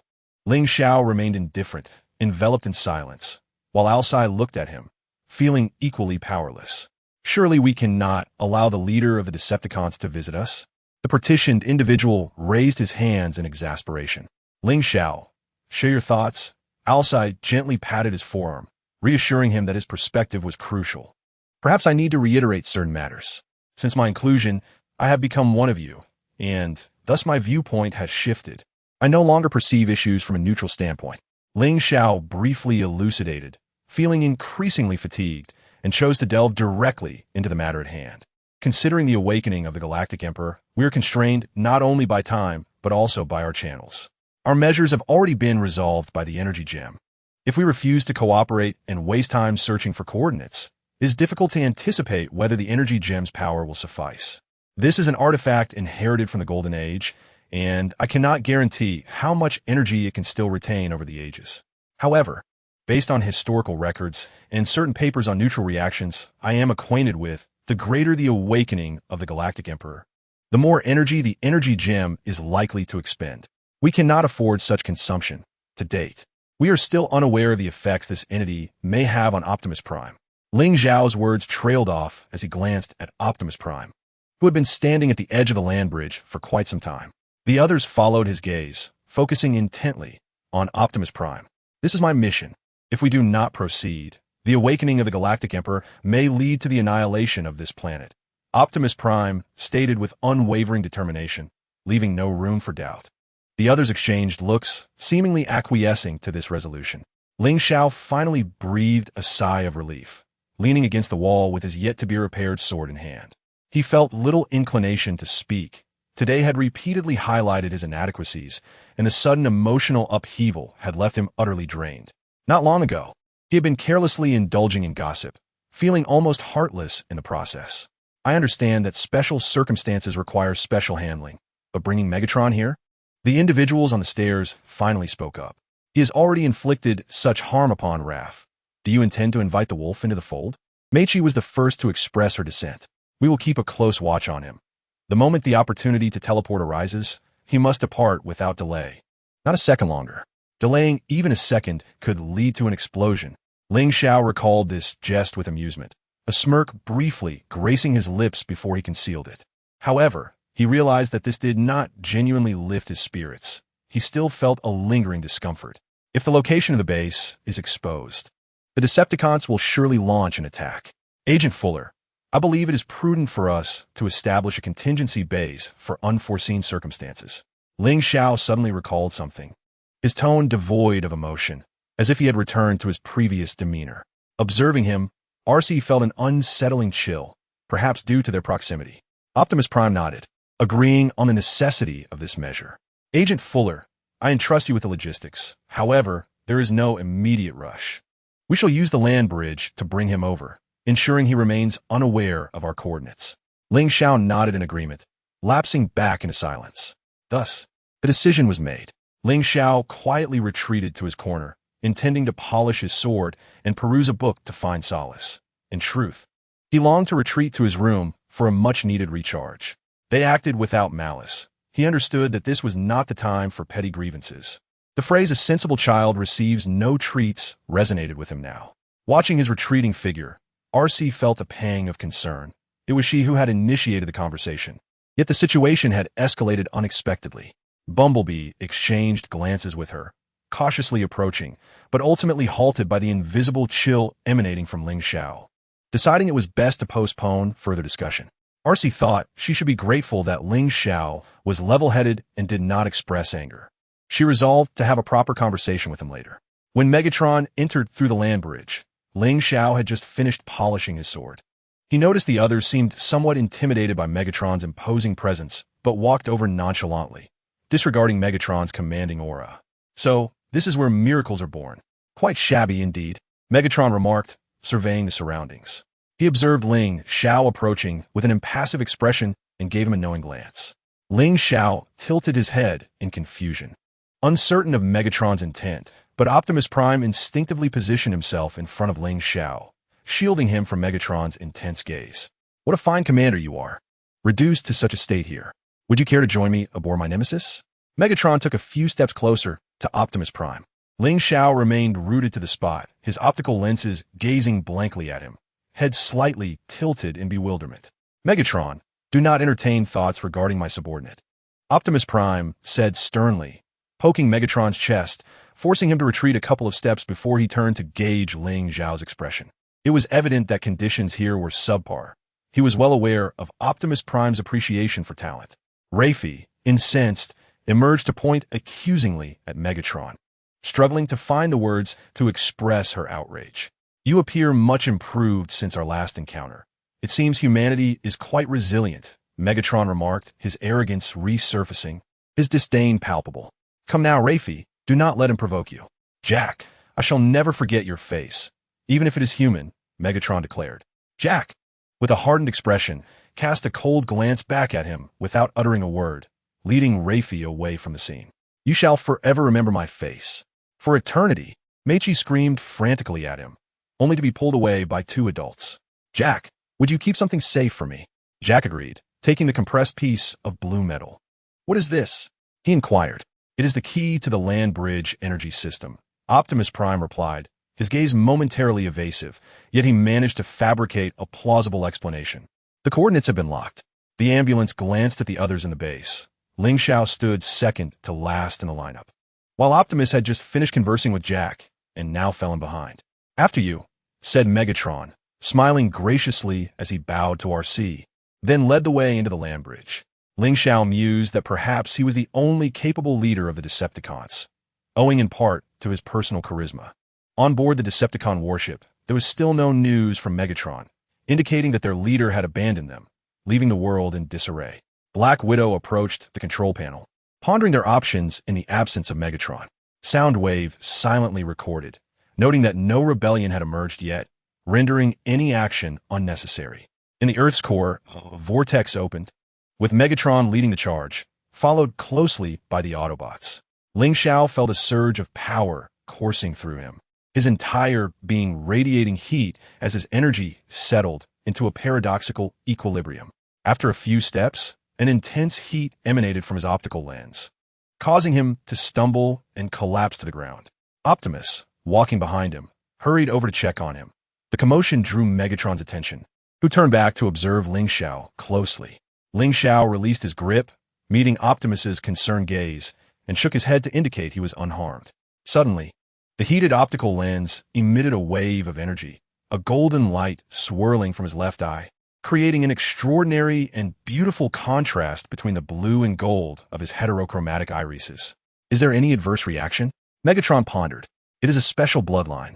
No wonder he is so astute. He possesses genetic advantages. He recalled certain ancient texts and the words of the Cosmic Emperor, deducing that Ling Xiao's identity was remarkable, though it seemed the young one himself was unaware of the significance. Beep beep. Indeed, it is quite beautiful, like a little cat from Earth, Soundwave mused, reminiscent of the adorable felines he had seen on a computer screen. Hey, he is not a cat, RC interjected, giving him a light tap, realizing his blunder. Soundwave sheepishly scratched his head. No matter, let us proceed. Ling Xiao realized he could no longer hide this peculiar state. He donned his mask, a rare occurrence since he had become familiar with the others, and had seldom worn it since. Yet, he was uncertain of what expression he should wear. Megatron regarded Ling Xiao intently. Then, meeting Optimus's wary gaze, he redirected his attention and continued to lead the way. By the way, how long will it take for the Cosmic Emperor to discover our presence? RC posed a critical question, glancing back at Ling Xiao, whose unique eyes were indeed captivating. You are too naive. He is known for quite some time. Ling Xiao walked among the ranks, yet his thoughts surged rapidly. From his encounter with the Cosmic Emperor, he realized a crucial truth. True strength lies in one's own prowess, for the system remains an unpredictable variable. He could not perpetually rely on it. He must depend on himself. In the days ahead, he anticipated leading the team for a while, also preoccupied with refining his cousin's thesis. Once he found a moment's respite, he ought to formulate some training plans. The spark of the Cosmic Emperor was present here. Megatron sensed the reaction of the spark and fixed his gaze toward the distance. Please, after you. RC gestured invitingly, and Megatron chuckled, appreciating her charm. Which man does not admire beauty? Especially one as fierce and renowned for her agility as RC. It would be impossible for Megatron to lack compassion. Leading the way, he suddenly felt the ground sway beneath him, struggling to maintain his balance. His two companions promptly supported him to prevent a fall. It appeared that the influence of the dark energy entity had begun to manifest. They needed to care for their afflicted comrade. Optimus Prime glanced at Ling Xiao, noticing the cold liquid accumulating on him, indicating that he was not as unscathed as he claimed. Ling Xiao's bravado reminded him of his younger self. He chose not to confront Ling Xiao, hoping for an opportunity to discuss it later. To accommodate their unsteady teammate, they shifted their formation, placing the more mobile members at the forefront while RC and Bumblebee supported the unsteady comrade at the rear. However, Megatron suddenly halted his advance. It seems he is about to expel us. The corridor echoed with rustling sounds from all directions. Ling Xiao swiftly drew his sword, positioning himself at the back of the formation to shield his teammate, casting a silent glance back at the three behind him. Surely, the Cosmic Emperor's antibodies cannot match our size? Ling Xiao muttered to himself in a bemused tone. Such minutiae stirred a sense of gratitude within his companion, and they quickly transformed their weapons, prepared for battle. Initially, the antibodies were few in number, and the first wave was swiftly obliterated under their energy blasts. However, tranquility was short-lived as the second wave soon surged forth. Amid the chaos, Ling Xiao seized a moment to observe Optimus Prime and Megatron, their positions intertwining as blades clashed. Even after 9 million years, their synergy remained intact, trusting one another with their backs without hesitation. Ling Xiao struggled to maintain his composure amidst this battlefield waltz, but ultimately joined Bumblebee to assist their teammate. When he looked back, he saw that Megatron and Optimus Prime had temporarily alleviated the onslaught, just as they turned their attention toward him. Ling Xiao slashed his sword, shattering several antibodies and keeping pace with the two as they advanced. RC, having fallen onto a lower beam, managed to climb back up thanks to her petite stature, a feat not easily accomplished by most. Decepticon warship, comrades, although we remain unwaveringly loyal to Lord Megatron, our leader's recent actions have raised considerable doubts. Black Widow stood at the center of the control room, initiating an impeachment of the Decepticon leader, harboring her own ulterior motives. Beside her, Soundwave diligently went about his tasks, merely recording her words and actions without interference. At present, Earth appears to have devolved into a failed experiment. Commander Black Widow, you are not suggesting we abandon Lord Megatron, are you? Knockout interjected, his eyes flickering, while Deadlock silently observed. Despite Soundwave employing various methods, he was unable to locate Megatron. He was either sacrificed or had surrendered, both scenarios detrimental to the Decepticons' interests. Ascending to the bridge, Black Widow moved with the poise of a queen, gesturing animatedly. Thus, I believe shifting our allegiance is our most prudent choice, unless a more compelling suggestion arises. Her gaze swept over the assembled Decepticon foot soldiers, who exchanged glances, none daring to voice dissent. To planet Gardeland 4, Soundwave, having predicted the threat through data analysis, turned from the console and approached the bridge. In that moment, the former champion of the Karen Duel arena revealed his inherent presence. Even in silence, he exuded an extraordinary aura. What do you wish to convey, Soundwave? Black Widow asked impatiently. Noticing his lack of response, she feigned authority, stepping closer to him. This is my command. You would do well to return to your station and stand down. The atmosphere grew tense, while Knockout and Deadlock observed with bemusement, indifferent to the brewing conflict. Sensing her actions bore no weight on Soundwave, Black Widow's irritation flared, and without further ado, she launched an attack. However, her chaotic strikes were effortlessly deflected by Soundwave's slender arm shields, and with a single blow, she was hurled far away. I shall extract your spark. Black Widow's murderous intent surged, but as soon as she uttered those words, she noticed the absence of the laser bird from Soundwave's chest. Before long, Black Widow was knocked out by Soundwave, plunging the warship back into silence. Ah, a silent dog may bite, Knockout remarked dryly, glancing at Deadlock, and then at the unconscious Black Widow, momentarily a loss for words. Core of the Earth, the sheer number of antibodies remained overwhelming. Ling Xiao felt the hilt of his sword tainted by the dark energy entity, its slick texture sending a chill down his spine as he dispatched several antibodies, gradually retreating towards his comrades. The flickering energy orbs glimmered in a blue-purple hue, and suddenly he recalled something. Turning to sprint towards Optimus Prime to intercept the sword Megatron was about to unleash upon him. Megatron, awaken, do not heed the voice of the Cosmic Emperor. At this moment, Megatron's purple optical lens flashed with a sinister light, clashing with his energy-overflowing golden lens, while the violet spark chamber dimmed gradually. Megatron's fearsome faceplate trembled, as if regaining some semblance of consciousness. He hesitated for a moment as the crossed blades parted. Ling Xiao exhaled in relief, turning back to slice through another approaching antibody. RC and Bumblebee swiftly moved closer, occasionally glancing at Megatron's condition to prevent him from falling under the Cosmic Emperor's control once more. However, there was no need for them to pay attention. Optimus Prime was still haunted by the recent events, heightening his vigilance. He dispatched another wave of antibodies, momentarily halting the offensive. Megatron finally regained his senses and called out to Optimus, gesturing towards the hatch behind them. The spark of the Cosmic Emperor lay within. How can we gain entry? We must deceive the Cosmic Emperor's defense system into believing we pose no threat. As the spark chamber approached the hatch, the immune passage unfolded layer by layer, with a massive purple spark burning brightly. Although Megatron had witnessed many things, he was momentarily awestruck until Optimus Prime joined him. Friends, we must hold this position, RC spoke solemnly, glancing back at the closing immune passage before rejoining the defensive line. The starry expanse buzzed incessantly, heralding the onset of a long, dark night. Chapter 29, Aurelian, Core of the Earth. Megatron, the murmurs of the Cosmic Emperor surrounded him, shrouding Megatron in a haze of confusion. I command you now, annihilate the apostles.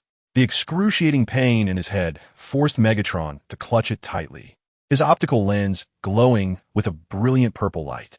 In the dense darkness, where the concentration of dark energy was exceedingly high, he found himself ignited into a state akin to that of Ling Xiao.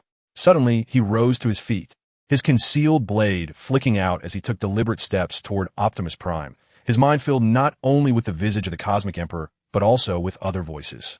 Megatron, wake up, do not heed the voice of the Cosmic Emperor. His steps faltered, and the golden optical lens that materialized in his mind jolted him back to awareness.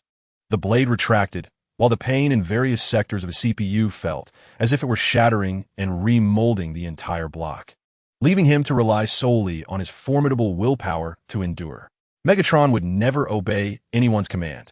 It seemed that his indomitable spirit had absorbed much of the Cosmic Emperor's psychic assault, allowing Optimus Prime to gradually stir. Yet, Megatron could finally bear it no longer and collapsed. In the external world, a sudden upheaval gripped the heavens and the earth, as the will of destruction swept across the globe, intensifying calamities as if heralding the apocalypse. As the master of the energy treasure, I call upon you. Accompanied by a faint hum from the spark chamber, a mist-like wave of purple energy emanated from Megatron, and he stood once more. You cannot triumph over me. Apostle of the primordial celestial, I have long transcended physical form. With sheer will alone, I can plunge the world into chaos. As long as I draw breath, you shall not prevail. Let the power of the energy treasure illuminate our darkest moments.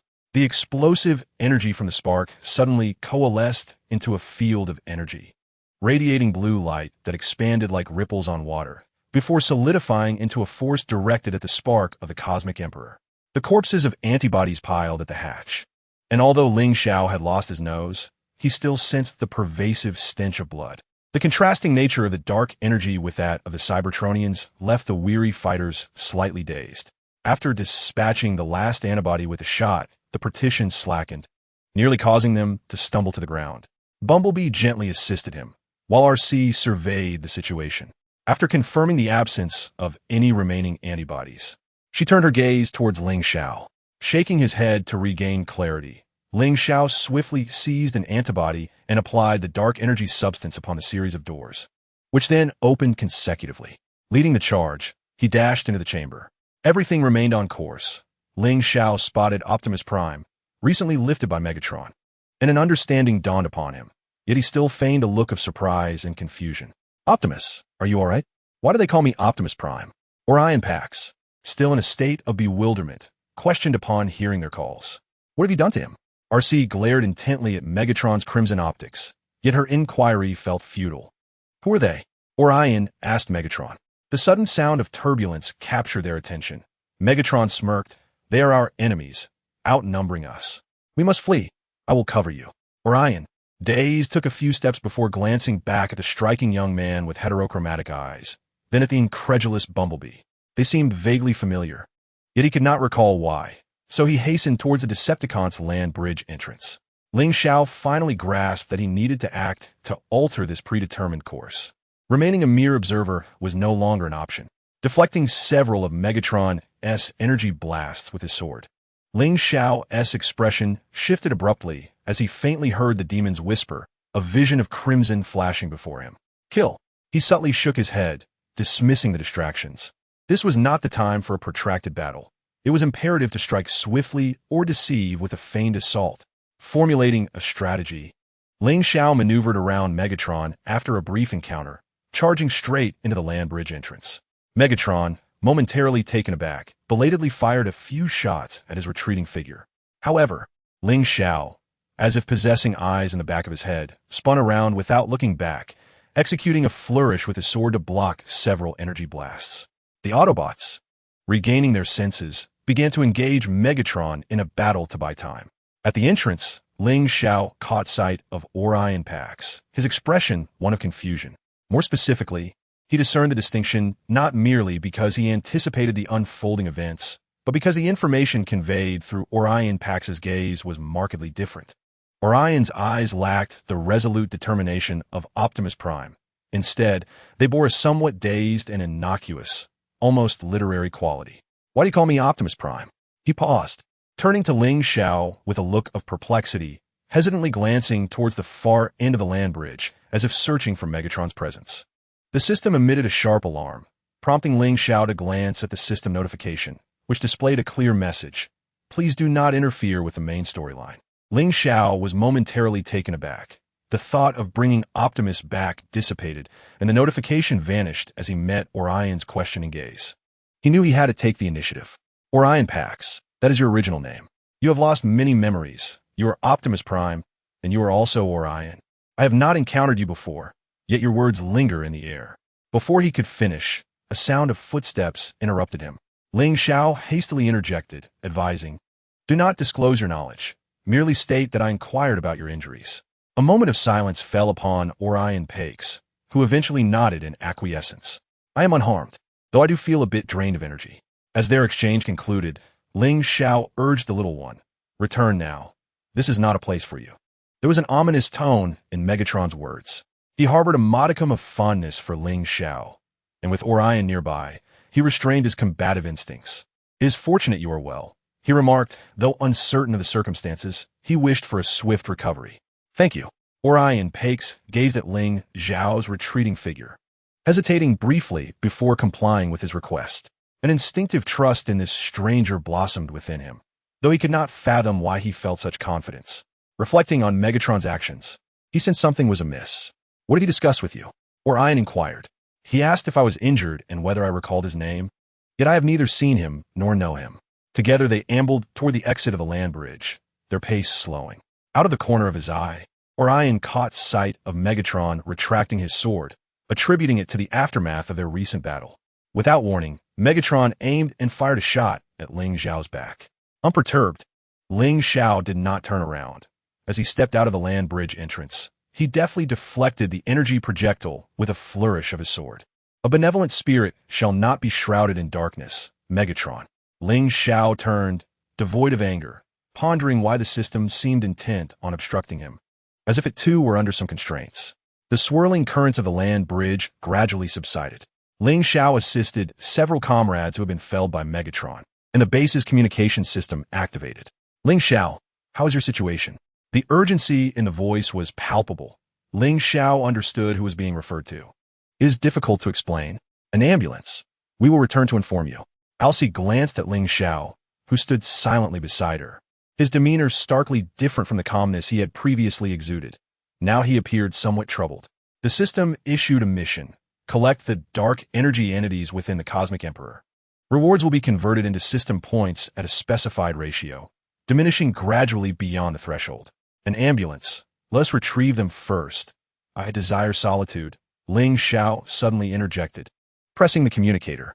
Though the purpose of the system remained elusive, this task seemed to possess a definitive intent akin to the emergence of previous missions. The concentration of dark energy here is excessively high. Ling Xiao, perhaps we should return to base? A panel approached and patted his shoulder, but he remained unresponsive, seemingly lost in contemplation. Beep beep, let him be for now. Panel, we shall return. The resonant sound of the land bridge's currents faded, enveloping the surroundings in a profound silence. And it was only then that Ling Xiao emerged from his reverie concerning the mission details. Task objectives: 1. Explore the high-energy reaction zones within the Cosmic Emperor's body. 2. Under no circumstances should this operation be exposed to any party site. 3. Regardless of what transpires, no information shall be disclosed to any party in any form until the commencement of the fourth main line. A gentle reminder: during this mission, the restrictions on talents will be lifted.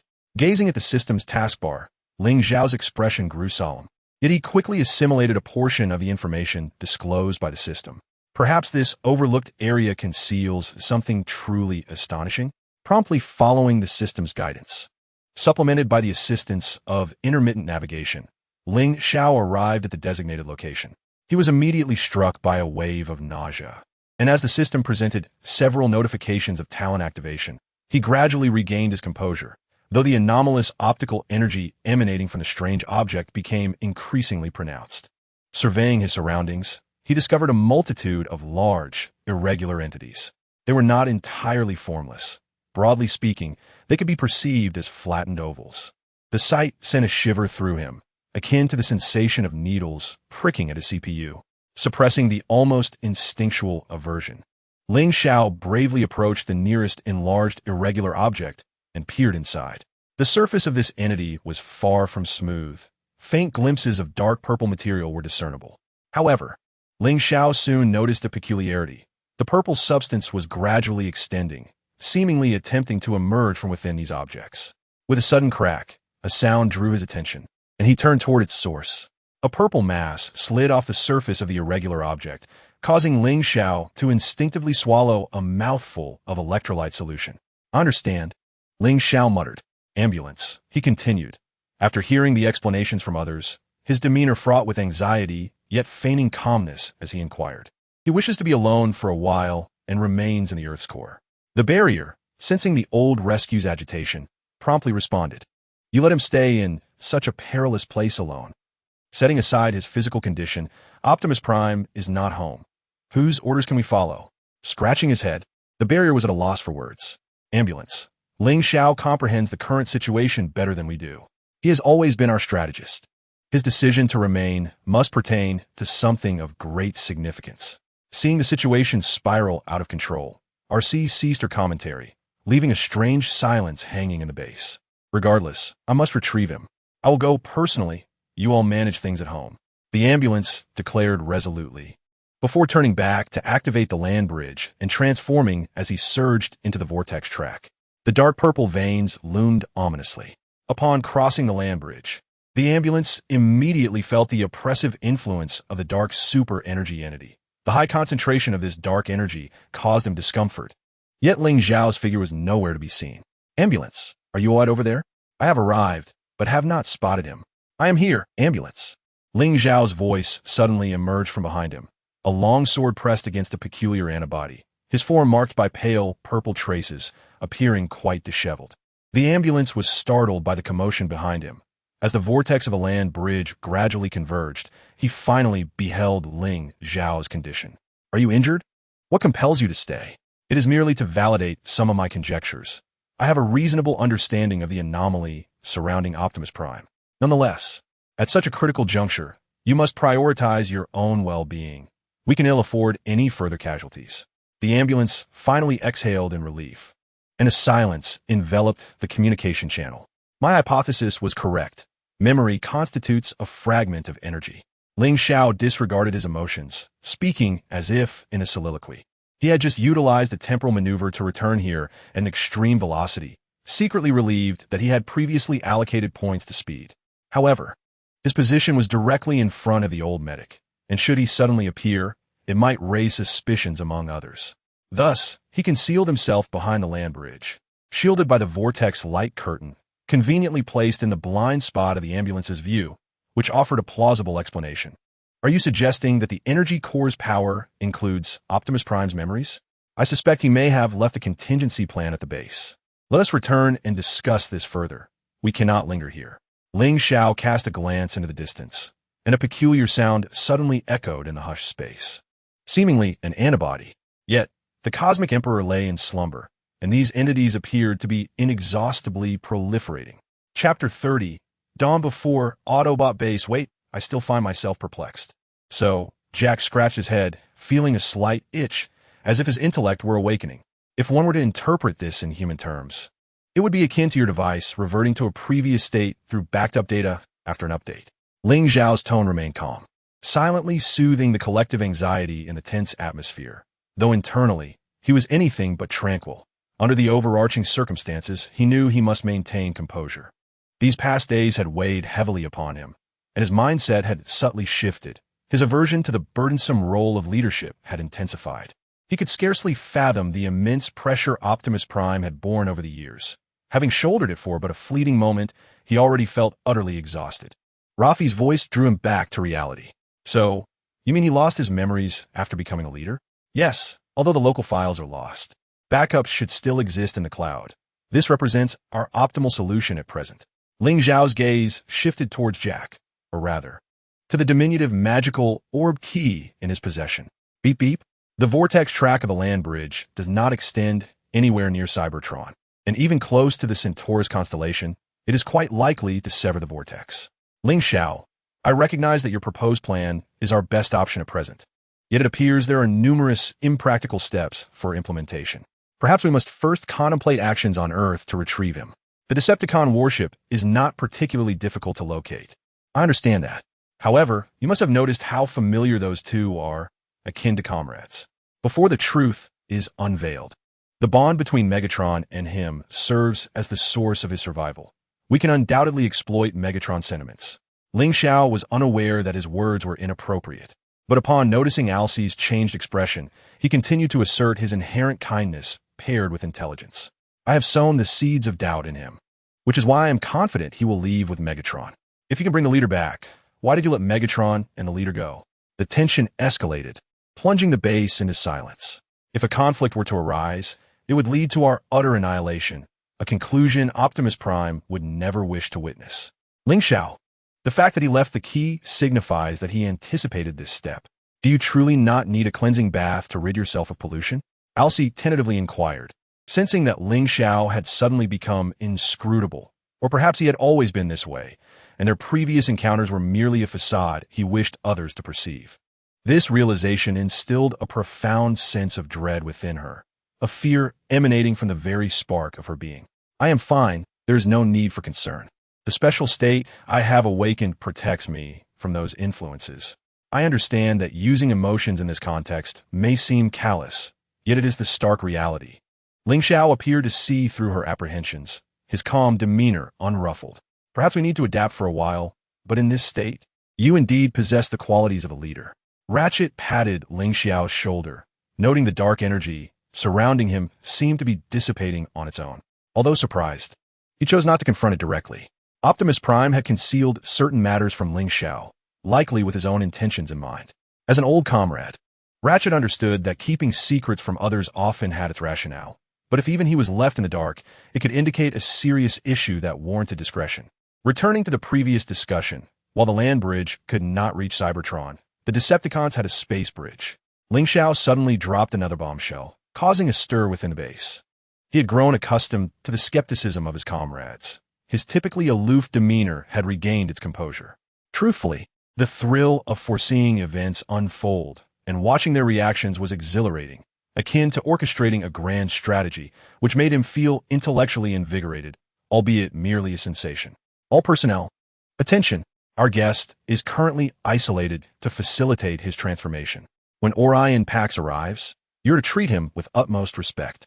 Should anyone dare refer to him as Optimus Prime, I shall rend their vocalizers. Lord Megatron, are you truly at ease allowing an Autobot, even a former Autobot, to roam freely here? The Black Widow asserted. There is nothing aboard this warship that can elude my perception. You would do well to remember this.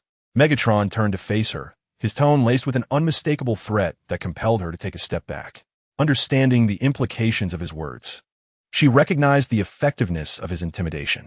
With a composed demeanor, Megatron continued, However, you need not worry. Orion Pax does not possess the combat prowess of Optimus Prime.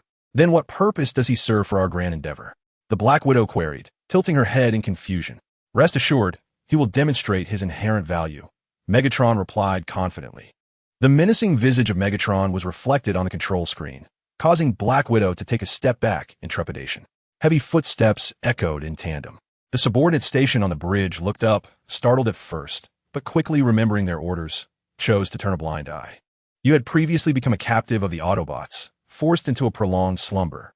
Orion, we find ourselves in a different world, many eons hence. As Megatron spoke, his emotions were tumultuous. He was reminded of his former adversary who once sought to extinguish his spark, evoking memories of the past and the planet of Cybertron. Another world? Why? The optics of Orion Pax flickered momentarily, then dimmed once more. Megatron smirked. Your friend, Wheeljack, is now online.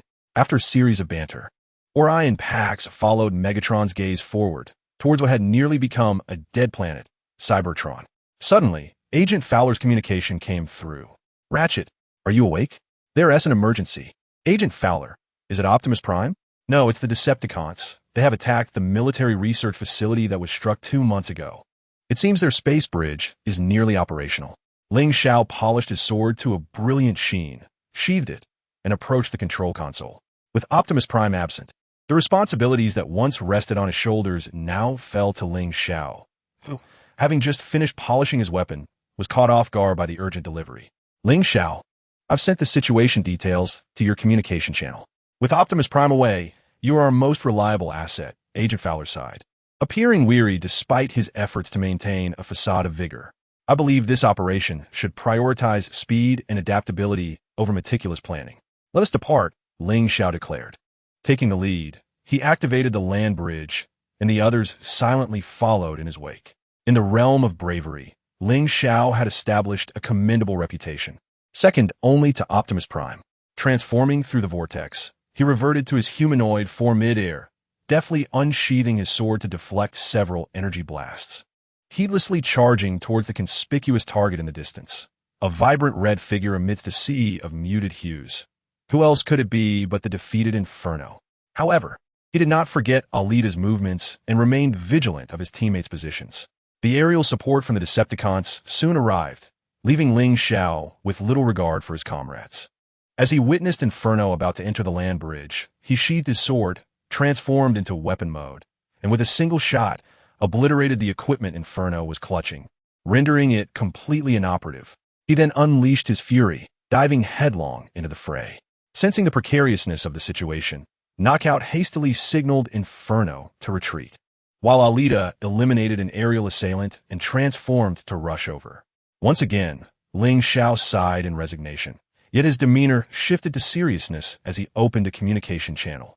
Alita, the words you spoke to me are equally applicable to you. Alcee paused, her speed faltering momentarily, nearly propelling her into the vortex track. She reverted to her human form, appearing somewhat discontented. As your teammate, I don't presume to admonish you. However, as you once advised me, we must contemplate practical solutions. The essence of individuality is predicated upon ample strength, and lacking such power renders your actions a mere gamble. I cannot bear to witness you recklessly jeopardizing your life. I understand that impulsiveness has always been my flaw, and for that, I apologize. But how do we bring him back? Without a leader, our military is but a disheveled assembly, and even you cannot command the entirety. I am aware that my decisions have often been met with considerable dissent, even regarding my stance. As the others who had resolved their issues approached, he glanced at their expressions and continued, I am not eloquent, yet I assure you, having joined this collective, I will prioritize its interests above all. Moreover, it was never my intention to bear this responsibility.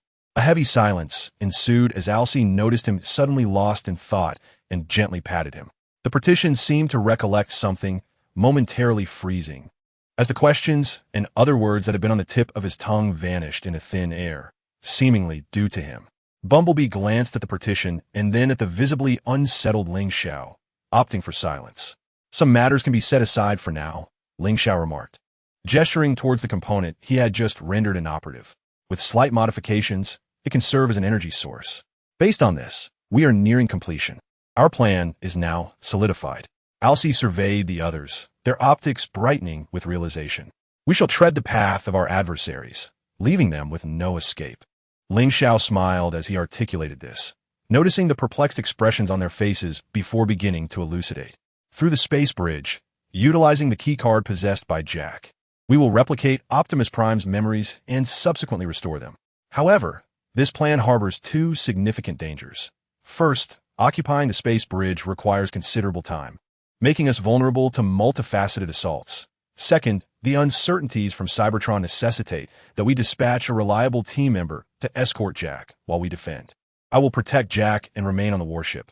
My role is minimal, Alcee interjected, readily volunteering for the task. She felt immense relief that Ling Xiao was not truly passive, but rather possessed foresight. Otherwise, the conflicts within the team might have escalated swiftly. Ling Xiao nodded at her, then turned to the partition and Bumblebee. At this moment, we cannot ascertain whether the medic should also be involved. Before the dawn of our triumph, we must maintain our composure. However, if we reach a point of utter desperation, I shall be the first to embrace the source of the flame. Bumblebee nodded in agreement, while the partition paused momentarily before comprehending Ling Xiao's assurance, which was undeniably persuasive, especially given his proactive stance earlier. Our operations will be divided into two strategies. However, due to our limited personnel, we must prioritize the second option of evasion and delay, maximizing our chances for actions on Cybertron. Understood. The partition nodded. I had not yet articulated specific actions. Ling Xiao, feeling a touch of embarrassment, adjusted his demeanor and declared, before we proceed, we must ascertain the location of the space bridge. The messages from Agent Fuller within the base were no longer in Ling Xiao's considerations. He was well aware of the direction to take, rendering such trivialities inconsequential. Revenge, Alien exited the studio, intending to seek out Megatron for inquiries regarding the recently observed information.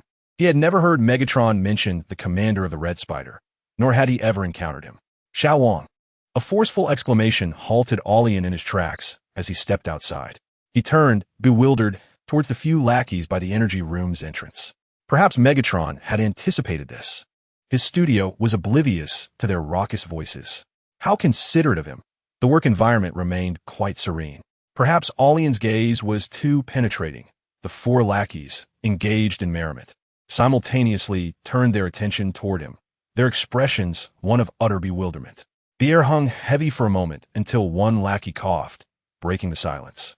The one closest to him swiftly gathered the cards from the ground, and within 20 seconds, the guards resumed their usual demeanor, formally commencing their duties. Were it not for the two still clutching cards, Alien might have thought he had awakened from an excessively prolonged slumber into a hallucination. Understanding the situation, he returned to the studio, chuckling at the earlier scene, momentarily forgetting his prior intentions, and resumed typing away at the Iron Fortress database. Chapter 31. Transformation Autobot Base. You have heard, Ling Xiao. We must take action. Ratchet sighed with concern. The plan is already in motion. We should be able to commence operations by tomorrow. Really? Ratchet's excitement was palpable, his voice elevated. Have I ever deceived you? Ling Xiao responded, somewhat exasperated. Yet the most pressing matter now was to locate the Revenge. He took control of the console and began scanning across various frequencies. Ding! A new mission has been triggered. Please check, host. Ling Xiao cast a puzzled glance at the system panel. Main mission. Do you believe that a mechanical heart can dream of electronic butterflies? Mission objective. Communicate with Optimus Prime through dreams. Reward. Dreamweavers. Note. This talent is unavailable during the main mission unless otherwise specified. Gazing at the mission details, a spark of realization lit within Ling Xiao. Revenge Laboratory, reclining on the charging bed. Alien found himself unable to enter stasis. Recalling the various details he had recently uncovered, an unsettling feeling lingered, though he could not quite articulate why. In his dream, he sat in deep contemplation on Cybertron, when suddenly that peculiar blue and white figure appeared. It appeared to be a young machine, sword slung across its back, turned away from him. From a distance, it exuded an air of mystery, leaving Aulien unable to discern its emotions. He hesitated for a moment before stepping forward, approaching the machine until it finally responded, turning to regard him. Ling Xiao tilted his head slightly, a hint of apology in his eyes. Yet he smiled and remarked, "I apologize, I was lost in thought." "It's quite all right. It is indeed beautiful," Aulien replied, feeling an inexplicable sense of familiarity.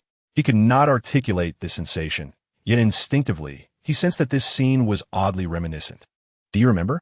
The first day we met was under the sunset." "I can hardly recall." Ling Xiao nodded. "Jacking and I traveled from Cybertron aboard a spacecraft to this place. I initially intended to stay temporarily to gather samples, but you managed to persuade me otherwise." Aulien had no recollection of these memories. He remained silent, listening as Ling Xiao continued. "You are correct. As long as this war persists, the civilization of Cybertron will never have the chance to revive." "What was the situation like when you left Cybertron?" Aulien sought validation from him. "It was a desolate wasteland." Ling Xiao recounted.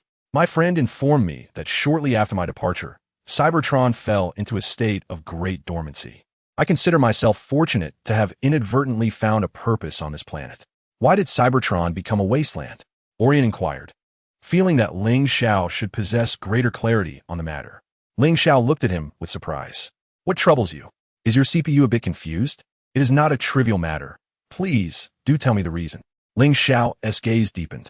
"The war between the Autobots and Decepticons has led to the depletion of Cybertron's core energy.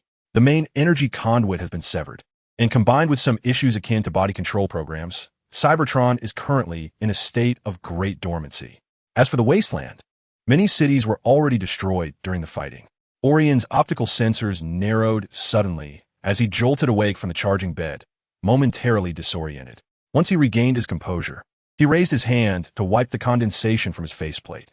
The dreamlike realism left him struggling to distinguish between dream and reality.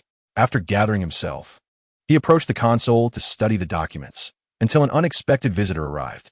Energy cubes scattered across the floor, and Red Spider, flustered, raised his weapon, aiming it at the seemingly innocent Aulien, clearly unaware of Optimus Prime's amnesia.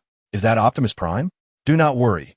I harbor no ill intentions," Aulien responded, recalling the name and suddenly picturing a blue and white silhouette. However, with his life at stake, he had to address the immediate predicament. "Is that so? Then what are you doing here?" "Conducting research for Lord Megatron," he replied. Observing Optimus Prime's earnest demeanor, Red Spider felt as though his CPU was about to overheat. "Are you jesting?" His eyes widened in disbelief. Aulien recalled the words left by the blue and white machine within the vortex track. "Do not let him know you understand this." "I did not comprehend your meaning," Aulien stated. He was not adept at deception, yet he genuinely did not grasp Red Spider's intent. The Red Spider gazed at Optimus Prime, his eyes filled with both sincerity and confusion, as the CPU buzzed incessantly. At the Autobot base, today's Ling Xiao was particularly reticent, merely feigning the adjustment of data at the control panel in an attempt to ascertain the position of the Decepticon warship. He recalled how the Red Spider would often walk into a trap, yet he still maintained this pretense. The ambulance appeared anxious, with Optimus Prime absent. An unsettling feeling lingered. Soon, an embedded message appeared, and Ling Xiao smiled subtly before turning to the ambulance. "Ambulance, I require your assistance on a mission." "Very well, what should I bring?" "Bring the medical kit." "Is it dangerous?" The ambulance had yet to notice the content of the embedded message, focusing instead on organizing the medical kit. "Not entirely, but it is part of the plan." "I understand." Ling Xiao promptly activated the land bridge, leading the ambulance to its entrance, when RC, puzzled, approached to observe them. "A mission? The diplomatic aspects are entrusted to me. RC, the base is momentarily yours." "Huh?" RC was taken aback for a moment, nodding vacantly, suddenly recalling Optimus Prime had said something similar, which dampened her spirits. She walked to the control panel and closed the entrance to the land bridge, only to be met with a glaring pop-up on the screen. "Partition. Bumblebee, come here quickly." "Beep. What's wrong?" The two machines stared at the information on the screen, their optical sensors narrowing in surprise. "Outskirts, did I not instruct you to come alone? The rules are dictated by the strong." Ling Xiao deliberately slowed his pace, his expression cold as he approached the red spider step by step. Perhaps seeing a reflection of another machine in Ling Xiao made the red spider instinctively recoil. "Where is Optimus Prime?" The ambulance inquired first. "Heal me, and I may consider divulging that information." The red spider, though wary of Ling Xiao, maintained his haughty demeanor, resembling Black Widow in attitude. However, Ling Xiao held a slight moral boundary regarding women, while he found the red spider intolerable. "We shall depart. We do not require his intelligence. I can deduce the general location of the Decepticon warship and its internal conditions. We have nearly pieced it all together." The ambulance was about to persuade Ling Xiao to bide his time and extract information, but unexpectedly, the red spider grew agitated. "Fine. I've already leaked everything." Ling Xiao smiled at him, a smile that struck the red spider as somewhat unsettling, inducing a primal fear within him. Subsequently, Ling Xiao exchanged glances with the ambulance, who confirmed the situation first. Time for ineffective questioning. The illogical dialogue began to irritate Ling Xiao. "You had best say something we do not know." He casually drove his sword into the ground.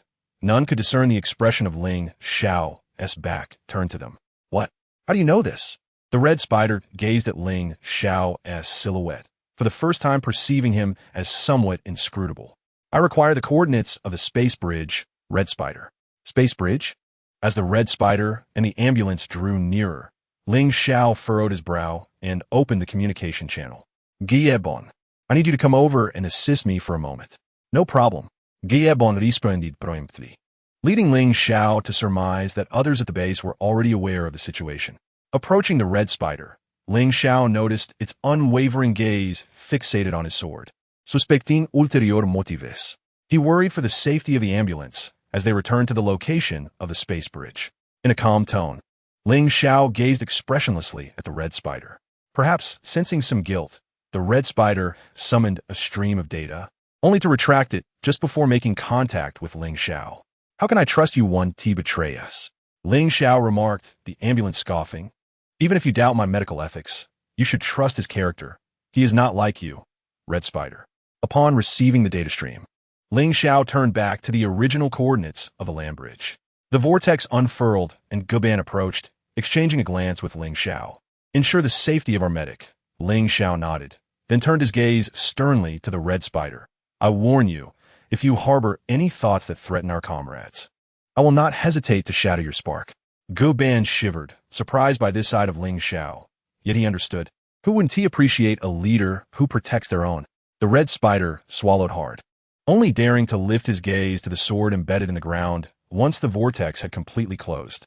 The blade shimmered ominously, exuding an intimidating sharpness, as if it could pierce through his spark at any moment. "Here at the base, our strategic plan is laid out. Do you all understand your roles?" "Understood." Beeped the response.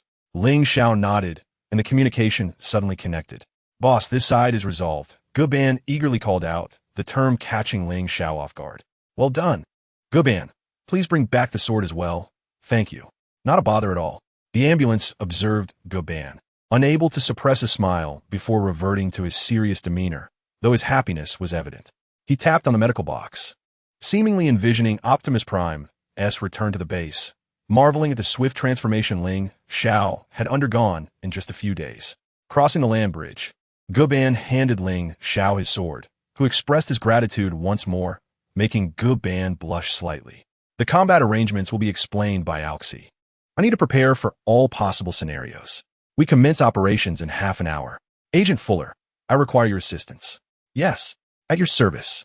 I've already contacted friends at the space agency for the spacesuits." Agent Fuller was undeniably exhilarated, patting Jack on the shoulder, who appeared somewhat anxious. "Decepticon warship," Orion began. "You have always been clever. Why did you deceive me?" Orion gazed in confusion at his former ally, pondering the identity of the machine within the land bridge. "What has become of Cybertron? Why does Starscream refer to me as Optimus Prime? I must unravel the mystery of my own existence." "You are here to serve me. Return to your post and decrypt the database. Once the truth is unveiled, Megatron will no longer be able to maintain his facade. No, I would rather erase all my discoveries than allow them to be used for any dubious purpose." Meanwhile, the patrolling soldiers on the bridge had been silently dealt with by Ling Xiao and the barricaded Bumblebee. He was uncertain whether Soundwave could monitor this area, but now it was a gamble of sorts. Everything was in service of RC and Jack. However, Megatron arrived sooner than anticipated. Welcome back, Ling Xiao. Megatron emerged from the land bridge, causing Ling Xiao to furrow his brow. He remembered that the two bridges, when situated closely, would create shadow zones. Yet these two bridges did not. Was it due to one being a space bridge and the other a land bridge? He set this hypothesis aside. The immediate priority was to confront Megatron. Words are unnecessary, Megatron. If you seek battle, you must first step over my corpse. Such courage. Rest assured, I shall never underestimate you again. With that, blades unsheathed and swords danced, glinting ominously on the bridge. Ling Xiao understood he was no match for his adversary. His combat prowess was far from that of a leader, and he had been preoccupied with matters at the base, leaving his sword training unfulfilled. After yet another violent clash of blades, amid a cacophony of sounds, Ling Xiao realized his precarious situation.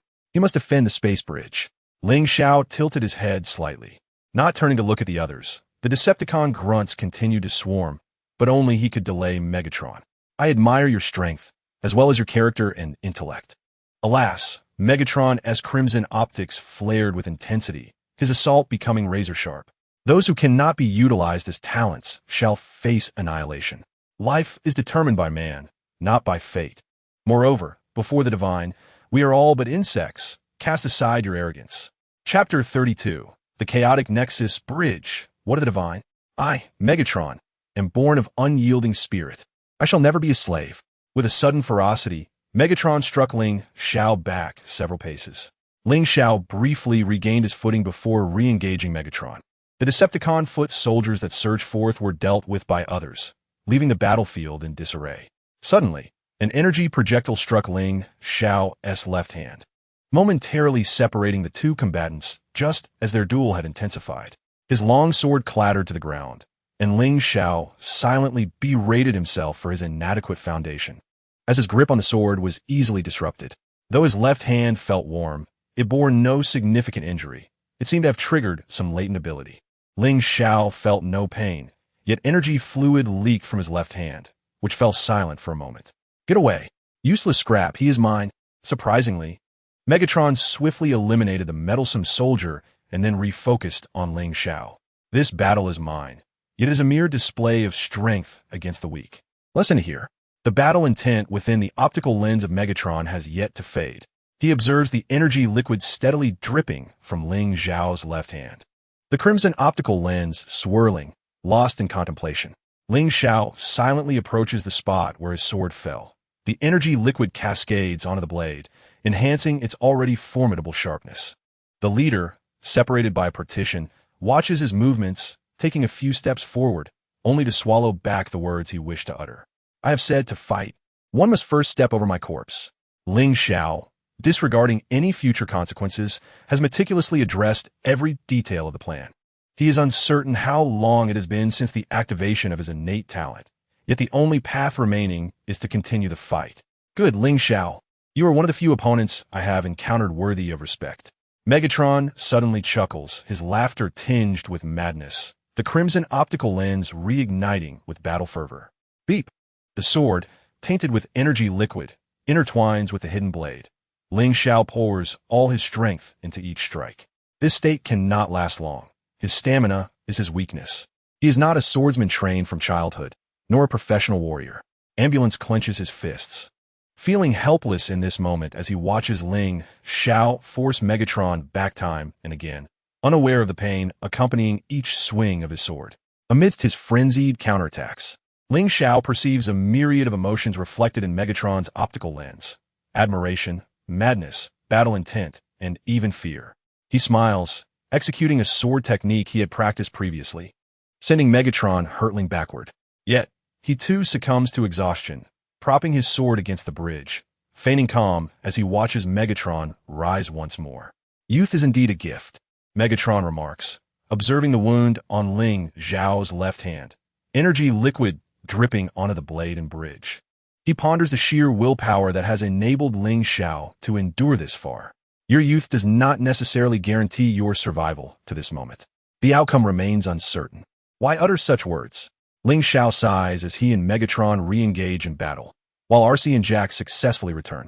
The vortex unfolds. An Orion Pax emerges from the land bridge, momentarily at a loss, as he witnesses Ling Xiao and Megatron locked in their bloody struggle.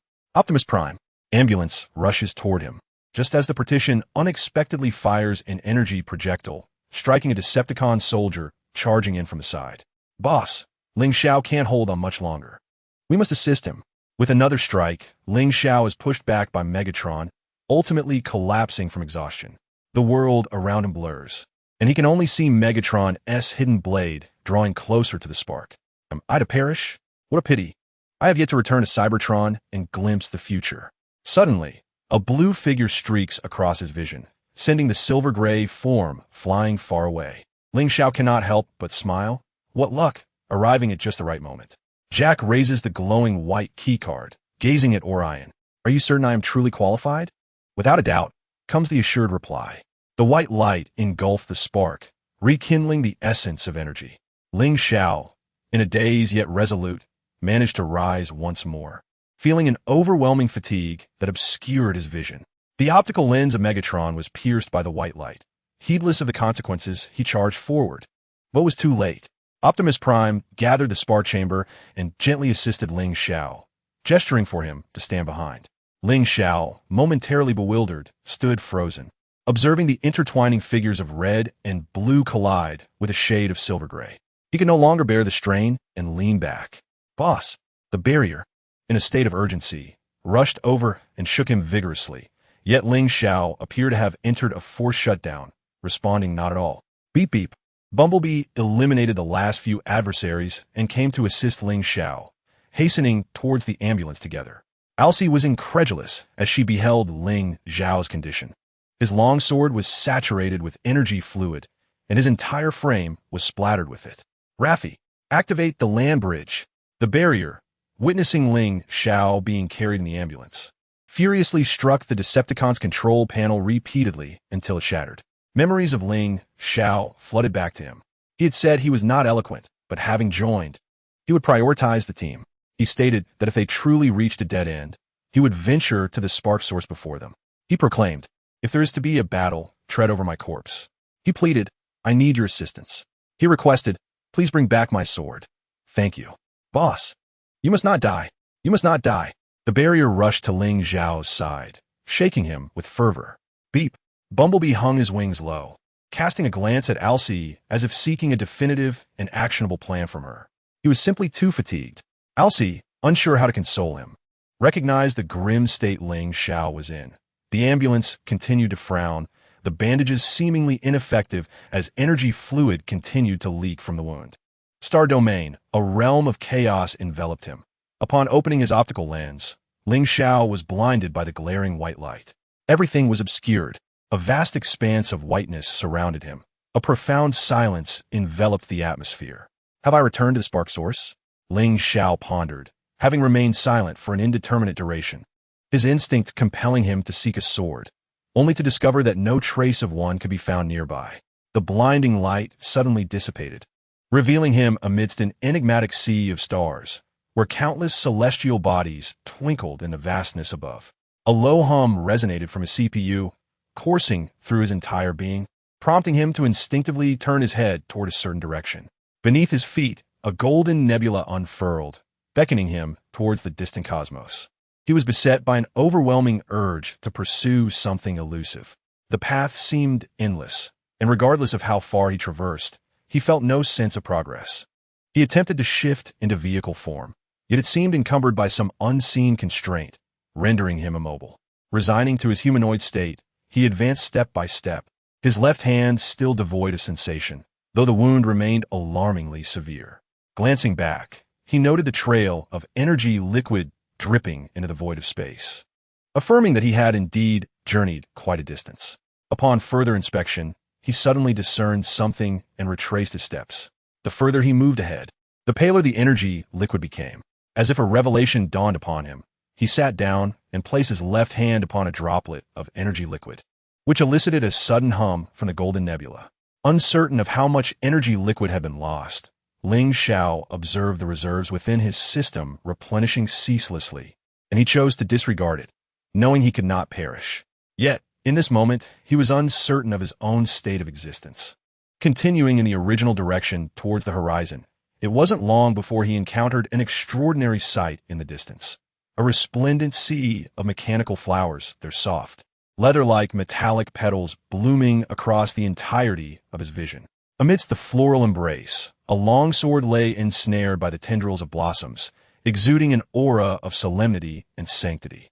Autobot Base, Maggie, Raffi, Fuller, and little Jane stood before the land bridge, their eyes filled with hope as they gazed upon it. When Optimus Prime emerged from the land bridge, everyone felt a surge of vitality. Optimus Prime? Raffi tentatively called out. Hello, Raffi. Optimus Prime replied with a smile. Jack and Maggie, having just shared an affectionate embrace with their mother, approached Raffi and exchanged knowing smiles. How wonderful! He remembers us, Maggie exclaimed, predictably ecstatic. However, Optimus Prime's expression soon grew complex as he cast his gaze back towards the land bridge. The partition and Bumblebee brought Ling Xiao in, gently assisting him onto a medical bed, while an ambulance retrieved Ling Xiao's longsword, which had been sheathed, though the residual energy liquid on the hilt bore testament to the fierce battle. Oh my goodness! Fuller exclaimed, his spirits plummeting.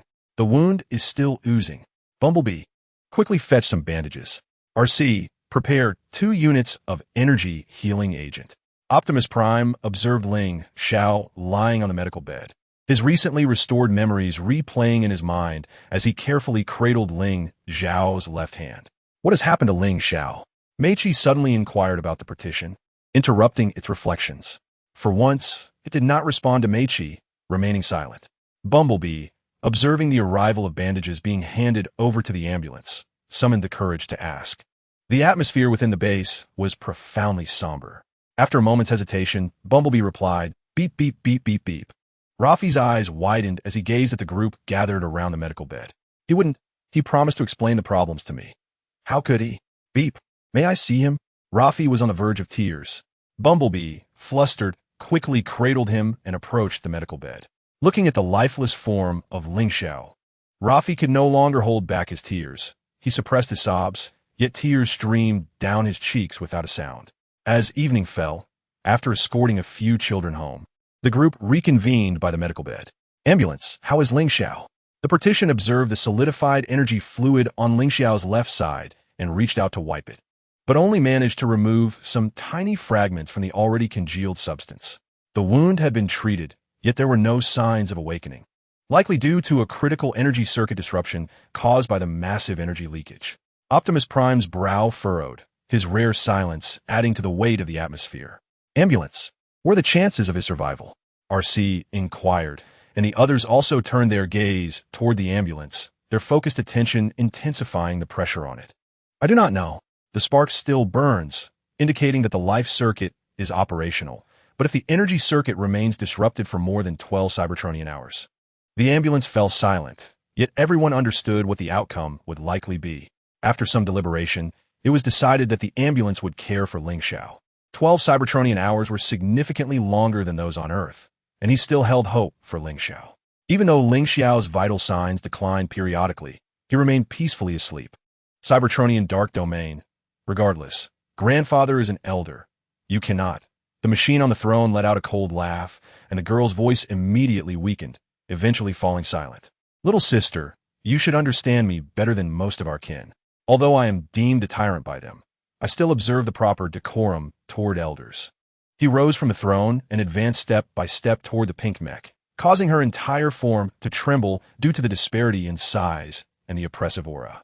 Tell me where he is, and I shall ensure your reunion. He does not wish to return. Otherwise, I would have brought him back. My brother's credibility is something you can still trust. Yet the little sister spoke the truth. Why does he refuse to return?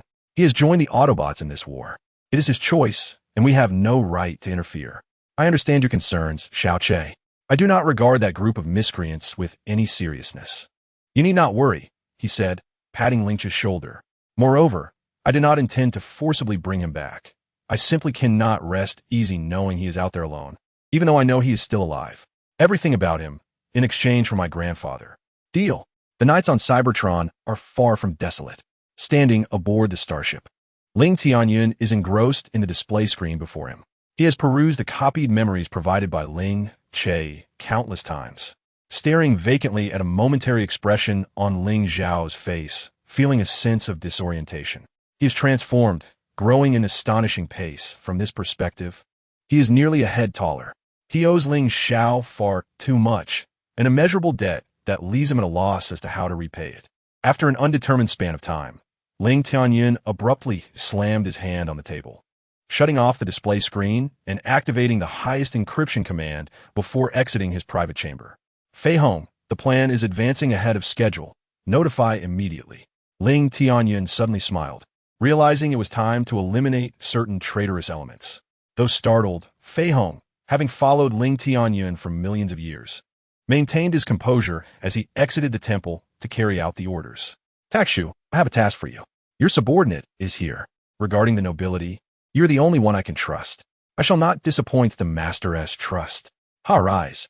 Ling Tianyun watched as he stood from the temple's tiled floor, his gaze growing increasingly frigid. Takshu, how many millions of years have you been following me? Master, it is the 5th million.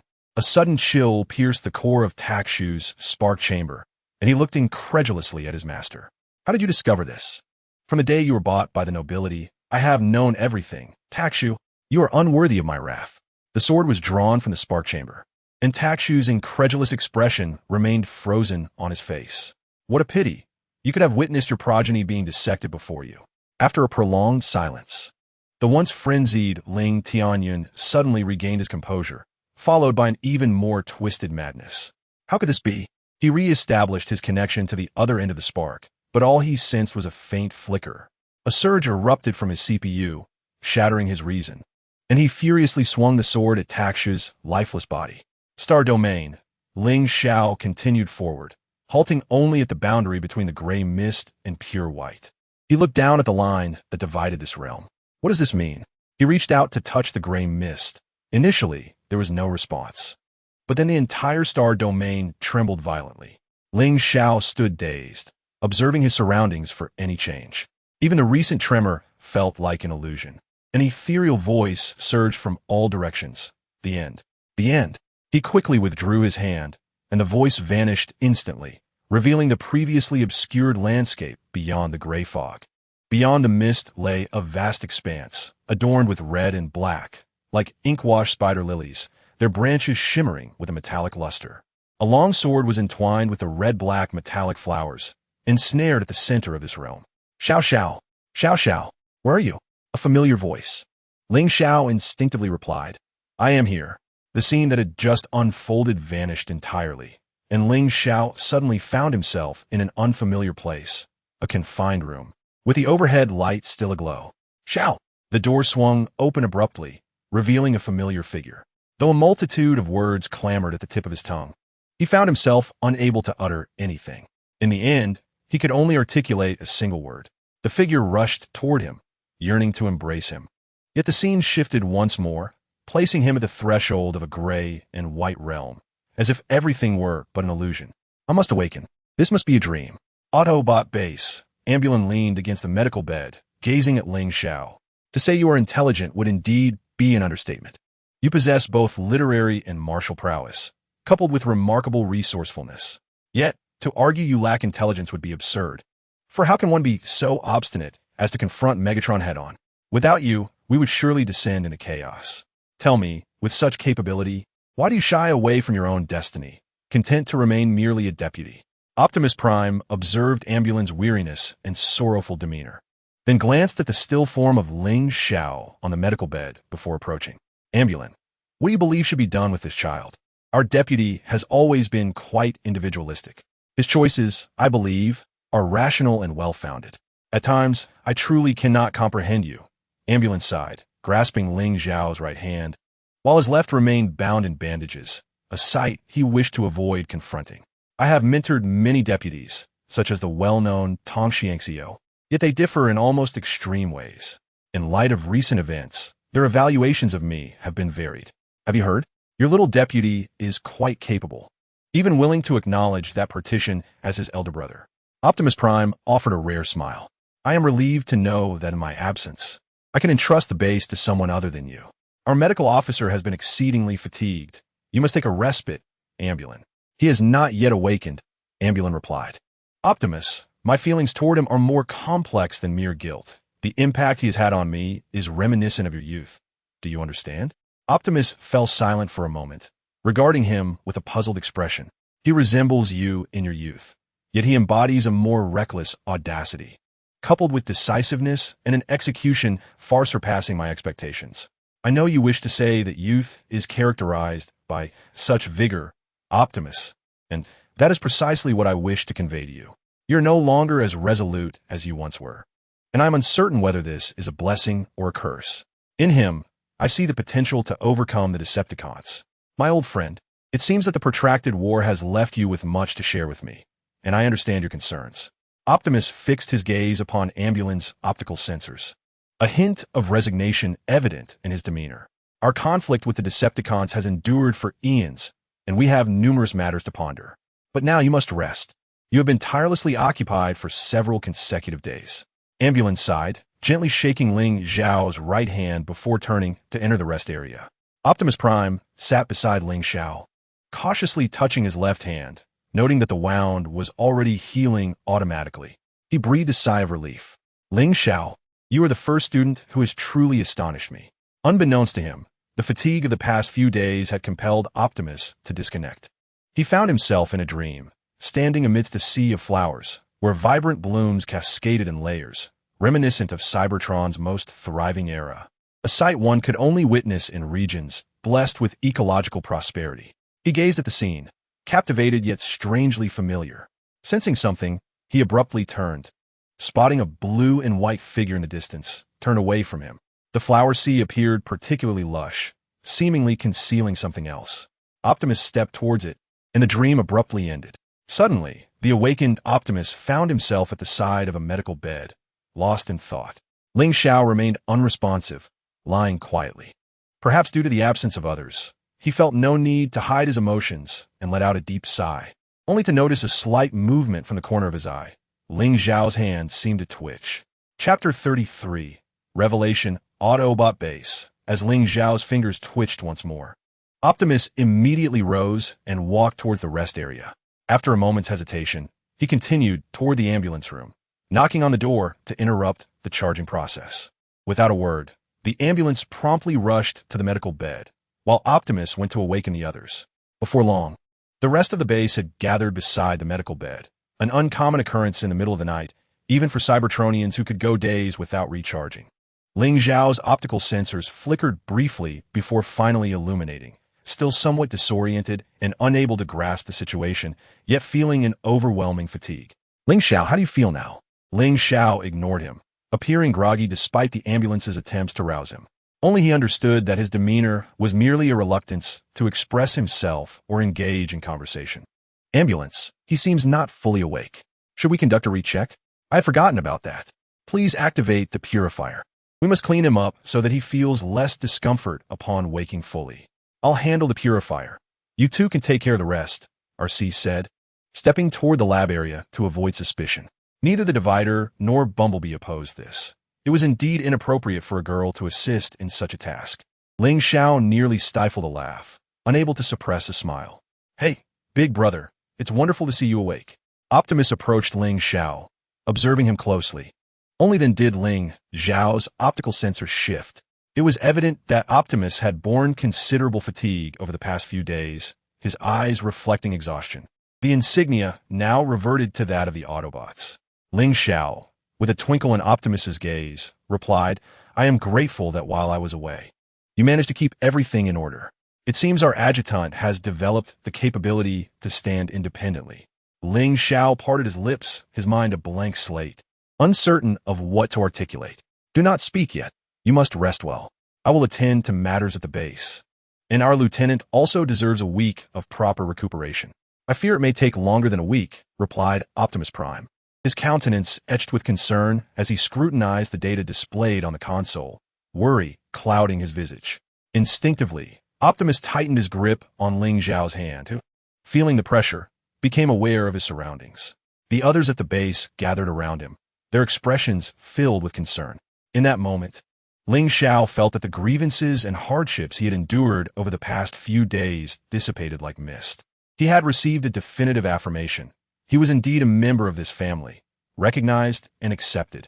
After the initial joy, the others were dispatched by the ambulance to recharge. Yet Optimus remained steadfast, impervious to any attempts to send him away, ultimately leading to the ambulance being ordered to recharge instead. Before departing, it did not forget to remind Optimus to keep a vigilant watch over Ling Xiao's vital signs, and so forth. Ling Xiao offered a barely perceptible smile. In truth, he lacked the energy to truly laugh, merely raising the corners of his mouth before returning to his previous demeanor.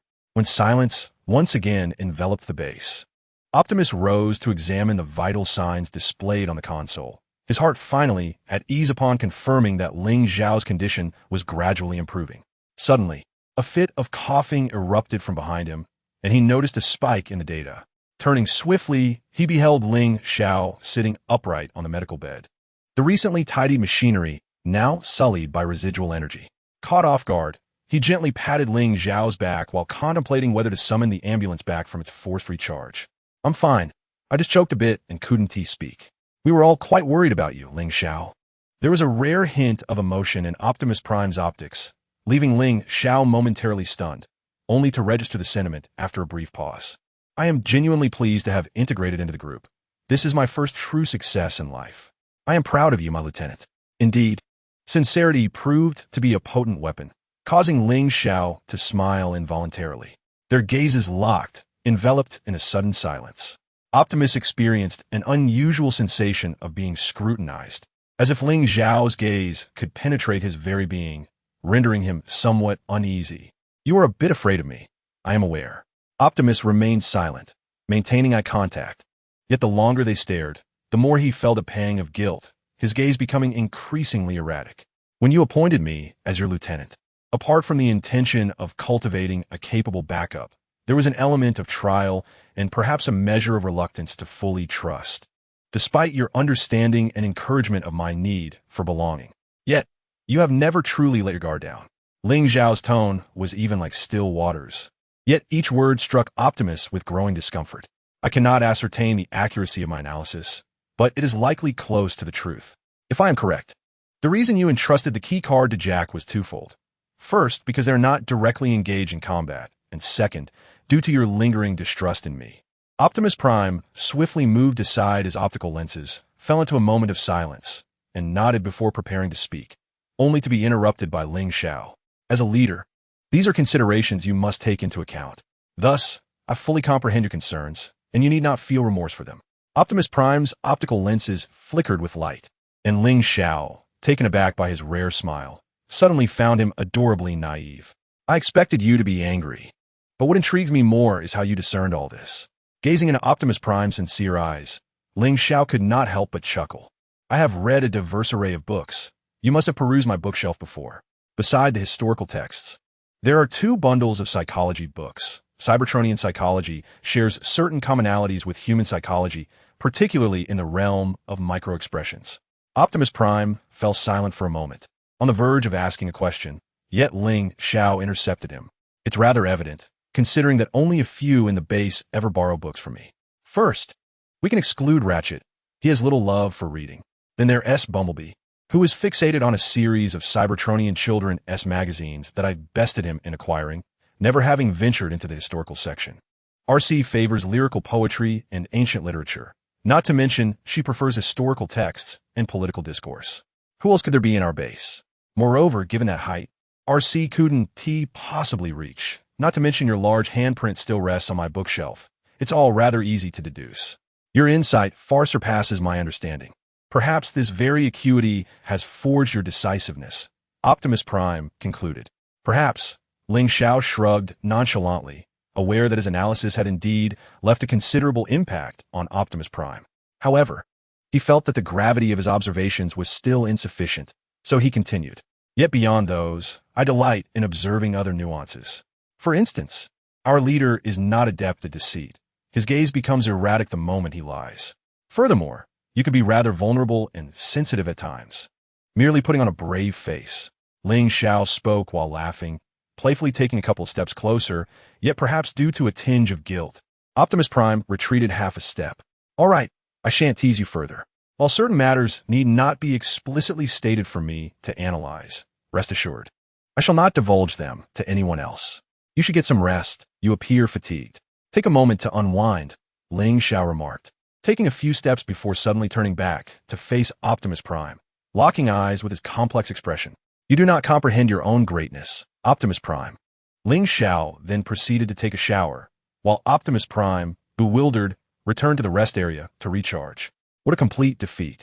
To be seen through by my own little aid, with every word I wished to utter anticipated. Lying on the charging bed, he struggled to grasp the underlying principle behind it all. After his shower, Ling Xiao felt rejuvenated. His sword had been polished to a shine by an unknown hand, and he silently expressed his gratitude. After tidying up the base, dawn was fast approaching. He dove back into his study, lying on his charging bed, sighing, if only I could take root in this bed. Ling Xiao, who could fall asleep in an instant, was awakened by a familiar voice. Upon opening his eyes, he found Bumblebee holding a bottle of Lafite, gazing at him. A small question mark appeared above Ling Xiao's head. How delightful. We can discuss academic papers together. Lafite bounced in Bumblebee's palm, his eyes burning with enthusiasm as he looked at Ling Xiao. Ling Xiao smiled and played with Lafite for a while before stepping out of the room with Bumblebee, who had not forgotten to return the book they had finished reading last time and picked up the next one. In his brief slumber, half a day had passed on Earth. Upon entering the hall, he encountered the partition, which casually greeted him with boss. Ling Xiao felt a bit embarrassed and exchanged a fist bump with the partition, advising it to refer to Optimus Prime as boss in the future. After wandering around the base, just as he was about to venture out for some amusement, he was intercepted by Ratchet. Hey you, just recovered and already trying to sneak out for training. Huh? I'm not, Ling Xiao began to retort, only to remember he was carrying a sword, which diminished his credibility. I don't believe you. Go on, if you're truly so idle, help me analyze the data. This system has numerous issues. Reluctantly, Ling Xiao placed his sword beside the console. Ratchet seamlessly executed a series of smooth maneuvers to hand over the sword to Optimus Prime, who caught it and glanced in their direction. I told you to rest properly. You just recovered and want to train again? Do you wish to get injured once more? What's there to get hurt from in training? Although he said so, Ling Xiao was aware of his own shortcomings. When it came to medical permissions, Optimus Prime generally insisted they adhere to medical advice. Seeing Ling Xiao in distress, the partition could not help but chuckle, standing beside him as he busied himself, engaging in casual conversation. Optimus Prime had momentarily vanished, but Ling Xiao could not locate his sword from that point onward. Thus, in the midst of this idle busyness, 2 or 3 days passed. The base's systems, pipelines, land bridges, and even the door to Ling Xiao's lounge were all repaired. Under Ratchet's guidance, Ling Xiao hardly had the chance to be idle, yet he longed to go out and have fun. Everything's fixed. I want to go out and play, Ling Xiao exclaimed joyfully as he dashed before Ratchet. Where's my sword? Ratchet sighed, feeling somewhat exasperated. At times, he genuinely admired Ling Xiao's enigmatic efficiency. No, you must rest for a full week before you can go out. If you truly have nothing to do, then go recharge or read a book. But I want to go out and play, Ling Xiao protested, looking at Ratchet with a pitiful expression, almost as if he were about to throw a tantrum on the floor if Ratchet disagreed. Oh, my Optimus Prime, please come up with a way to help me distract him, so I can focus on organizing the memory data you provided me. Ling Xiao, training is not an urgent matter. If you insist on going out, I suggest you join others on a reconnaissance mission with no danger involved. Really? Upon seeing Optimus Prime nod, Ling Xiao immediately turned to the others in the base. Bumblebee was holding a detector, seemingly in search of a high-energy signal that required reconnaissance. Without a second thought, Ling Xiao followed him outside to play, completely disregarding his sword. Ambulance. How is the progress on those coordinates coming along? It's speedy. Speaking of which, Ling Xiao's efficiency is indeed peculiar. When given a week to repair the system, he completes it in a week, and when given a day, he finishes it in a day. Thankfully, he has made significant headway. The system is no longer riddled with malfunctions like before. Optimus Prime tilted his head in confusion, gazing at the newly organized interface on the control panel, which was arranged by color and function. It reminded him of Ling Xiao's meticulously organized bookshelf, and he found some solace in that. Perhaps Ling Xiao possesses a hint of obsessive-compulsive tendencies? In truth, Ling Xiao's system space is a chaotic jumble. Yet his approach to organizing knowledge is remarkably thorough, though that is where it ends. As for the tools used for forging, well, that's an entirely different matter. In the valley, lush greenery obscured the distant sky, and even at the height of Cybertronians, the horizon remained elusive. Observing the terrain, Ling Xiao surmised that they were in a large forest where the trees were both robust and towering, likely aged. Beep beep, I'm not quite sure. I just felt the urge to venture out after spending too much time in the base. However, Earth is truly a splendid place, brimming with vitality compared to Cybertron. Bumblebee paused. Beep beep, it will be all right. The scale of the war on Cybertron has diminished significantly compared to before. Ling Xiao produced a canister of energy candies and offered it to Bumblebee. Would you like some sweets? Bumblebee's optical sensors seemed to sparkle with excitement as he glanced at the detector in his hand, unhesitatingly handing it over to Ling Xiao while eagerly opening the candy canister. Beep beep, there are many varieties, and I have quite a stockpile. I initially intended to assist in clearing the inventory. Ling Xiao suddenly recalled the people in the underground city. Feeling a sense of nostalgia, unbeknownst to him, he had been embroiled in this conflict for quite some time. Leading Bumblebee, they followed the coordinates to a small super-energy mineral vein. Ling Xiao contacted the base, and soon the personnel were bustling about. This small vein was limited in quantity. They cleared the surface and recorded the coordinates before returning to the base for rest. As Ling Xiao crossed the land bridge, he noticed the coordinates on the control panel, confirming they were indeed at the stage of searching for the relic. But what about Optimus and the others? Coordinates location. It appears you detected the signal frequency of the ancient Autobots because it has been unearthed. Our reinforcements should arrive shortly. Ambulance glanced back. He had preset the coordinates for the land bridge, ensuring that his little ones wouldn't inadvertently leap into the enemy's midst. I wonder what Decepticons have unearthed. I believe we can no longer afford to wait. Optimus decisively transformed and readied his weapon for battle. Just as Megatron unveiled the protective casing, a familiar voice echoed. Megatron, I cannot allow you to steal the Autobots relic. You are not only ill-informed, but the mocking smile of Megatron is utterly disdainful. As he speaks, he strides towards the protective canister, extracting the so-called Autobot relic. I suggest it would be prudent for you to relinquish your weapon, unless you desire our mutual annihilation. That cannot possibly be the Star Extractor. In the fleeting moment of crossing the land bridge, Ling Xiao realized that his most dependable sword was still confiscated. Reluctantly, he drew his firearm, fortuitously maintaining some degree of proficiency, and managed to strike down several minor foes before swiftly commencing to clear the area around the ambulance. Bumblebee executed a deft drift, toppling the ambusher on Optimus Prime's flank, and surged forward once more. Bumblebee, retrieve the item. Amidst the chaos, Bumblebee faintly heard Optimus's command and immediately veered into the Decepticon land bridge. With a series of fluid maneuvers, he expertly sprinted, executed a centrifugal drift, and gracefully spun, securely grasping the Star Extractor before transforming into vehicle mode and speeding away. Frustrated, Megatron lunged in pursuit, only to be outmaneuvered by Bumblebee's anticipatory movements, leaving him bewildered. Should Ling Xiao have been present, he would surely have awarded Bumblebee a commendable 6. The MVP of this encounter was undoubtedly Bumblebee. Chapter 34. Transforming Gears. Autobot Base. Bumblebee animatedly gestured, while Ling Xiao sat in a corner observing their conversation. His cousin's thesis had been completed, and Ling Xiao was in the process of packaging the documents to send to her. Optimus, the ambulance, pointed at the analysis results displayed on the console. This is the ancient signal frequency I have detected. A fortress return beacon. The others gathered around upon hearing this, while Ling Xiao remained busy transmitting files. Glancing over at the commotion. Why is there an Autobot locator installed? RC astutely inquired. Optimus pondered for a moment before responding. During the war, the highest grade weapons seized from the Decepticons were stored in the vault beneath the fortress. You were the records administrator there? The partition understood. The fortress had once been a cultural center and a stronghold. Having finally completed the long overdue thesis, Ling Xiao stood and approached, standing beside the partition. Megatron raided the fortress at a time when the Autobot forces were at their weakest, and it is highly plausible that these weapons were launched in outer space by the then administrator, anticipating an imminent breach of the fortress. Thus, It can be inferred that the installation of the beacon was a precautionary measure to prevent it from falling into the hands of nefarious individuals. Thanks to our agile little sports car, the partition playfully patted Bumblebee on the shoulder. Now it belongs to us. Is this the only piece of information you leaked to Megatron? Clearly, in contrast to the other two warriors, Arcee exhibited a more rational demeanor. Her gaze held no pride for Bumblebee, only concern.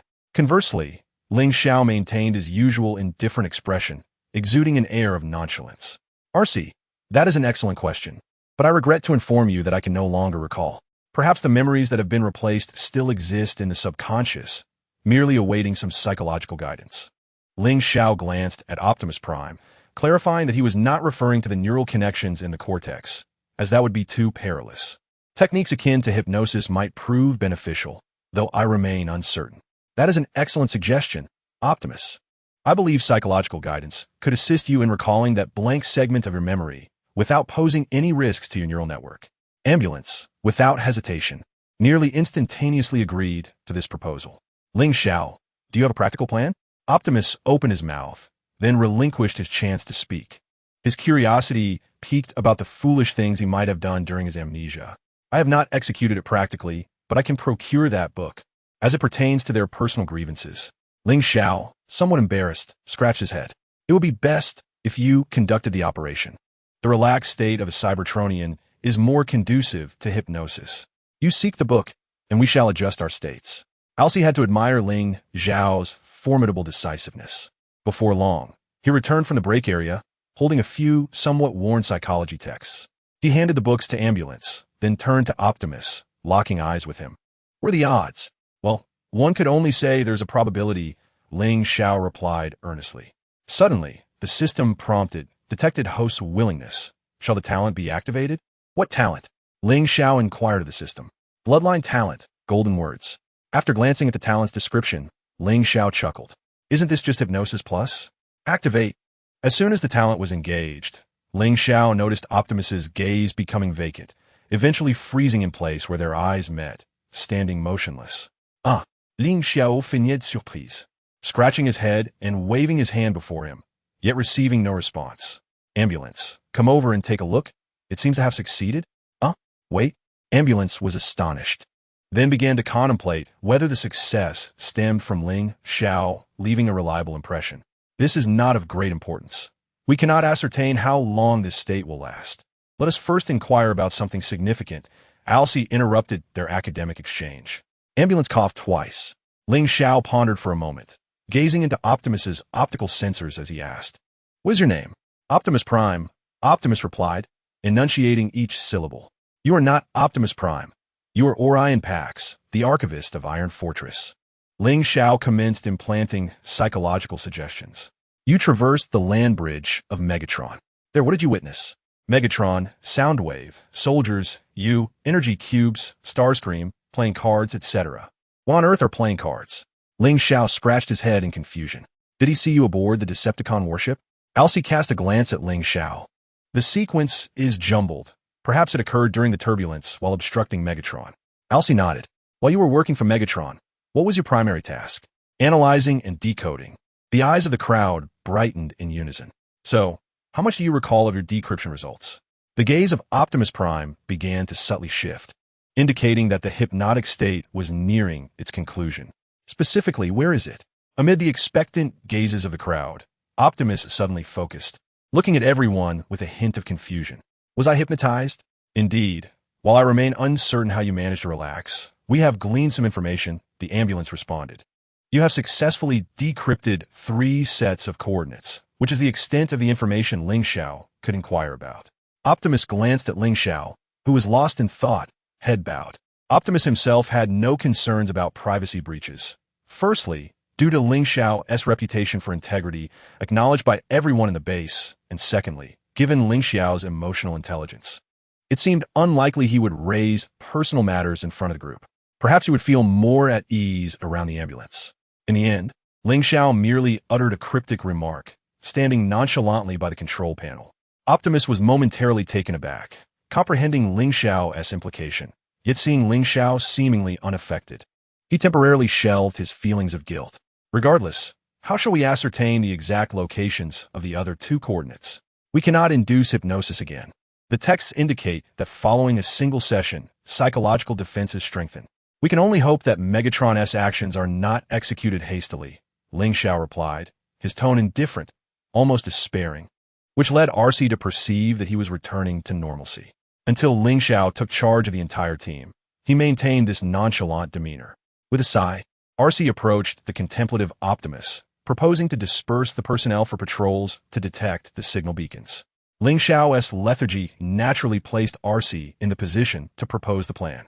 Undoubtedly, as others were sent out, Ling Xiao remained until the end. Remember to detect the surrounding signal beacons, the ambulance reminded him without looking back. Understood, it's akin to patrolling. Ling Xiao acknowledged, fully aware that it was not the ambulance who had words to share. Thus he turned to Optimus. I still wish to formally apologize to you, Ling Xiao.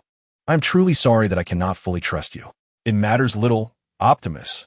I once envied the atmosphere of complete mutual trust within the team, yet I have my own concerns, so I find it understandable. Ling Xiao was more forthright than Optimus anticipated. He spoke little before departing for his mission. He held no resentment towards you, Optimus, the ambulance mused, closing the land bridge, merely contemplating that had he been in your position, perhaps you would feel comfortable enough to disclose the coordinates. I have underestimated your moral compass. Optimus chuckled wryly. In truth, he is a rather straightforward and amiable fellow. At times, there is no need for such sensitivity. His moral sense is not as robust as you perceive. Optimus pondered deeply. A weak moral sense? Ling Xiao had been cruising through the desolate wilderness for quite some time, and one could not help but remark on the profound dullness of the surroundings. He could hardly recall the intricacies of the plot. It seemed of little consequence, for whatever was destined to occur would transpire regardless of his attempts at interference, which the system would invariably thwart. Not long ago, he had endeavored to thwart Megatron, but his efforts bore little fruit, nearly costing him his own life. It is challenging to articulate his current emotions. Reflecting on past events felt akin to fate playing a cruel jest upon him, granting him a semblance of freedom while simultaneously ensnaring him in an unyielding bondage. The communication channel buzzed to life with RC's voice. Ling Xiao, Bumblebee has been injured, and the patrol plan must be postponed. You should return to the base. He is insistent on seeing you. Understood. I shall return at once. As he traversed the land bridge, Ling Xiao exchanged a glance with the troubled Optimus Prime before his gaze settled upon Bumblebee, who lay on the medical cot. Suddenly, he grasped Megatron's sentiments, albeit with a differing state of mind. Not long ago, it was he who occupied that very cot. The absence of Bumblebee's transformation gear was met with disbelief from the ambulance, which declared its verdict. The base was rife with confusion. How could this be? Such a significant transformation gear could not simply vanish. The partition member shrugged, skepticism etched upon his face. The notion of organ theft does not seem characteristic of Megatron.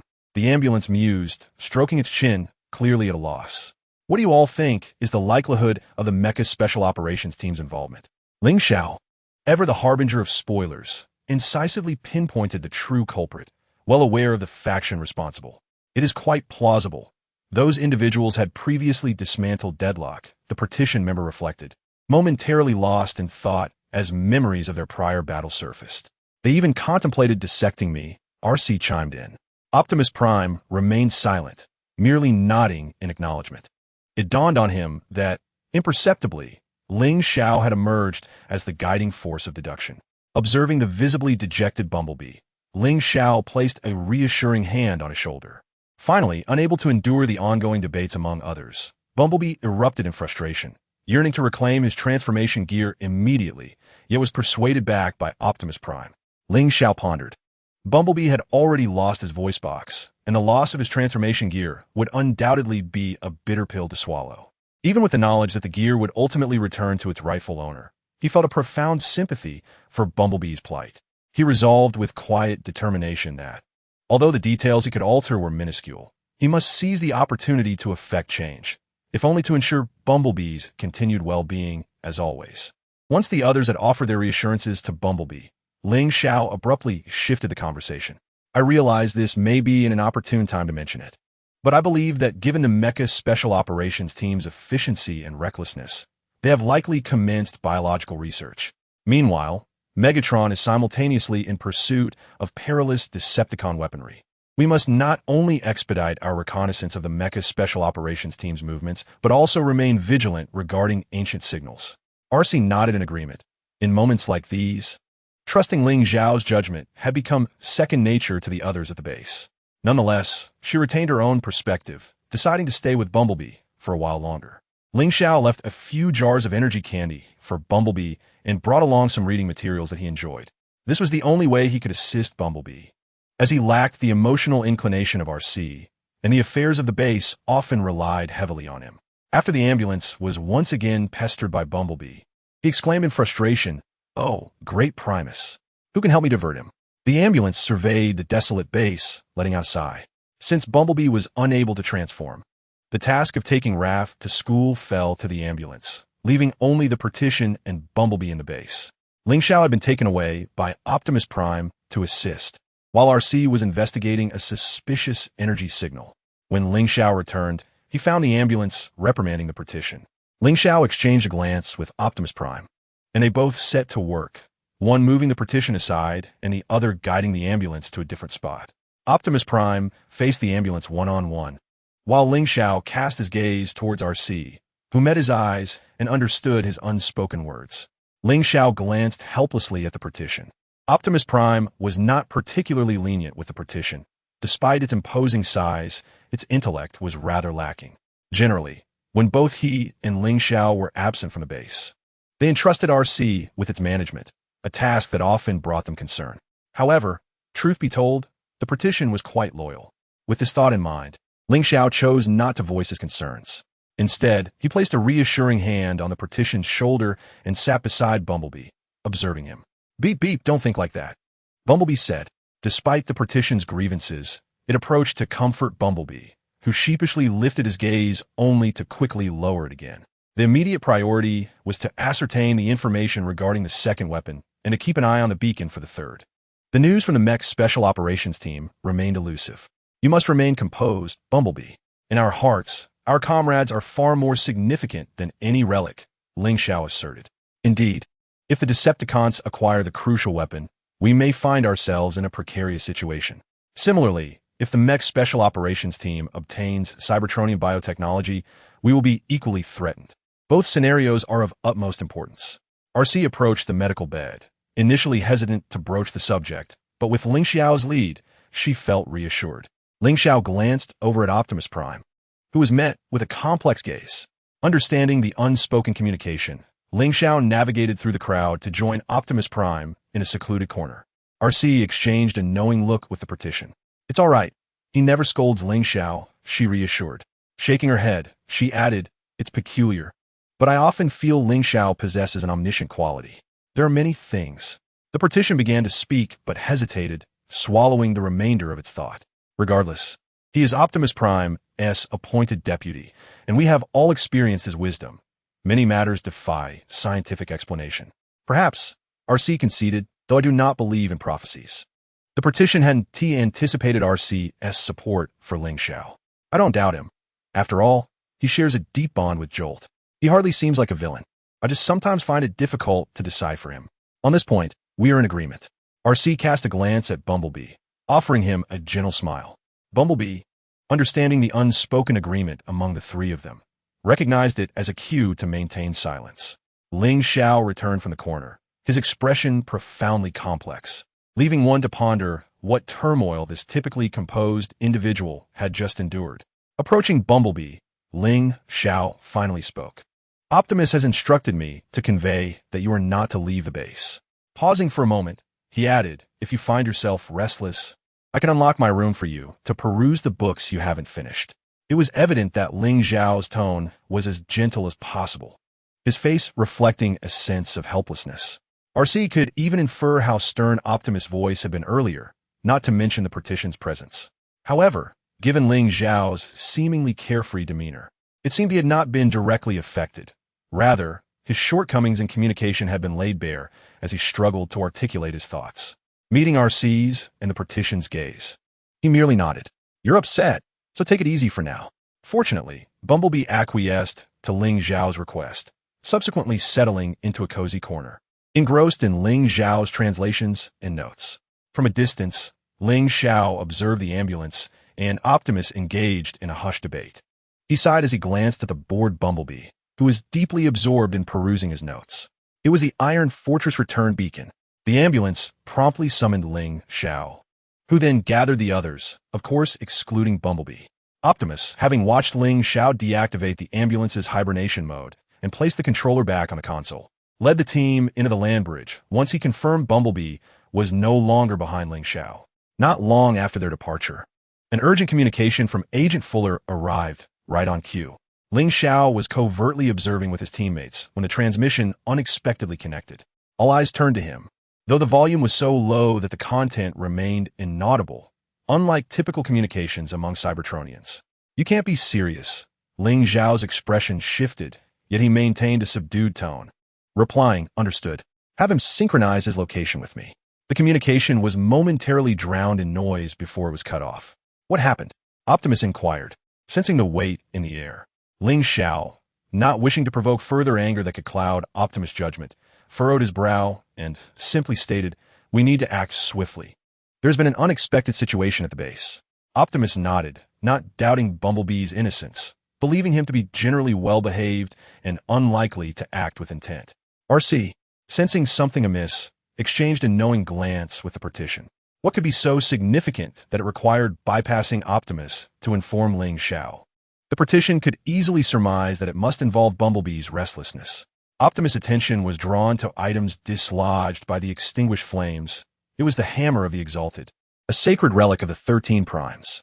Ling Xiao exhaled in relief, having managed to navigate the situation, but he knew that once the battle commenced, he would no longer be a mere bystander.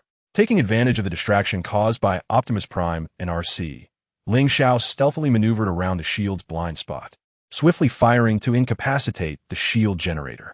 He deftly drove forward, executing a spinning leap to seize it, disregarding the fallen foes, and instead turned to assist the partition that was under the oppressive fire. The battle concluded with remarkable swiftness, yet Ling Xiao's animosity surged to its zenith. Surrounded by the deadly fire and the fallen, and distracted by Bumblebee's predicament, he inadvertently allowed the shield generator to return to the hands of the paint-mad fiend. Ling Xiao remained unfazed by these setbacks. He and the partition braced themselves against the hammer of the Titans, with the assistance of Ratchet, activating the land bridge. In a flash, they returned to base, decisively inputting the coordinates to reopen the land bridge, leading the others back into the fray. This marked the second occasion Optimus Prime witnessed Ling Xiao in such a fervent rush, and upon glancing at the desolate corner, he quickly grasped the situation and joined the ranks. As Ratchet remained unconscious, Ling Xiao felt a profound transformation within himself. He sprinted towards Bumblebee's location, causing those following him to feel a twinge of fear. What other choice did they have? To fire? Starscream mockingly observed Bumblebee's plight, lamenting his inability to transform into a vehicle. After a subtle crackling sound, Bumblebee suddenly glanced towards the doorway, prompting Starscream to follow his gaze. Finding it empty, he instinctively fired behind him. Yet, in the next instant, Starscream was violently hurled away, his transformation gear knocked from his hand and fortuitously landing in Bumblebee's embrace. Ling Xiao had delivered a powerful strike, towering over Starscream while brandishing a transformed weapon, shielding Bumblebee behind him. "It's you. Our reinforcements will arrive shortly. Be gone." Ling Xiao lowered his weapon, adding, "Remember, we owe you nothing now." Starscream did not hesitate, transforming and vanishing in a blur. From the system's perspective, others were already appearing. Ling Xiao turned back to Bumblebee and offered him a reassuring smile. Bumblebee understood the need for discretion, but he also noticed that Ling Xiao's arm bore the marks of energy blast burns. "Beep beep. It's nothing, just a minor injury." "Ling Xiao, are you all right?" RC was the first to rush in, concern etched on her face. "You ran too fast," the partition gasped, panting heavily. "Fortunately, we were quick, otherwise, the transformation gears might have been damaged. It's a pity we let Starscream escape." "As long as you are all safe," RC finally exhaled in relief. The atmosphere became tense as Optimus Prime entered the room, his gaze shifting between Bumblebee and Ling Xiao, remaining silent. "I believe we need to clarify the entire situation." Ling Xiao broke the silence, taking a few steps towards Optimus. After a moment of silence, Optimus slowly nodded. Let's discuss this back at the base. Bumblebee lowered his head, unable to meet Optimus Prime's gaze. RC exchanged a knowing glance with the wall panel. Their expressions conveyed a singular sentiment. It was over. Barbecue had occurred. Chapter 35, Rebellious Affairs, Part 1. Autobot base in a corner, Bumblebee paced back and forth, clearly agitated. RC and the wall panel rarely gathered in Ling Xiao's exclusive nook. One observed Bumblebee's restless movements, while the other glanced at Ling Xiao, who stood obediently against the wall on the opposite side of the base. As Bumblebee followed the wall panel's line of sight, his distress deepened, and his small wings drooped behind him. Bumblebee, the situation remains uncertain. The wall panel attempted to console him, though it seemed of little efficacy. Optimus Prime never punishes his subordinates. You need to calm down. Beep, beep, beep, beep. I'm not quite sure, replied Raph to Mei Chi. He said if Ling Xiao were to be reprimanded, he would feel guilty. But RC also mentioned that Optimus Prime never punishes his subordinates. Perhaps the situation isn't as dire. Jack tried to reassure Bumblebee, who skeptically glanced at Ling Xiao once more. Ling Xiao remained steadfastly against the wall. Bumblebee's heart echoed with sharp pangs of guilt that persisted until the ambulance transported Ling Xiao for treatment. Ling Xiao looked at Optimus Prime, awaiting his reprimand. Optimus Prime sat beside the ambulance, observing Ling Xiao's injuries with a heavy sigh. Initially, he had been quite angry, not only due to Bumblebee's disobedience, but also because of others' concealment, including Ling Xiao's silence. However, upon seeing Ling Xiao's wounds, the harsh words he had intended to deliver to his second-in-command were swallowed back. You should speak about it. Harboring resentment is detrimental to your health. Ling Xiao seemed to see through him and offered a faint smile. The ambulance glanced at Optimus Prime before continuing to bandage the wounds. I understand that there are matters in the base that need to circumvent me. Frankly, I am surprised by their trust in you. Optimus Prime appeared to have adjusted his mindset, contemplating Ling Xiao's injuries. I found the reason within you. I am proud of you, Ling Xiao. This is my first encounter with such a situation, but Ling Xiao shook his head helplessly. You will eventually have to know. Optimus Prime shook his head. I can understand, and your ability to comprehend and support them will surely foster better relations. Once the bandaging was complete, Ling Xiao returned to the corner where Bumblebee, on the verge of tears, stared in astonishment. I'm fine, Bumblebee. Optimus Prime did not scold me. Beep beep. Not as you think. That's just a remnant of my student days. Don't overthink it. Beep. Of course it's true. Even if you doubt your optics, you should trust in our second-in-command S character.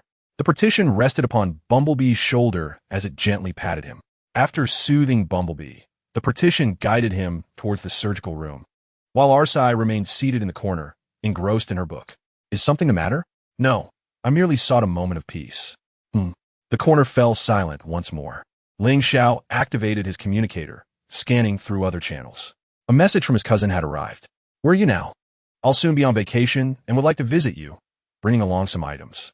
Ling Xiao pondered for a moment, realizing that, given the distance of interstellar travel, this message must have been sent quite some time ago. He replied, emphasizing that there was no need to bring anything or visit him, and also reminded his cousin about the neutral faction's communication beacon left here. After a brief moment of contemplation, he added, "Just check on my brother for me." Suddenly, the communication line connected. Hey Xiao, how have you been lately? Hearing the familiar voice, Ling Xiao was momentarily taken aback, unable to suppress a smile. Arsai glanced up at him, and, out of courtesy, discreetly moved away to grant Ling Xiao some personal space. Jax, what prompted you to call me today? It's a long story. I encountered an asteroid belt today and had to pull out the toolbox you left me to repair the ship. Thankfully, your foresight paid off. I've already used up half the metal adhesive during this crossing of the asteroid belt, perhaps due to the distinctive tone of Jack's voice. The partition suddenly appeared behind Ling Xiao. The two exchanged knowing glances and smiled at each other. Hello? Jax called out tentatively, noticing a slight delay in the communication. Ling Xiao thought it was quite normal considering Jax could be wandering anywhere. Be careful. While I can make the metal adhesive, there's no need to worry. If you need more, just come back to me. However, this material shouldn't be used for long-term ship repairs. The more it adheres, the less stable it becomes, and it could easily lead to trouble. I know that. It's certainly better than dragging around this awkward contraption. I was actually planning to... Hey. Don't mention any plans. This is interstellar communication, and there are Decepticon listening stations on Earth. Oh, that was exactly the situation last time. We both ended up visiting the Decepticon's lair. Let us discuss it in person. How much do you think you'll need? I'll prepare the materials ahead of time. Ling Xiao sifted through the pile of books in the corner and retrieved a base box. Due to the communication delay, Jax was still processing the information. I think it's about twice as much as before. I'll be reaching Earth in a couple of days. I can exchange energy blocks with you, and I also found some alloy materials on a nearby Earth-like planet, which I'll bring along. I feel a bit guilty about this. Wow, old Jax, do you even have the capacity for guilt? The partition leaned in teasingly. Partition, do you have any sense of shame? It's not right to take someone else's belongings without reason. I simply don't operate that way. Ling Xiao chuckled. Don't be so polite. It's a small favor. Hey, old Jax, I've got something to tell you. The Jack initially chuckled twice, seemingly in response to Ling Xiao's words, before pausing in surprise. What's the matter? Do you know what position Ling Xiao holds now? Your strategist? Guban couldn't help but burst into laughter. You're not far off. Anyway, I acknowledge him as my elder brother now. Ling Xiao is currently the deputy officer of Optimus Prime. Realizing something, Guban added, he is quite different from the ones you've encountered. He integrates well with us and shows considerable tolerance. There was a moment of silence on the communication line. Hey, it's only natural for Ling Xiao to have such a character. I mean, look how quickly he has risen to the role of deputy officer. A golden talent shines wherever it goes. His intellect is truly remarkable. The laughter continued. You, a big guy, should read more and sharpen your mind. You'll catch up to Ling Xiao sooner or later. Ling Xiao couldn't hold back a chuckle, but remained silent, quietly organizing the materials. Not at all. I'm aware of my own intelligence level. After all, Guban, I have plenty to discuss with you, along with some other news. But let us save it for later. It's not appropriate to talk now. All right, we'll discuss it later. Guban and the Jack chatted for a while longer, exchanged farewells, and reluctantly allowed Ling Xiao to end the communication. At the control station, the ambulance meticulously polished the hammer of the sky. Optimus Prime, the significance of this sacred object is immense. Perhaps we can transform the terrestrial bridge into a space bridge. The current usage range of the terrestrial bridge is sufficient. But if we convert it to a space bridge, I worry it might increase energy consumption. We may need Ling Xiao's advice before making a final decision. Why not give it a try? I think the hammer looks quite impressive. I fear I cannot handle it carelessly, lest it slip from our control and fall into Megatron's hands. Huh? The ambulance looked at him in confusion. The sacred object of the 13 apostles reacts to energy sources. Once touched by the leader, it recharges and enters an activated state.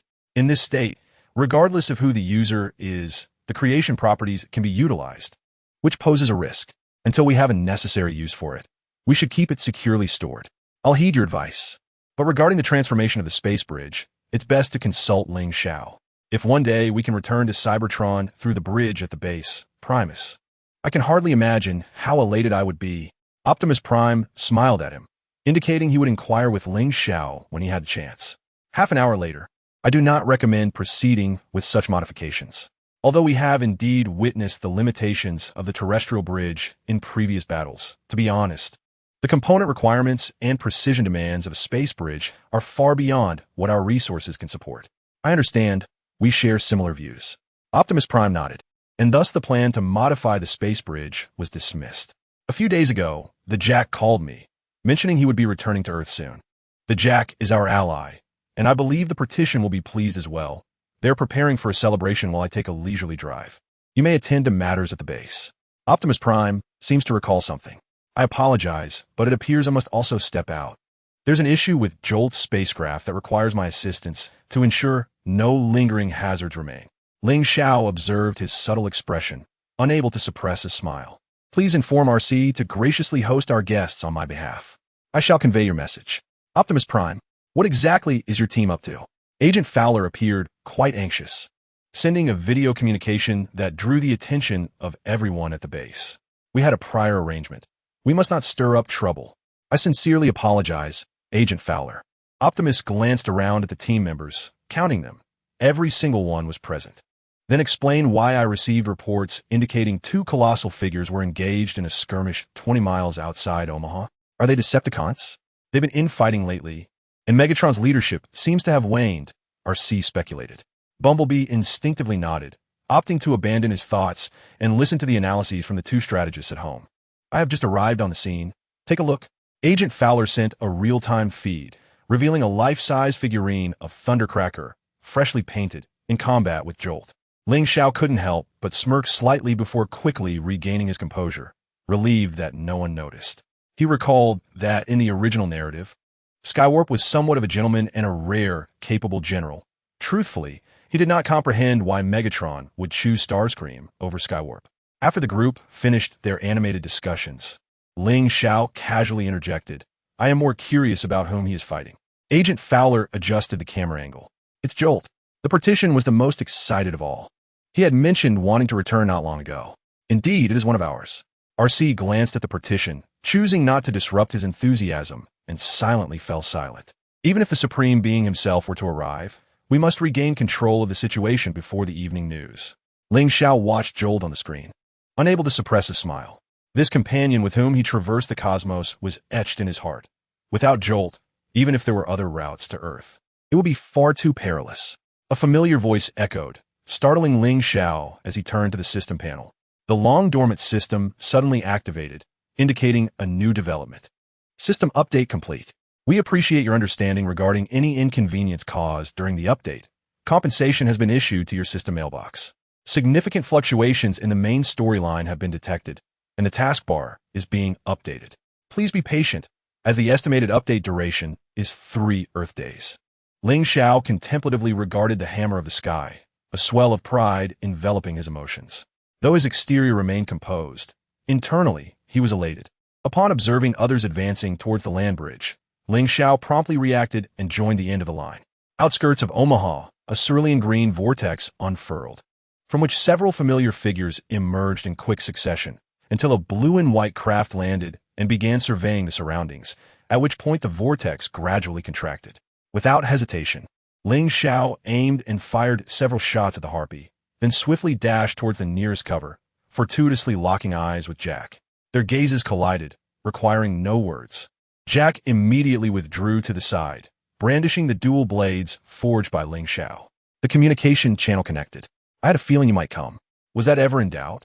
"Old Jack, is this guy the harpy?" Since Ling Xiao was broadcasting on the team channel, Jack effectively spoke to the entire squad. Upon hearing the voice through the partition, Jack momentarily expressed surprise. Others began to reposition, attempting to encircle the harpy from his blind spots. However, his combat awareness was keen. He shifted towards the gaps in the encirclement while retaliating against Jack and Ling Xiao's onslaught. As the battle was currently fought at range with firearms, he still possessed ample room for maneuver. He was the harpy, the twin brother of the thunderstorm, an intricate tale indeed. While Jack distanced himself to engage the harpy, he responded, "No wonder you two look identical." The partition grumbled as Jack, being of considerable size, was struck by the harpy's attack, prompting him to cautiously seek refuge behind cover. Ling Xiao peered out, cautiously firing a few test shots at the harpy. "Why isn't he flying? Perhaps he just arrived and hasn't assumed his vehicle form yet?" Jack replied, "Oh no, the Fuller Agent is over there." Ling Xiao suddenly recalled the heroic exploits of the Fuller Agent, who had delivered vehicles from afar. Fuller Agent, retreat to a safe position immediately. Optimus Prime grew serious, initiating communication with the Fuller Agent. "Oh damn, here they come again." It was evident that the notification had arrived rather late. The Fuller Agent achieved the milestone of becoming the Decepticon vehicle form supplier. Ling Xiao nearly burst into laughter upon noticing this prompt on the system panel. The winged Decepticon naturally soared away, and as he observed the trailing smoke of the harpy, Ling Xiao couldn't help but muse that acquiring a flying vehicle form would be splendid. The vistas above would surely surpass those below, and traveling would be effortless. Yet, despite these thoughts, Ling Xiao was uncertain how to modify the Cybertronian transformation gears. Otherwise, he would have already delved into the archives for information. Jack approached Ling Xiao with a natural ease, and due to their height difference, he effortlessly lifted Ling Xiao and twirled him around. "Hey, no need to be so excited." Ling Xiao chuckled, awkwardly declining the attention. "I truly missed you. You have no idea how I fared in your absence." Ling Xiao sensed something amiss, and upon seeing his expression, Jack realized his words could be misinterpreted. He chuckled sheepishly and set Ling Xiao down. Ling Xiao remained grounded, smiling at him. Their earlier conversation had been audible to the entire team, leaving both men in an increasingly awkward predicament. Does it feel like the universe has shrunk? Certainly, for without a knowledgeable and skilled companion, encountering the unfamiliar becomes a daunting task. And there is no one to assist me in repairing the spacecraft or to engage in conversation to alleviate my solitude. Despite what the Jack said, Ling Xiao was well aware that he had inevitably reverted to his solitary ways.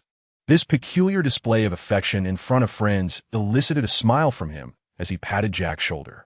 Although communications might be intercepted, you can still send me messages, can't you? Hey, old Jack, have you both forgotten about me in your reminiscing? The partition rushed over, seemingly a bit displeased. Ling Xiao discerned that he was not truly angry, merely feigning it. Yet Jack appeared to be quite taken in by this act. Of course not, big guy. I brought back a little gift for you, but I'll first check on the spacecraft, then return to the base. I'll accompany you. I brought some metal adhesive. I'm unsure if it will suffice. Ling Xiao did not hesitate and produced the adhesive, which Jack accepted without reservation, turning to the partition.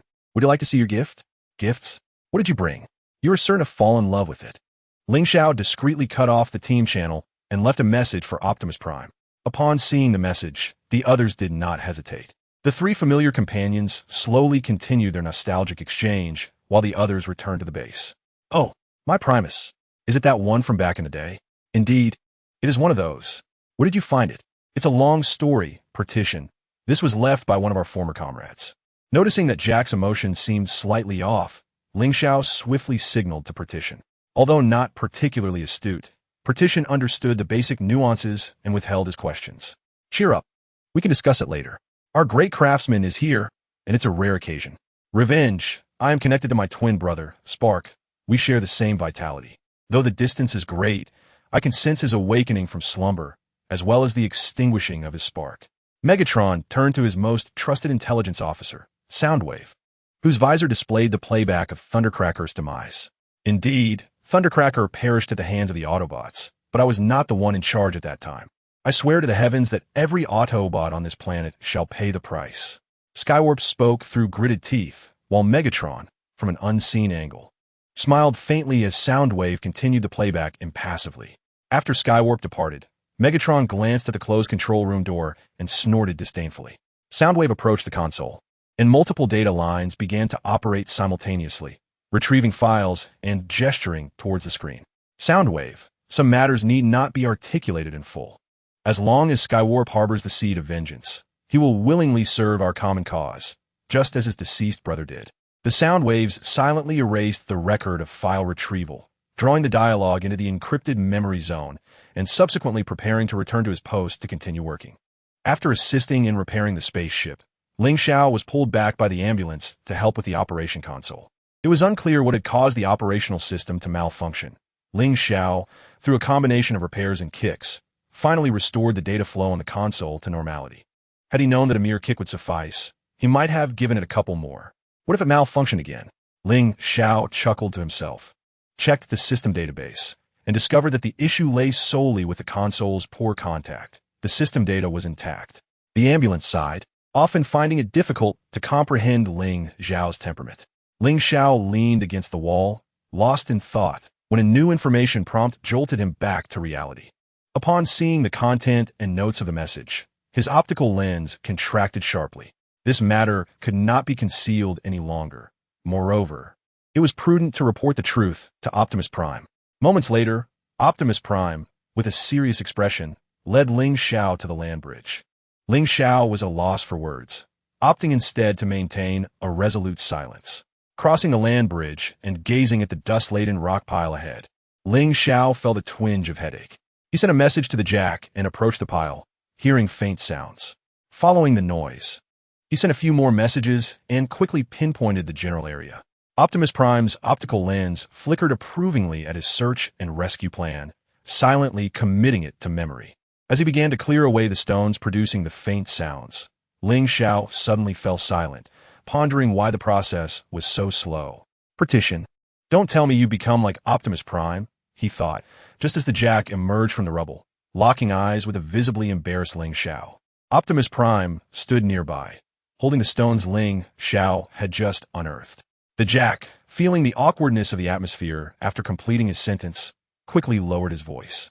Ling Xiao silently assisted him by shifting a few stones from his shoulder, tossing them aside, while Optimus Prime, maintaining his composure, extended a hand to pull him from the rubble.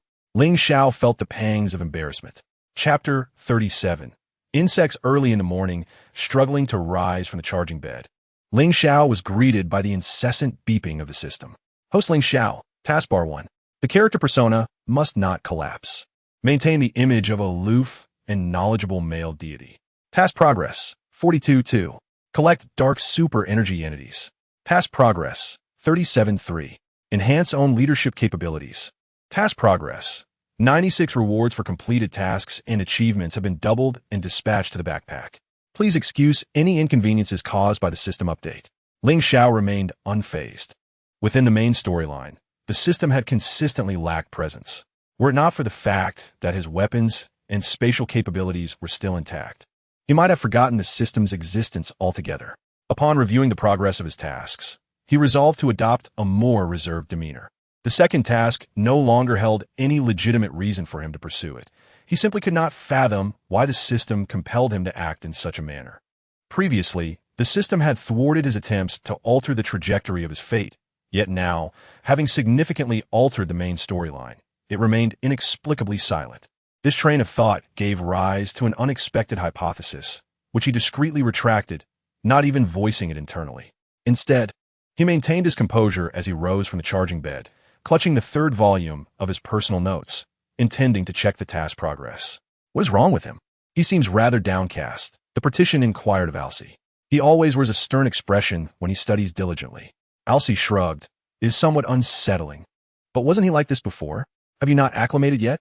Perhaps his recent vivacity has taken a sudden turn back to his former self, which leaves us feeling somewhat disoriented. The partition scratched its head and led Bumblebee over to observe Jack and Rafi engrossed in their gaming. Your Highness, I still do not comprehend your intentions, lamented Tai Ling, who had been imprisoned by this notoriously brutal sovereign for several cycles. He had yet to unravel the purpose behind it. Other prisoners typically rotated out after a few cycles, uncertain if they would ever return. He had even forged a camaraderie with the chief jailer. What a predicament this was. Oh, I have been quite occupied and forgot to summon you. I wish to inquire if you recall anything about Ling Xiao from your school days.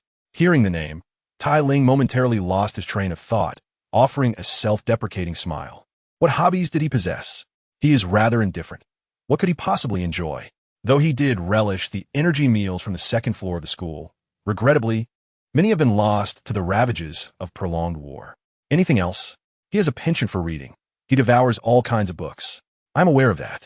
If I must add, he enjoys jotting down notes and is seldom without a notebook and pen. I see. Xian, reward him. The designated female attendant placed a stack of energy coins into his hand before returning to her position. Tai Ling was thus bewilderingly escorted away. WEF, has there been a response? Indeed, take a look for yourself. How is grandfather faring? Rest assured, despite my temper, I remain patient with the elderly. A key was tossed to the prince, who caught it with ease. What does this imply? Can I take grandfather away? Not yet. This is for his own good.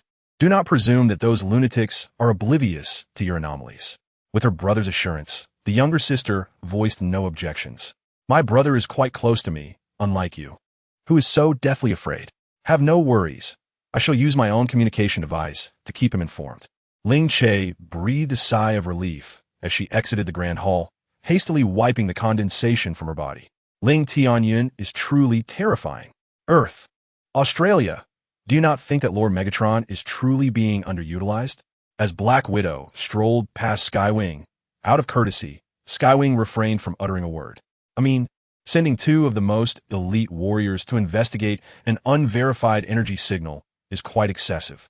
Megatron is aware that Skywing and I will accomplish the task at hand. Deadfire, fully cognizant of the mission's intent, chose not to feign ignorance and spoke with evident impatience. I was indeed referring to Skywing and myself. Black Widow's mocking laughter immediately pricked Deadfire's nerves, prompting him to step forward, ready to teach this woman a lesson, only to be halted by Skywing. Deadfire, continue with the mission. We must act in unison. It's not about Deadfire. Although we have never sparred, I have no desire to bully a half-blind opponent. Black Widow narrowed her right optical lens, and I must admit, her sharp tongue was undeniably well-honed. Ordinarily, I would handle this matter personally. Bringing a companion seems ill-advised, as she can be quite formidable, especially when cornered. While Skywing contemplated Megatron's advice, Deadfire charged forward in a fit of rage. Skywing realized he was utterly helpless in preventing that. Decepticon warship, you took Deadfire along. I anticipated this outcome. Yet, how is it that you cannot even find his remains? Megatron approached Skywing step by step, who bowed his head, having endured enough blows over the past few days. Suddenly, communication was established. Is there any news regarding Deadfire? It was Black Widow's voice. Skywing recalled certain suspicions, but hesitated to voice them. If Black Widow is also unaware of Deadfire's whereabouts, then where could he possibly be? Trace the communication signal. Megatron's expression shifted as Soundwave received orders to begin the location tracking. Megatron, you dare send a mere errand runner to eliminate a high-ranking commander like myself? I thought such honors would be reserved for you. The addressed Skywing lowered his head even further. Are you provoking me? Consider it an invitation. I know Soundwave is certainly tracking the location. Let us not miss our meeting. I shall return shortly. Megatron was clearly ensnared. He did not care whether it was a trap. If it were, he was confident in his ability to break free. Skywing gazed at Megatron's retreating figure, hesitating to speak until Soundwave approached him. Understanding the message Soundwave sent, Skywing promptly commenced his actions. Soundwave nodded at him and displayed a smile on his screen before resuming his duties. Autobot base. Embedded information panels make it all too obvious who is responsible, though it seems his toes are non-existent. Thus, they can only be referred to as feet. It would likely be unsafe for just the two of us to proceed. The panel gestured toward the corner where Ling Xiao slept soundly. Let us not disturb him. Old rescue. Someone like Red Spider does not fear Optimus Prime. Prime is merciful, even towards Red Spider, but Ling Xiao is different. Very well, gather your things. We are preparing to depart. The ambulance said as he walked toward the corner. Suddenly jolted. Ling Xiao's optical lens brightened slightly as he groggily struggled to sit up, bewildered by the sight of an ambulance. There's a special mission. I'm afraid we must trouble you to accompany us, came the solemn declaration. What mission warrants such gravity?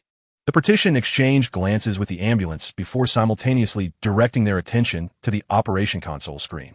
The optical lens flickered. Oh, let us go then. How did that saying go? Hearts connected by a single thought. The partition quipped with a grin. It was not hard to imagine that the moment Red Spider laid eyes on Ling Xiao, he immediately began to tremble. Although the Autobots had always been wary of letting the medic venture alone, inviting Ling Xiao along felt rather excessive. Did they not understand the formidable aura Ling Xiao cast over the Decepticons? Contemplating this, Red Spider suddenly grasped the Autobots' intentions and, reflecting on his own predicament, opted for silence. Ling Xiao stood in relative quietude, leaning against a stone wall, with his side facing them.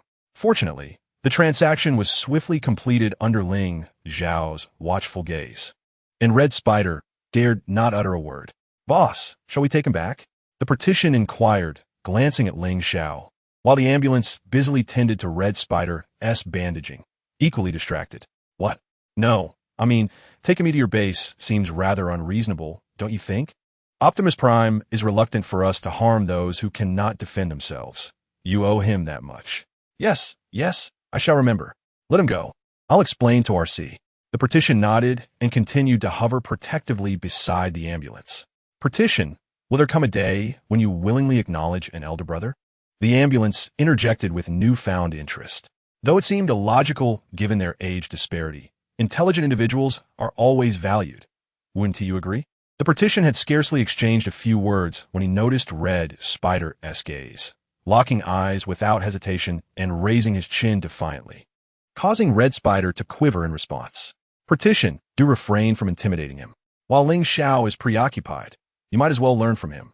After all, he was born with such brilliance. I don't believe it. His intellect must have been innate. As for me, merely grasping the basics would suffice. Ling Xiao, distracted, observed the personal impression task on his system's taskbar, realizing that his recent guys had only progressed marginally over the past few days, which left him somewhat troubled. He had indeed overheard the hushed exchange between the two nearby, yet he had grown numb to the partition's inexplicable admiration. After all, the partition had recognized him as an elder brother for quite some time, and most importantly, he did not consider himself particularly clever. Lord Galvatron also holds you in high regard. Your ability to attract talent is indeed exceptional. Unexpectedly, upon hearing Red Spider's remark, Ling Xiao fell silent. He vaguely recalled Galvatron's last threat to end his life. Boss, it seems your battle left a deep impression on the Decepticons. Ling Xiao snapped back to reality, glancing at them before returning to his contemplations. He was deep in thought, best not to disturb him. Ambulance, give the partition a nudge for me. Ow! Autobot base. I understand your thirst for vengeance. Yet our current energy reserves and environmental conditions render the imprisonment of prisoners unfeasible. Moreover, since he has chosen a life of wandering, he possesses his own channels for transmitting intelligence. Recklessly bringing him back could jeopardize the location of our base. I comprehend your rationale, and while you may find this disappointing and disheartening, RC, you cannot perpetually reside in the shadow of revenge. This is not merely an explanation as your second-in-command, but rather a heartfelt suggestion from a friend. Upon uttering these words, Ling Xiao suddenly realized, with a hint of reflection, that his emotional intelligence seemed to have improved. Indeed, the responsibilities of an aide are demanding, yet the progress is evident. I accept your counsel, but I find myself unable to escape the past. I shall endeavor to try. May I accompany you on your next mission? Ling Xiao tentatively inquired. RC nodded and, surprisingly, smiled as she agreed. In truth, girls are rather easy to console, Ling Xiao mused, especially someone as rational as RC. As long as one presents sound reasoning paired with sincerity, it becomes effortlessly disarming. He sat expressionless in the corner, his thoughts adrift until a shadow obscured the light from the page he was staring at, prompting him to look up. Optimus Prime gazed at him with profound significance. With a mere glance, Ling Xiao understood that he wished to step outside to converse, so he followed him to the rooftop. Your growth has deeply resonated with me. Are you referring to just now? Indeed, it is hard to fathom that not long ago, my aide was a solitary and reclusive clerk. There was no choice. With this responsibility, I had to adapt whether I wished to or not. I owe you an apology, Ling Xiao. I have always shown concern for the children, yet I seem to have overlooked the fact that you are still a child. Ling Xiao regarded the leader's optical lenses and shook his head. It is of little consequence. I have long since grown accustomed to being self-reliant. In fact, you are already capable of establishing your own authority. Relying solely on my perspective as a template may stifle your potential. Perhaps it may be useful in the future, but for now, I need only to fulfill my role as your aide. You know I do not harbor grand ambitions. Optimus Prime smiled at him. No, you underestimate your capabilities and resolve. In my view, you will undoubtedly evolve into a competent leader. Ling Xiao merely smiled, non-committal in response. The arrival of the new commander will undoubtedly mark a turning point. Yet he feels unprepared to return to his research position or even to submit himself as a soldier. Having invested so much energy and time in establishing a genuine persona and building credibility within the team, the onset of this new commander could overturn everything. Who could accept such a change? He pondered. It would be best to return to his research role, minimizing interactions with the new commander and preserving his credibility. He genuinely cherished this opportunity for growth and learning, recognizing that mastering the art of leadership now would better equip him to face the new era ahead. The Decepticon leader, Megatron, is here, Neil. The mechanical insects relentlessly initiated their assault, and I commanded, Neil. Megatron's expression twisted into a fierce grimace, as the once mighty champion of the arena unleashed his most iconic techniques once more. Initially, there was a slight hesitation, but soon came a flurry of agile and lethal strikes. In the instant the mechanical insect was hurled against the stone wall, it emitted an enraged screech before plunging into a chaotic melee with Megatron. From her elevated vantage point, Black Widow observed the scene with a sense of irony, akin to that of a privileged youth watching a cricket fight. After all, this was merely one of the mechanical insects. What was there to boast about in besting a solitary foe? Such life forms, once they appear, are never singular. A vortex erupted, accompanied by thunder and lightning, briefly illuminating the dark entrance of the cavern. Ling Xiao involuntarily exhaled, despite the Cybertronian's lack of need for breath. Chapter 36, Rebellion and Other Matters. I'm aware of your nature, yet if you place one of my subordinates in peril, I mean no offense, Commander, but the risk is evident. We both know it. Jacking turned to gaze at the pile of stones behind him, convinced that their quarry lay hidden there. According to the beacon within our team, his coordinates have strayed beyond our vicinity. Ling Xiao placed a reassuring hand on Jacking's shoulder, reluctant to undermine him, yet feeling compelled to speak. Jacking paused, recognizing Ling Xiao and instinctively ceasing his gesture of pushing away the hand resting on his shoulder. Shall we proceed together? Reluctantly, Jacking was left with no choice but to smooth over the situation. Optimus Prime nodded, walking alongside Ling Xiao in Jacking's wake as they returned to the spacecraft. Initially, Jacking had intended for Ling Xiao to accompany him during the piloting and conversation, but Ling Xiao ceded his position to Optimus Prime, opting instead to repair some internal circuitry, thus thwarting Jacking's plans for reminiscing. Due to his large frame, Optimus Prime fumbled awkwardly as he tapped his fingers. Ling Xiao, carrying a bundle of replaced wires, approached Jacking and caught sight of this amusing scene, stifling a laugh and pretending not to notice. Is the repair nearly complete? Is there any damage to the energy chamber? It sustained a blow earlier. I'm unsure of the condition of the wiring there. Pilot carefully. If something goes awry while I'm not present, who will craft the necessary components for you? Xiao, please create some spare parts for me, Jacking said with a playful grin. By the way, when do you wish to embark on another interstellar journey? The cosmos lacks intrigue without you. You ought to cultivate your emotional intelligence. Ling Xiao sighed, helplessly, gripping Jacking's shoulder armor. How could you consider poaching the commander's aid in his presence? Jacking glanced at the composed Optimus Prime, then back at the seemingly profound Ling Xiao, and decided to refrain from further commentary. I will check on the energy chamber. If there are issues, I shall resolve them while I'm at it. Thank you, Xiao. Just a small effort. After Ling Xiao departed, the cockpit sank back into an eerie silence. Optimus Prime was the first to shatter the stillness, turning his gaze towards Jacking. Once you fought alongside the partition, but now you have chosen to tread the solitary path. The Thunder Rescue Team has long since disbanded, and a life of solitude is far simpler. Jack sighed.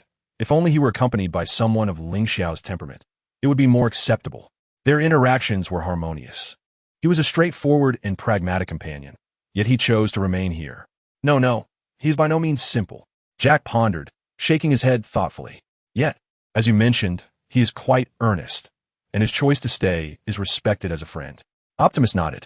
We are quite close to the crowd. Remember this. Optimus reiterated with great caution, fearful that this reckless one might cause trouble. Understood. Avoid fire where there are fuel pumps. Jack's detector began to beep, indicating the partition was ahead. I heard the timer sound. Ling Xiao subtly reminded him that the Reaper might have left a backup plan. That fellow is always deceitful. Jack acknowledged this, clearly placing more weight on Ling Xiao's warning. The memories of past advisories from Ling Xiao compelled him to admire his acuity. He mused that Ling Xiao was indeed a natural talent. With this thought, Jack couldn't help but cast another glance at Ling Xiao, who met his gaze with a look of confusion. Jack shook his head to indicate that all was well, then turned left around the container. The optical lenses of the group suddenly narrowed. You have arrived, the partition said. Emotions complex, a blend of helplessness and despair. He glanced at the bomb on his chest, and then at the three of them. Indeed, Ling Xiao's warnings were trustworthy. Damn it. Jack's expression turned grave as he approached the partition. You've really gotten yourself into a serious predicament this time. Step back, old Jack. The partition, not wishing to risk Jack's life, shook its head vigorously, refusing to let Jack near. However, it was of no consequence. I'm about to begin. Ling Xiao and Optimus moved beside the partition. Lacking knowledge of demolition techniques, Optimus could only watch as the two analyzed the bomb structure. Have you disarmed such bombs before? Optimus inquired, keeping a watchful eye on the partition's condition, clearly anxious despite his imposing stature. I have dismantled various kinds of bombs, Commander. I require silence. Remote sensing line. Ling Xiao pointed to a slender wire. Where? Let me see. Turning around, Ling Xiao discovered that Optimus was missing. Ah, he has gone to engage the Reaper in a one-on-one. Look, whenever trouble arises, the officials are always the first to flee, Jack remarked with irritation. Old Jack, Optimus would never. The partition assured him, confident that he would never abandon any of his warriors. I understand, Jack. I entrust this side to you. Ling Xiao decisively transformed, drawing his weapon and charging towards the sound of gunfire, where the Reaper and Optimus were likely engaged in a tactical battle. You cannot say that Ling Xiao also ran away, can you? The partition sighed while observing Jack. They intend to encircle the Reaper. I see. The ability to discern location by sound is indeed an essential skill. Ling Xiao mused. Seizing the opportunity, while Hai Yi's attention remained fixated on Optimus Prime, he resolved to coordinate with him. With this thought in mind, he casually sent a message to Optimus, seemingly a note stored within the communicator. Yet, its significance had faded. Following the sounds, he soon spotted Hai Yi's silhouette. Upon hearing the communicator's chime, Optimus, undeterred, rounded a corner only to discover it was a message from Ling Xiao. He smiled subtly and promptly turned back. As anticipated, the two faced each other, guns drawn. Optimus, you will pay for my brother's death, Hai Yi declared, ready to fire. However, his weapon was deflected by several energy blasts, falling to the ground due to inertia. Turning to look behind him, he finally recognized Ling Xiao as presence. You again, he said, realizing he had reached a dead end, unable to retreat. His counter-surveillance skills were lacking. Was that your tactic last time? Hai Yi probed, watching as Ling Xiao remained silent, merely aiming his weapon at him. With no other choice, Hai Yi glanced back at Optimus. Hai Yi disarmed the bomb immediately, Optimus stated, lacking time for pleasantries, his demand direct. To him, Hai Yi's life held less significance than the bomb's. Moreover, Hai Yi, despite his actions, was a gentleman of sorts. Let's escort him first. Time is of the essence. Ling Xiao approached Hai Yi step by step, refusing to lower his weapon, while Hai Yi regarded him thoughtfully. I concede, he admitted, his optics betraying a sense of loss and defeat. Ling Xiao feigned ignorance and assisted in retrieving Hai Yi's weapon, joining Optimus as they guided him toward the barricade and Jack. I believe exchanging my life for 4 elite Autobot warriors is worth it. I am pleased to sacrifice myself for my brother's vengeance. And we are equally pleased to accompany our brother into the abyss, Optimus replied, his gaze fixed on Hai Yi, who in turn shifted his eyes to the other 3. Ling Xiao appeared resolute in his acceptance of death, positioning himself between them, leaning against the barricade as if they were kin. Hai Yi paused, watching as the Jack playfully nudged the barricade, evoking memories of his own brother. Ultimately, touched by this sincere camaraderie, he sighed, stepping forward to remove the bomb's blue wire. Optimus exhaled in relief, exchanging a glance with Ling Xiao, whose expression remained impassive, exuding an air of calm. Yet his earlier demeanor suggested a willingness to face death alongside the barricade. In truth, Ling Xiao had anticipated Hai Yi's agreement to cooperate, thus harboring little desire for further dialogue. It served as an unknown deterrent while planting a seed of possibility in Hai Yi's mind. Perhaps, with his interference, Hai Yi might live to join the Autobots. What is your name? Hai Yi finally inquired, looking at Ling Xiao. I am Ling Xiao. Your aide, came the reply. Farewell, Hai Yi said, pressing the detonation button, taking a few steps before picking up the weapon Ling Xiao had discarded, transforming and taking to the skies. The explosive hum and sparks erupted from the cluster of containers, and Ling Xiao gazed from afar at the towering flames, marveling at the captivating allure of explosions as an art form. He too yearned to conjure a mushroom cloud. No gunfire rang out, as Optimus Prime observed the trio immersed in the chaos, calling for an ambulance to escort them back. Listen up, Commander. I must express how honored I am to witness your prowess, said Jax, scratching his head.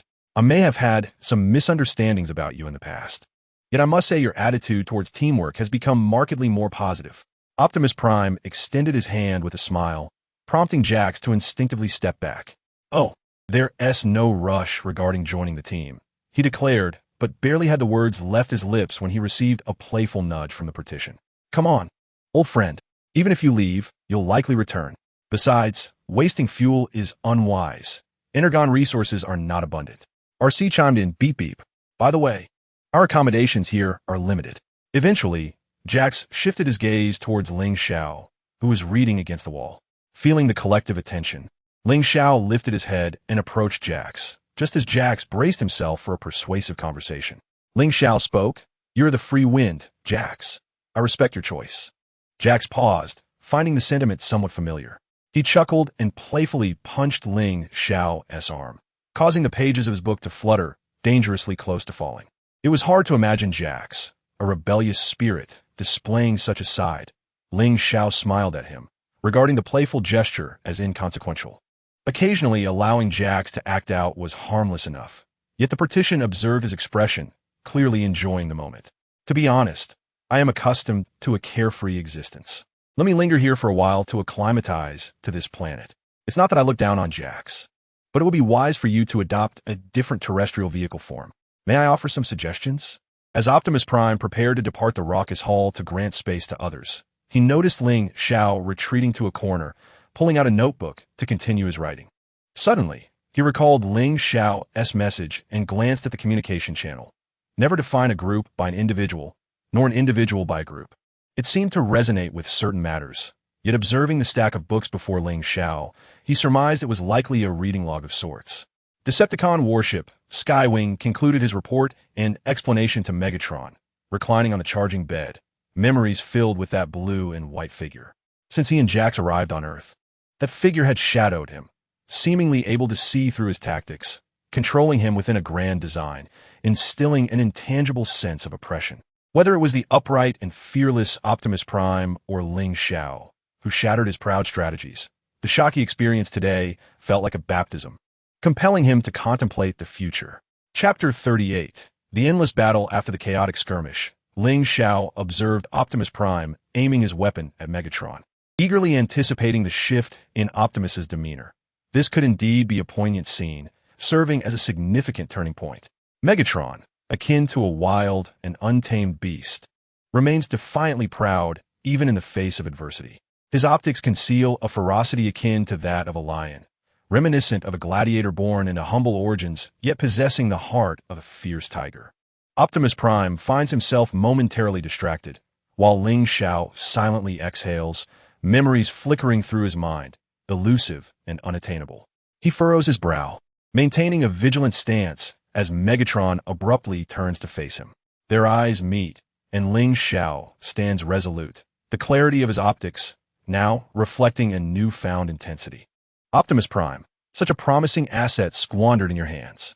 Perhaps you could teach him the art of combat, Megatron, but it is not in his nature. His nature? Megatron chuckles, tilting his head. How can you be certain that the version of him you perceive is the one he wishes you to see, rather than his true self? Trust those you employ. Distrust those you do not.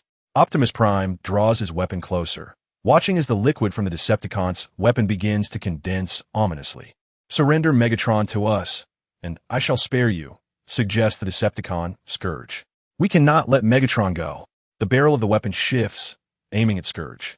He glances towards Ling Xiao, who stands composed, sword in one hand and transformed weapon in the other, exuding a silent yet formidable aura. Megatron surveys Optimus Prime, and then turns his gaze to Ling Xiao. Do you recall our last battle agreement? Of course. What? Do you wish to engage again? Ling Xiao steps forward, as the Decepticons collectively aim their weapons at him. If the opportunity presents itself, I would gladly participate until you are willing to bow before me. I do not speak for you. Do not presume to have me advocate on your behalf. Ling Xiao shakes his head, seemingly discerning Megatron's ulterior motives. Scourge, quand you assume? Scourge's expression hardens, the atmosphere on the battlefield momentarily suspended. He is the first to lower his weapon in a gesture of goodwill, followed closely by Optimus Prime. My lord, Scourge steps forward, supporting the struggling Megatron, only for the latter to immediately renege on the agreement. Though Scourge may have given his word, I have not. Scourge is taken aback, glancing at Optimus Prime, then back to Megatron. Just as he prepares to speak, Megatron interrupts with a wave of his hand. Optimus Prime observes this exchange with a sense of foreboding. He had anticipated such a turn of events, displaying neither anger nor surprise, understanding that Scourge's influence within the Decepticons is ultimately limited. The Autobots immediately resume their defensive posture. However, the anticipated outbreak of hostilities does not ensue. Ling Xiao exhales slowly, advancing with steady steps, sheathing his weapon. He secures the newly modified grip of his sword to prevent it from falling, gliding his hand along the blade, igniting a spark. He lowers his visor, raises his sword, and performs a respectful salute, stating, "If we are to continue our previous conflict, I must apologize in advance for any offense." Megatron sheathed his energy cannon and drew his sword, enveloping the arena in an eerie silence. Optimus Prime felt a pang of concern for Ling Xiao, aware that Megatron had once been a gladiator, while Ling Xiao was merely an ordinary craftsman. Despite any latent talent, he ultimately lacked the necessary battle experience. The silent clash of steel resonated continuously until their blades met, igniting sparks, resulting in a stalemate between the two combatants. Although Ling Xiao had engaged in numerous battles, in moments like this, the spectators were fervently eager to rush in and assist him in toppling Megatron. However, the looming threat of Megatron's forces restrained Optimus Prime. "You're right. I cannot impart the wisdom of life to him as you do, but I can teach him the essence of ferocity." Ling Xiao was momentarily pushed back by Megatron's nearly frenzied onslaught, cold sweat trickling down his brow. Even in their previous confrontation, he had not felt such pressure, indicating that Megatron possibly concealed greater strength or ulterior motives. Furrowing his brow, Optimus Prime attempted to advance a few steps, but the Decepticons swiftly redirected their weapons towards him, forcing him to halt at the edge of the arena. Yet his optical sensors meticulously tracked the unfolding duel. It was evident that Ling Xiao was momentarily relying on his speed to counter Megatron. He was significantly younger, with quicker reflexes and superior dynamic vision. However, Megatron's pedigree was that of a king from the Karen gladiatorial arena. Prolonging the conflict would ultimately favor Megatron, for his combat experience and instinctual anticipatory skills had been honed through countless battles, an advantage Ling Xiao could never hope to match in such a brief span. The resounding clash of their weapons intensified, the battle reaching a fever pitch. Yet, Megatron appeared disinclined to unleash his full fury upon Ling Xiao, seemingly waiting for something. The crimson glow of his optics became increasingly frenzied, prompting the Autobots to grow anxious for Ling Xiao's safety. What could his intentions be? The spectators glanced towards RC. Beep beep. No, Bumblebee, it seems he is not merely intent on concluding the battle, but harbors some ulterior motive. Regardless, we must remain vigilant regarding Ling Xiao's condition as well as the surrounding circumstances. RC gazed intently at the two machines entangled in combat, contemplating two possible scenarios. One filled her with unease, while the other sent chills coursing through her veins. Perhaps Megatron intended to impart some lesson to Ling Xiao, a rather optimistic conjecture. However, if the opposite were true, it was entirely conceivable that Ling Xiao and Megatron had forged an undisclosed connection, leaving RC uncertain of Ling Xiao's loyalty. The mere possibility of betrayal, however slight, could lead to catastrophic consequences. If their once trusted comrade, even a vice captain who had repeatedly shielded their secrets, were in league with Megatron, then the location of their base, the archives within, and all their movements would fall under Megatron's dominion. She dared not pursue her thoughts further. To her astonishment, Ling Xiao refrained from exploiting Megatron's critical opening. Instead, when faced with a rare vulnerability, he shifted his offensive and struck fiercely, cleaving through the armor at Megatron's chest. However, Megatron's optical sensors flared suddenly, emitting a wave of golden energy interspersed with hints of crimson. Sensing something amiss with Ling Xiao, Megatron visibly adopted a serious demeanor, abandoning his earlier madness for a calm, calculated approach, executing techniques honed over years of combat. Many of these maneuvers were familiar to Optimus Prime, yet he had not anticipated that Megatron would be compelled to reveal such unnecessary tactics under pressure from Ling Xiao. Ling Xiao's condition appears troubling. Optimus, I sense Megatron does not intend to kill him. What should we do? RC inquired as she approached Optimus, who remained fixated on the focal point of the fierce clash. Maintain vigilance. We shall divide our forces. It is imperative that we rescue our comrade. Contact the medics and prepare for a ground bridge at a moment's notice, Optimus commanded. Understood. RC promptly moved to the rear to inform the others, leaning against the stone wall, exhaling a sigh of relief. She hoped her fears were unfounded. Yet Optimus's demeanor indicated that Ling Xiao's standing was far more resilient than mere doubts could undermine. Moreover, she could not bring herself to believe in the worst-case scenario. Optimus, possessing far greater intellect, would surely perceive the underlying issues. He must have knowledge of something else. A thunderous clang suddenly reverberated through the air, forcing both Megatron and Ling Xiao to stagger away from their point of conflict. Ling Xiao's energy state had shifted to a complete crimson hue. His expression was inscrutable, yet his gaze conveyed a tumultuous blend of emotions: amusement, derision, confusion, and a predominant sense of daze, as if his very soul had been snatched away. The blood-red eyes and whispers of demons echoed once more in his ears. Annihilate these ants. Kill. The hoarse roar startled Ling Xiao, his gaze momentarily clear. The golden state of overflowing energy lasted only a few seconds before transforming into a blood-red hue, with hints of violet beginning to emerge. At that moment, Megatron once again charged forth, and in the instant of their clash, he became aware of Ling Xiao's anomaly, a flicker of confusion crossing his mind. Rage, slaughter, and hatred consumed Ling Xiao as he felt as though he had lost control over his own body. His entire consciousness was overtaken by malevolence. Time seemed to freeze until the hum of the CPU resonated with the sound of the system, triggering additional mechanisms that executed commands. Faint glimmers of cold light flickered as metal tore apart, emitting sounds that were either jarring or smooth, initially rapid and chaotic, only to abruptly fall into silence, with each subsequent sound beginning to harmonize like a symphony. Yet, he found it utterly chilling. This was unmistakably the sound of dismembering silicon-based entities, nearly identical to what he had heard during the previous eruptions on Cybertron. He struggled to open his eyes, but it seemed that even with them open, he could see nothing. After a moment of daze, he remembered to activate his optical visor, yet what greeted him was a haze of energy liquid, nearly saturating his field of vision. He was compelled to clear the visor, revealing a gruesome sight of severed limbs and various mechanical parts scattered all around, including remnants of optics and gears.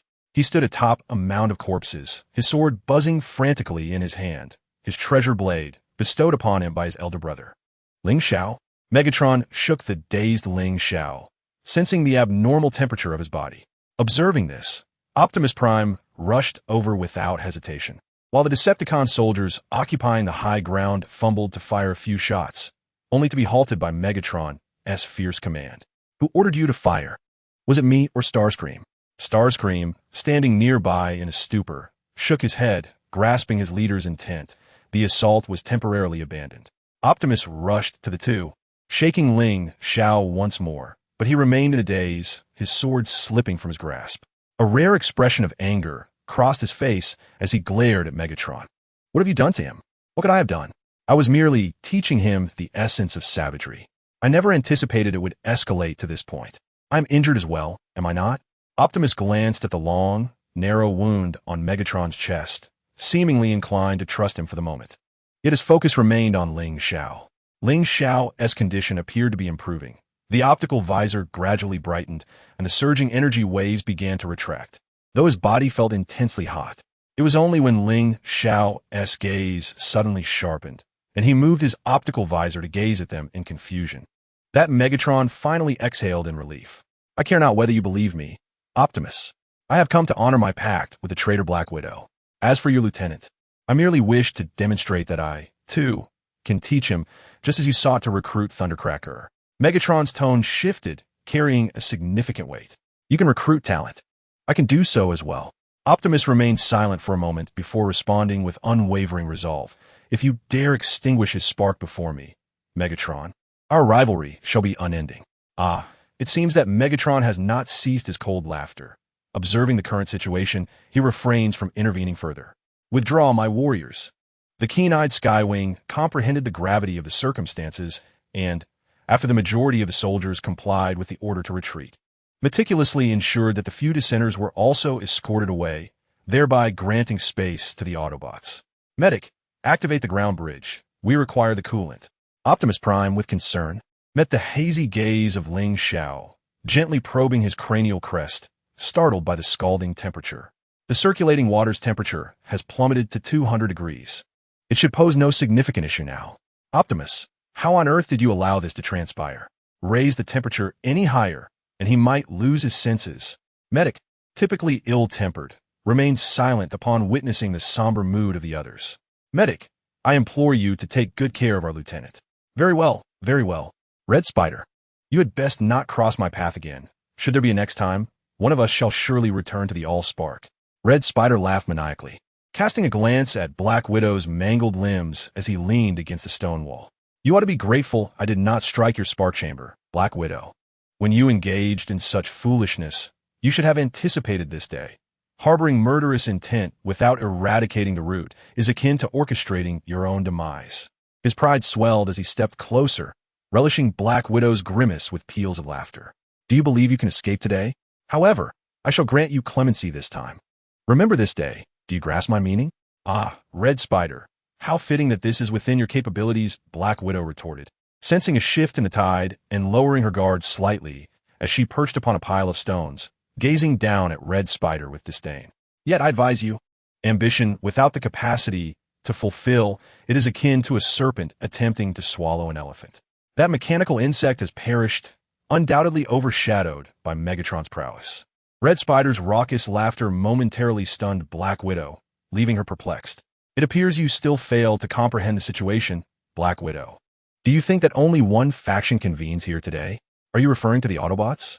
Intelligent, indeed, yet that is not the crux of the matter. If Optimus Prime's astute mind had not deduced the necessity to be here, I would be astonished. Red Spider shrugged dismissively. Very well. I shall consider it a favor and return your advice.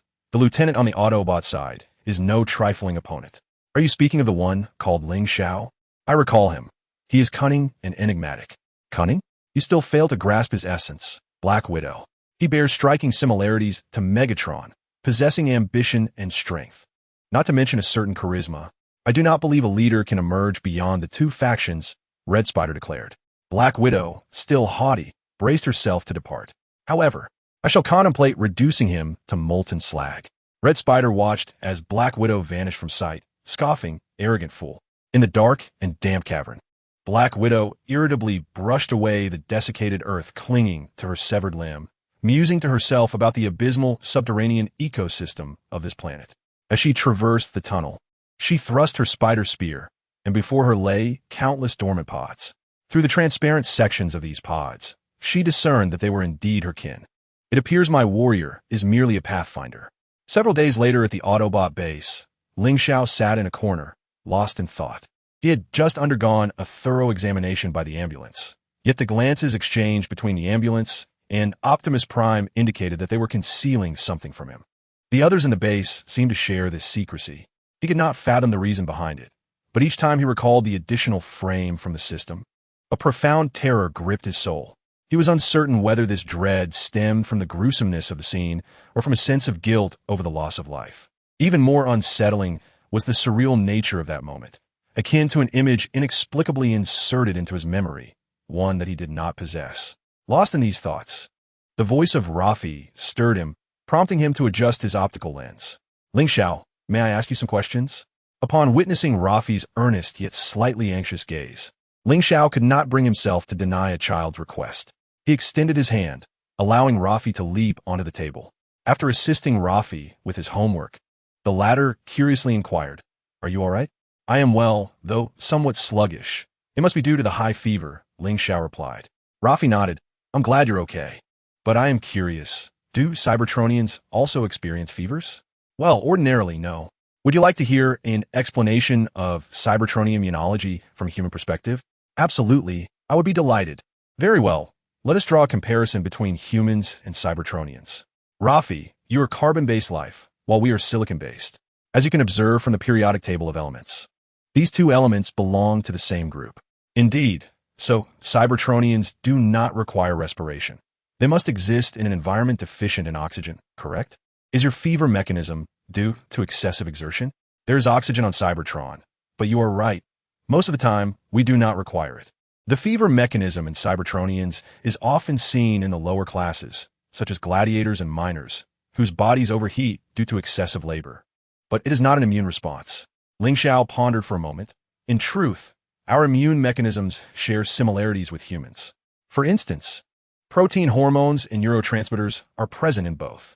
Pathological fevers, such as those caused by viral or bacterial infections, similar to what Optimus experienced last time, are most commonly associated with silicon-eating bacteria and metal-corroding bacteria, akin to the pathogens that can adhere to human skin and cause skin diseases. Wow, does that mean other species in the universe share such commonalities? Are most species humanoid or beast-like? That is not necessarily the case. I can only assert that the flexibility and mobility of humanoid forms render them one of the more prevalent species forms within this universe. In other words, one evolutionary trajectory leans towards humanoid forms, yet the vastness of the universe is filled with wonders. Such a conclusion is overly absolute. A muffled sound of footsteps resonated.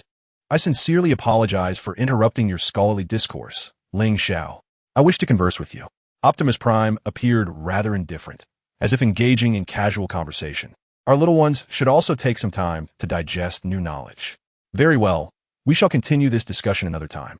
Rafi waved goodbye to Ling Xiao, observing the two as they made their way to the lift. It seems you have formed a pleasant rapport with the children. Only Rafi possesses such a fervent thirst for knowledge, reminiscent of my former self.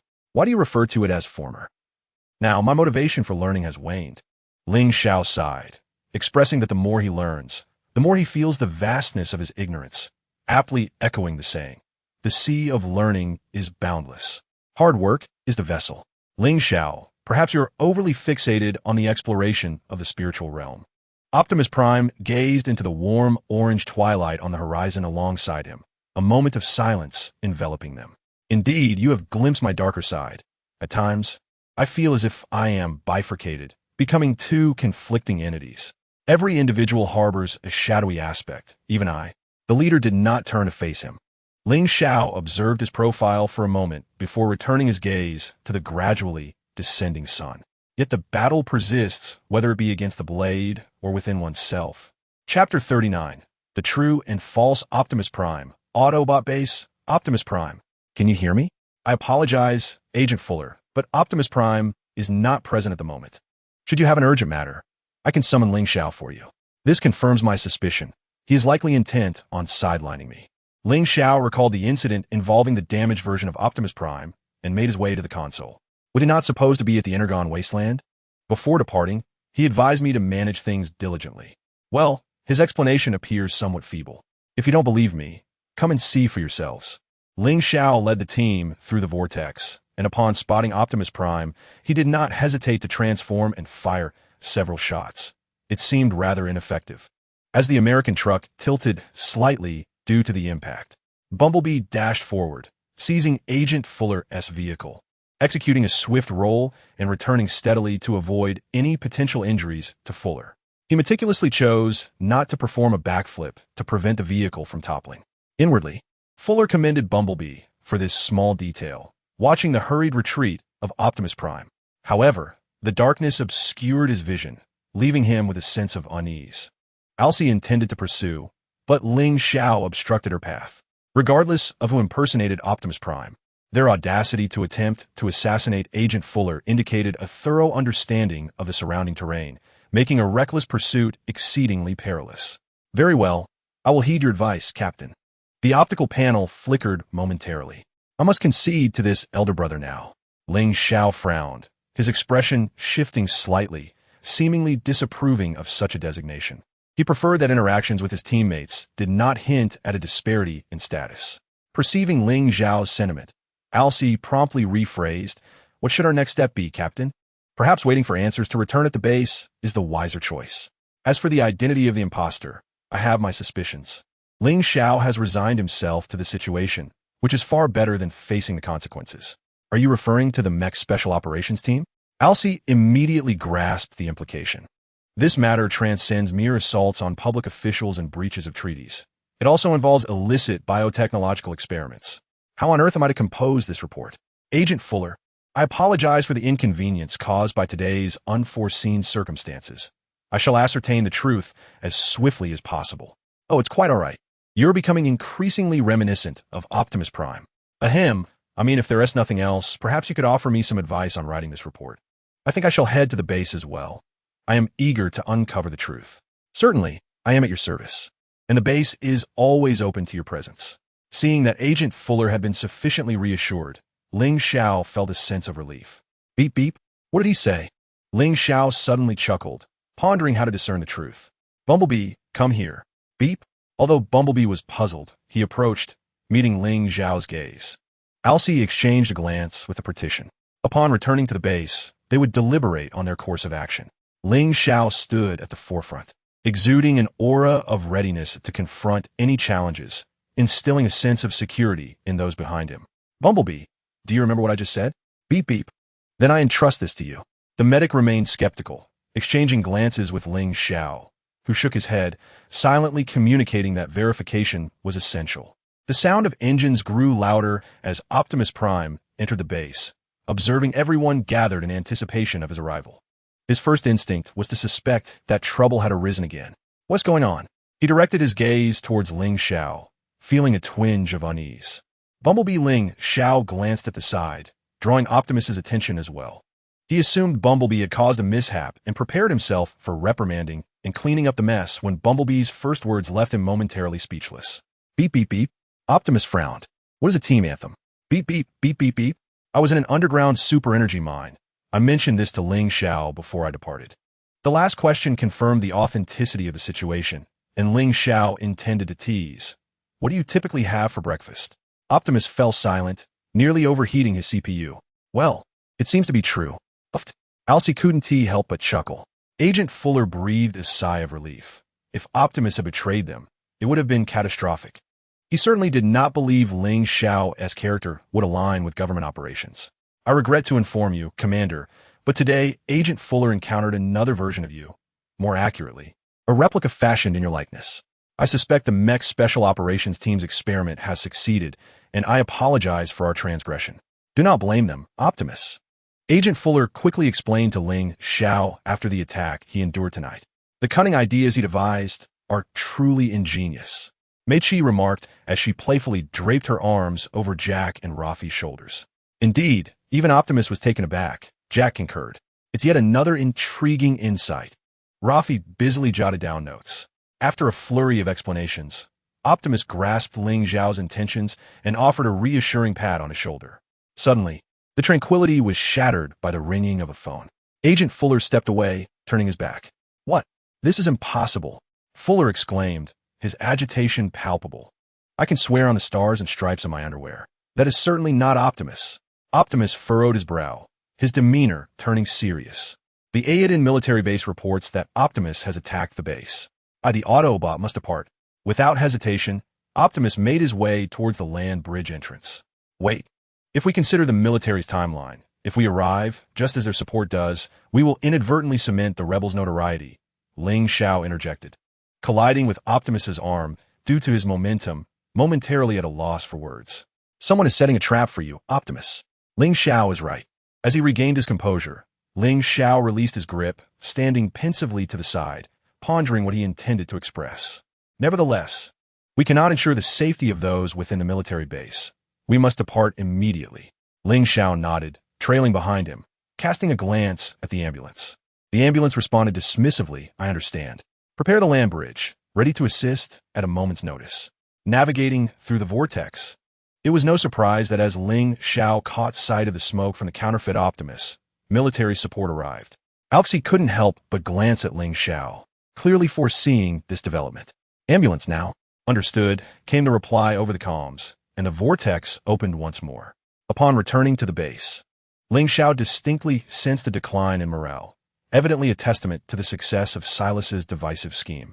After Agent Fuller conferred with his superiors, conveying the information to the Autobots, the atmosphere grew increasingly somber. Ling Xiao, too, felt the weight of the silence, leaning against the wall in an attempt to become inconspicuous. However, Optimus was the first to think of him. Ling Xiao, please share your thoughts. The key to breaking the impasse lies in the capabilities of the Mecha Special Operations Team. Given Earth's technological level, their control over this imitation cannot exceed a certain range. Tracing their movements could be approached from this angle. Yet accessing such resources would necessitate communication with the military, which complicates matters. Optimus nodded in understanding. I will explain this to them, regardless of their belief in my words. As for tracking the Mecha Special Operations Team, do not forget what I am capable of. Leave it to me. Fuller gallantly took on these responsibilities and hurriedly departed the base. After the departure of Agent Fuller, the others convened and ultimately decided to escort their children home first, leaving only Ling Xiao and Optimus Prime at the base. The ambulance was preoccupied with logistical matters, which would take some time to resolve. Is there something you wish to discuss with me privately? Optimus Prime inquired, his gaze filled with curiosity. Commander, we require an alternative base, Ling Xiao responded earnestly. This is not solely based on intuition. Logical deductions have led to the same conclusion. Please, share your thoughts. I'm eager to hear your perspective. Ling Xiao continued. When Megatron first arrived at the base, my instincts warned me that our stronghold was no longer secure. Numerous incidents have transpired since, some of which are now a blur to me. Yet that instinct has only intensified. Ling Xiao, I have no doubt of the validity of your insights, yet achieving this seems impractical at present. Besides, Megatron is incapable of breaching the base's shielding effect, Optimus Prime replied. I recognize that you believe I am being overly impulsive based on instinct, but it is precisely this instinct that has allowed me to survive thus far. Whether within my family or amidst the ruins, it has guided me away from many perilous situations, which is challenging to rationalize, Ling Xiao asserted earnestly. He observed a fleeting shift in Optimus Prime's expression. I am aware that our relationship with the military has fractured recently for various reasons. But I must emphasize the necessity of establishing a clandestine base, one that operates without the military's knowledge and is not subject to local governmental constraints, as a means of ensuring our survival. While you were absent, the government issued threats to the Leader's Guard, asserting their intent to seal our base. This also implicates Cybertronian technology and the management of the land bridge. Optimus Prime furrowed his brow, evidently contemplating this originally fanciful plan. I understand. If it were you, what course of action would you pursue? The operations console is versatile, and the land bridge's transmission range is extensive.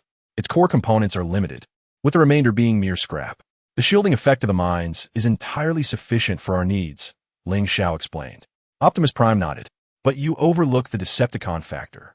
Even if we sever ties with the local government, there are numerous elements required to reconstruct the base. Moreover, we can no longer freely access every military stronghold on Earth as we once could. Ling Xiao acknowledged these oversights with a calm demeanor. Regardless of the circumstances, always contemplate thoroughly, regardless of the immediate utility of your thoughts. Optimus Prime seemed to impart a deeper meaning, though Ling Xiao could not discern it, feeling instead that he was expected to act in some way. As he gazed at Optimus Prime's retreating figure, he realized for the first time that the height at which Optimus resided was likely unattainable, even for someone like himself, who was familiar with the script. Suddenly, Optimus Prime turned to meet his gaze. We cannot remain idle. Once the others return, we shall immediately mobilize to search the vicinity of the incident. Ling Xiao nodded, silently awarding Optimus Prime additional points for counter-surveillance, noting it in the system. Beep, beep, beep. Bumblebee, continue reconnaissance. Proceed with caution and avoid any rash actions. Ling Xiao, assess the positions of the team members and coordinate their assembly. Ling Xiao acquiesced, and at that moment, he felt an unusual seriousness emanating from Optimus Prime. Perhaps it was the gravity of the Covenant that warranted such sudden demeanor. The internal team communications fell silent, compelling Ling Xiao to reach out privately, assessing their positions before dispatching the optimal strategies. Before long, he arrived at the destination. The desolate factory exuded an eerie stillness, and Ling Xiao exhaled deeply, not out of fear, but rather due to the oppressive atmosphere that was decidedly discomforting. After a moment's contemplation, he added a note to the communications channel for the others, reminding them to verify identities upon encountering Optimus Prime, including Bumblebee. He hoped to assist some of the more naive ones. Shifting into weapon form, Ling Xiao traversed a main road towards the tank area, his senses heightened at the sound of footsteps. Ling Xiao, it's me. He turned to see the voice belonged to Ratchet, and he nodded in response, maintaining his composure. I asked, where are the others? Ratchet scratched his head. You're the first I've encountered. I haven't located Bumblebee yet. Ling Xiao shook his head, surveying the surroundings. The tank area was replete with cover, suitable for circling and ambushing, leading him to believe they would rendezvous here. I spotted you from a distance and made a beeline over. What's the plan now? I believe dispersing our actions would enhance efficiency. If you require assistance, send me your location, and I shall arrive promptly. After bidding farewell to Ratchet, Ling Xiao resumed his search along the original path, soon discovering a certain naive individual. He nudged Bumblebee, whose optics ignited with alertness. How are you? Bumblebee shook his head. Beep, beep, beep, beep. I surmised as much. Your vocal signature is pivotal for identifying that imposter. Do you require my support? Bumblebee declined Ling Xiao's offer, resolutely rising on his own and surveying the surroundings. Beep, beep. He gestured in a direction, and Ling Xiao understood, following him forth. Just a short distance away, they heard a clamor of metal clashing. Ling Xiao silently lamented his luck, immediately leading Bumblebee to flank the tank area, faintly hearing the communicator chime. There was no time to dwell, as they surrounded the imposter who had just felled Ratchet, launching their assault. As soon as his sword was drawn, Ling Xiao realized that this counterfeit Optimus Prime was forged from scrap metal, yet it was undeniably a mechanical entity, devoid of sentience or pain. With this revelation, he swiftly altered his tactics, targeting the joints of the imposter in an attempt to sever critical circuits while remaining vigilant against counterattacks. With Bumblebee's assistance, he successfully cut 2 lines, yet the effect was negligible. Soon, they found themselves overwhelmed, prompting Ling Xiao to divert the attention of the imposter. He signaled to Bumblebee, who darted towards Ratchet. Crossing through another storage tank, Ling Xiao glanced back at the imposter, suddenly halting and revealing a knowing, mischievous grin. Perhaps the Cybertronians would underestimate him and charge forth recklessly, but he firmly believed that humans would not. The cunning deterrent effect proved far more effective against humanity. Seated before the control panel, Silas stroked his chin and pressed a button, replaying Ling Xiao's earlier enigmatic smile. The data showed a continuous upward trend. It remained stagnant in appearance. I must concede, Ling Xiao, you are an elusive adversary. It is my honor to be your formidable rival. Silas, your technology is still in its infancy. You lack the most vital core information, which is precisely why I dare to stand here. Ling Xiao smirked mischievously before reverting to his indifferent demeanor, the counterfeit Optimus Prime standing motionless. He unsheathed the sword he had previously stowed away, and with a thought, a sinister grin appeared, evoking a sense of dread. Commander, should we initiate the contingency plan? No. I wish to discern his intentions and the information he possesses. The menacing smile had vanished, and a golden stream of energy re-emerged in Ling Xiao's left eye. He refrained from launching an immediate assault, instead remaining stationary to weave intricate patterns with his sword. The blade danced gracefully, glinting coldly, ultimately pointing towards a specific node on the shoulder of the counterfeit Optimus Prime. Moments passed in silence, and yet nothing transpired. Ling Xiao sheathed his sword, the overflow of energy dissipating instantly. I expected more from you. Ling Xiao smiled, mockingly observing the unsuspecting prey as the system's alert echoed. Silas slammed his fist on the control panel in a fit of rage, clearly irked by the mockery, and his fury intensified upon meeting Ling Xiao's teasing gaze. He immediately began to operate the controls, only to find that remote manipulation had failed. Regardless of which button he pressed, nothing responded, leaving only the voice communication functional. What have you done? He raged, pounding the console with a thunderous clamor. Meanwhile, the soldiers on standby exchanged glances, signaling discreetly to one another, as a cacophony erupted in the communication line. Silas, the advancement of human science is rather ludicrous, Ling Xiao remarked, his expression devoid of emotion as he approached Silas. Many phenomena cannot be elucidated through science. Even the technology of the Cybertronians cannot encapsulate the truths of this world. Silas's voice was somewhat muffled, seemingly suppressing his madness. What do you intend to convey? Ling Xiao circled behind him, emerging from his right side, still wearing that mocking expression. Cast aside your arrogance, insect. With a gentle push, the counterfeit's frame toppled over. He had done nothing, never even touched the machine. He merely employed a subtle ruse, utilizing his dream-weaving talent to simulate a reality and craft a trap. Though this machine lacks true life, it appears to be imbued with a fragment of the dead fire and its residual cognition. What he accomplished was merely severing all neural pathways of the imposter in the realm of dreams, including the critical neural node located in the left chest. The cognition of the dead fire assumed that all connections had been cut, rendering it unresponsive, thus leading to a glitch in the established remote control. He had not anticipated that this innate talent would prove useful at such a moment. It seemed that the system had relaxed its constraints on abilities, leaving everything shrouded in uncertainty. He drew his sword and delivered a decisive strike to the joint in the imposter's left chest. Wow, Ling Xiao, your combat prowess has advanced remarkably. You can even best Optimus Prime now. Agent Fuller jested. Ling Xiao wore a bewildered expression, shaking his head while feigning ignorance with a book-titled outline of the Cybertronian mechanical life-form nervous system. This is merely an imposter. I have only severed this machine's response pathways. Ling Xiao noticed others approaching in the system's perspective, and an idea began to take shape in his mind. If one were to pinpoint any progress, perhaps it would be my realization that my profound strength derives from knowledge. Both wisdom and courage stem from your will, Ling Xiao. Optimus Prime began, evidently pleased that the misunderstanding had been resolved. Alcee glanced at the book in Ling Zhao's hand, and then at the motionless body of the impostor, seemingly grasping the essence of Ling Zhao's solution. Perhaps, Commander, how should we proceed with this machine? Ling Zhao posed this significant question to Optimus Prime, who furrowed his brow while contemplating the identical machine before him. A soldier reported to Fuller, Commander, no trace of the mech's special operations team has been found in the vicinity. They have indeed fled. Before he could finish his sentence, a faint sound alerted Ling Zhao to an impending crisis. Run. Their SA bomb. In a moment of desperation, he gently pulled the two conversing humans into his embrace and hurriedly dashed away.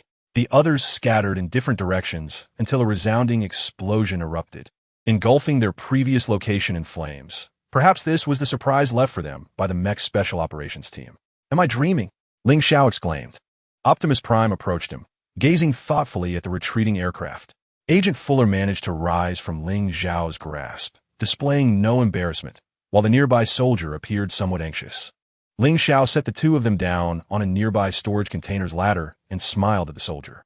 The soldier, taken aback, scratched his head and returned a smile, expressing his gratitude. Perhaps you should return first? Agent Fuller suggested to Optimus Prime. It will be difficult for you to explain what transpired here. I could not assist with the information on the mech special operations team. I will take care of the rear guard. Optimus Prime nodded, smiling at Agent Fuller, while Ling Zhao performed a respectful gesture, following Optimus Prime towards the land bridge entrance. Beep beep. Agent Fuller gazed at the imposter Optimus Prime's body at the edge of the flames, deep in thought. Inside the building, Agent Fuller, please come in. What is the soldier with the camera doing? Fuller glanced at a certain individual holding the camera as he entered and casually closed the door behind him. He intends to document our conversation today, General Baze explained. The camera zoomed in, and Agent Fuller approached the lens, seemingly expressing discontent with the soldier's lack of boundaries. As he spoke, the moisture from his breath clouded the camera lens, rendering the scene somewhat hazy.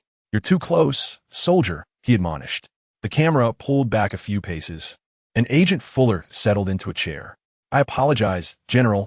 I did not come in uniform. No need for formality. Just as usual will suffice, Baze replied, shifting the subject. However, I must inform you that our superiors are dissatisfied with this incident. They seek clarification on recent events. Perhaps we should first discuss Optimus Prime, Fuller suggested. I believe I had made that clear, he shrugged. He did not betray us. Despite soldiers present who can attest to the simultaneous appearances of Optimus and the imposter, there remains skepticism from above. Sensing the conversation was veering off course, Fuller swiftly redirected it toward the Mecha Special Operations team. Thus, General, I believe that in light of our prolonged engagement with the Autobots, our focus should shift to investigating these individuals. How can diplomacy thrive amidst internal strife? I concur with your assessment. Given your long-standing authorization to handle these sensitive matters, Agent Fuller, could you provide some background information? Fuller inhaled deeply and transitioned into a narrative mode. Eventually, the general sighed. Agent Fuller, please produce a roster of personnel. If there is a rebellion among the Autobots, we must ascertain who is who. That is a fair assertion, the general nodded, indicating for him to proceed. One is a barricade. He was once a laborer and an architect, and I do not always see eye to eye with him. Fuller chuckled awkwardly, perhaps recalling some particular memories. He may not be the most agile, and he admits he is not one for cerebral endeavors, but his formidable strength is unparalleled. Yet he need not employ intellect. Apart from Optimus Prime, they have two other cunning strategists. One is Ratchet, responsible for medical and scientific affairs, and the other is Mirage, in charge of strategic decisions. Let's begin with Ratchet. The Doctor can sometimes be overly tense, but when the situation demands it, he can display remarkable prowess. Though merely an ambulance, his capabilities extend far beyond mere healing. He oversees research and daily operations at the base, acting almost as a caretaker. Though he can be cantankerous at times, he is always attentive to the health of every member at the base. You would never fathom the vast potential this military medic possesses. Mirage serves as Optimus Prime's appointed deputy. He was once an outstanding scholar, scientist, and craftsman, and now he is also an exceptional warrior. I must admit, he seems to possess a bit of everything. He is a remarkably quick learner, and his strength is derived from a profound reservoir of knowledge. At times, his influence in research surpasses even that of the Doctor. I have witnessed firsthand his room overflowing with books and notes. Then there is RC, a motorcycle. Do not underestimate her due to her petite stature. She possesses remarkable skills. When the overseers are absent or preoccupied with other matters, she assumes the role of the elder sister within the base, tasked with keeping an eye on the exuberant duo of the Partition and Bumblebee. Bumblebee serves as their scout. Yet, if I may express my opinion, this rookie is already quite seasoned. RC rarely speaks, and Bumblebee does not communicate in a language we comprehend. Later, I discovered that there was a reason behind this. During the war on Cybertron, this unfortunate child had his vocalizer torn apart by Megatron. This suggests that these Autobots are not as invulnerable as we might hope. The general raised an eyebrow, cautioning against misunderstanding. While they can endure significant blows, they do possess their fatal weaknesses. Fuller contemplated, lamenting the loss of those who had perished during the aerial assault. Returning to our earlier discussion, did Optimus Prime ever join the Decepticons? It was not by his own volition. He experienced amnesia for a time due to certain circumstances, as the report clearly states. However, you are aware that outsiders might link this incident to the recent attacks on the base. The general observed the agitated Fuller and Agent Bill, noting that the 5-star generals are now concerned about our excessive trust in the Autobots. Should the Autobots turn against us one day, they could easily inflict harm. This is why they have tasked me with deciding whether to send you to a special tribunal. A special tribunal? They would terminate the entire operation and imprison me. Fuller looked at General Bice with concern, assuring him that Optimus Prime would never act recklessly. Although the Autobots are large, they exercise caution, even with children. Children? General Bice furrowed his brow. Ah, Fuller chuckled, returning to his seat. We refer to them as the internal support team. You have involved minors in our highly classified operations. They are all exceptionally gifted in various fields, such as computing, medical knowledge, and communication. So they can follow orders? One might say so, although they lack military training. They are adept at employing their ingenuity to solve problems, and their bravery is commendable. Fuller continued, stating that they have repeatedly demonstrated their willingness to risk their lives for their country and planet. Have these civilian children had any encounters with the enemy? They have essentially been exposed to it all. The safety of these children, as well as that of all humanity, remains the Autobots' top priority. The children have formed deep bonds of friendship with the Autobots, sharing mutual trust. In times when I was overwhelmed, they provided invaluable assistance, participating purely on humanitarian grounds, helping the Autobots gain a better understanding of our daily lives on this planet. Unfortunately, we have yet to scratch the surface of their technology. For instance, I can ascend and descend a fighter jet vertically without wearing a flight suit. How come your insides didn't explode? The medic adjusted my cabin pressure regulator, and the chief engineer personally assisted in modifying certain details. I prefer a bit of comfort. It seems we have strayed somewhat off topic. Why, until now, have we been unable to bring Megatron to justice? I can only surmise that he possesses 9 lives. In any case, Optimus Prime's loyalty is beyond question, while the Decepticons are in pursuit of sacred relics, likely some form of weapons of mass destruction.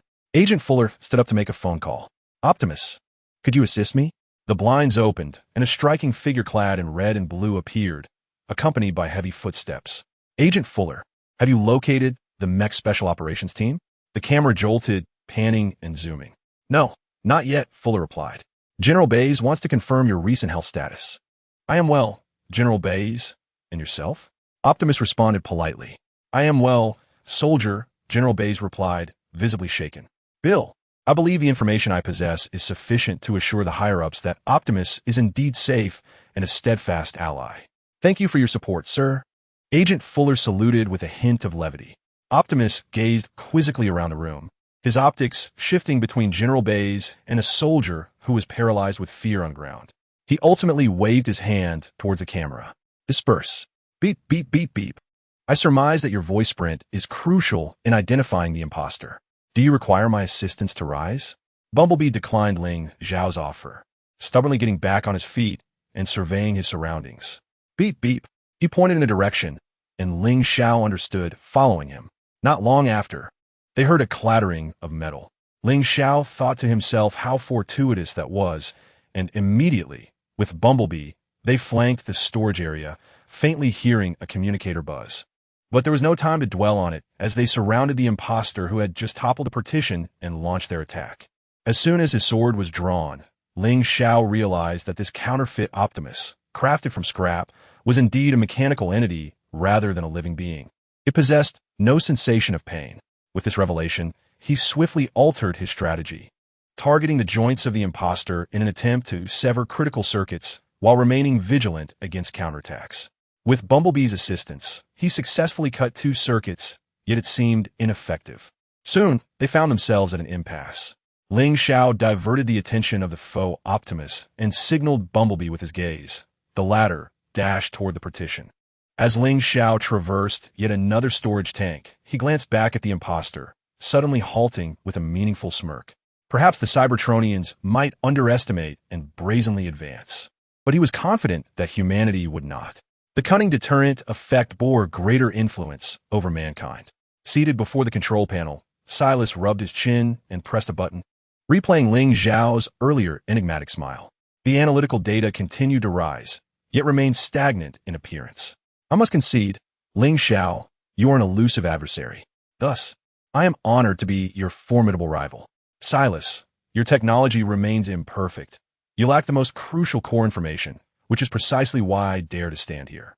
Ling Xiao feigned a sinister grin before reverting to his impassive demeanor, the counterfeit Optimus Prime standing motionless in place. He drew the sword previously sheathed upon his back. A flicker of thought conjured a menacing smile that instilled an unsettling fear. Sir, should we activate the backup plan? No. I wish to ascertain his intentions and the information he possesses. The ghastly smile had vanished, and the golden energy surged once more in Ling Xiao's left eye. Instead of launching an immediate attack, he remained poised, elegantly weaving intricate sword patterns. The glinting blade ultimately pointed towards a specific node on the shoulder of the counterfeit Optimus Prime. Moments passed in silence, and as nothing transpired, Ling Xiao sheathed his longsword, the overflow of energy dissipating instantly. I had expected more from you, Ling Xiao remarked with a smirk, mockingly observing the unsuspecting prey as the system's notification chimed. Silas, enraged, slammed his fist upon the control panel, seemingly irked by the jest, his fury intensifying at Ling Xiao's taunting gaze.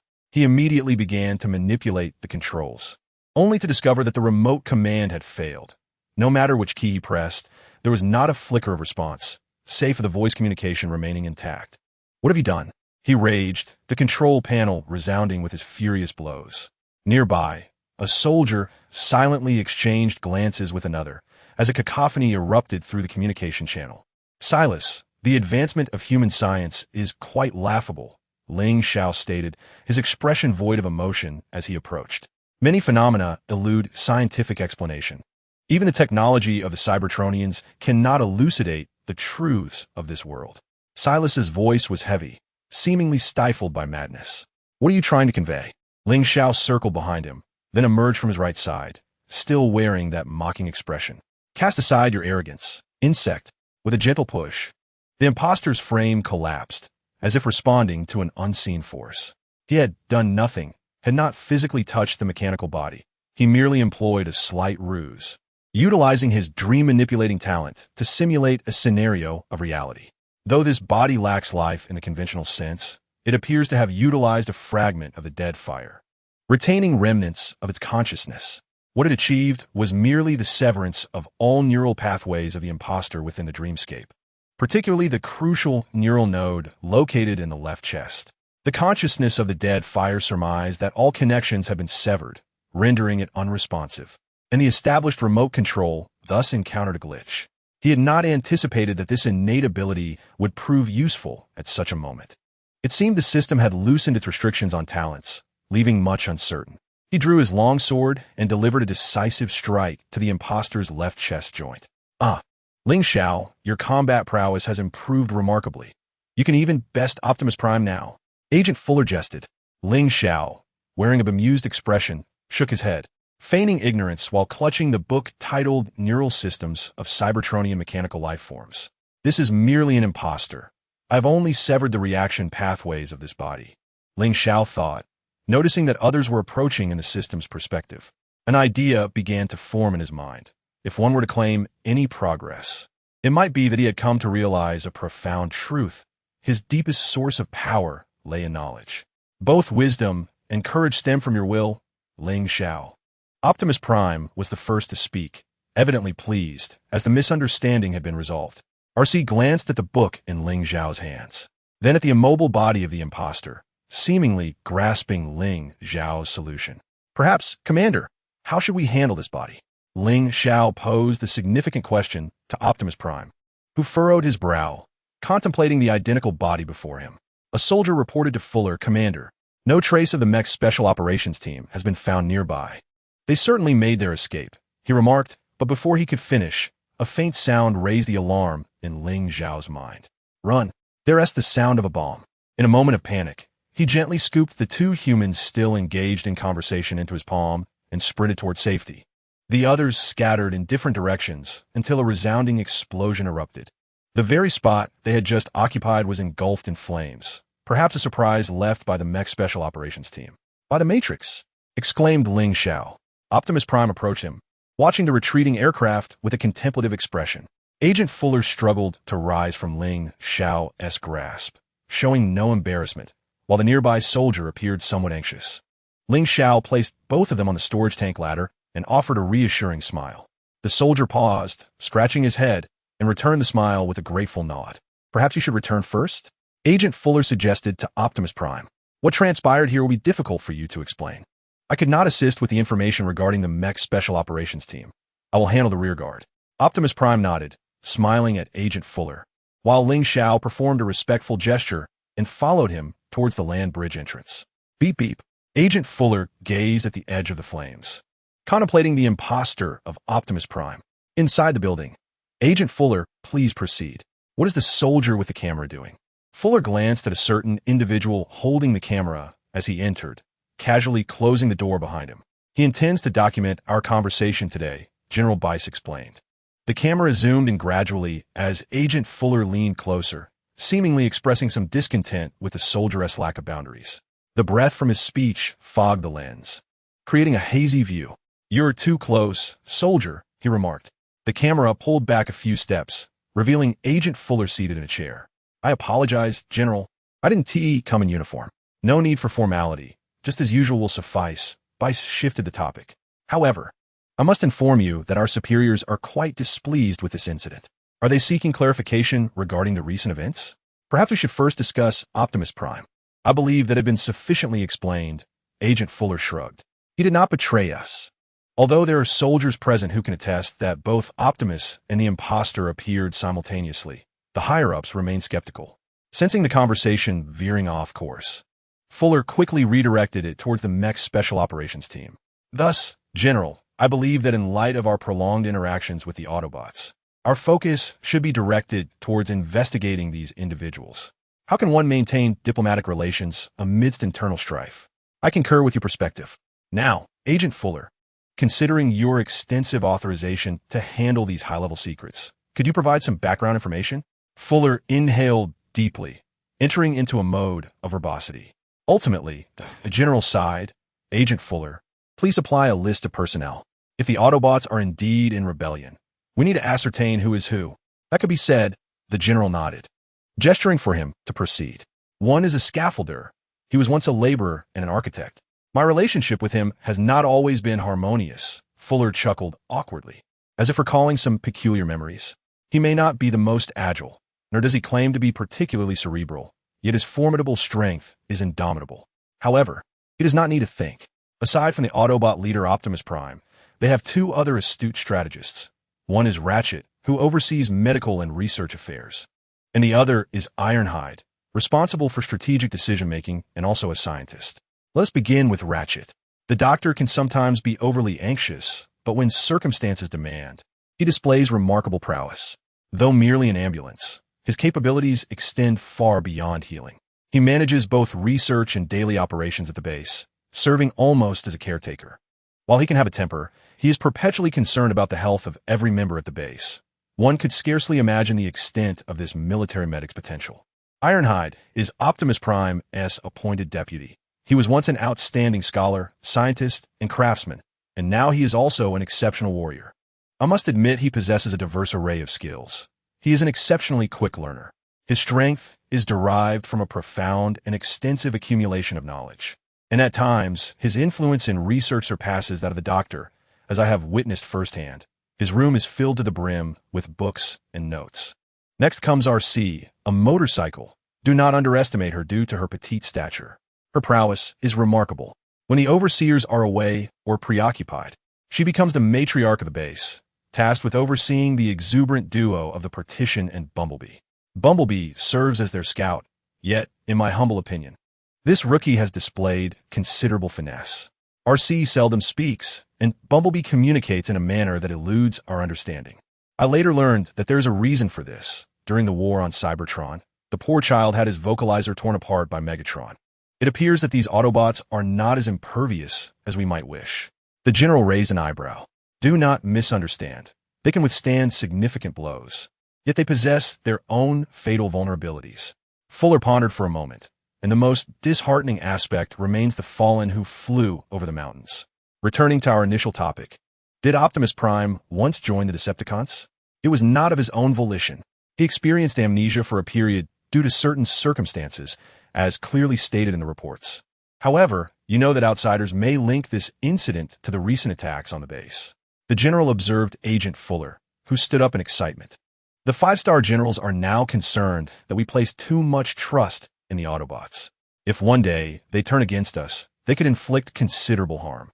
That is why they have compelled me to decide whether to send you to a special tribunal. A special tribunal? They would terminate the entire operation and imprison me. Agent Fuller wore a look of disbelief. General Bays, I can assure you that Optimus Prime will not act recklessly. Although the Autobots are formidable, they are cautious, even with children. Children? General Bays furrowed his brow. Ah, haha. Agent Fuller returned to his seat. We refer to them as the internal support team. You involve minors in our highly classified operations? They are children of remarkable talent, each excelling in various fields, such as computer science, medicine, and communication. So, they are capable of following commands? One could say that. While they lack military training, they are adept at employing their creative solutions to problems, and their bravery is commendable. Fuller continued, they have repeatedly demonstrated their willingness to go to great lengths for their nation and their planet. Have these civilian children had contact with the enemy? Essentially, they have encountered them. The safety of these children and that of all humanity remains the Autobots' top priority. The children have forged deep bonds of friendship with the Autobots. In my times of overwhelming demand, they have provided invaluable assistance. Their involvement is primarily grounded in humanitarian principles, aiding the Autobots in better understanding our everyday life on this planet. Unfortunately, we have yet to scratch the surface of their technology. For instance, I could operate a vertical takeoff and landing aircraft without the need for a flight suit. How is it that your insides did not explode? Ratchet made some adjustments to my cabin pressure regulator, and Wheeljack personally assisted in modifying certain details. I prefer a bit more comfort. It seems we have strayed from the topic at hand. Why? I ask, have we yet to bring Megatron to justice? One could say that he possesses 9 lives. In any case, Optimus Prime's loyalty is beyond question, while the Decepticons are in search of artifacts, likely some form of weapons of mass destruction. Agent Fuller stood up and made a call. Optimus, I need your assistance. As the blinds opened, the red and blue figure appeared suddenly, accompanied by heavy footsteps. Agent Fuller, have you located the Mech Special Task Force? The camera jolted, shifting and zooming erratically. No, not yet, Fuller replied. General Bice, I believe the information I possess is sufficient to assure the higher-ups that Optimus Prime is indeed safe and a steadfast ally. Thank you for your support, sir. Fuller offered a somewhat irreverent salute. Optimus looked around the room, his optical sensors shifting between General Bice and the soldier, who lay paralyzed on the floor, before finally waving his hand. Dismissed. Beep, beep, beep, beep. I deduce that your voice print is key to identifying that imposter. Do you require assistance in this matter? Bumblebee declined Ling Xiao's offer, stubbornly rising to his feet and surveying his surroundings. Beep, beep. He pointed in a direction, and Ling Xiao understood, following him onward. Not far into their journey, they heard a clatter of metal. Ling Xiao silently cursed his luck and immediately led Bumblebee into a flanking maneuver in the tank area. Faintly hearing the communicator chime, there was no time to dwell on it. They surrounded the imposter who had just toppled a partition and launched their attack. As soon as the sword was drawn, Ling Xiao realized that this counterfeit Optimus Prime was a mere mechanical construct, devoid of pain perception. With this thought in mind, he swiftly adjusted his strategy, targeting the joints of the imposter in an attempt to sever critical circuits. With Bumblebee's support, he successfully cut 2 lines, but it seemed ineffective. Soon, they could no longer hold back. Ling Xiao drew the counterfeit Optimus's attention, signaling Bumblebee with his gaze. The latter dashed towards the partition, traversing yet another storage tank. Ling Xiao glanced back at the faux Optimus, suddenly halting and revealing a knowing, mischievous smile. Perhaps the Cybertronians might underestimate their approach, but he was confident that humans would not. The cunning deterrent effect works far better on humanity. Seated before the control panel, Silas rubbed his chin and pressed a button, replaying Ling Xiao's earlier enigmatic smile. The analytical data was steadily climbing, yet remained stagnant in appearance.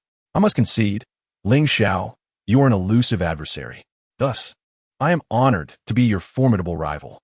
Silas, your technology is not yet perfected. You lack the most crucial core information, which is precisely why I dare to stand here. Ling Xiao smirked mischievously before reverting to his indifferent demeanor, the counterfeit Optimus Prime standing motionless nearby.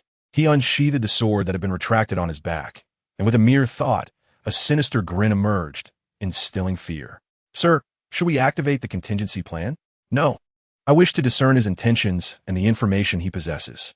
The malevolent smile had vanished. Golden energy flowed once more within Ling Xiao's left eye. Instead of launching an immediate assault, he remained stationary, performing intricate swordplay. The blade danced in the air, glimmering with icy light, ultimately pointing towards a specific node on the counterfeit Optimus Prime's shoulder. Moments passed without incident, and Ling Xiao sheathed his long sword, the overflow of energy dissipating instantly.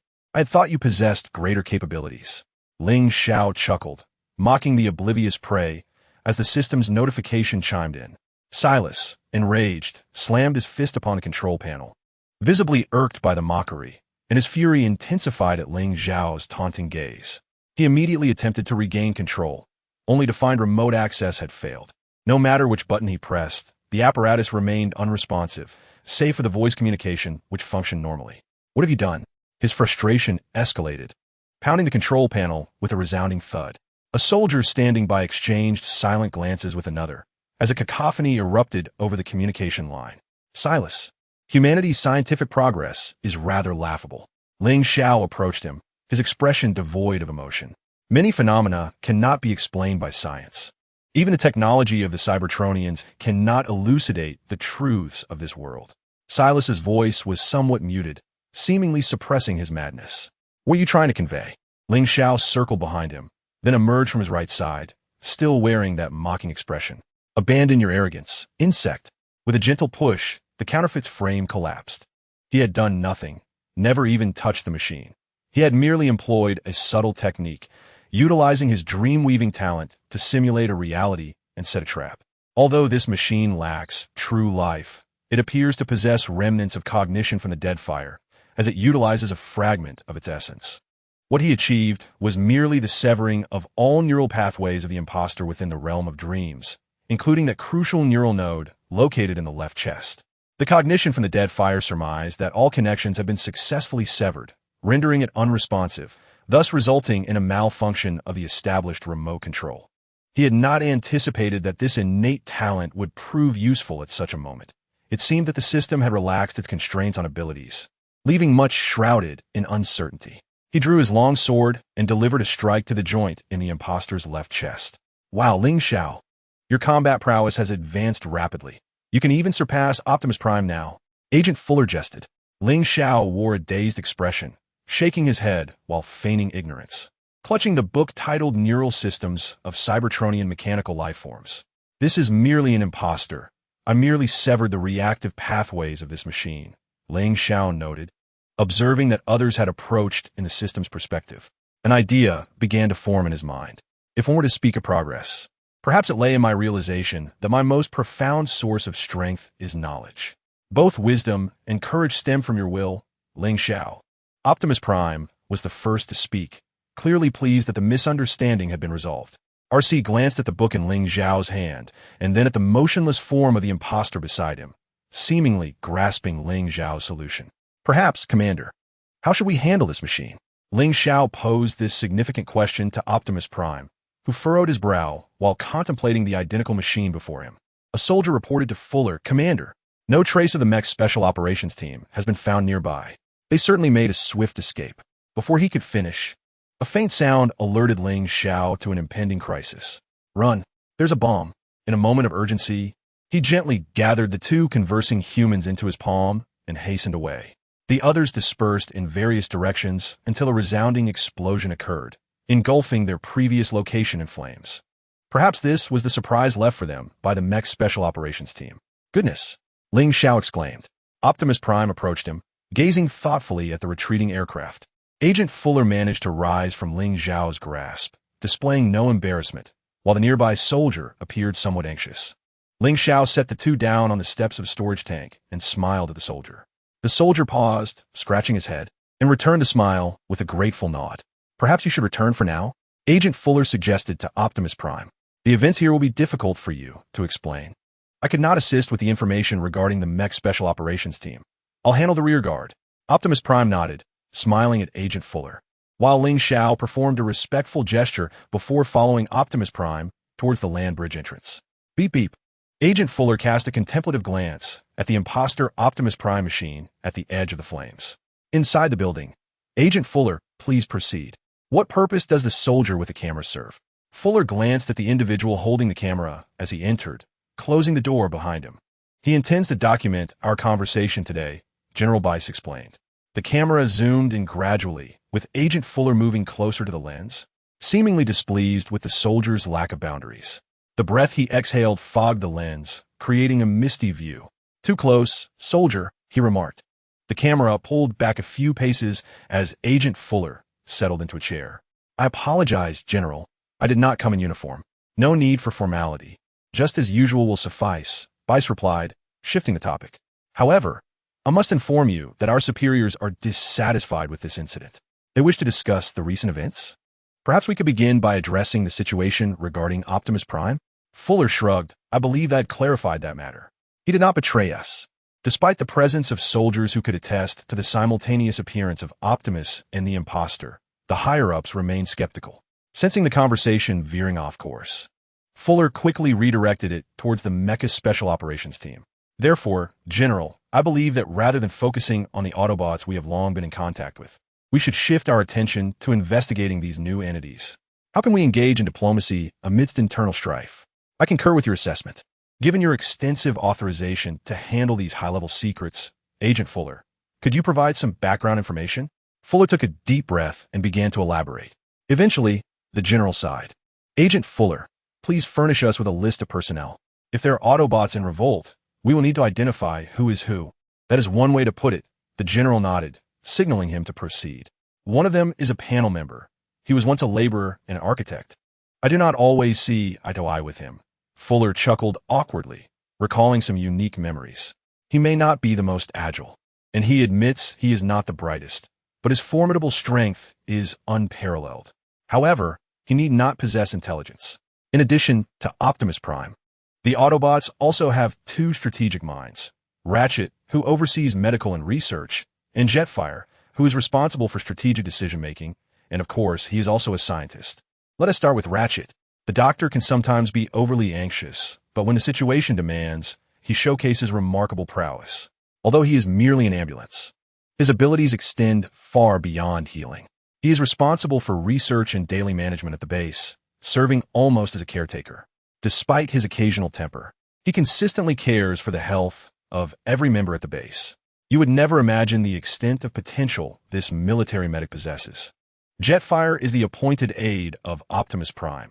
He was once an exceptional scholar, scientist, and craftsman, and now he is also a distinguished warrior. I must admit, he seems to possess a bit of knowledge in nearly everything.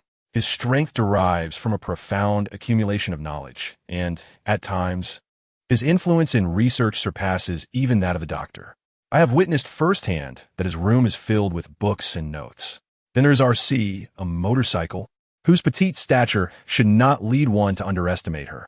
Her skills are remarkable.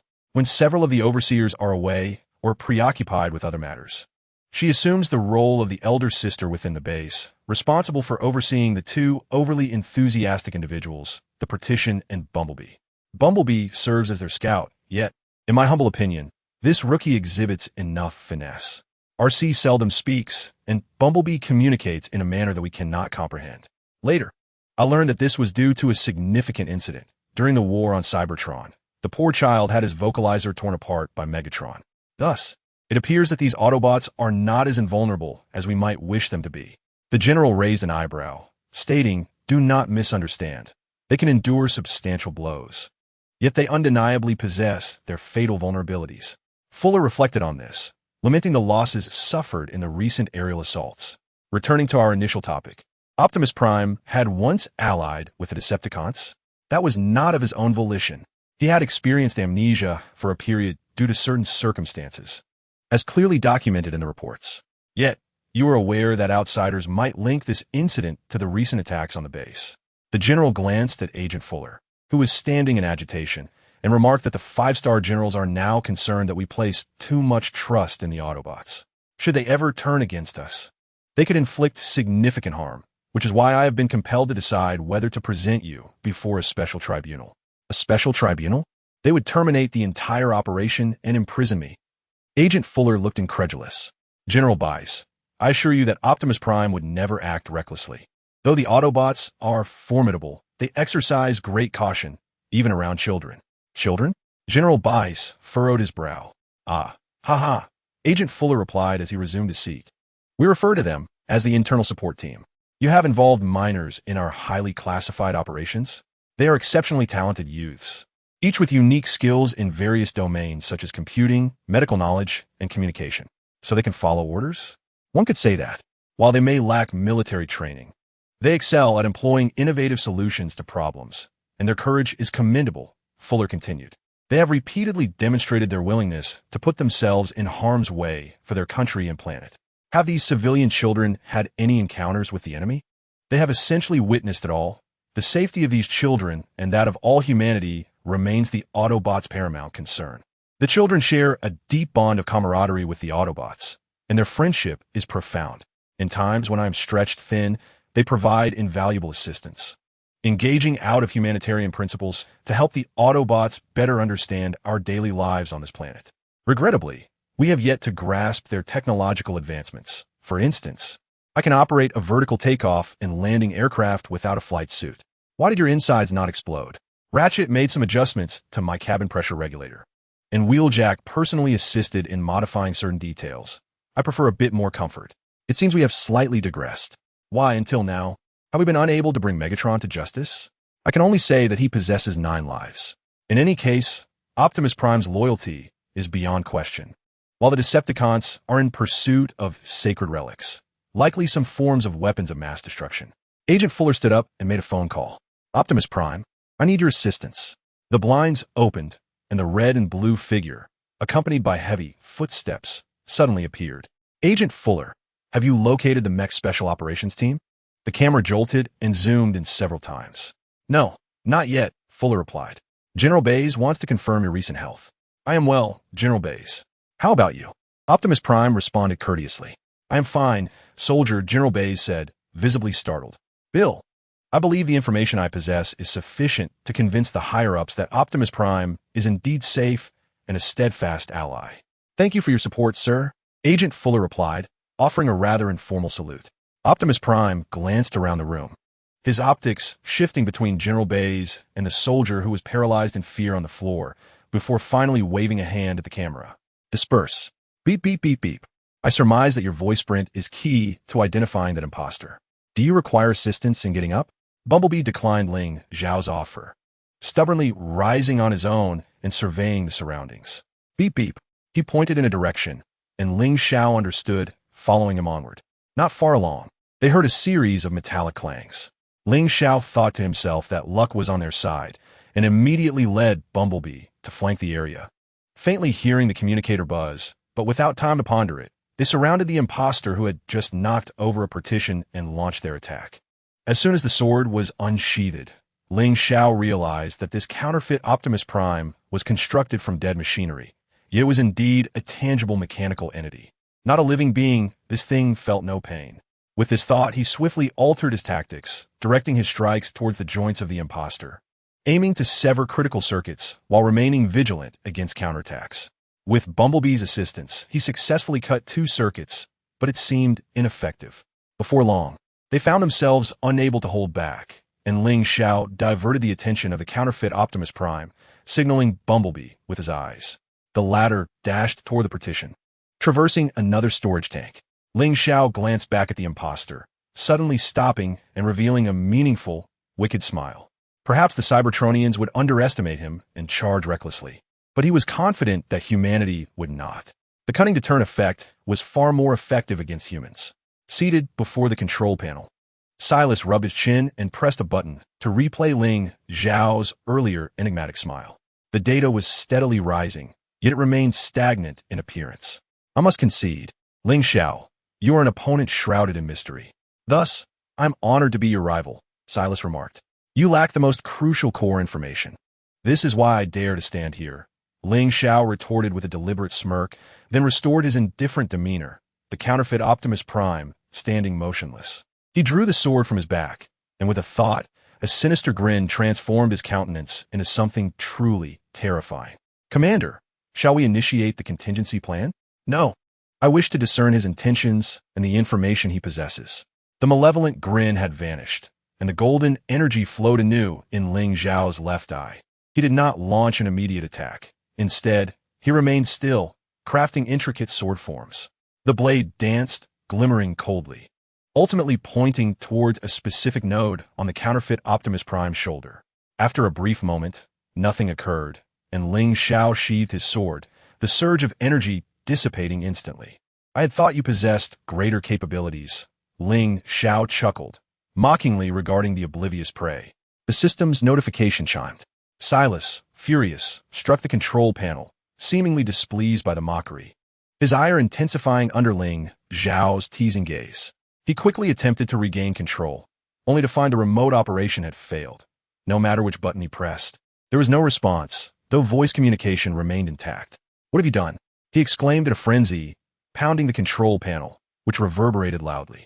The soldiers on standby exchanged silent glances as a cacophony erupted in the communication channel. Silas, the advancement of human science is quite laughable, Ling Xiao stated, his expression impassive as he approached Silas. Many phenomena cannot be elucidated by science. Even the technology of the Cybertronians cannot encapsulate the truths of this world. Silas's voice grew somber, seemingly suppressing his madness. What are you implying? Ling Xiao circled behind him, emerging from his right side with that same mocking expression. Cast aside your arrogance, insect. With a gentle push, the counterfeit's body collapsed. He had done nothing, had not even touched the machine. He merely employed a subtle tactic, utilizing his dream-weaving talent to simulate a reality and set a trap. Though this mechanical entity lacks life, it appears to have tapped into a fragment of the dead fire, retaining remnants of its consciousness. What he accomplished was merely severing all neural connections of the imposter within a dream state, particularly the crucial neural node located in the left chest. The consciousness of the dead fire concluded that all connections had been severed and could no longer respond, resulting in a malfunction of the established remote control. He never anticipated that this talent would prove useful at such a moment. It seemed the system had relaxed its restrictions on abilities, leaving everything shrouded in uncertainty. He withdrew his long sword and delivered a strike to the imposter's left chest joint. Ling Xiao, your combat prowess has advanced remarkably. You can even best Optimus Prime now. Agent Fuller jested. Ling Xiao, displaying a bewildered expression, shook his head and feigned ignorance while clutching the tome titled Neural Systems of Cybertronian Mechanical Lifeforms. This is merely an imposter. I have only severed the response pathways of this mechanical body, Ling Xiao thought as he noticed others approaching through the system's perspective, formulating a plan in his mind. If one were to pinpoint any progress, perhaps it lay in the realization that my deepest source of strength is knowledge. Both wisdom and courage stem from your will, Ling Xiao.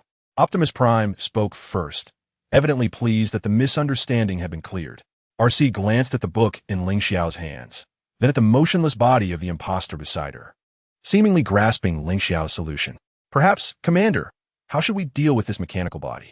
Ling Xiao posed this significant question to Optimus Prime, who furrowed his brow as he regarded the indistinguishable body, lost in contemplation.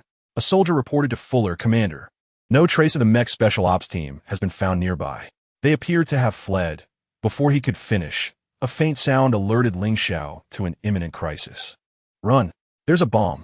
In a moment of desperation, he gently gathered the two conversing humans into his palm and hastily sprinted away. The others scattered, and just as a deafening explosion occurred, the spot they had occupied was engulfed in flames. Perhaps this was the surprise left for them by the mech special ops team. Good heavens! Ling Xiao exclaimed. Optimus Prime approached him, observing the departing aircraft with a contemplative expression. Agent Fuller managed to extricate himself from Ling Xiao's grasp, exhibiting no shame, though the nearby soldier appeared somewhat anxious. Ling Xiao set the two on a nearby storage tank's ladder and offered the soldier a smile. The soldier, taken aback, scratched his head and returned the smile, expressing his gratitude. Perhaps you should return first, Agent Fuller suggested to Optimus Prime. It's challenging to explain what has transpired here, and I was unable to assist with the mech special ops information. Leave the rear guard to me. Optimus Prime nodded, smiling at Agent Fuller, while Ling Xiao performed a respectful gesture and followed Optimus Prime toward the land bridge entrance. Beep beep. Agent Fuller glanced at the imposter Optimus Prime's body at the edge of the flames, lost in thought. Inside the building, Agent Fuller, please come in. What purpose does the soldier wielding the camera serve? Fuller glanced at the individual holding the camera as he entered and casually closed the door behind him.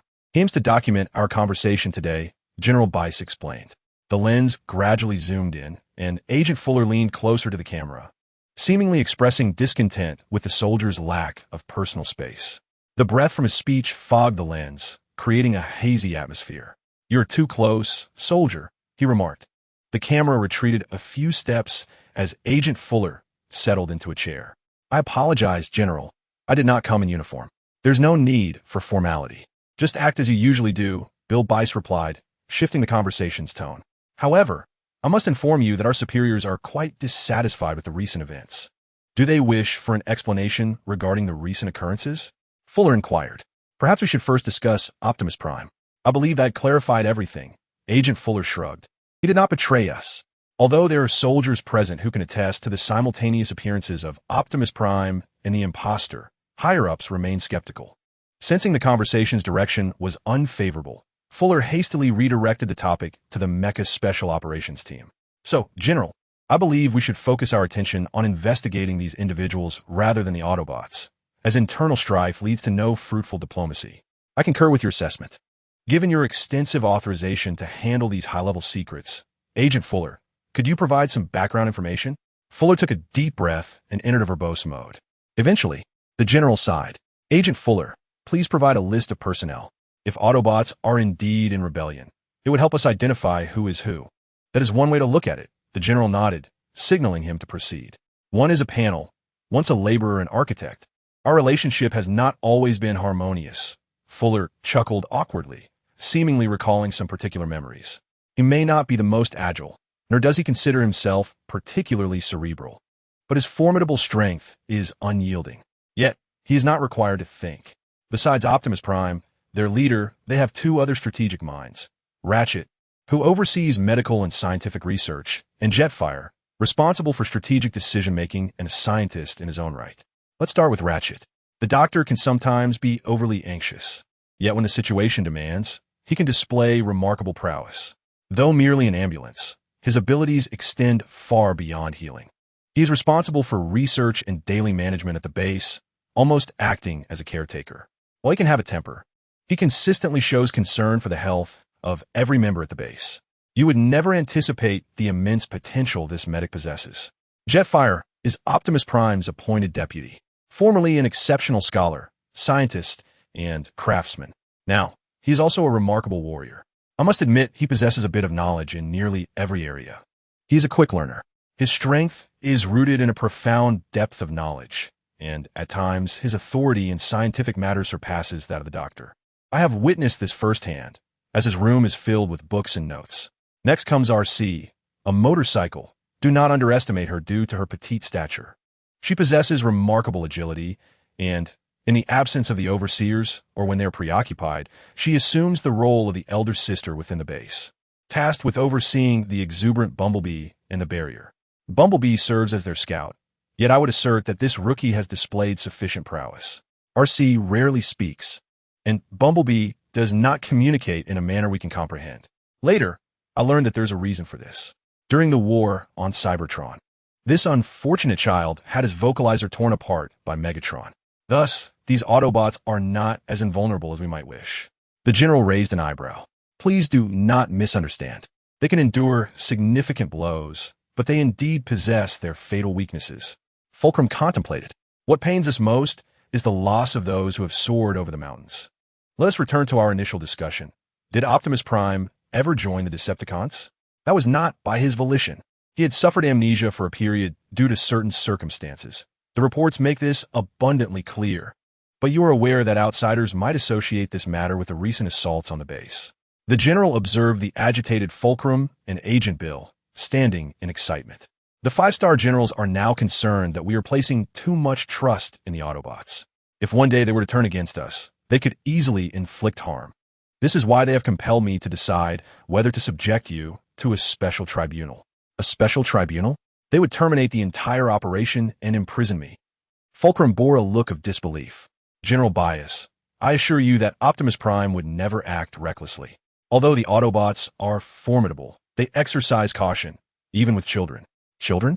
General Bias furrowed his brow. Ahem. Fulcrum settled back into his chair. We refer to them as the internal support team. You have allowed minors to partake in our highly classified operations? They are exceptionally skilled youths, each excelling in various fields such as computing, medicine, and communication. So, they are capable of following orders? One could say that. While they lack military training, they are adept at employing their innovative methods to resolve issues, and their courage is commendable. Fulcrum continued, stating that they have repeatedly demonstrated their willingness to go to great lengths for their nation and planet. Do these civilian children have any interactions with the enemy? They have essentially encountered them all. The safety of these children and the entirety of humanity remains the Autobots' foremost priority, and the children have forged a profound friendship with the Autobots. When I am stretched thin, they provide invaluable assistance, their involvement grounded in humanitarian principles, aiding the Autobots in better understanding our planet's daily life. Unfortunately, we have yet to scratch the surface of their technology. For instance, I can execute vertical takeoff and landing maneuvers without a flight suit. Why did your insides not explode? Ratchet made some adjustments to my cabin pressure regulator, and the chief engineer personally assisted in modifying certain details. I prefer a bit of comfort. It seems we have strayed off topic. Why, until now, have we been unable to bring Megatron to justice? I can only say that he possesses 9 lives. In any case, Optimus Prime's loyalty is beyond question. While the Decepticons are in pursuit of sacred artifacts, likely some form of weapons of mass destruction. Agent Fuller rose and made a call. Optimus, could you lend me a hand? The blinds opened, revealing the red and blue figure accompanied by heavy footsteps. Agent Fuller, have you located the mech special operations team? The camera shook abruptly, zooming in several times. No, not yet, Fuller replied. General Bice is eager to confirm your recent health status.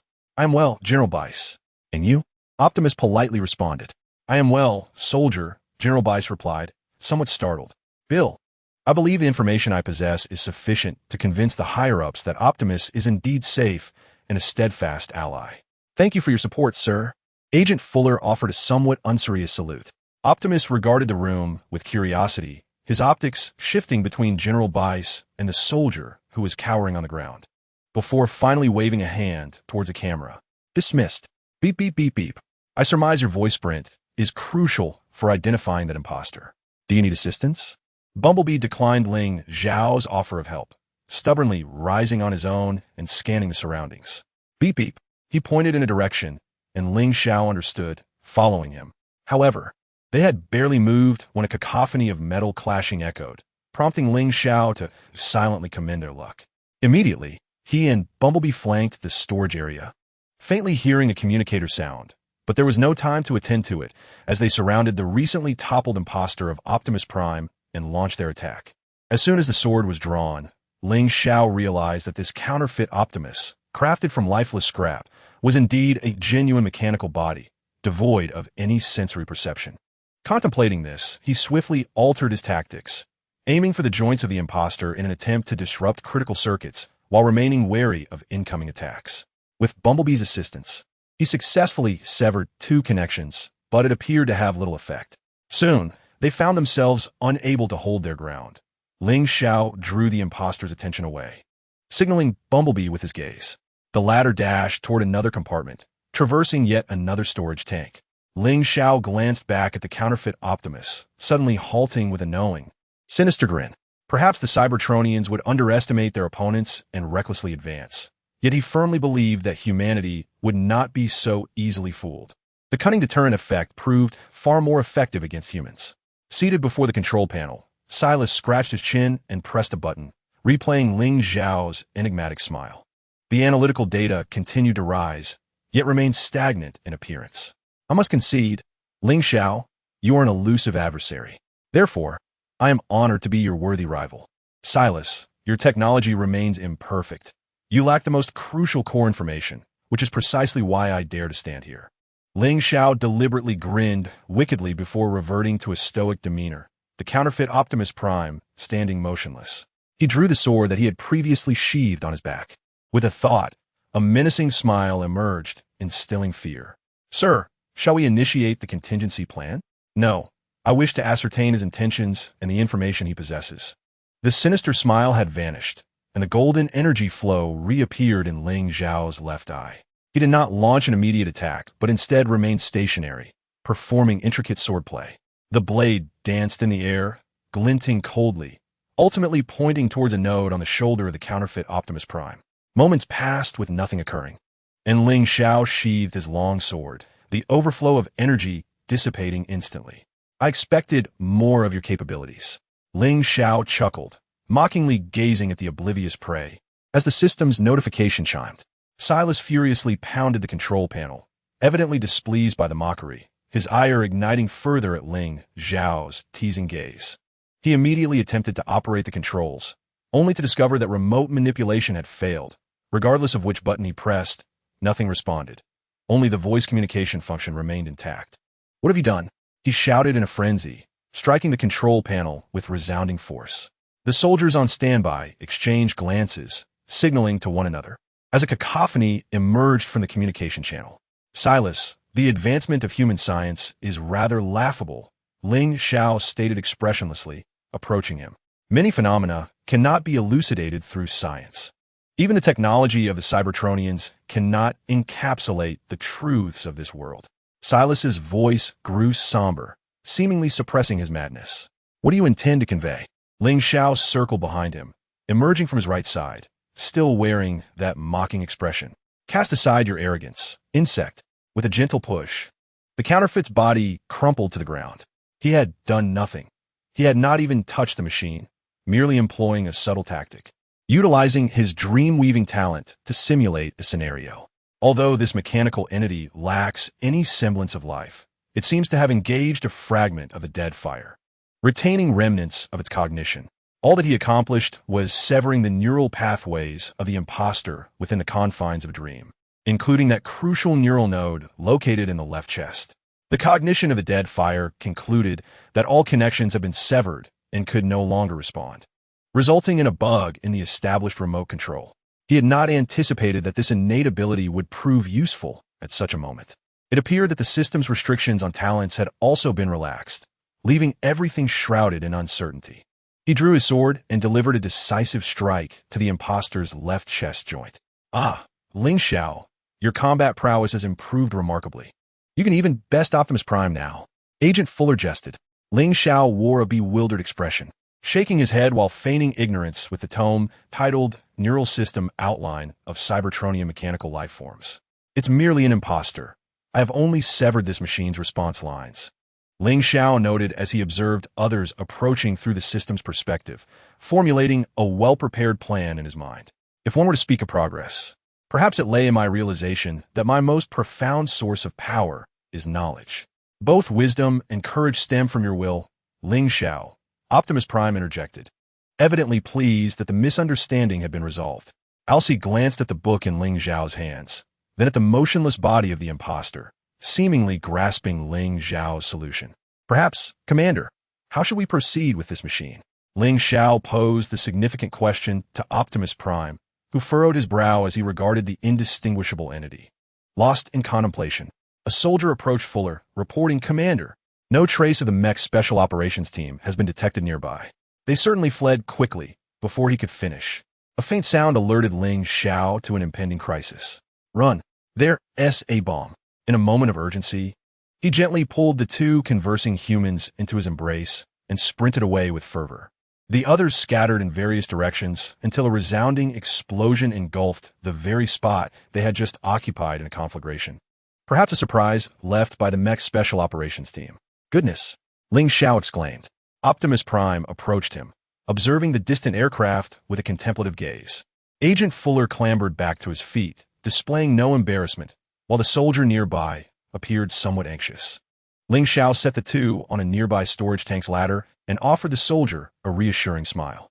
The soldier, taken aback, scratched his head and returned the smile, expressing his gratitude. Perhaps you should return for now, Agent Fuller suggested to Optimus Prime. What transpired here may be difficult for you to explain. I could not assist with the mech special operations team's information. Leave the rear guard to me. Optimus Prime nodded, smiling at Agent Fuller, while Ling Xiao performed a respectful gesture and followed Optimus Prime toward the land bridge's entrance. Beep beep. Agent Fuller glanced at the edge of the flames, contemplating the imposter resembling Optimus Prime. Please enter, Agent Fuller, came the voice from within the building. What is the soldier with the camera doing? Fuller glanced at the individual holding the camera as he entered, casually closing the door behind him. He intends to document our conversation today, General Bays explained. The camera lens gradually zoomed in, and Agent Fuller drew closer, seemingly expressing some discontent regarding the intrusive soldier, his breath fogging the camera lens, creating a hazy view. You're too close, soldier, he remarked. The lens retreated a few steps as Agent Fuller settled into a chair. Apologies, General. I did not come in uniform.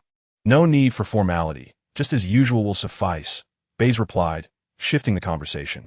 However, I must inform you that our superiors are dissatisfied with this incident. They seek clarification regarding the recent events. Perhaps we could first discuss Optimus Prime? I believed I had made that clear. Agent Fuller shrugged. He did not betray us. Although soldiers present can attest to the simultaneous appearance of Optimus and the imposter, higher-ups remain skeptical. Sensing the conversation taking a turn, Fuller quickly redirected to the mech special operations team. Therefore, General, I propose that in light of our prolonged engagement with the Autobots, we should concentrate our investigations on these individuals. How can we address foreign relations amid internal strife? I concur with your perspective. Now, Agent Fuller, considering your extensive authorization to handle these high-level secrets, could you provide some background information? Fuller inhaled deeply, entering a rambling mode. Eventually, the general sighed. Agent Fuller, please provide a roster of personnel. If Autobots are indeed rebelling, we ought to ascertain who is who. One could say that. The general nodded, indicating for him to proceed. One is a panel, once a laborer, also an architect. My relationship with him has not always been harmonious. Agent Fuller chuckled awkwardly, recalling some particular memories. He may not be the most agile and admits he is not the brightest, yet his formidable strength is unparalleled. However, he need not engage his intellect. Apart from Optimus Prime, their leadership includes two other strategists, Ratchet, who oversees medical and scientific affairs, and Jetfire, responsible for strategic decision-making. Let us commence with Ratchet. The doctor can be somewhat overly anxious, yet when the situation demands, he exhibits remarkable prowess. Though merely an ambulance, his capabilities extend far beyond medical assistance. He manages both the research and daily operations at the base, serving almost as a caretaker. Though he can occasionally display a temper, he consistently shows concern for the health of every member at the base. You could never anticipate the immense potential this military medic possesses. Jetfire is the appointed aide of Optimus Prime, having once been an exceptional scholar, scientist, and craftsman. He is now also a remarkable warrior. I must concede that he possesses a wide array of skills. He is an exceptionally quick learner. His strength stems from a profound accumulation of knowledge, and, at times, his influence in research surpasses even that of the doctor. I have witnessed it firsthand. His quarters are filled with books and notes. Next comes RC, a motorcycle. Do not underestimate her due to her petite stature. She possesses exceptional skills, and when the supervisors are away or preoccupied, she assumes the role of the elder sister at the base, overseeing the two overly enthusiastic individuals, the Partitions and Bumblebee. Bumblebee serves as their scout. But if you ask me, this rookie is already quite seasoned. RC seldom speaks, while he communicates in a manner that is not easily understood by us. Later, I learned this was due to a harrowing incident during the war on Cybertron, where the unfortunate child had his vocalizer torn apart by Megatron. Thus, these Autobots are not as impervious as we might hope. The general raised an eyebrow, urging us not to misconstrue the matter. They can indeed withstand significant blows, yet they undeniably possess their own fatal vulnerabilities. Fulcrum reflected on the most heart-wrenching aspect, the fallen who soared over the mountains. Returning to our initial topic, did Optimus Prime ever join the Decepticons? That was not voluntary. He had experienced amnesia for a period due to certain circumstances, as clearly stated in the reports. However, you know how outsiders might relate this to the recent attacks on the base. The general observed the agitated Agent Fuller, who stood up in excitement. The five-star generals now worry that we place too much trust in the Autobots. Should they ever turn against us, the repercussions could be dire. This is why they have tasked me with deciding whether to refer you to a special tribunal. A special tribunal? They would terminate the entire operation and imprison me. Agent Fuller wore a look of disbelief. General Bice, I assure you that Optimus Prime would never act recklessly. Though the Autobots are formidable, they are also cautious, even around children. Children? General Bice furrowed his brow. Ahem. Agent Fuller sat back down. We refer to them as the internal support team. You've involved minors in our highly classified operations. They are exceptionally talented children, each skilled in various fields, such as computing, medicine, and communication. So they can follow orders? One could say that. While they lack military training, they excel at employing their innovative methods to solve problems, and their courage is commendable. Agent Fuller continued. They have repeatedly demonstrated their willingness to brave peril for their country and their planet. Have these civilian children encountered the enemy? Essentially, they have. The safety of these children and of all humanity remains the Autobots' top priority. The children have formed deep bonds of friendship with the Autobots. In times of my own inadequacy, they have provided invaluable assistance, participating primarily on humanitarian grounds to help the Autobots better understand our daily lives. Regrettably, we have yet to scratch the surface of their technology. For instance, I can perform vertical takeoffs and landings in a fighter jet without a flight suit. How is it that your insides have not exploded? Ratchet made some adjustments to my cabin pressure regulator, and a master mechanic personally assisted in modifying certain details. I prefer a bit more comfort. It appears we have veered slightly off topic. The question of why we have yet to bring Megatron to justice remains a perplexing enigma. It seems that Megatron possesses an uncanny resilience, akin to having 9 lives. Nonetheless, the unwavering loyalty of Optimus Prime is beyond reproach. While the Decepticons are in pursuit of artifacts that may very well be weapons of mass destruction, Agent Fuller, having risen to make a call, reached out to Optimus Prime. I require your assistance. The blinds parted, and a figure clad in red and blue materialized, accompanied by the weighty sound of his footsteps. Agent Fuller, have you located the members of the Mecha Special Operations Team? The camera jolted, briefly zooming in and out. Not yet, Fuller replied. General Bice wants to confirm your recent health status. I'm well, General Bice. And yourself? Optimus Prime responded courteously. I am fine, soldier, General Bice replied, visibly shaken. Bill, I trust the information I possess is sufficient to assure the higher-ups that Optimus Prime is indeed safe and a steadfast ally. Thank you for your support, Commander. Fuller offered a rather unceremonious salute. Optimus Prime regarded the interior of the room with curiosity, his optical sensors shifting between General Bice and the soldier who was now cowering on the floor. He ultimately gestured to dismiss them. Disperse. Beep, beep, beep, beep. I surmise that your voice sprint is crucial for identifying that imposter. Do you require my assistance?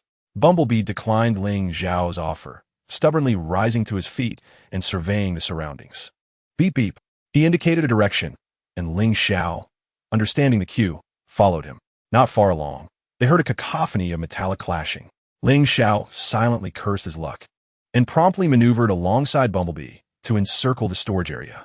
They faintly heard the communicator buzzing, but there was no time to attend to it as they surrounded the imposter who had just toppled the partition and launched their assault. As soon as his sword was drawn, Ling Xiao realized that this counterfeit Optimus Prime, while constructed from lifeless metal, was indeed a tangible mechanical entity devoid of pain perception.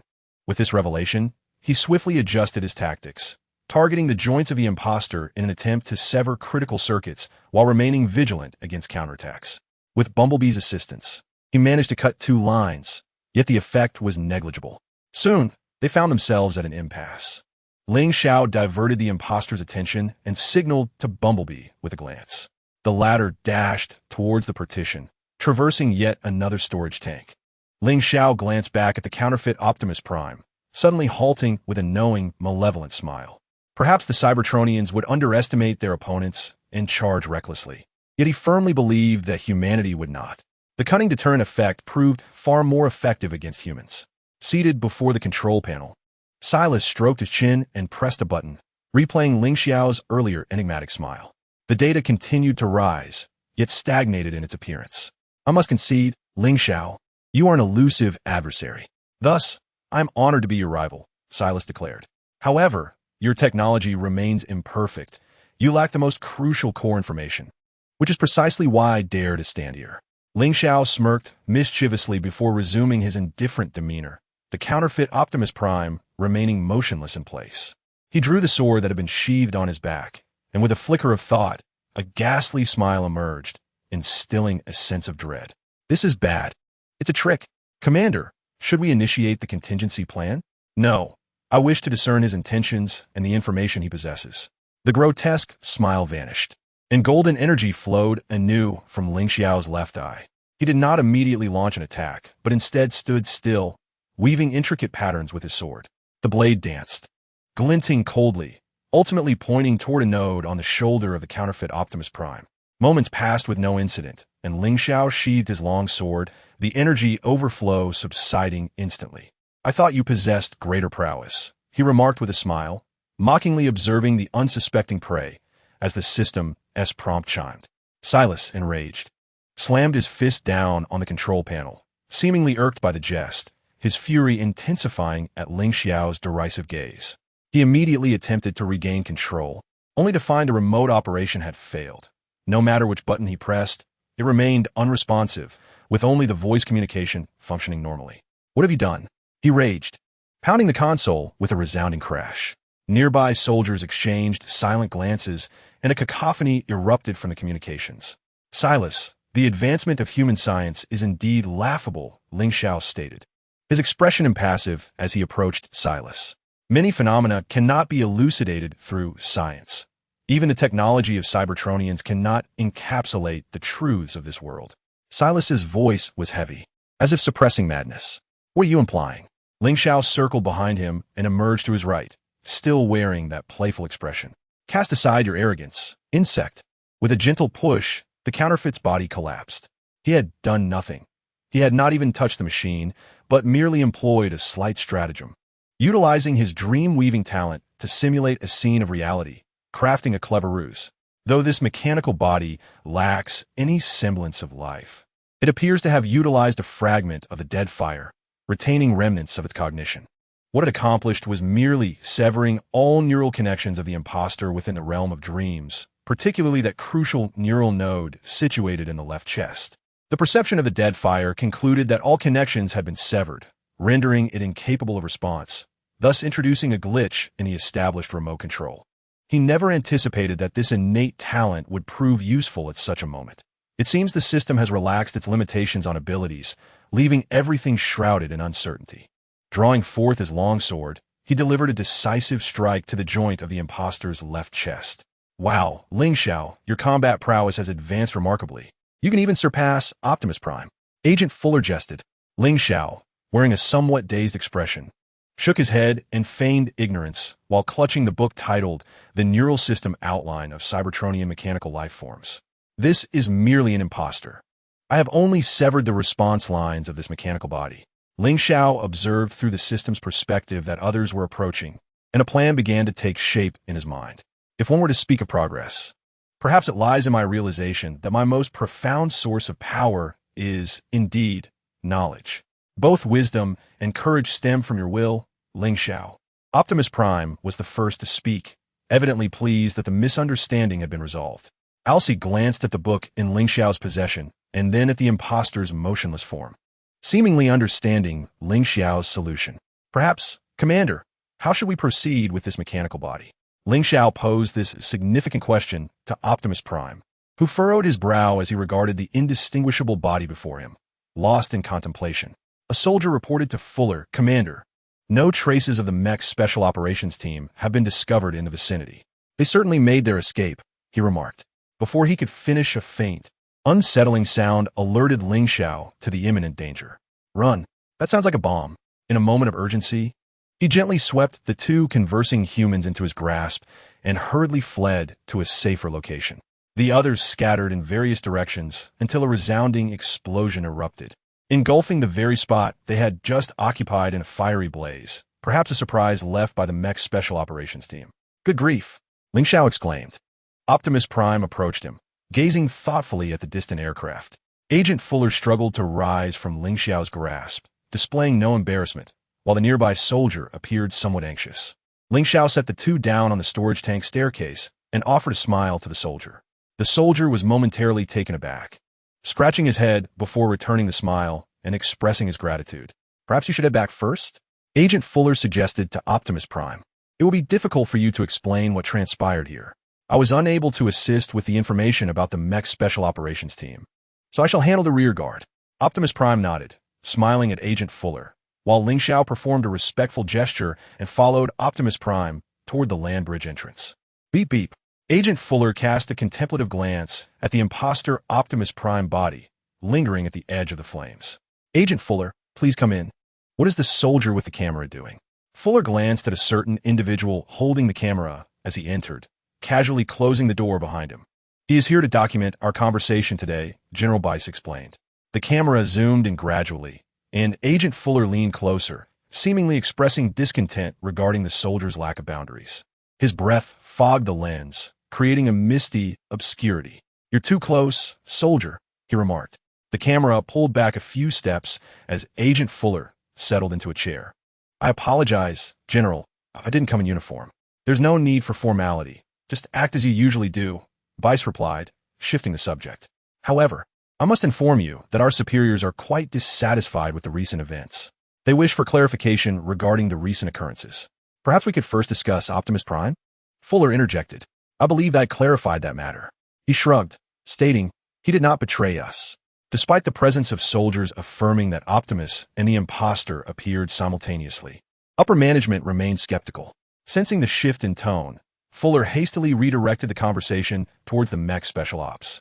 Therefore, General, I believe we should focus our attention on investigating these individuals rather than the Autobots, for how can we engage in diplomacy amidst internal strife? I concur with your perspective. Now, Agent Fuller, considering your extensive authorization to handle these high-level secrets, could you provide some background information? Fuller inhaled deeply, entering what could be described as a verbose mode. Ultimately, the General sighed. Agent Fuller, please provide a list of personnel. If there are Autobots in rebellion, we must ascertain who is who. That be said, the General nodded, signaling for him to commence. One is a partition. He was once a laborer and an architect. My relationship with him has not always been harmonious. Fuller chuckled awkwardly, as if recalling particularly vivid memories.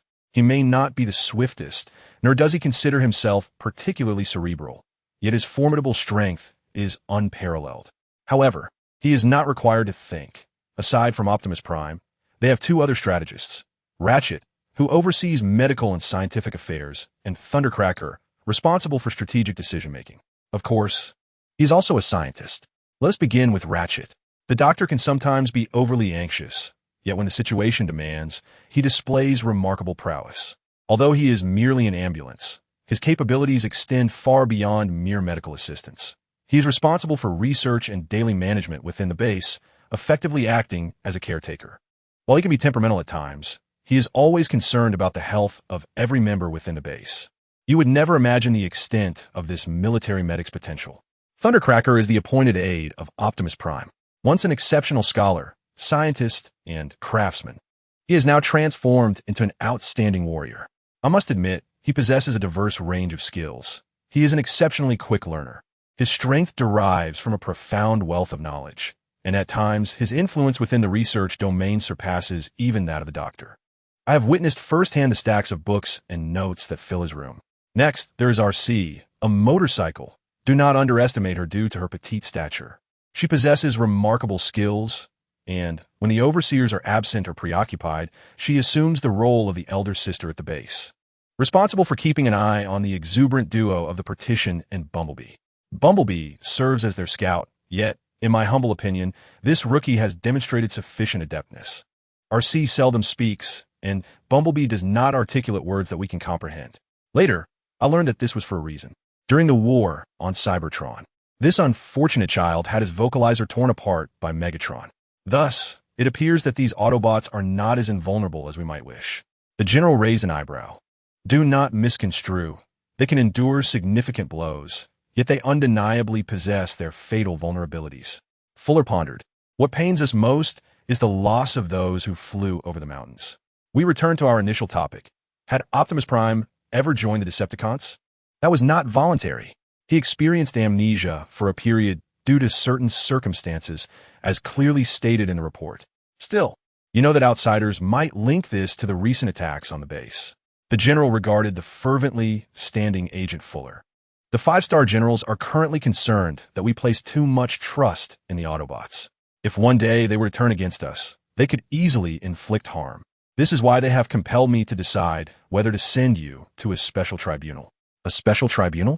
They would terminate the entire operation and imprison me. Agent Fuller wore an expression of disbelief. General Bays, I can assure you that Optimus Prime would never act recklessly. Although the Autobots are formidable, they exercise great caution, even with children. Children? General Bays furrowed his brow. Ah, ha. Agent Fuller retook his seat. We refer to them as the internal support team. You have enlisted minors in our highly confidential operations. They are all exceptionally gifted youths, each excelling in various domains such as computing, medicine, and communication. So, they are able to follow orders? One could say so. While they may lack military training, they are adept at employing their inventive approaches to solve problems. And their courage is commendable, Fuller continued. They have repeatedly demonstrated their willingness to risk everything for their country and their planet. Do these civilian children have any contact with the enemy? Essentially, they have encountered such matters. The safety of these children and humanity remains the Autobots' paramount concern. And the children have forged a profound friendship with the Autobots. In my moments of being overwhelmed, they have provided invaluable assistance. Their involvement is primarily rooted in humanitarian principles, aiding the Autobots in better understanding our daily lives on this planet. Unfortunately, we are still novices in their technology. For instance, I can operate a vertical takeoff and landing aircraft without wearing a flight suit. How is it that your insides are not exploding? Ratchet made some adjustments to my cabin pressure regulator, and the master mechanic personally assisted in modifying some details. I prefer a bit of comfort. It seems we have strayed from the topic a bit. Why have we yet to bring Megatron to justice? One might say that he has 9 lives. In any case, Optimus Prime's loyalty is beyond question, while the Decepticons are in search of artifacts, likely some form of weapons of mass destruction. Agent Fuller stood up to make a call. Optimus Prime, I need your assistance. The blinds opened, and a figure clad in red and blue appeared, accompanied by the sound of heavy footsteps. Agent Fuller, have you located the mech's special operations team? The camera jolted and zoomed in several times. Not yet, Fuller replied. General Bays wants to confirm your recent health status. I am well, General Bays. How are you? Optimus Prime responded courteously. I am well, soldier, General Bays said, somewhat startled. Bill, I trust the information I have is sufficient to convince the higher-ups that Optimus Prime is indeed safe and a steadfast ally. Thank you for your support, sir. Agent Fuller replied with a somewhat unserious salute. Optimus Prime looked around the room, his optics shifting between General Bays and the soldier who was frozen in fear on the ground, before finally waving to the camera. Dismissed. Beep, beep, beep, beep. I surmise that your voice print is key to identifying that imposter. Do you need assistance? Bumblebee declined Ling Zhao's offer and stubbornly got back on his feet, surveying his surroundings. Beep, beep. He pointed in a direction, and Ling Zhao understood, following him as they moved forward. Not far along, they heard a series of metallic clashing sounds. Ling Zhao thought to himself how fortunate they were, and immediately, with Bumblebee, they flanked the storage area. They vaguely heard a communicator sound, but had no time to dwell on it as they surrounded the recently toppled imposter of Optimus Prime and launched their attack. As soon as the sword was drawn, Ling Zhao realized that this imitation of Optimus Prime was constructed from scrap metal, yet it was undeniably a mechanical entity. Not a living being, this thing lacked the sensation of pain. With this in mind, he swiftly adjusted his tactics, aiming for the joints of the imposter in an attempt to sever crucial circuits, all while remaining cautious of incoming attacks. With Bumblebee's assistance, he managed to cut 2 circuits, but it seemed ineffective. Soon, they could no longer hold off the imposter. Ling Xiao diverted the attention of the fake Optimus Prime, signaling to Bumblebee with his gaze. The latter dashed towards the partition, traversing yet another storage tank. Ling Xiao glanced back at the imposter and abruptly halted, revealing a knowing and mischievous smile. Perhaps the Cybertronians would underestimate their approach, but he believed that humanity would not. The cunning deterrent effect would prove far more effective on humans. Seated before the control console, Silas stroked his chin and pressed a button, replaying Ling Xiao's enigmatic smile. The analytical data continuously surged upward, yet remained stymied by its outward appearance. I must concede, Ling Xiao, you are an elusive adversary. Thus, I am honored to be your formidable rival. Silas, your technology remains unrefined.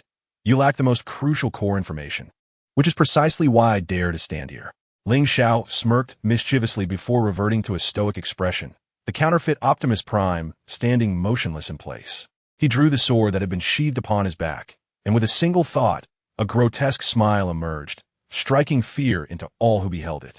Commander, should we activate the contingency plan? No. I wish to ascertain his intentions and the information he possesses. The grotesque smile vanished, and the golden energy flowed anew in Ling Xiao's left eye. He refrained from immediate attack, instead remaining grounded as he executed a series of sword flourishes.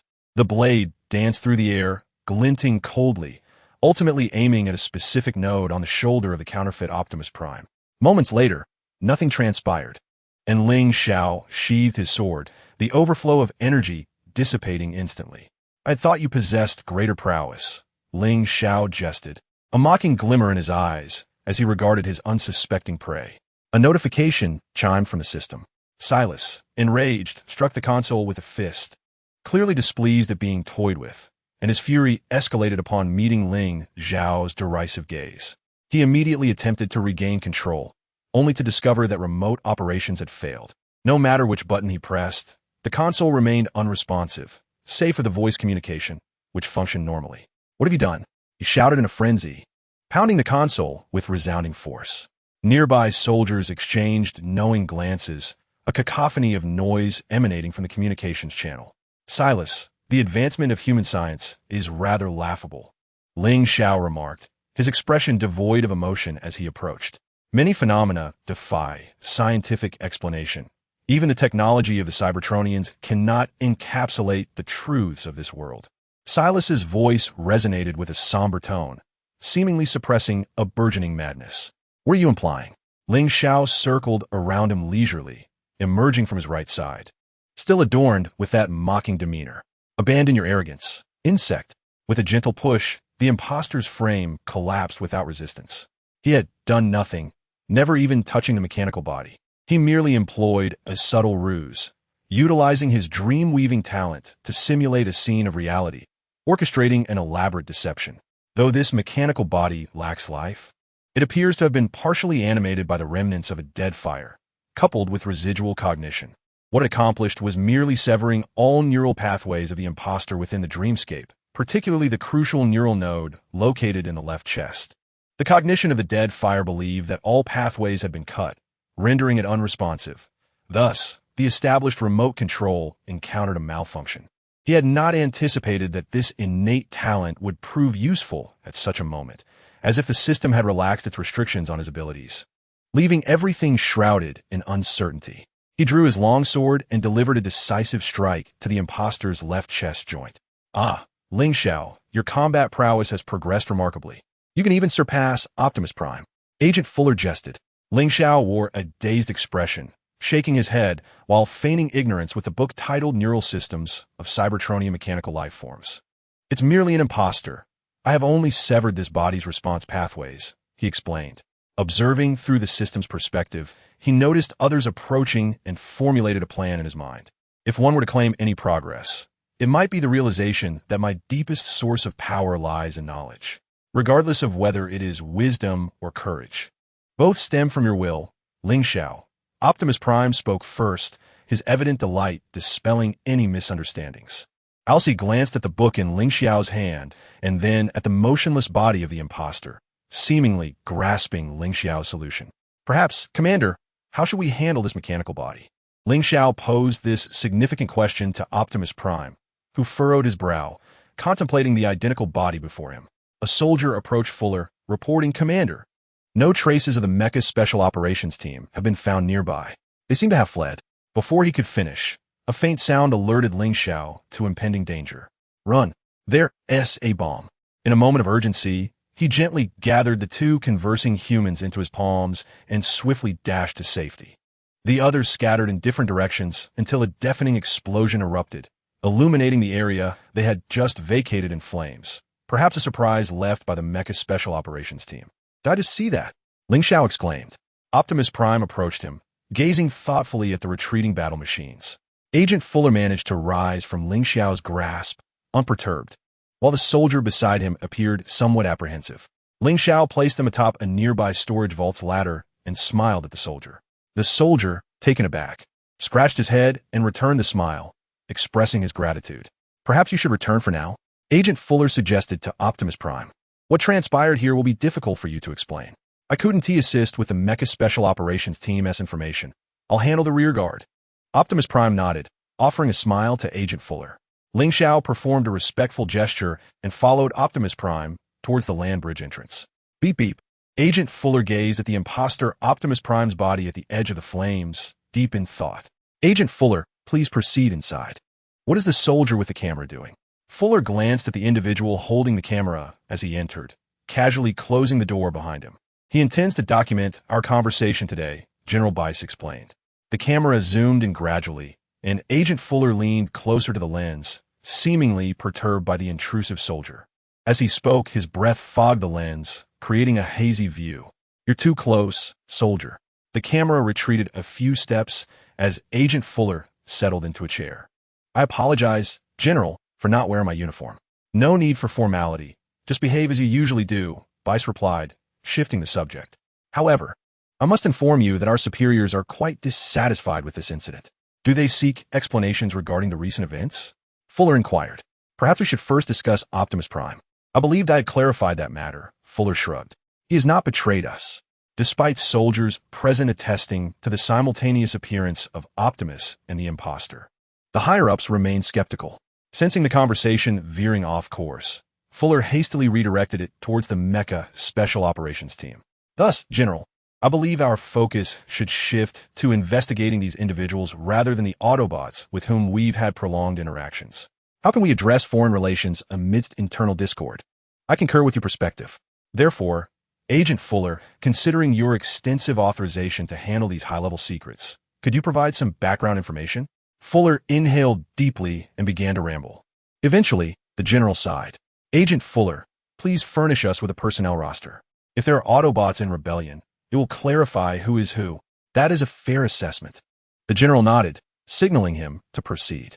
"One is a barricade. He was once a laborer and an architect, and our rapport has not always been harmonious." Fuller chuckled awkwardly, recalling some particular memories. "He may not be the most agile, and he admits he is not one for intellectual pursuits, but his formidable strength is unparalleled. Yet, he need not engage his intellect." In addition to Optimus Prime, they possess two strategic minds: Ratchet, who oversees medical and scientific affairs, and Mirage, responsible for strategic decision-making. Let us begin with Ratchet. The Doctor can sometimes be overly anxious, but when the situation demands it, he displays remarkable prowess. Though merely an ambulance, his capabilities extend far beyond healing. He manages research and daily operations at the base, acting almost as a caretaker. Despite his occasional temper, he is invariably concerned for the health of every member at the base, and one could never fathom the extent of this medic's potential. Mirage, appointed as Optimus Prime's adjutant, was once an exceptional scholar, scientist, and craftsman. He is now an outstanding warrior. I must concede, he possesses a breadth of knowledge in nearly every area. His strength derived from his profound and extensive understanding, and at times, he wields more influence in research than the Doctor himself. I have witnessed firsthand the piles of books and notes that clutter his room. Then there is RC, a motorcycle, who, despite her diminutive stature, should not be underestimated. She possesses remarkable skills, and when the overseers are either away or preoccupied, she assumes the role of the elder sister in the base, overseeing the exuberant Bumblebee and the Partition. Bumblebee, their scout, is, in my opinion, already sufficiently seasoned as a rookie. RC seldom speaks, and Bumblebee hardly communicates in a manner we can comprehend. Later, I learned that there's a reason for this. During the war on Cybertron, this unfortunate child had his vocalizer torn apart by Megatron. Thus, these Autobots are not as invulnerable as we might wish. The general raised an eyebrow. Do not misunderstand. They can withstand substantial blows, yet they undeniably possess their lethal weaknesses. Fuller contemplated. What pains us the most is the demise of those who have flown over the mountains. Returning to our initial topic, did Optimus Prime ever join the Decepticons? That was not of his own volition. He had suffered amnesia for a period due to certain circumstances, as the report clearly states. Yet, you also know that outsiders will associate this event with the recent attacks on the base. The general observed the agitated Fuller and Agent Bill, stating that the 5-star generals are now concerned about our excessive trust in the Autobots. If one day they were to turn against us, they could easily inflict harm. This is why they want me to decide whether to send you to a special tribunal. A special tribunal?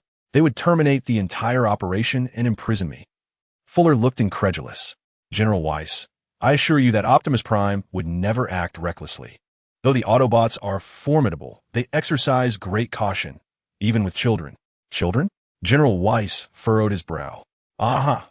Ha! Fuller chuckled as he settled back into his chair. We refer to them as the internal support team. You involved minors in our highly classified operations? They are all exceptionally talented youths, each proficient in various fields such as computing, medicine, and communication. So they are able to follow commands? One might say so.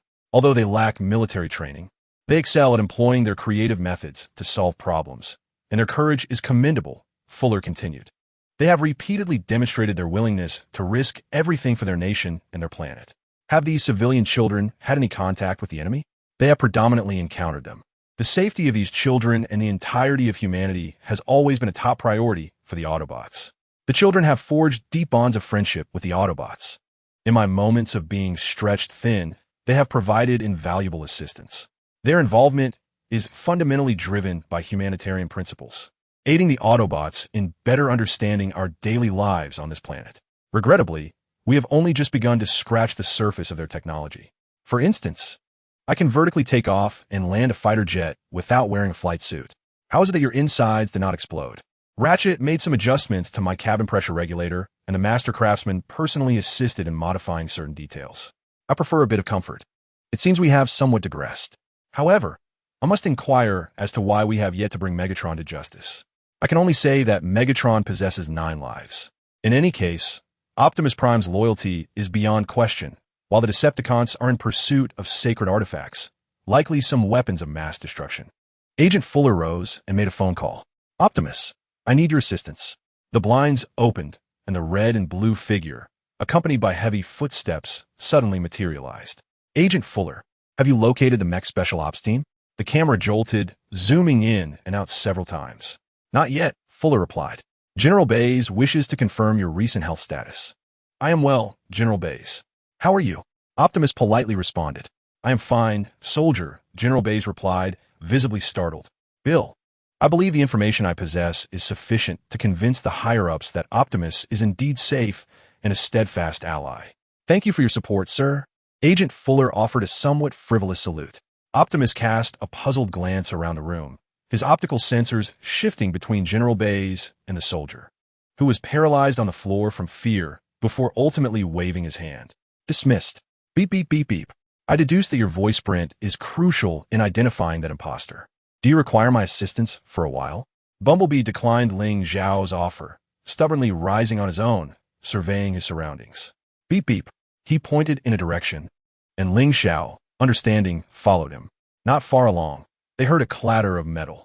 Ling Xiao cursed his luck and immediately led Bumblebee in a flanking maneuver into the tank area, vaguely hearing the communicator buzz but having no time to attend to it. They surrounded the imposter who had just toppled the partition and launched their attack. As soon as the sword was drawn, Ling Xiao realized that this counterfeit Optimus, forged from scrap, was indeed a tangible mechanical body rather than a sentient being. It lacked the capacity for pain. With this thought, he swiftly altered his strategy, targeting the joints of the imposter in an attempt to sever critical circuits while remaining vigilant against counterattacks. With Bumblebee's assistance, he successfully cut 2 circuits, but it seemed ineffective. Before long, their endurance waned. Ling Xiao diverted the attention of the fraudulent Optimus, signaling Bumblebee with his eyes. The latter dashed towards the partition, traversing another storage tank. Ling Xiao glanced back at the imposter, suddenly halting and displaying a knowing, mischievous smile. Perhaps the Cybertronians might underestimate their opponents and advance recklessly, but he was confident that humanity would not. The cunning deterrent effect proved far more effective on humans. Seated before the control panel, Silas stroked his chin and pressed a button, replaying Ling Xiao's earlier enigmatic smile. The analysis data continued to rise, but remained stagnant in appearance. I must concede, Ling Xiao, you are an elusive adversary. Thus, I am honored to be your formidable rival. Silas, your technology is yet to be perfected. You lack the most crucial core information, which is precisely why I dare to stand here. Ling Xiao flashed a deliberately wicked grin before reverting to his indifferent demeanor, the counterfeit Optimus Prime standing motionless in place.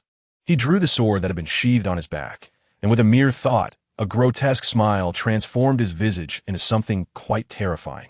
Sir, should we initiate the backup plan? No. I wish to ascertain his intentions and the information he possesses. The menacing grin had vanished, and golden energy flowed back into Ling Xiao's left eye. Instead of launching an immediate assault, he remained rooted, elegantly wielding his sword in a mesmerizing display. The blade danced, glinting coldly, ultimately pointing toward a specific node on the counterfeit Optimus Prime's shoulder. Moments passed in silence, and Ling Xiao sheathed his sword, the overflow of energy dissipating instantly. I had anticipated your capabilities to be greater. Ling Xiao chuckled, mockingly observing his unsuspecting prey as the system's alert sounded. Silas, infuriated, slammed his fist against the control panel, seemingly displeased by the mockery, and his rage intensified upon meeting Ling Xiao's derisive gaze. He hastily attempted to regain control, only to find the remote operation rendered ineffective. No matter which button he pressed, there was not the slightest response, save for the voice communication remaining functional.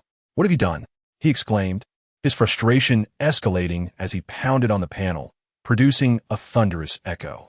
Nearby soldiers exchanged furtive glances, and the comms erupted in a cacophony of noise. Silas, the advancement of human science is rather laughable, Ling Xiao remarked, his expression impassive as he approached Silas. Many phenomena cannot be elucidated by science. Even the technology of the Cybertronians fails to encapsulate the truths of this world. Silas's voice grew somber, as if struggling against his own madness. What are you trying to convey? Ling Xiao circled behind him slowly, re-emerging at his right, still wearing that mocking expression. Cast aside your arrogance, insect. With a gentle push, the imitation's body collapsed to the ground. He had done nothing at all, never having touched the machine.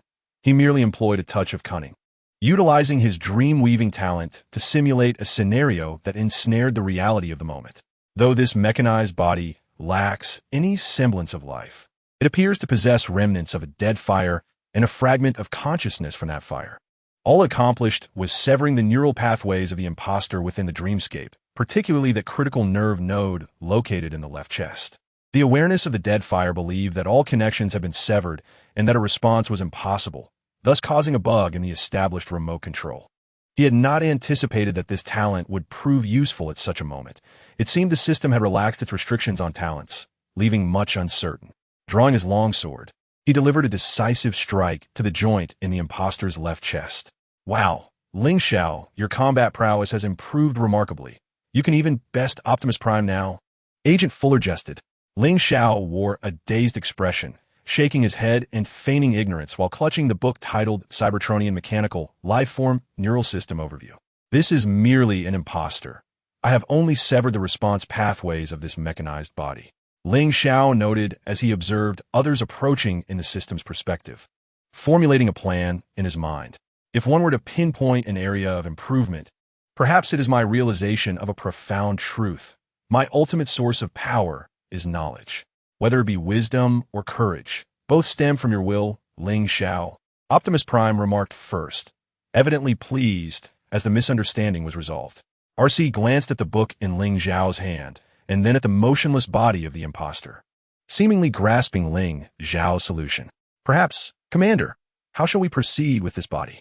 Ling Xiao posed this significant question to Optimus Prime, who furrowed his brow as he regarded the body that mirrored his own, lost in contemplation. A soldier reported to Fuller, "Commander, no trace of the mech's special operations team has been found nearby. They seem to have fled."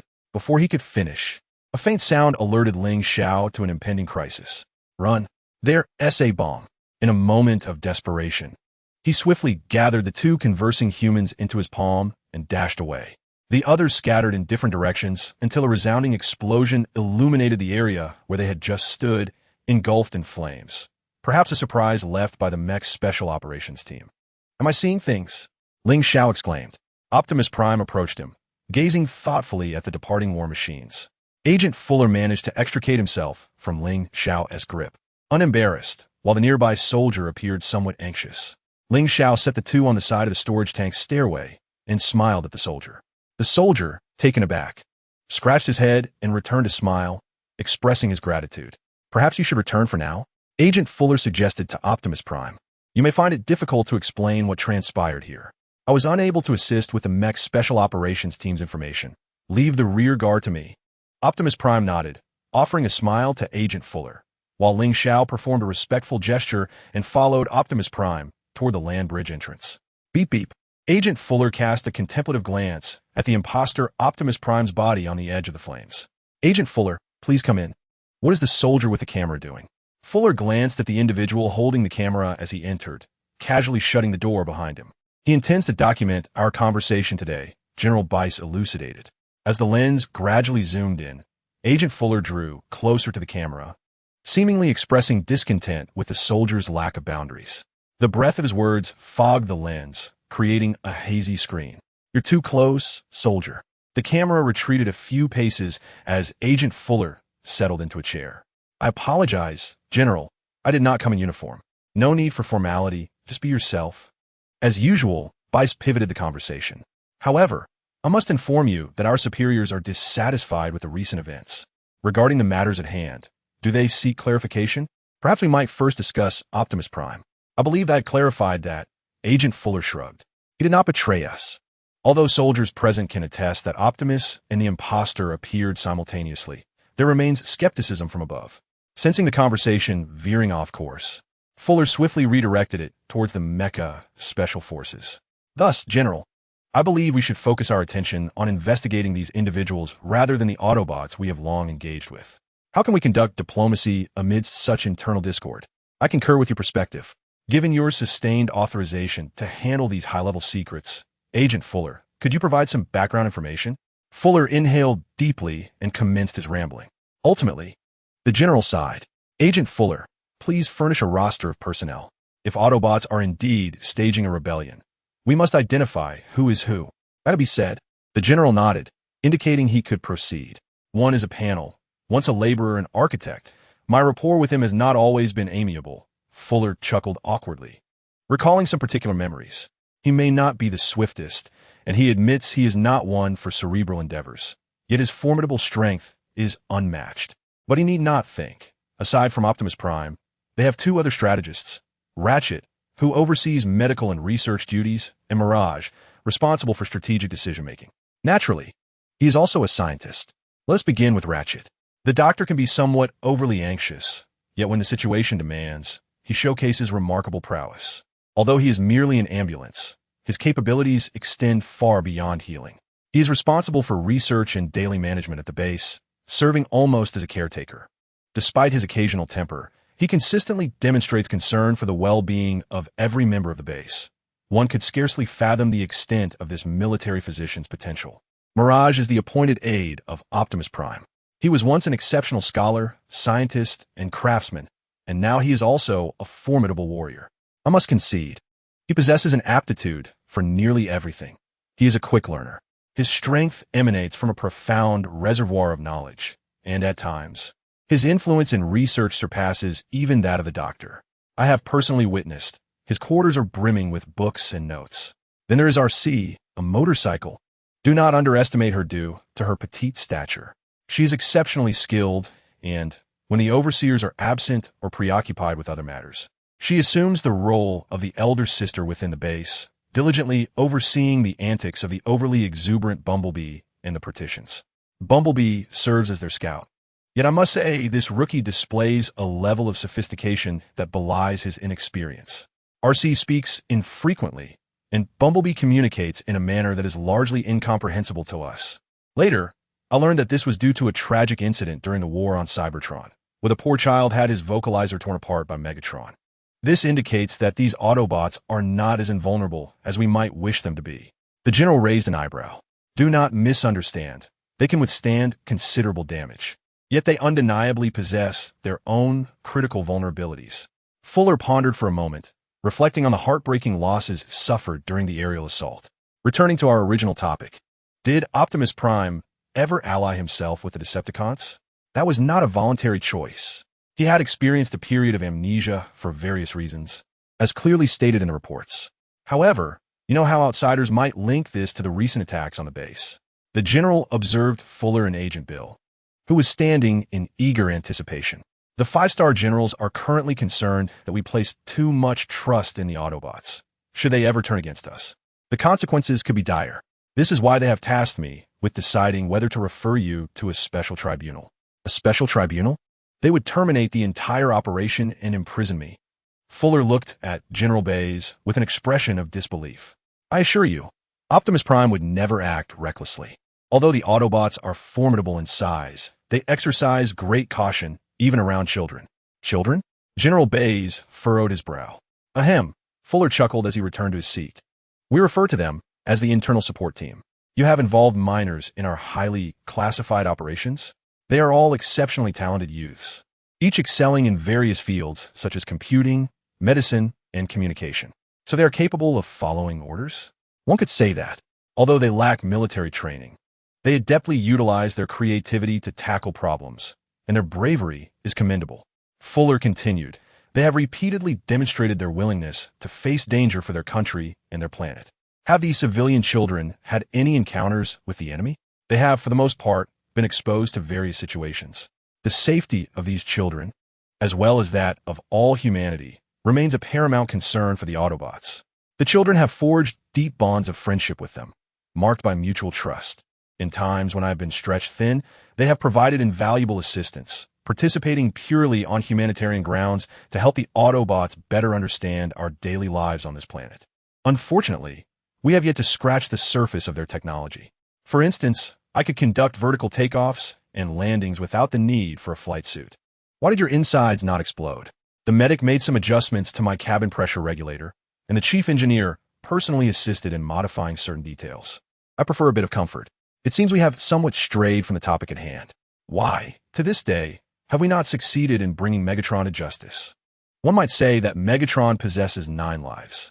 Nevertheless, the loyalty of Optimus Prime is beyond question, while the Decepticons are in pursuit of a relic, likely a form of weaponry of mass destruction.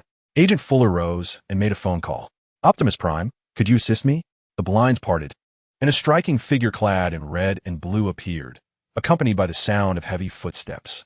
Agent Fuller, have you located the mech special operations team? The camera jolted momentarily, even zooming in a few times. No, not yet, Fuller replied. General Bays wishes to confirm your recent health status. I am well, General Bays.